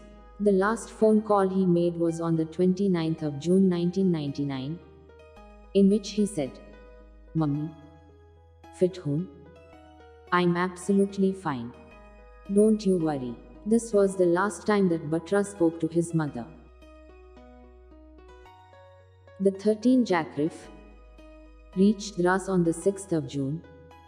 It was placed under the command of 56th Mountain Brigade and was given orders to act as reserves to the 2nd Battalion of the Rajputana Rifles 2 Rajrif during their attack on Tolo Ling Mountain. The 18 Grenadiers first attacked Tolo Ling on the 22nd of May, but were unable to capture the peak. 18 Grenadiers made 4 attempts to capture Tolo Ling, but could only succeed in securing the lower slopes, while suffering heavy casualties. Eventually, 2 Rajrif was assigned the mission of capturing Tolo Ling and they did so on the 13th of June 1999. After the capture of Tolo Ling, 13 Jackrif marched from Dras to Tolo Ling, reaching their destination in 12 hours. Upon reaching, Alpha Company of 13 Jackrif took over Tolo Ling and a portion of the Hump complex from 18 Grenadiers. On the 15th of June 1999, the Jackrif base camp came under heavy artillery shelling and 6 of their soldiers were injured. Amidst heavy artillery shelling which continued unabated, Major Ajay Singh Jasrotia evacuated the wounded to safety by carrying them on his back. While rescuing the last soldier, he was fatally wounded by shrapnel. All of the 6 lived to tell the tale. Major Ajay Jasrotia was posthumously awarded the Sena Medal for his courage and sacrifice. Lieutenant General Y.K. Joshi, presently Commanding-in-Chief Northern Command and who was then Lieutenant Colonel and Commanding Officer of the 13th Jackrif, very vividly narrated about the incident. Point 5140 was a very dominating feature in the Dras subsector. It not only dominated Tololing complex and the hump, but it also dominated the Dras village and a very large stretch of the National Highway 1 Alpha. It was from here that the enemy could bring down very effective observed artillery fire on Tololing, on Dras and the National Highway 1 Alpha in the area. And it was from here that the enemy fired the Stinger missile when it brought down one of our helicopters in the area of Tololing. Thus the importance of capturing 5140 at the earliest. 13 Jackrif was tasked for the capture of point 5140. 13 Jack got their first unfortunate taste of the war even before they went into battle. On the 12th of June, we moved to Dras. However, once we moved to Dras, there was a big problem of where to locate the battalion, since all along the National Highway 1 Alpha, from Dras, a couple of kilometers on either side, there were artillery guns located there. And we are not supposed to locate the infantry unit next to a RT gun position because of the danger of counter bombardment. With the great difficulty, we could manage to locate a place close to Dras where we concentrated. However, later we suffered some casualties in this area because at night the enemy, the own mortar position which was firing close by, moved to its alternative position and moved further close to our unit location, and because of the enemy counter bombardment we suffered heavy casualties, including Major Ajay Jasrotia, who lost his life at the base itself while trying to evacuate casualties. Knowing that he won't survive, Major Ajay Jasrotia refused to be evacuated before his wounded men. His death played a role in motivating his juniors, Captain then Lieutenant Vikram Batra and Colonel then Lieutenant Sanjeev Singh Jamwal, to capture point 5140 without any casualty.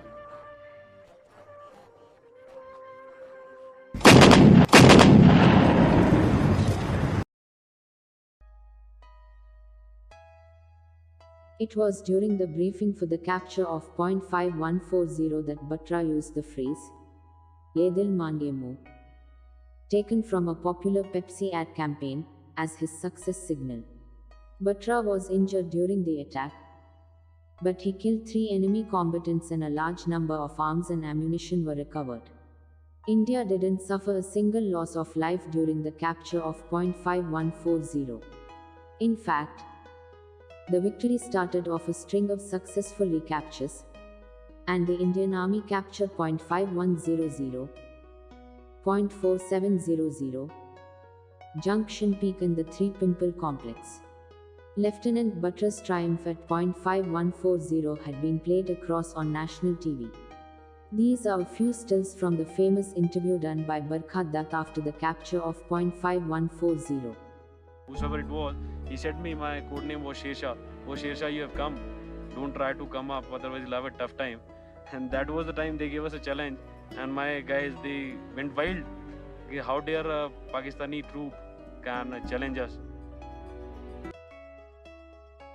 General Ved Prakash Malik, the then Chief of Army Staff, had called Vikram up personally to congratulate him on the triumph. Vikram, who was still a lieutenant at that point, was promoted to the rank of a captain.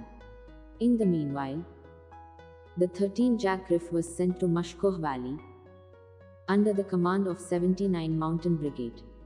The battalion was assigned the task of recapturing point 4875, a peak that held significant strategic importance as much as Tiger Hill, for it dominated National Highway 1, right from Dras to Matayan. It made a stretch of about 35 to 40 kilometers of national highway come under direct observation of the Pakistani forces, and they could easily watch the Indian Army's movements and troops' movements. Batra was unwell with fever and was recuperating in a sleeping bag. After initial reconnaissance, the operation was launched at night. The assault continued all night, with Indian forces facing stiff enemy fire from Pakistani snipers. Point 4875 was captured, and so was area Flat Top and adjacent peak. But immediately after that, enemy forces launched their first counter-offensive to recapture area Flat Top. The Indian army was holding the area under Captain Naveen Nagappa, and they had bravely fended off the first counter-attack. Captain Nagappa was injured when enemy lobbed a grenade next to him. Captain Nagappa, in order to save other troops, tried to lob the grenade back when it hit the boulder and fell back towards him, critically wounding him. At the same time, the Pakistani forces started a second counterattack to gain back area Flat Top. At this stage, Batra volunteered himself as reinforcement for the attack. Several other soldiers of his company offered to accompany him, without official orders, many even risking a court-martial. Batra, accompanied by 25 other men, left in the middle of the night to recapture the feature. Here is Captain Naveen retelling the events of that fateful morning. Somehow we managed to stall the counterattack. And Captain Vikram Batra looked the state of my leg and he said, "Ki Naveen, tu aise hi baitha rahega to tu matlab yahin pe you'll bleed to death. You had to go down and get yourself treated." The bunker which I was sitting at almost collapsed. So he dragged me out of that bunker, dragged me to some distance ahead. And that stretch which was there, almost 150 meters, was exposed. So nobody could have come and possibly picked me up. So I still remember that particular event, friends, so clearly, so vividly. He gave our fists met. He told me to go down, our fists met. He just had a gentle tap on my back. I started crawling down and he started moving upwards. The battle continued till daylight. Vikram killed 4 enemy soldiers and successfully defended area Flat Top. He was evacuating an injured soldier when he was hit in the chest from an enemy sniper and a second later was hit by a rocket-propelled grenade RPG. Batra breathed his last next to his fellow company man. Major General G.D. Bakshi mentioned about this incident in one of his interviews. One of their boys was hit badly and he was lying in the open and he was crying, "Somebody get me, somebody help me." So one of the JCOs of Vikram Singh, he said, "Sir, I'll get him." Vikram laid a hand on his shoulder and he said, "Tu baal bachedar hai, main shara hu. You are married, look, I have nobody behind me." He went to get that boy out. He dragged him out, and as he had almost brought him to safety, that is the time the Pakistani sniper shot him through his chest.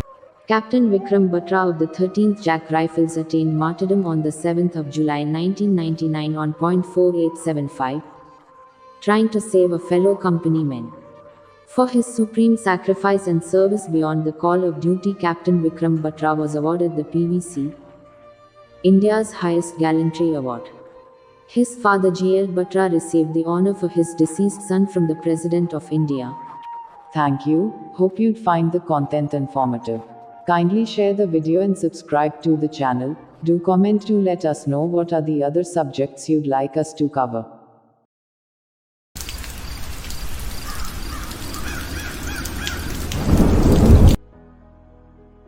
There's an old saying, those who don't learn from history are doomed to repeat it. Thus we bring to you an all-new interactive series, This Day, That Year, which will bring to you events that have changed the course of human evolution. Welcome to Darkwas Media. 551 BC, Confucius, Chinese teacher, editor, politician, and philosopher of the spring and autumn period of Chinese history was born. 48 BC, Pompey disembarks at Pelusium upon arriving in Egypt, whereupon he is assassinated by order of King Ptolemy XIII. 1781, American Revolution. American forces backed by a French fleet begin the siege of Yorktown. 1821, the Declaration of Independence of the Mexican Empire is drafted. It will be made public on the 13th of October. 1837, Bahadur Shah, The last Mughal emperor is crowned as the ruler of Delhi. 1928. Alexander Fleming notices a bacteria-killing mold growing in his laboratory, discovering what later became known as penicillin. 1939. World War II. Nazi Germany and the Soviet Union agree on a division of Poland. The siege of Warsaw comes to an end. 1961. A military coup in Damascus effectively ends the United Arab Republic, the union between Egypt and Syria. 1970. Egyptian President Jamal Abdel Nasser dies of a heart attack in Cairo. 1986. The Democratic Progressive Party becomes the first opposition party in Taiwan. 1995. Israeli Prime Minister Yitzhak Rabin and PLO Chairman Yasser Arafat signed the interim agreement on the West Bank and the Gaza Strip. 2004. The World Bank declared India is the fourth largest economy. Thank you. Hope you find the content informative. Kindly share the video and subscribe to the channel. Do comment to let us know what are the other subjects you'd like us to cover. बहुत दिन दुश्मनी होली, अब कुछ दोस्ती को भी मौका मिलना चाहिए. General Pervez Musharraf, the then Chief of General Staff, Lieutenant General Muhammad Aziz, FCN 8 Force Command Northern Areas, Lieutenant General Javed Hassan and 10 Corps Commander Lieutenant General Mahmood Ahmad planned Kargil right under the nose of the Pakistani establishment, and a secret order was passed out in which elements of the Northern Light Infantry of the Pakistani Armed Forces were being covertly trained and being sent across the LOC. हम शांति चाहते हैं, ये तो दुनिया ने देखा. अब दुनिया ये देखेगी कि हम शांति की रक्षा के लिए और अपनी शक्ति का भी प्रदर्शन कर सकते हैं. The Government of India responded with Operation Vijay. 5, 4, 3, 2, 1, fire.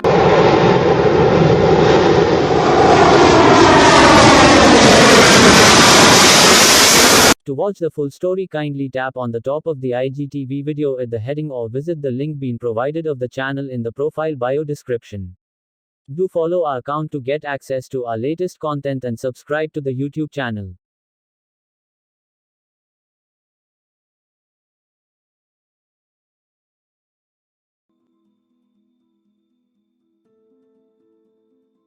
On the 20th of February 1999, at the Wagah border, the Prime Minister of Pakistan waited to see his guest. This was the inaugural trip of the Delhi-Lahore bus service and the first visit to Pakistan by an Indian Prime Minister in 10 years. When Prime Minister Atal Bihari Vajpayee alighted from the bus, it seemed that the icy suspicion and misunderstandings between the two neighbors was finally on the verge of a fall. As Prime Minister Nawaz Sharif stepped forward, first there was a handshake and then the Prime Minister of India initiated a hug which seemed to be grudgingly reciprocated by the Prime Minister of Pakistan. Also felt was the absence of one of the most, if not the most powerful men in Pakistan, General Pervez Musharraf, the then Chief of the Pakistan Army. In his speech, Prime Minister Vajpayee addressed the following to the citizens of Pakistan. बहुत दिन दुश्मनी होली, अब कुछ दोस्ती को भी मौका मिलना चाहिए. The name Kargil is said to have derived from the words Khar, meaning castle, and Rikil, meaning center. Kargil denotes a place between many forts, a central place where people could stay. It appears to be a fitting description for a place that is equidistant from Srinagar, Leh and Skardu. The temperatures in Kargil might range from 30 degrees in summers to -30 degrees in winters. Thus there was an unspoken agreement between both the armies of India and Pakistan that as the winters approached, the soldiers on both the sides used to vacate their forward bunkers and came down to lower altitudes and used to occupy them back as the snow started melting. This understanding came to an end when during the winter of 1998-1999, General Pervez Musharraf, the then Chief of General Staff, Lieutenant General Muhammad Aziz, FCN-8 Force Command Northern Areas, Lieutenant General Javed Hassan and 10 Corps Commander Lieutenant General Mahmood Ahmad planned Kargil right under the nose of the Pakistani establishment, and a secret order was passed out in which elements of the Northern Light Infantry of the Pakistani Armed Forces were being covertly trained and being sent across the LOC, some allegedly in the guise of Mujahideen. The infiltration was codenamed Operation Badr. Its aim was to sever the link between Kashmir and Ladakh, and cause Indian forces to withdraw from the Siachen Glacier, thus forcing India to negotiate a settlement of the broader Kashmir dispute. Pakistan also believed that any tension in the region would internationalize the Kashmir issue, helping it to secure a speedy resolution. Yet another goal may have been to boost the morale of the decade-long rebellion in Jammu and Kashmir by taking a proactive role. Pakistani Lieutenant General Shahid Aziz, the then head of ISI Analysis Wing, has confirmed there were no Mujahideen but only regular Pakistan Army soldiers who took part in the Kargil War. There were no Mujahideen, only taped wireless messages, which fooled no one.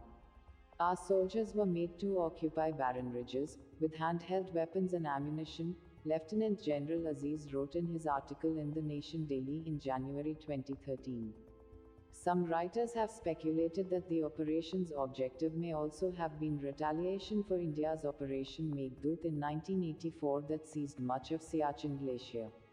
According to India's then Army Chief Ved Prakash Malik, and many scholars, much of the background planning, including construction of logistical supply routes, had been undertaken much earlier.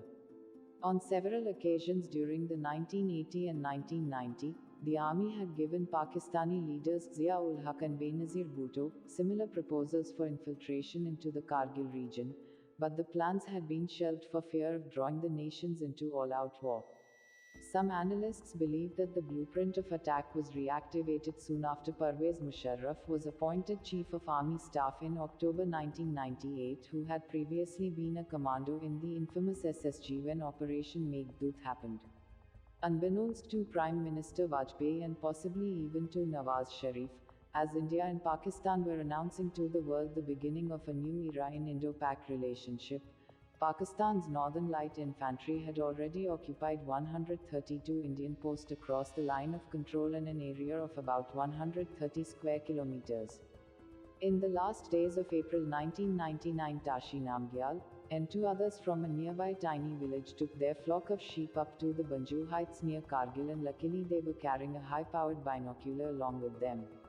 On the morning of May 3rd, Tashi Namgyal borrowed the binoculars to look for game to hunt, but what he saw was men in Pathan suits digging bunkers.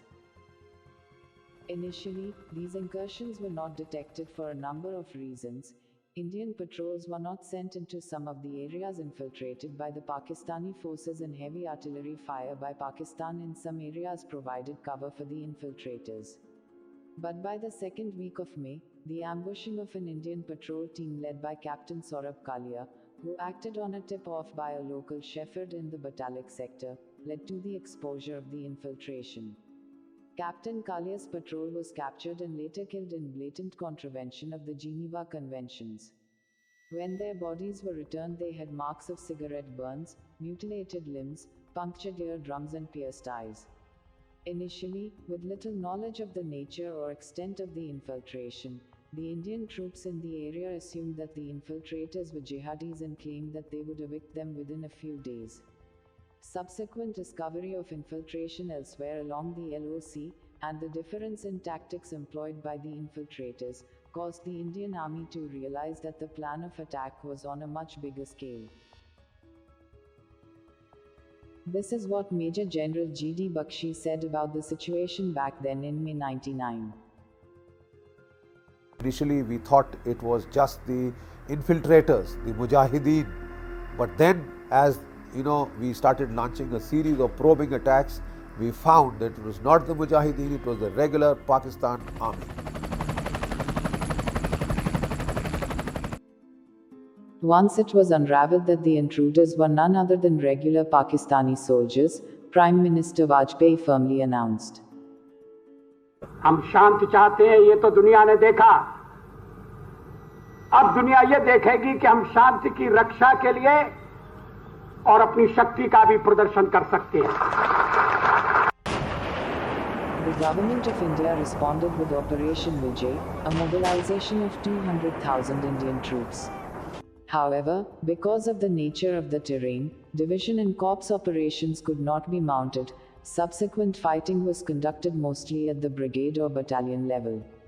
In effect, two divisions of the Indian Army, numbering 20,000, plus several thousand from the paramilitary forces of India and the Air Force were deployed in the conflict zone. The total number of Indian soldiers that were involved in the military operation on the Kargil Dras sector was thus close to 30,000. The number of infiltrators, including those providing logistical backup, has been put at approximately 5,000 at the height of the conflict. This figure includes troops from Pakistan-administered Kashmir who provided additional artillery support. 5, 4, 3, 2, 1, fire.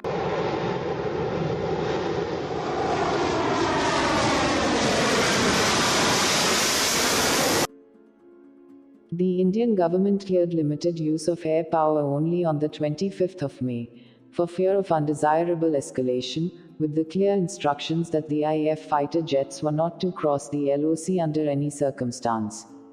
The Indian Air Force launched Operation Safed Sagar in support of the mobilization of Indian land forces on the 26th of May. This was the first time any air war was fought at such high altitudes globally, with targets at altitudes between 6,000 to 18,000 feet above sea level. The rarefied air at these altitudes affected ballistic trajectories of air-to-ground weapons, such as rockets, dumb and laser-guided bombs.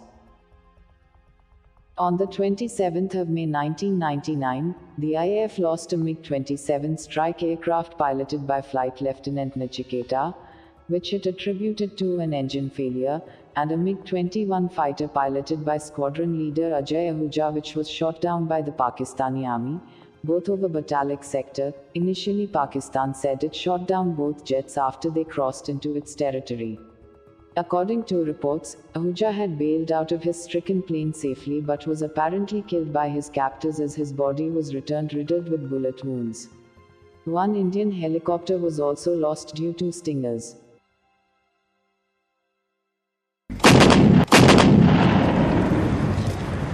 The Indian Army's first priority was to recapture peaks that were in the immediate vicinity of NH1. This resulted in Indian troops first targeting the Tiger Hill and Tolaling complex in Dras, which dominated the Srinagar-Leh route. This was soon followed by the Batalik-Turtuk sub-sector, which provided access to Siachen Glacier. Some of the peaks that were of vital strategic importance to the Pakistani defensive troops were .4590 and .5353. While 4590 was the nearest point that had a view of NH1, .5353 was the highest feature in the Dras sector, allowing the Pakistani troops to observe NH1. The recapture of .4590 by Indian troops on the 14th of June was significant, notwithstanding the fact that it resulted in the Indian Army suffering the most casualties in a single battle during the conflict. Although most of the posts in the vicinity of the highway were cleared by mid-June, some parts of the highway near Dras witnessed sporadic shelling until the end of the war. Once India regained control of the hills overlooking NH1, the Indian Army turned to driving the invading force back across the LOC. The Battle of Tololing, amongst other assaults, slowly tilted the combat in India's favor. Some of the posts put up a stiff resistance, including Tiger Hill .5140, that fell only later in the war. Indian troops found well-entrenched Pakistani soldiers at Tiger Hill, and both sides suffered heavy casualties. After a final assault on the peak in which 10 Pakistani soldiers and 5 Indian soldiers were killed, Tiger Hill finally fell. A few of the assaults occurred atop hitherto unheard of peaks, most of them unnamed with only point numbers to differentiate them, which witnessed fierce hand-to-hand combat. As the operation was fully underway, about 250 artillery guns were brought in to clear the infiltrators in the posts that were in the line of sight. The Bofors field howitzer played a vital role, with Indian gunners making maximum use of the terrain. The Indian Army launched its final attacks in the last week of July in coordination with relentless attacks by the IAF, both by day and night, in their totally successful Operation Safed Sagar. As soon as the Dras subsector had been cleared of Pakistani forces, the fighting ceased on the 26th of July. The day has since been marked as Kargil Vijay Divas, Kargil Victory Day in India. In the wake of its successive military defeats in Kargil, diplomatic isolation in the international arena, its precarious economic situation, and the mounting international pressure, the Pakistani establishment was compelled to negotiate a face-saving withdrawal from the residual areas on the Indian side of the LOC, thereby restoring the sanctity of the LOC, as was established in July 1972 as per the Simla Agreement. A number of Indian soldiers earned awards for gallantry. 4 PVC and 11 MVC were awarded. Pakistan Army losses have been difficult to determine. Pakistan confirmed that 453 soldiers were killed.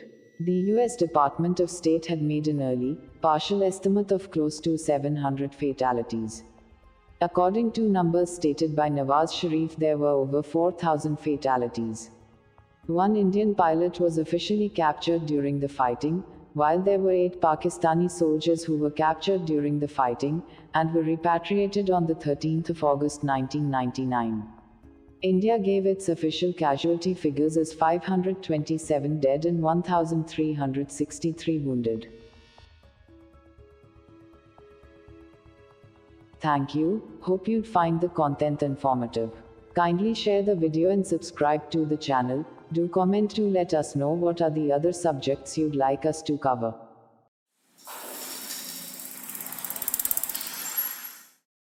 Well, though you all must have heard once in your life about RAW, its spies and various fiction films in which it has been depicted, do you know it's actually RNAW, which stands for Research and Analysis Wing. Today we'll be telling you about the person who in actual laid its foundation. He was very private. He was very shy, and he was very reticent because of his own childhood, difficult childhood, and he was very shy in public,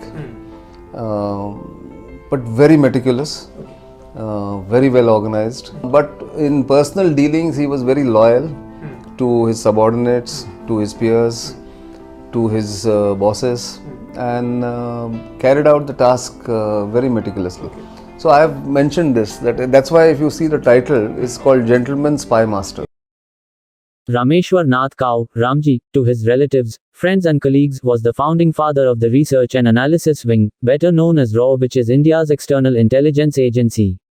A legendary spy master, he built up RAW into a professional intelligence organization that, within 3 years of its creation, played a formidable role in changing the face of South Asia in 1971.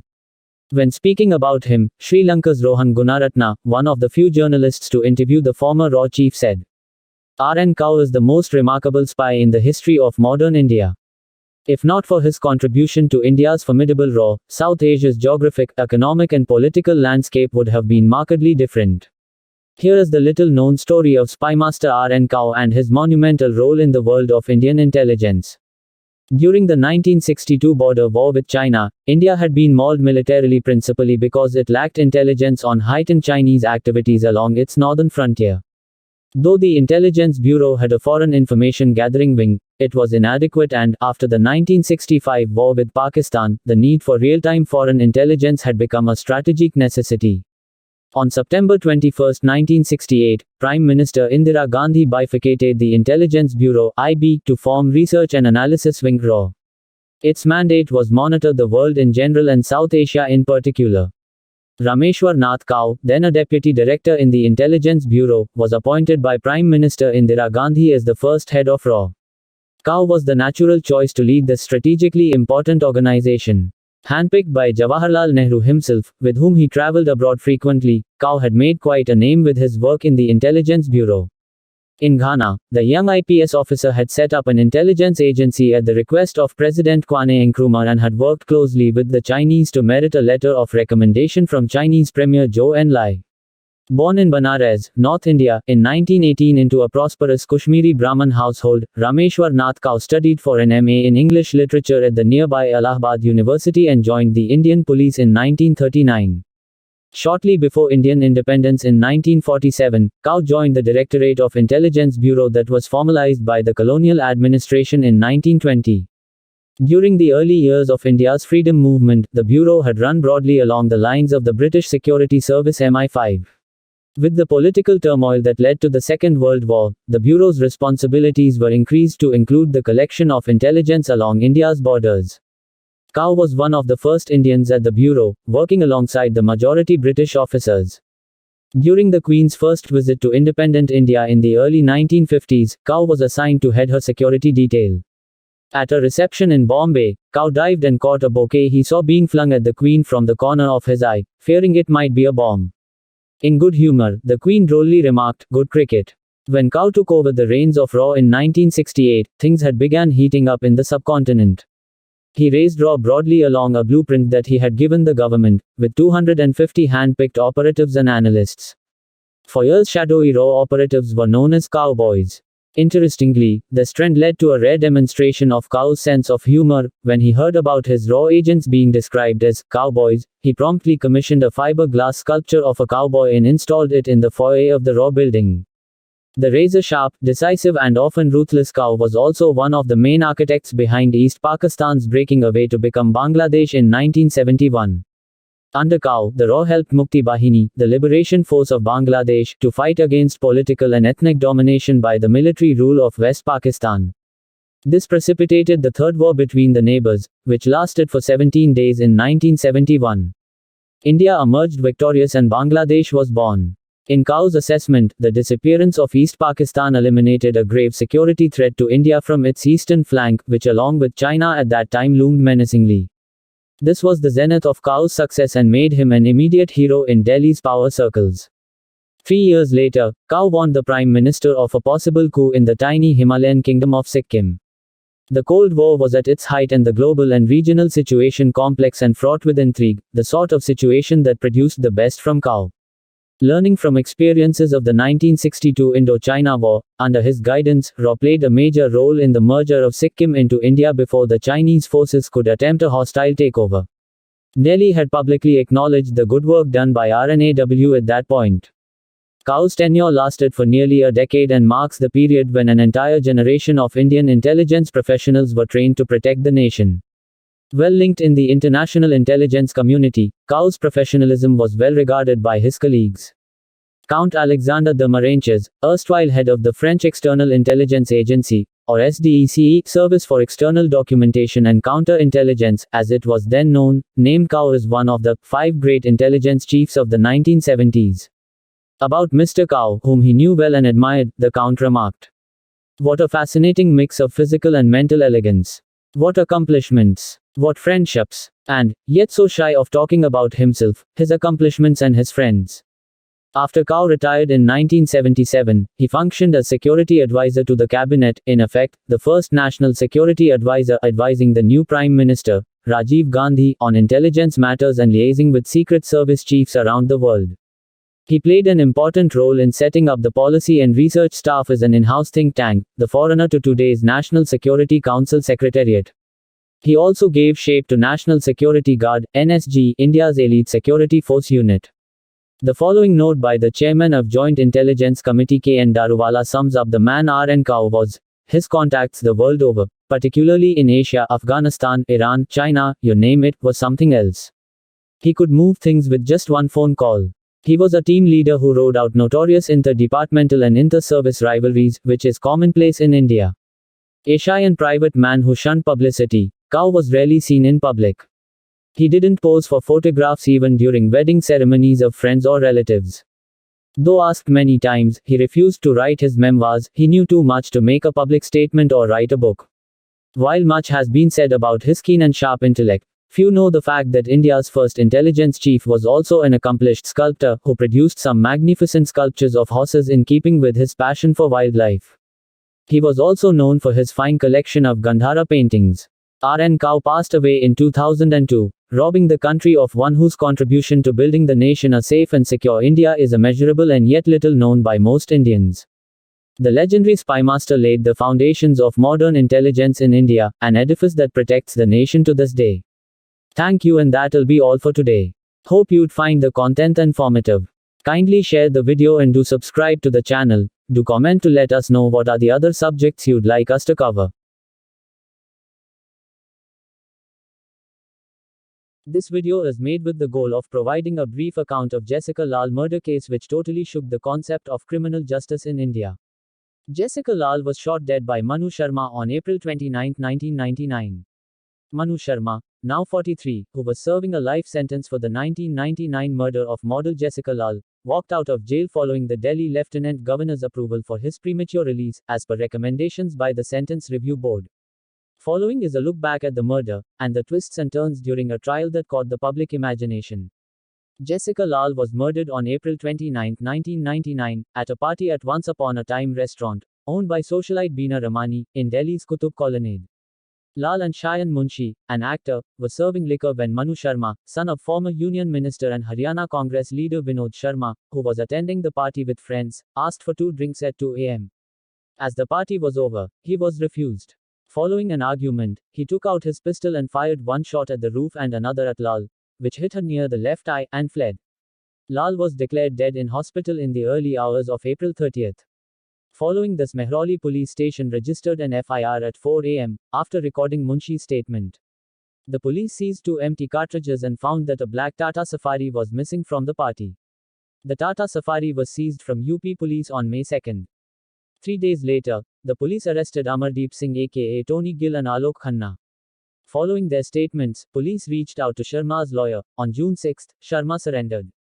The police arrested 10 others including a UP politician's son, Vikas Yadav. The charge sheet was filed on August 3. On November 23, the additional sessions judge framed charges against Sharma under IPC sections 302, murder, 201, causing disappearance of evidence of offense, or giving false information to screen offender, and 120b, punishment for criminal conspiracy, and Arms Act section 27. The trial began in May 2001, against 9 accused. The prosecution examined 101 witnesses and 2 court witnesses. During the trial, Sharma was enlarged on bail on several occasions until November 11, 2003, when the Delhi High Court dismissed his bail application, following which the Supreme Court too dismissed his special leave petition. On February 21, 2006, Sharma and the other accused were acquitted by the trial court. The trial court concluded that links in the chain of evidence were either missing or broken. The court held that the prosecution had miserably failed to bring home the guilt of the accused. The defense had brought a 2-weapon theory, arguing that Munshi had said 2 people fired with 2 different weapons and his statement was never read to him as it was in Hindi, a language he did not know. The court held that 3 prosecution witnesses including Munshi were not eyewitnesses. The trial court agreed the prosecution was able to prove that Sharma was holding a .22 bore Beretta pistol and had bought 25 rounds of cartridges from Haryana gun house, but observed that the pistol was not recovered from him. In the initial proceedings, it was stated that the person accused was Manu Sharma, son of former Union Minister and Haryana Congress leader Vinod Sharma. The Tata Safari was registered in the name of Messrs Piccadilly Agro Industries Private Limited and Sharma was one of its directors. The court did not agree that the accused used it to travel to Qutub Colonnade. It observed that its mere presence at the party was of no consequence. The court also held that use of telephones by the accused to contact one another before and after the incident was of no consequence as the conversation was not placed on record. The court also disagreed with the public prosecutor that Sharma had absconded immediately after the crime, thereby leading to acquittal of Sharma. The acquittal led to widespread public outrage, following which police submitted a status report to the Delhi High Court, which accepted it and took up a fast-track case. Sharma was represented by, now deceased, Ram Jethmalani in the Delhi High Court and later in the Supreme Court. On December 18, 2006, the High Court convicted Sharma, observing that the trial court judgment was an immature assessment of material on record which is self-contradictory, based on misreading of material and unsustainable. The court sentenced Sharma to life, awarded lesser sentences to Vikas Yadav and Amardeep Gill, and acquitted 6 others. The High Court rejected the 2-weapon theory as a concoction to the defense and a manipulation of evidence, particularly that of Shayan Munshi, who, for the first time in court, introduced such a story. Sharma appealed twice to the Supreme Court. In April 2010, the Supreme Court upheld his conviction and life term. The Supreme Court held that the evidence regarding the incident, the testimonies of witnesses, evidence connecting the vehicles and cartridges to Sharma, as well as his conduct after the incident, proved his guilt beyond reasonable doubt. On Munshi's statement about another gentleman who fired the shot, the Supreme Court said that although he turned hostile, his evidence showed that Sharma was at the scene and this was rightly accepted by the High Court. Munshi stands accused of lying under oath before the Sessions Court. Following with the takeaways from the case brought into focus the influence of media coverage. This was highlighted by the Delhi High Court as well as the Supreme Court. The Supreme Court observed that various articles in the print media gave rise to unnecessary controversy and, apparently, had an effect of interfering with the administration of criminal justice. The Supreme Court held that presumption of innocence of an accused is a legal presumption and should not be destroyed at the very threshold through the process of media trial, and that too when the investigation is pending. While overturning the acquittal of Sharma, the Delhi High Court made observations about the functioning of courts and appreciation of evidence. This led to public criticism of bias in prosecuting powerful people. The Supreme Court said every possible effort should be made and precautions taken which will help in preservation of public faith. Following the conviction by the High Court, a different bench directed the government to create a witness protection policy. That'll be all for this case, friends. Kindly subscribe to our page and keep on supporting so that we keep bringing you various other cases which have transformed our society.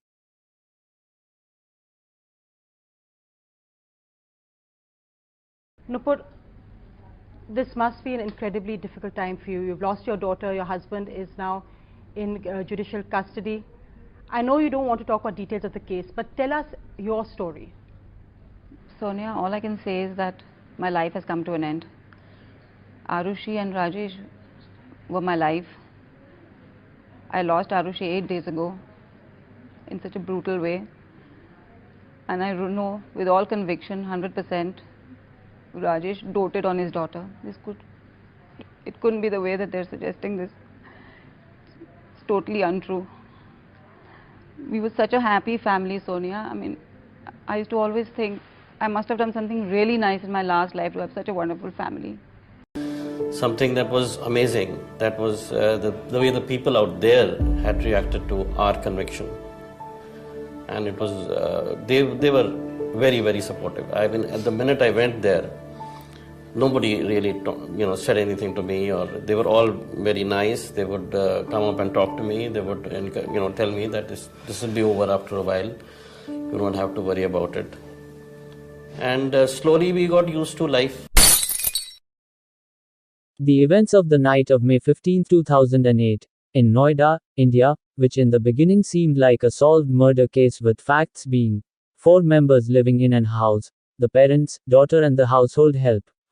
With the daughter being found dead and the servant nowhere to be found, the law enforcement directly arrived to the conclusion that the servant was the killer, though what unfolded on the next day totally shook the balance of the scenario when the body of servant was found on the roof of the house, setting a chain of events so complex that even after 158 months of the crime being committed, the infamous Noida double murder case still stands unsolved. The only things thus accurately known are that Arushi Talwar, 13, was found murdered in her bed on the 16th, and a day later, the body of Hemraj Banjed, 45, was found partially decomposed on the home's terrace.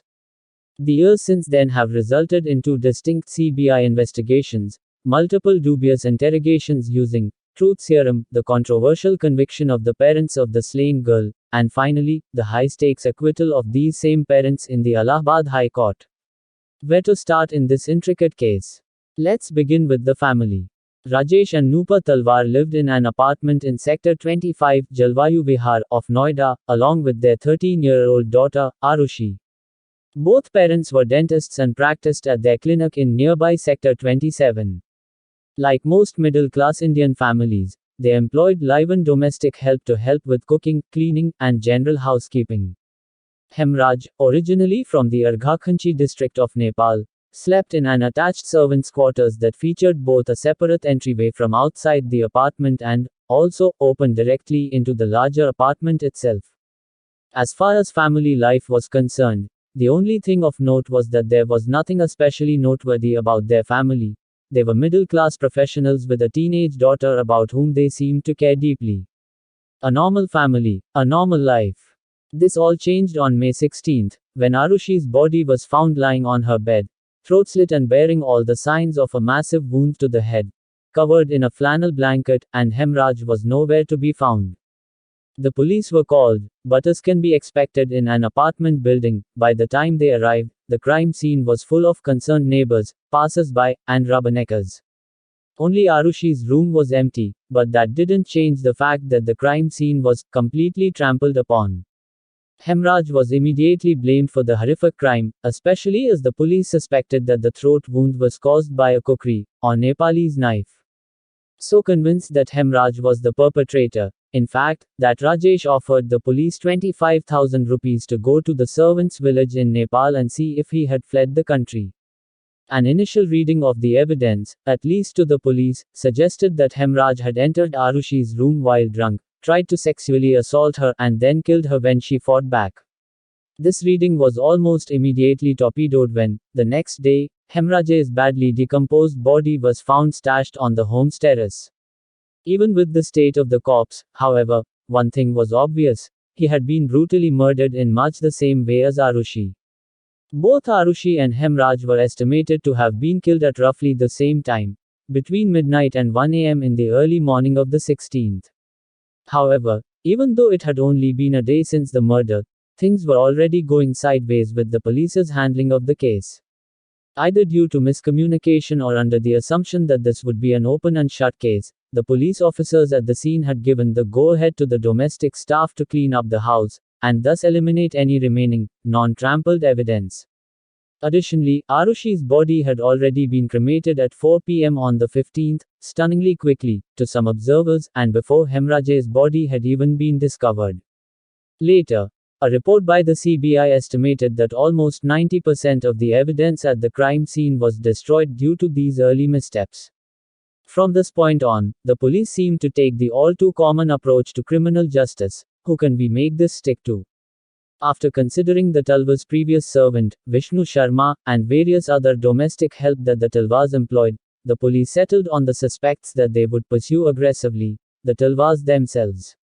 It became all too easy to see the attack through the lens of an honor killing. Arushi had been cremated with astonishing speed after her post-mortem investigation, but the examiner at the time had discovered no signs of sexual activity. However, this seemed to change, with the examiner changing his interpretation to one of possible sexual assault, and paving the way to one of the most popular theories of the case. In this theory, Hemraj and Arushi were lovers, although Arushi was not yet 14 years old, and were discovered in the act by an enraged Rajesh. Blinded by rage, Rajesh killed first Hemraj and then his own daughter, hiding the body of his servant on the terrace to better scapegoat him. At first blush, this is a compelling story. Love between two worlds, toxic masculinity, filicide, a conspiracy. It's no wonder, then, that this is the theory that the media latched onto most eagerly, regardless of what the evidence said or didn't say. There were other theories too, of course. One popular theory suggested that Rajesh was having an extramarital affair which Hemraj knew about. It goes on to theorize that Hemraj was blackmailing Rajesh over this information, which led to his supposed murder by his erstwhile target. Arushi, as the only witness to the shocking violence, had to be killed to ensure her silence. Of course, the theory is also suggested with one slight change. Arushi, the precocious 13-year-old, was the one blackmailing her father over his affair, and after witnessing her murder at the hands of her father, Hemraj was the one who had to be silenced. Also popular is the ever-present stranger violence scenario. This theory hypothesizes that Hemraj died while protecting Arushi from assault by outsiders, and Arushi was either killed in the attack or silenced afterwards through violence. Each one of these theories had the two things that every sensational, titillating news story needs: blood and sex. The media immediately latched onto the most scandalous of these theories: the parents did it. Each detail of those fateful 2 days was re-examined. Why did the parents cremate Arushi's body so quickly? Why did Rajesh immediately know that Hemraj was the perpetrator? How did no one in the house notice the smell of a decomposing body on the terrace? And how did the police fail to notice it when they were investigating Arushi's murder? Every action that Rajesh and Nupur took after the murder was read as a sign of guilt, notwithstanding the explanations that they gave to anyone who would listen. The police were not immune to the public outcry, either. A young girl murdered, and they had no one in custody, an intolerable situation. They proceeded to aggressively pursue further investigation of the parents. The investigators gave Rajesh a narco-analysis test, which is essentially an extended interrogation performed after the subject is drugged with a variety of truth serums. The results of this type of test are about as reliable as a polygraph test, which they also had him take, in short, extremely unreliable. Regardless, they had a motive and they had two bodies. It was simply a matter of making the evidence, or lack thereof, fit the story. When the murder trial finally began, it was chaos. During the trial, Dr. Andriy Semikhodsky, a renowned DNA expert, was a witness for the defense, and he had nothing good to say about the preliminary investigation by the police. In his eyes, the police had clearly botched the investigation from the beginning, from not closing off the crime scene to not collecting forensic evidence and more. Additionally, the defense pointed out, while the prosecution's theory was captivating, the physical evidence simply didn't support it. As mentioned earlier, there was no physical evidence noted initially that suggested any sort of sexual activity between Arushi and anyone else. He recalled having to lecture the prosecutor repeatedly to wear gloves, and witnessed key pieces of evidence touched with bare hands over and over. The DNA expert was confident most, if not all, of the evidence collected was contaminated due to shoddy investigative procedures. He also believed the authorities and investigators had framed the defendants on top of the slapdash investigative work. The doctor said Indian forensics investigators had ignored international standards and guidelines ranging from labeling to storage of evidence, including key evidence presented in court. A lot of procedures should have been followed and, in my point of view, they were not diligent, said Semikhodsky. Perhaps most damningly, he noted that the defense was not provided multiple things that they specifically requested, despite assurances from the Indian Supreme Court that they had been. The prosecution, Semikhodsky stated, never provided what we asked for. Despite these assertions, or perhaps because of them, the prosecution won the day. Drs. Nupur and Rajesh Talwar were both found guilty of the murders of Arushi and Hemraj and sentenced to life in prison. The story, however, doesn't end there. In a relatively recent and remarkable turn of events, nearly a decade after the brutal murders of their daughter and housekeeper, and after nearly 5 years in prison, the life sentences of Nupur and Rajesh Talwar were formally overturned by the Allahabad High Court on October of 2017. Dr. Andriy Semikhodsky, the DNA expert who admonished the Indian authorities during the trial about their unacceptable processing of evidence, publicly expressed his happiness that the truth was out at last, and justice had finally prevailed. The Allahabad High Court came down on the judge from the Arushi Talwar murder trial, pointing out his ignorance and willful disregard for evidence and circumstances presented during the case. They said he had tried to solve the case using his imagination, devaluing evidence and facts, and convicting Nupur and Rajesh Talwar after presumptuous, erroneous conclusions he derived with methods which should have been left to a math teacher or a film director, not a trial court judge. The amount of interference, lack of proper etiquette, unacceptable protocol, and disregard for scientific standards from justice system officials, law enforcement, and the prosecution as reported by both the defense and from independent, objective sources all emphasize a clear and devastating conclusion about the double murder case. The investigation was so botched from the beginning that no matter what is tested or used, there is likely nothing viable left to locate, let alone prosecute, a suspect without any evidence presented at trial being completely impeachable by defensive counsel. The only possible way to actually prosecute a suspect would be found in circumstantial, and other non-physical evidence, undiscovered evidence or testimony, or a confession directly from the perpetrators. Even then, everything substantial which could be used to physically reinforce the charges, as of right now, is impeachable. Dr. K.C. Sood, who represents the Association of Medical Clinics of Noida, is thankful the Talwars were given a chance to be judged based on the physical evidence and not a salacious story. He said in response to the overturned convictions, "Unless there is conclusive evidence, one should not be punished. However, now it will remain a mystery. It has cast aspersions on CBI investigations. After years of trials and errors, one thing remains certain: there are no new suspects or leads in the murders of Arushi Talwar or Hemraj. We are no closer today to solving the murders than we were a decade ago, and one could argue we have an even harder time. This case was bungled so spectacularly from start to finish that nothing about it, from collected evidence to interrogation methods, is above question. Ultimately, it's all too simple to get engrossed in the speculation surrounding the killer's motivation and avoid the essential truth of the case. Two people are dead, and their killers remain free. Arushi will never grow up to have a career or family of her own, and Hemraj will never again go back to his home in Nepal. While it's certainly not impossible that there will be other breakthroughs in this case with the advent of more advanced forensic tools, it's highly improbable. I hope that one day the Talwars and Hemraj's family get the closure that they need, and that Arushi and Hemraj get the justice that they deserve. That'll be all for this video. Stay tuned to the channel for watching other landmark cases. Kindly like the video if you found it to be informative, and please subscribe to the channel. Also do comment and let us know as to what other topics you would like us to cover.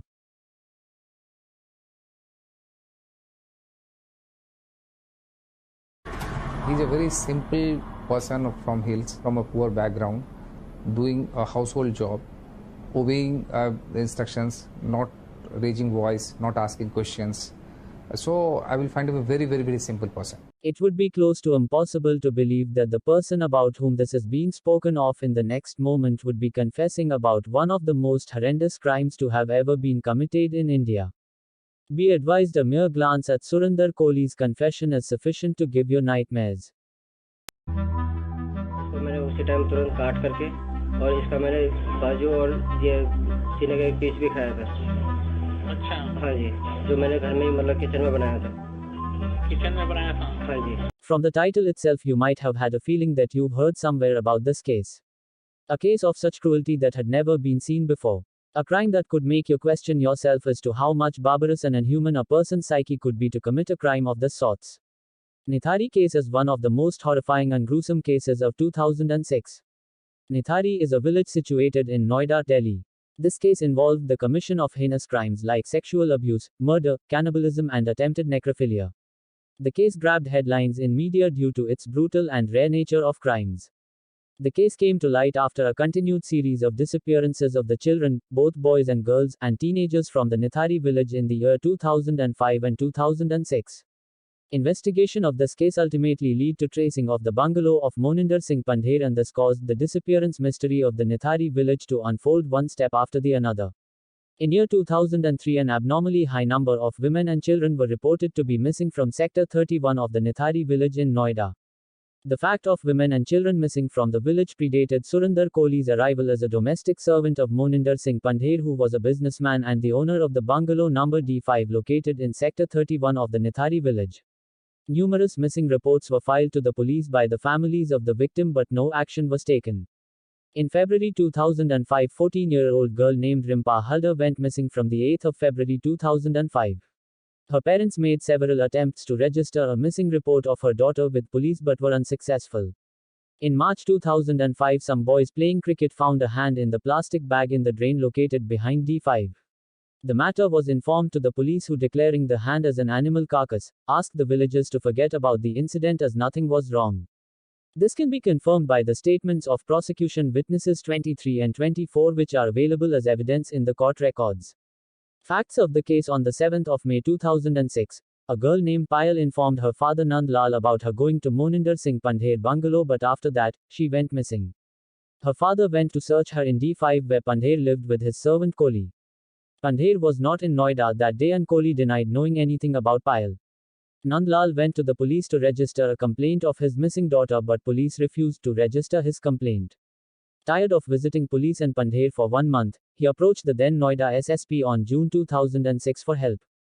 On the order of the SSP, police registered Nand Lal's complaint of his missing daughter and started their investigation. Police were able to find the fact that Payal's mobile phone was still in use and traced its location. Checking the call details of the Payal's number led them to Kohli, who called her a day before she went missing. Police arrested Kohli for further investigation, but Pandher got him released soon. police was not able to find out anything remarkable which could guide them to the whereabouts of Payal, but the involvement of Kohli in the case was evident. Upset with the police's investigation on the case, Nand Lal approached the court on the 7th of October 2006. The court ordered the police to investigate the case. On investigation, police discovered lots of plastic bags filled with human skeletons from the drain located behind the bungalow. Bungalow owner Pandher and his servant Kohli got arrested on the 29th of December 2006. More skeletons were excavated from the drain on the 30th of December 2006. Not much evidence was found against both the suspects. Mere discovery of skeletons was not sufficient to prove them murders. But the discovery created a sensation in the whole country and people started demanding justice. Investigation of the Payal's case opened up the facts of disappeared children and teenager of Nithari. Pressurized with the public rage, Uttar Pradesh government handed over the case to the CBI on the 11th of January 2007. Kohli's confession. CBI was unable to find any evidence against Kohli even after 60 days of police custody.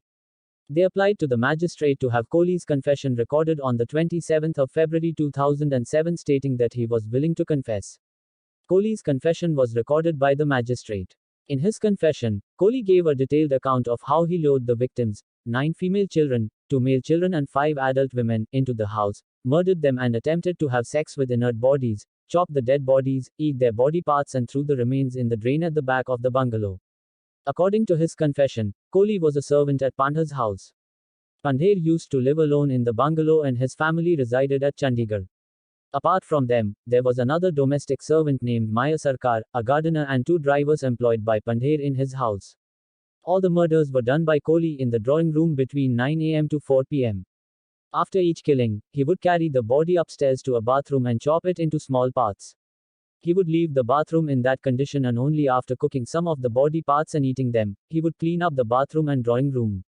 It is very hard to believe that not once in any of the murder, neither Pandher nor any other person employed by him noticed all these things. None was tried as a witness at trial. In 2007, the WCD set up an expert committee to investigate the Nithari case. Their report is an indictment of Noida police and CBI's investigation. Dr. Vinod Kumar, the chief medical superintendent, Noida, informed the committee that the surgical precision with which the bodies were cut creates suspicion of organ trade. The WCD report casts doubt that organ trade can be the motive of the offense. After going through the investigation report provided by the district authorities, the expert committee observed that the modus operandi and motive of the murder were not clear. Following are the observations made by the committee in the case. No type and pattern of choice in the selection of the victim, which is the hallmark of a serial killer. Drain behind and at front of the house is not too deep and has stagnant water. Disposed bodies would have remained there. It's strange that there was no complaint of foul smell due to decomposition. Accused himself confessed that the murder was committed during the daytime. It's strange that no one witnessed the disposal of the bodies. To a body to get decomposed, it normally takes 3 years.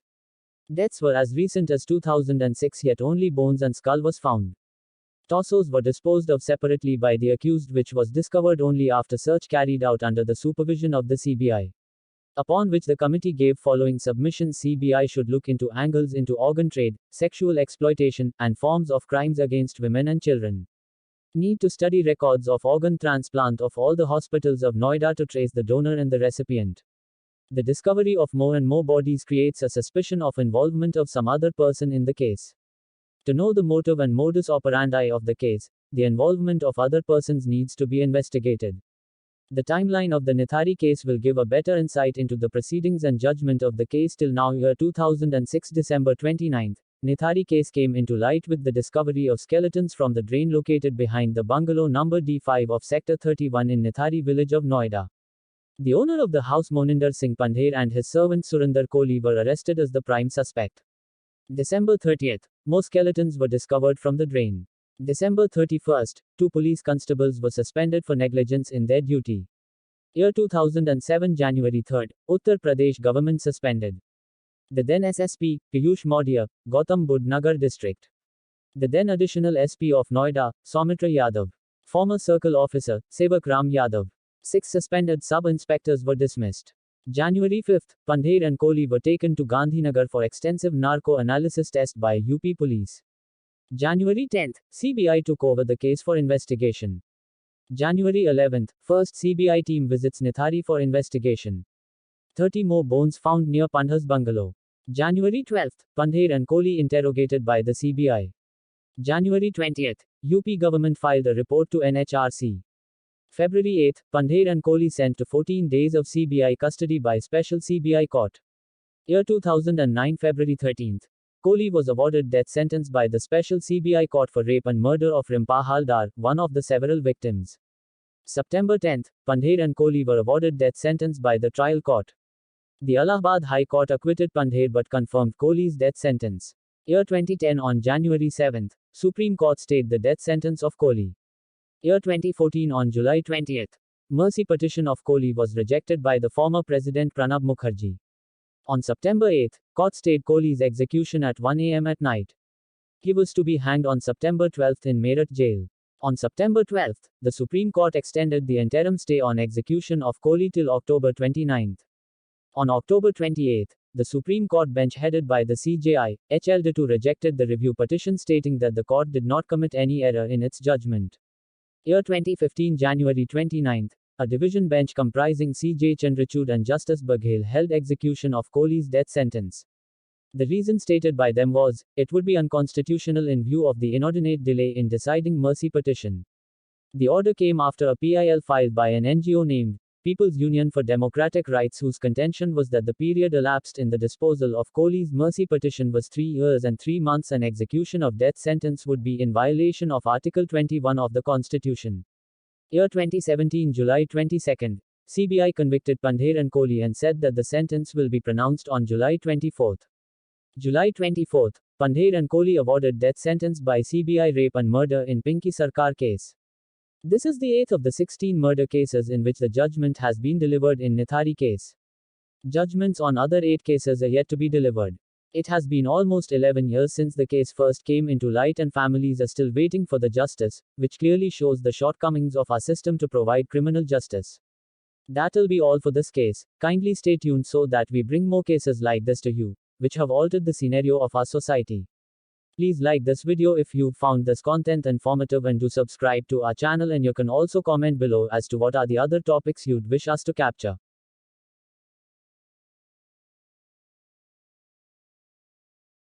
You all must have heard about the movie Ek Tha Tiger, but do you know there was actually an Indian spy named the Black Tiger, who not only spied in Pakistan for a long duration but even joined the Pak army and attained the post of major. This video has been made as a tribute to the famed Indian spy Ravinder Kaushik, better known as the Black Tiger. Ravindra Kaushik was born in Sri Ganganagar, Rajasthan on April 11, 1952. He also did his graduation from there. Kaushik displayed his talent at the national level dramatic meet in Lucknow, Uttar Pradesh, which was witnessed by officials from the Research and Analysis Wing. He was contacted and offered a job of being an undercover operative in Pakistan. Kaushik was given extensive training in Delhi for 2 years. He underwent circumcision so he could pass as a Muslim. He was taught Urdu, given Islamic religious education and acquainted with the topography and other details about Pakistan. Being from Sri Ganganagar, a city near Rajasthan's border with Punjab, he was well versed in Punjabi, which is widely understood in Punjab, India. In 1975, at the age of 23, he was sent to Pakistan. Kaushik was given the cover name, Nabi Ahmad Shakir, and entered Pakistan in 1975. He was successful in getting admission in Karachi University and completed his LLB. He joined Pakistan Army as a commissioned officer and eventually got promoted to the rank of a major. He soon married a local girl named Amanat, the daughter of a tailor in one of the army units, and fathered a boy who died in 2012. From 1979 to 1983, while working as an officer, he passed on valuable information to RNAW, which was of great help to India, so much so that he was given the title of Black Tiger by India's then Home Minister S.B. Chavan.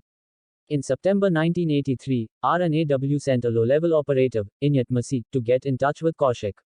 However, Masih was caught by Joint Counterintelligence Bureau of Pakistan's ISI and blew Kaushik's cover. Kaushik was then captured, tortured for 2 years at an interrogation center in Sialkot. He was given the death sentence in 1985. His sentence was later commuted to a life term by the Supreme Court of Pakistan. He was kept in various jails in various cities, including Sialkot, Kot Lakhpat, and in Miyawali jail for 16 years. He managed to secretly send letters to his family in India, which revealed his poor health condition and the trauma faced by him in Pakistani jails. In one of his letters he wrote, क्या भारत जैसे महान देश के लिए कुर्बानी देने वालों को यही मिलता है? Is this what people who sacrifice their lives for a big country like India get? In November 2001, he succumbed to pulmonary tuberculosis and heart disease in central jail Miyawali in Pakistan. According to Ravindra's family, Indian government had refused to recognize him and had made no effort to help him. Ravindra's family claimed that the storyline of the famous Bollywood flick, Ek Tha Tiger, released in the year 2012 was based on the life of Ravindra and asked for the credit in the movie titles for Ravindra but to no avail. We hope that through this video we can pay our respects to the fallen hero who sacrificed all he had for our nation. We'll be bringing in many more unheard stories of our patriots in our spy series. Kindly subscribe to the channel and share this video to support us to bring you more content.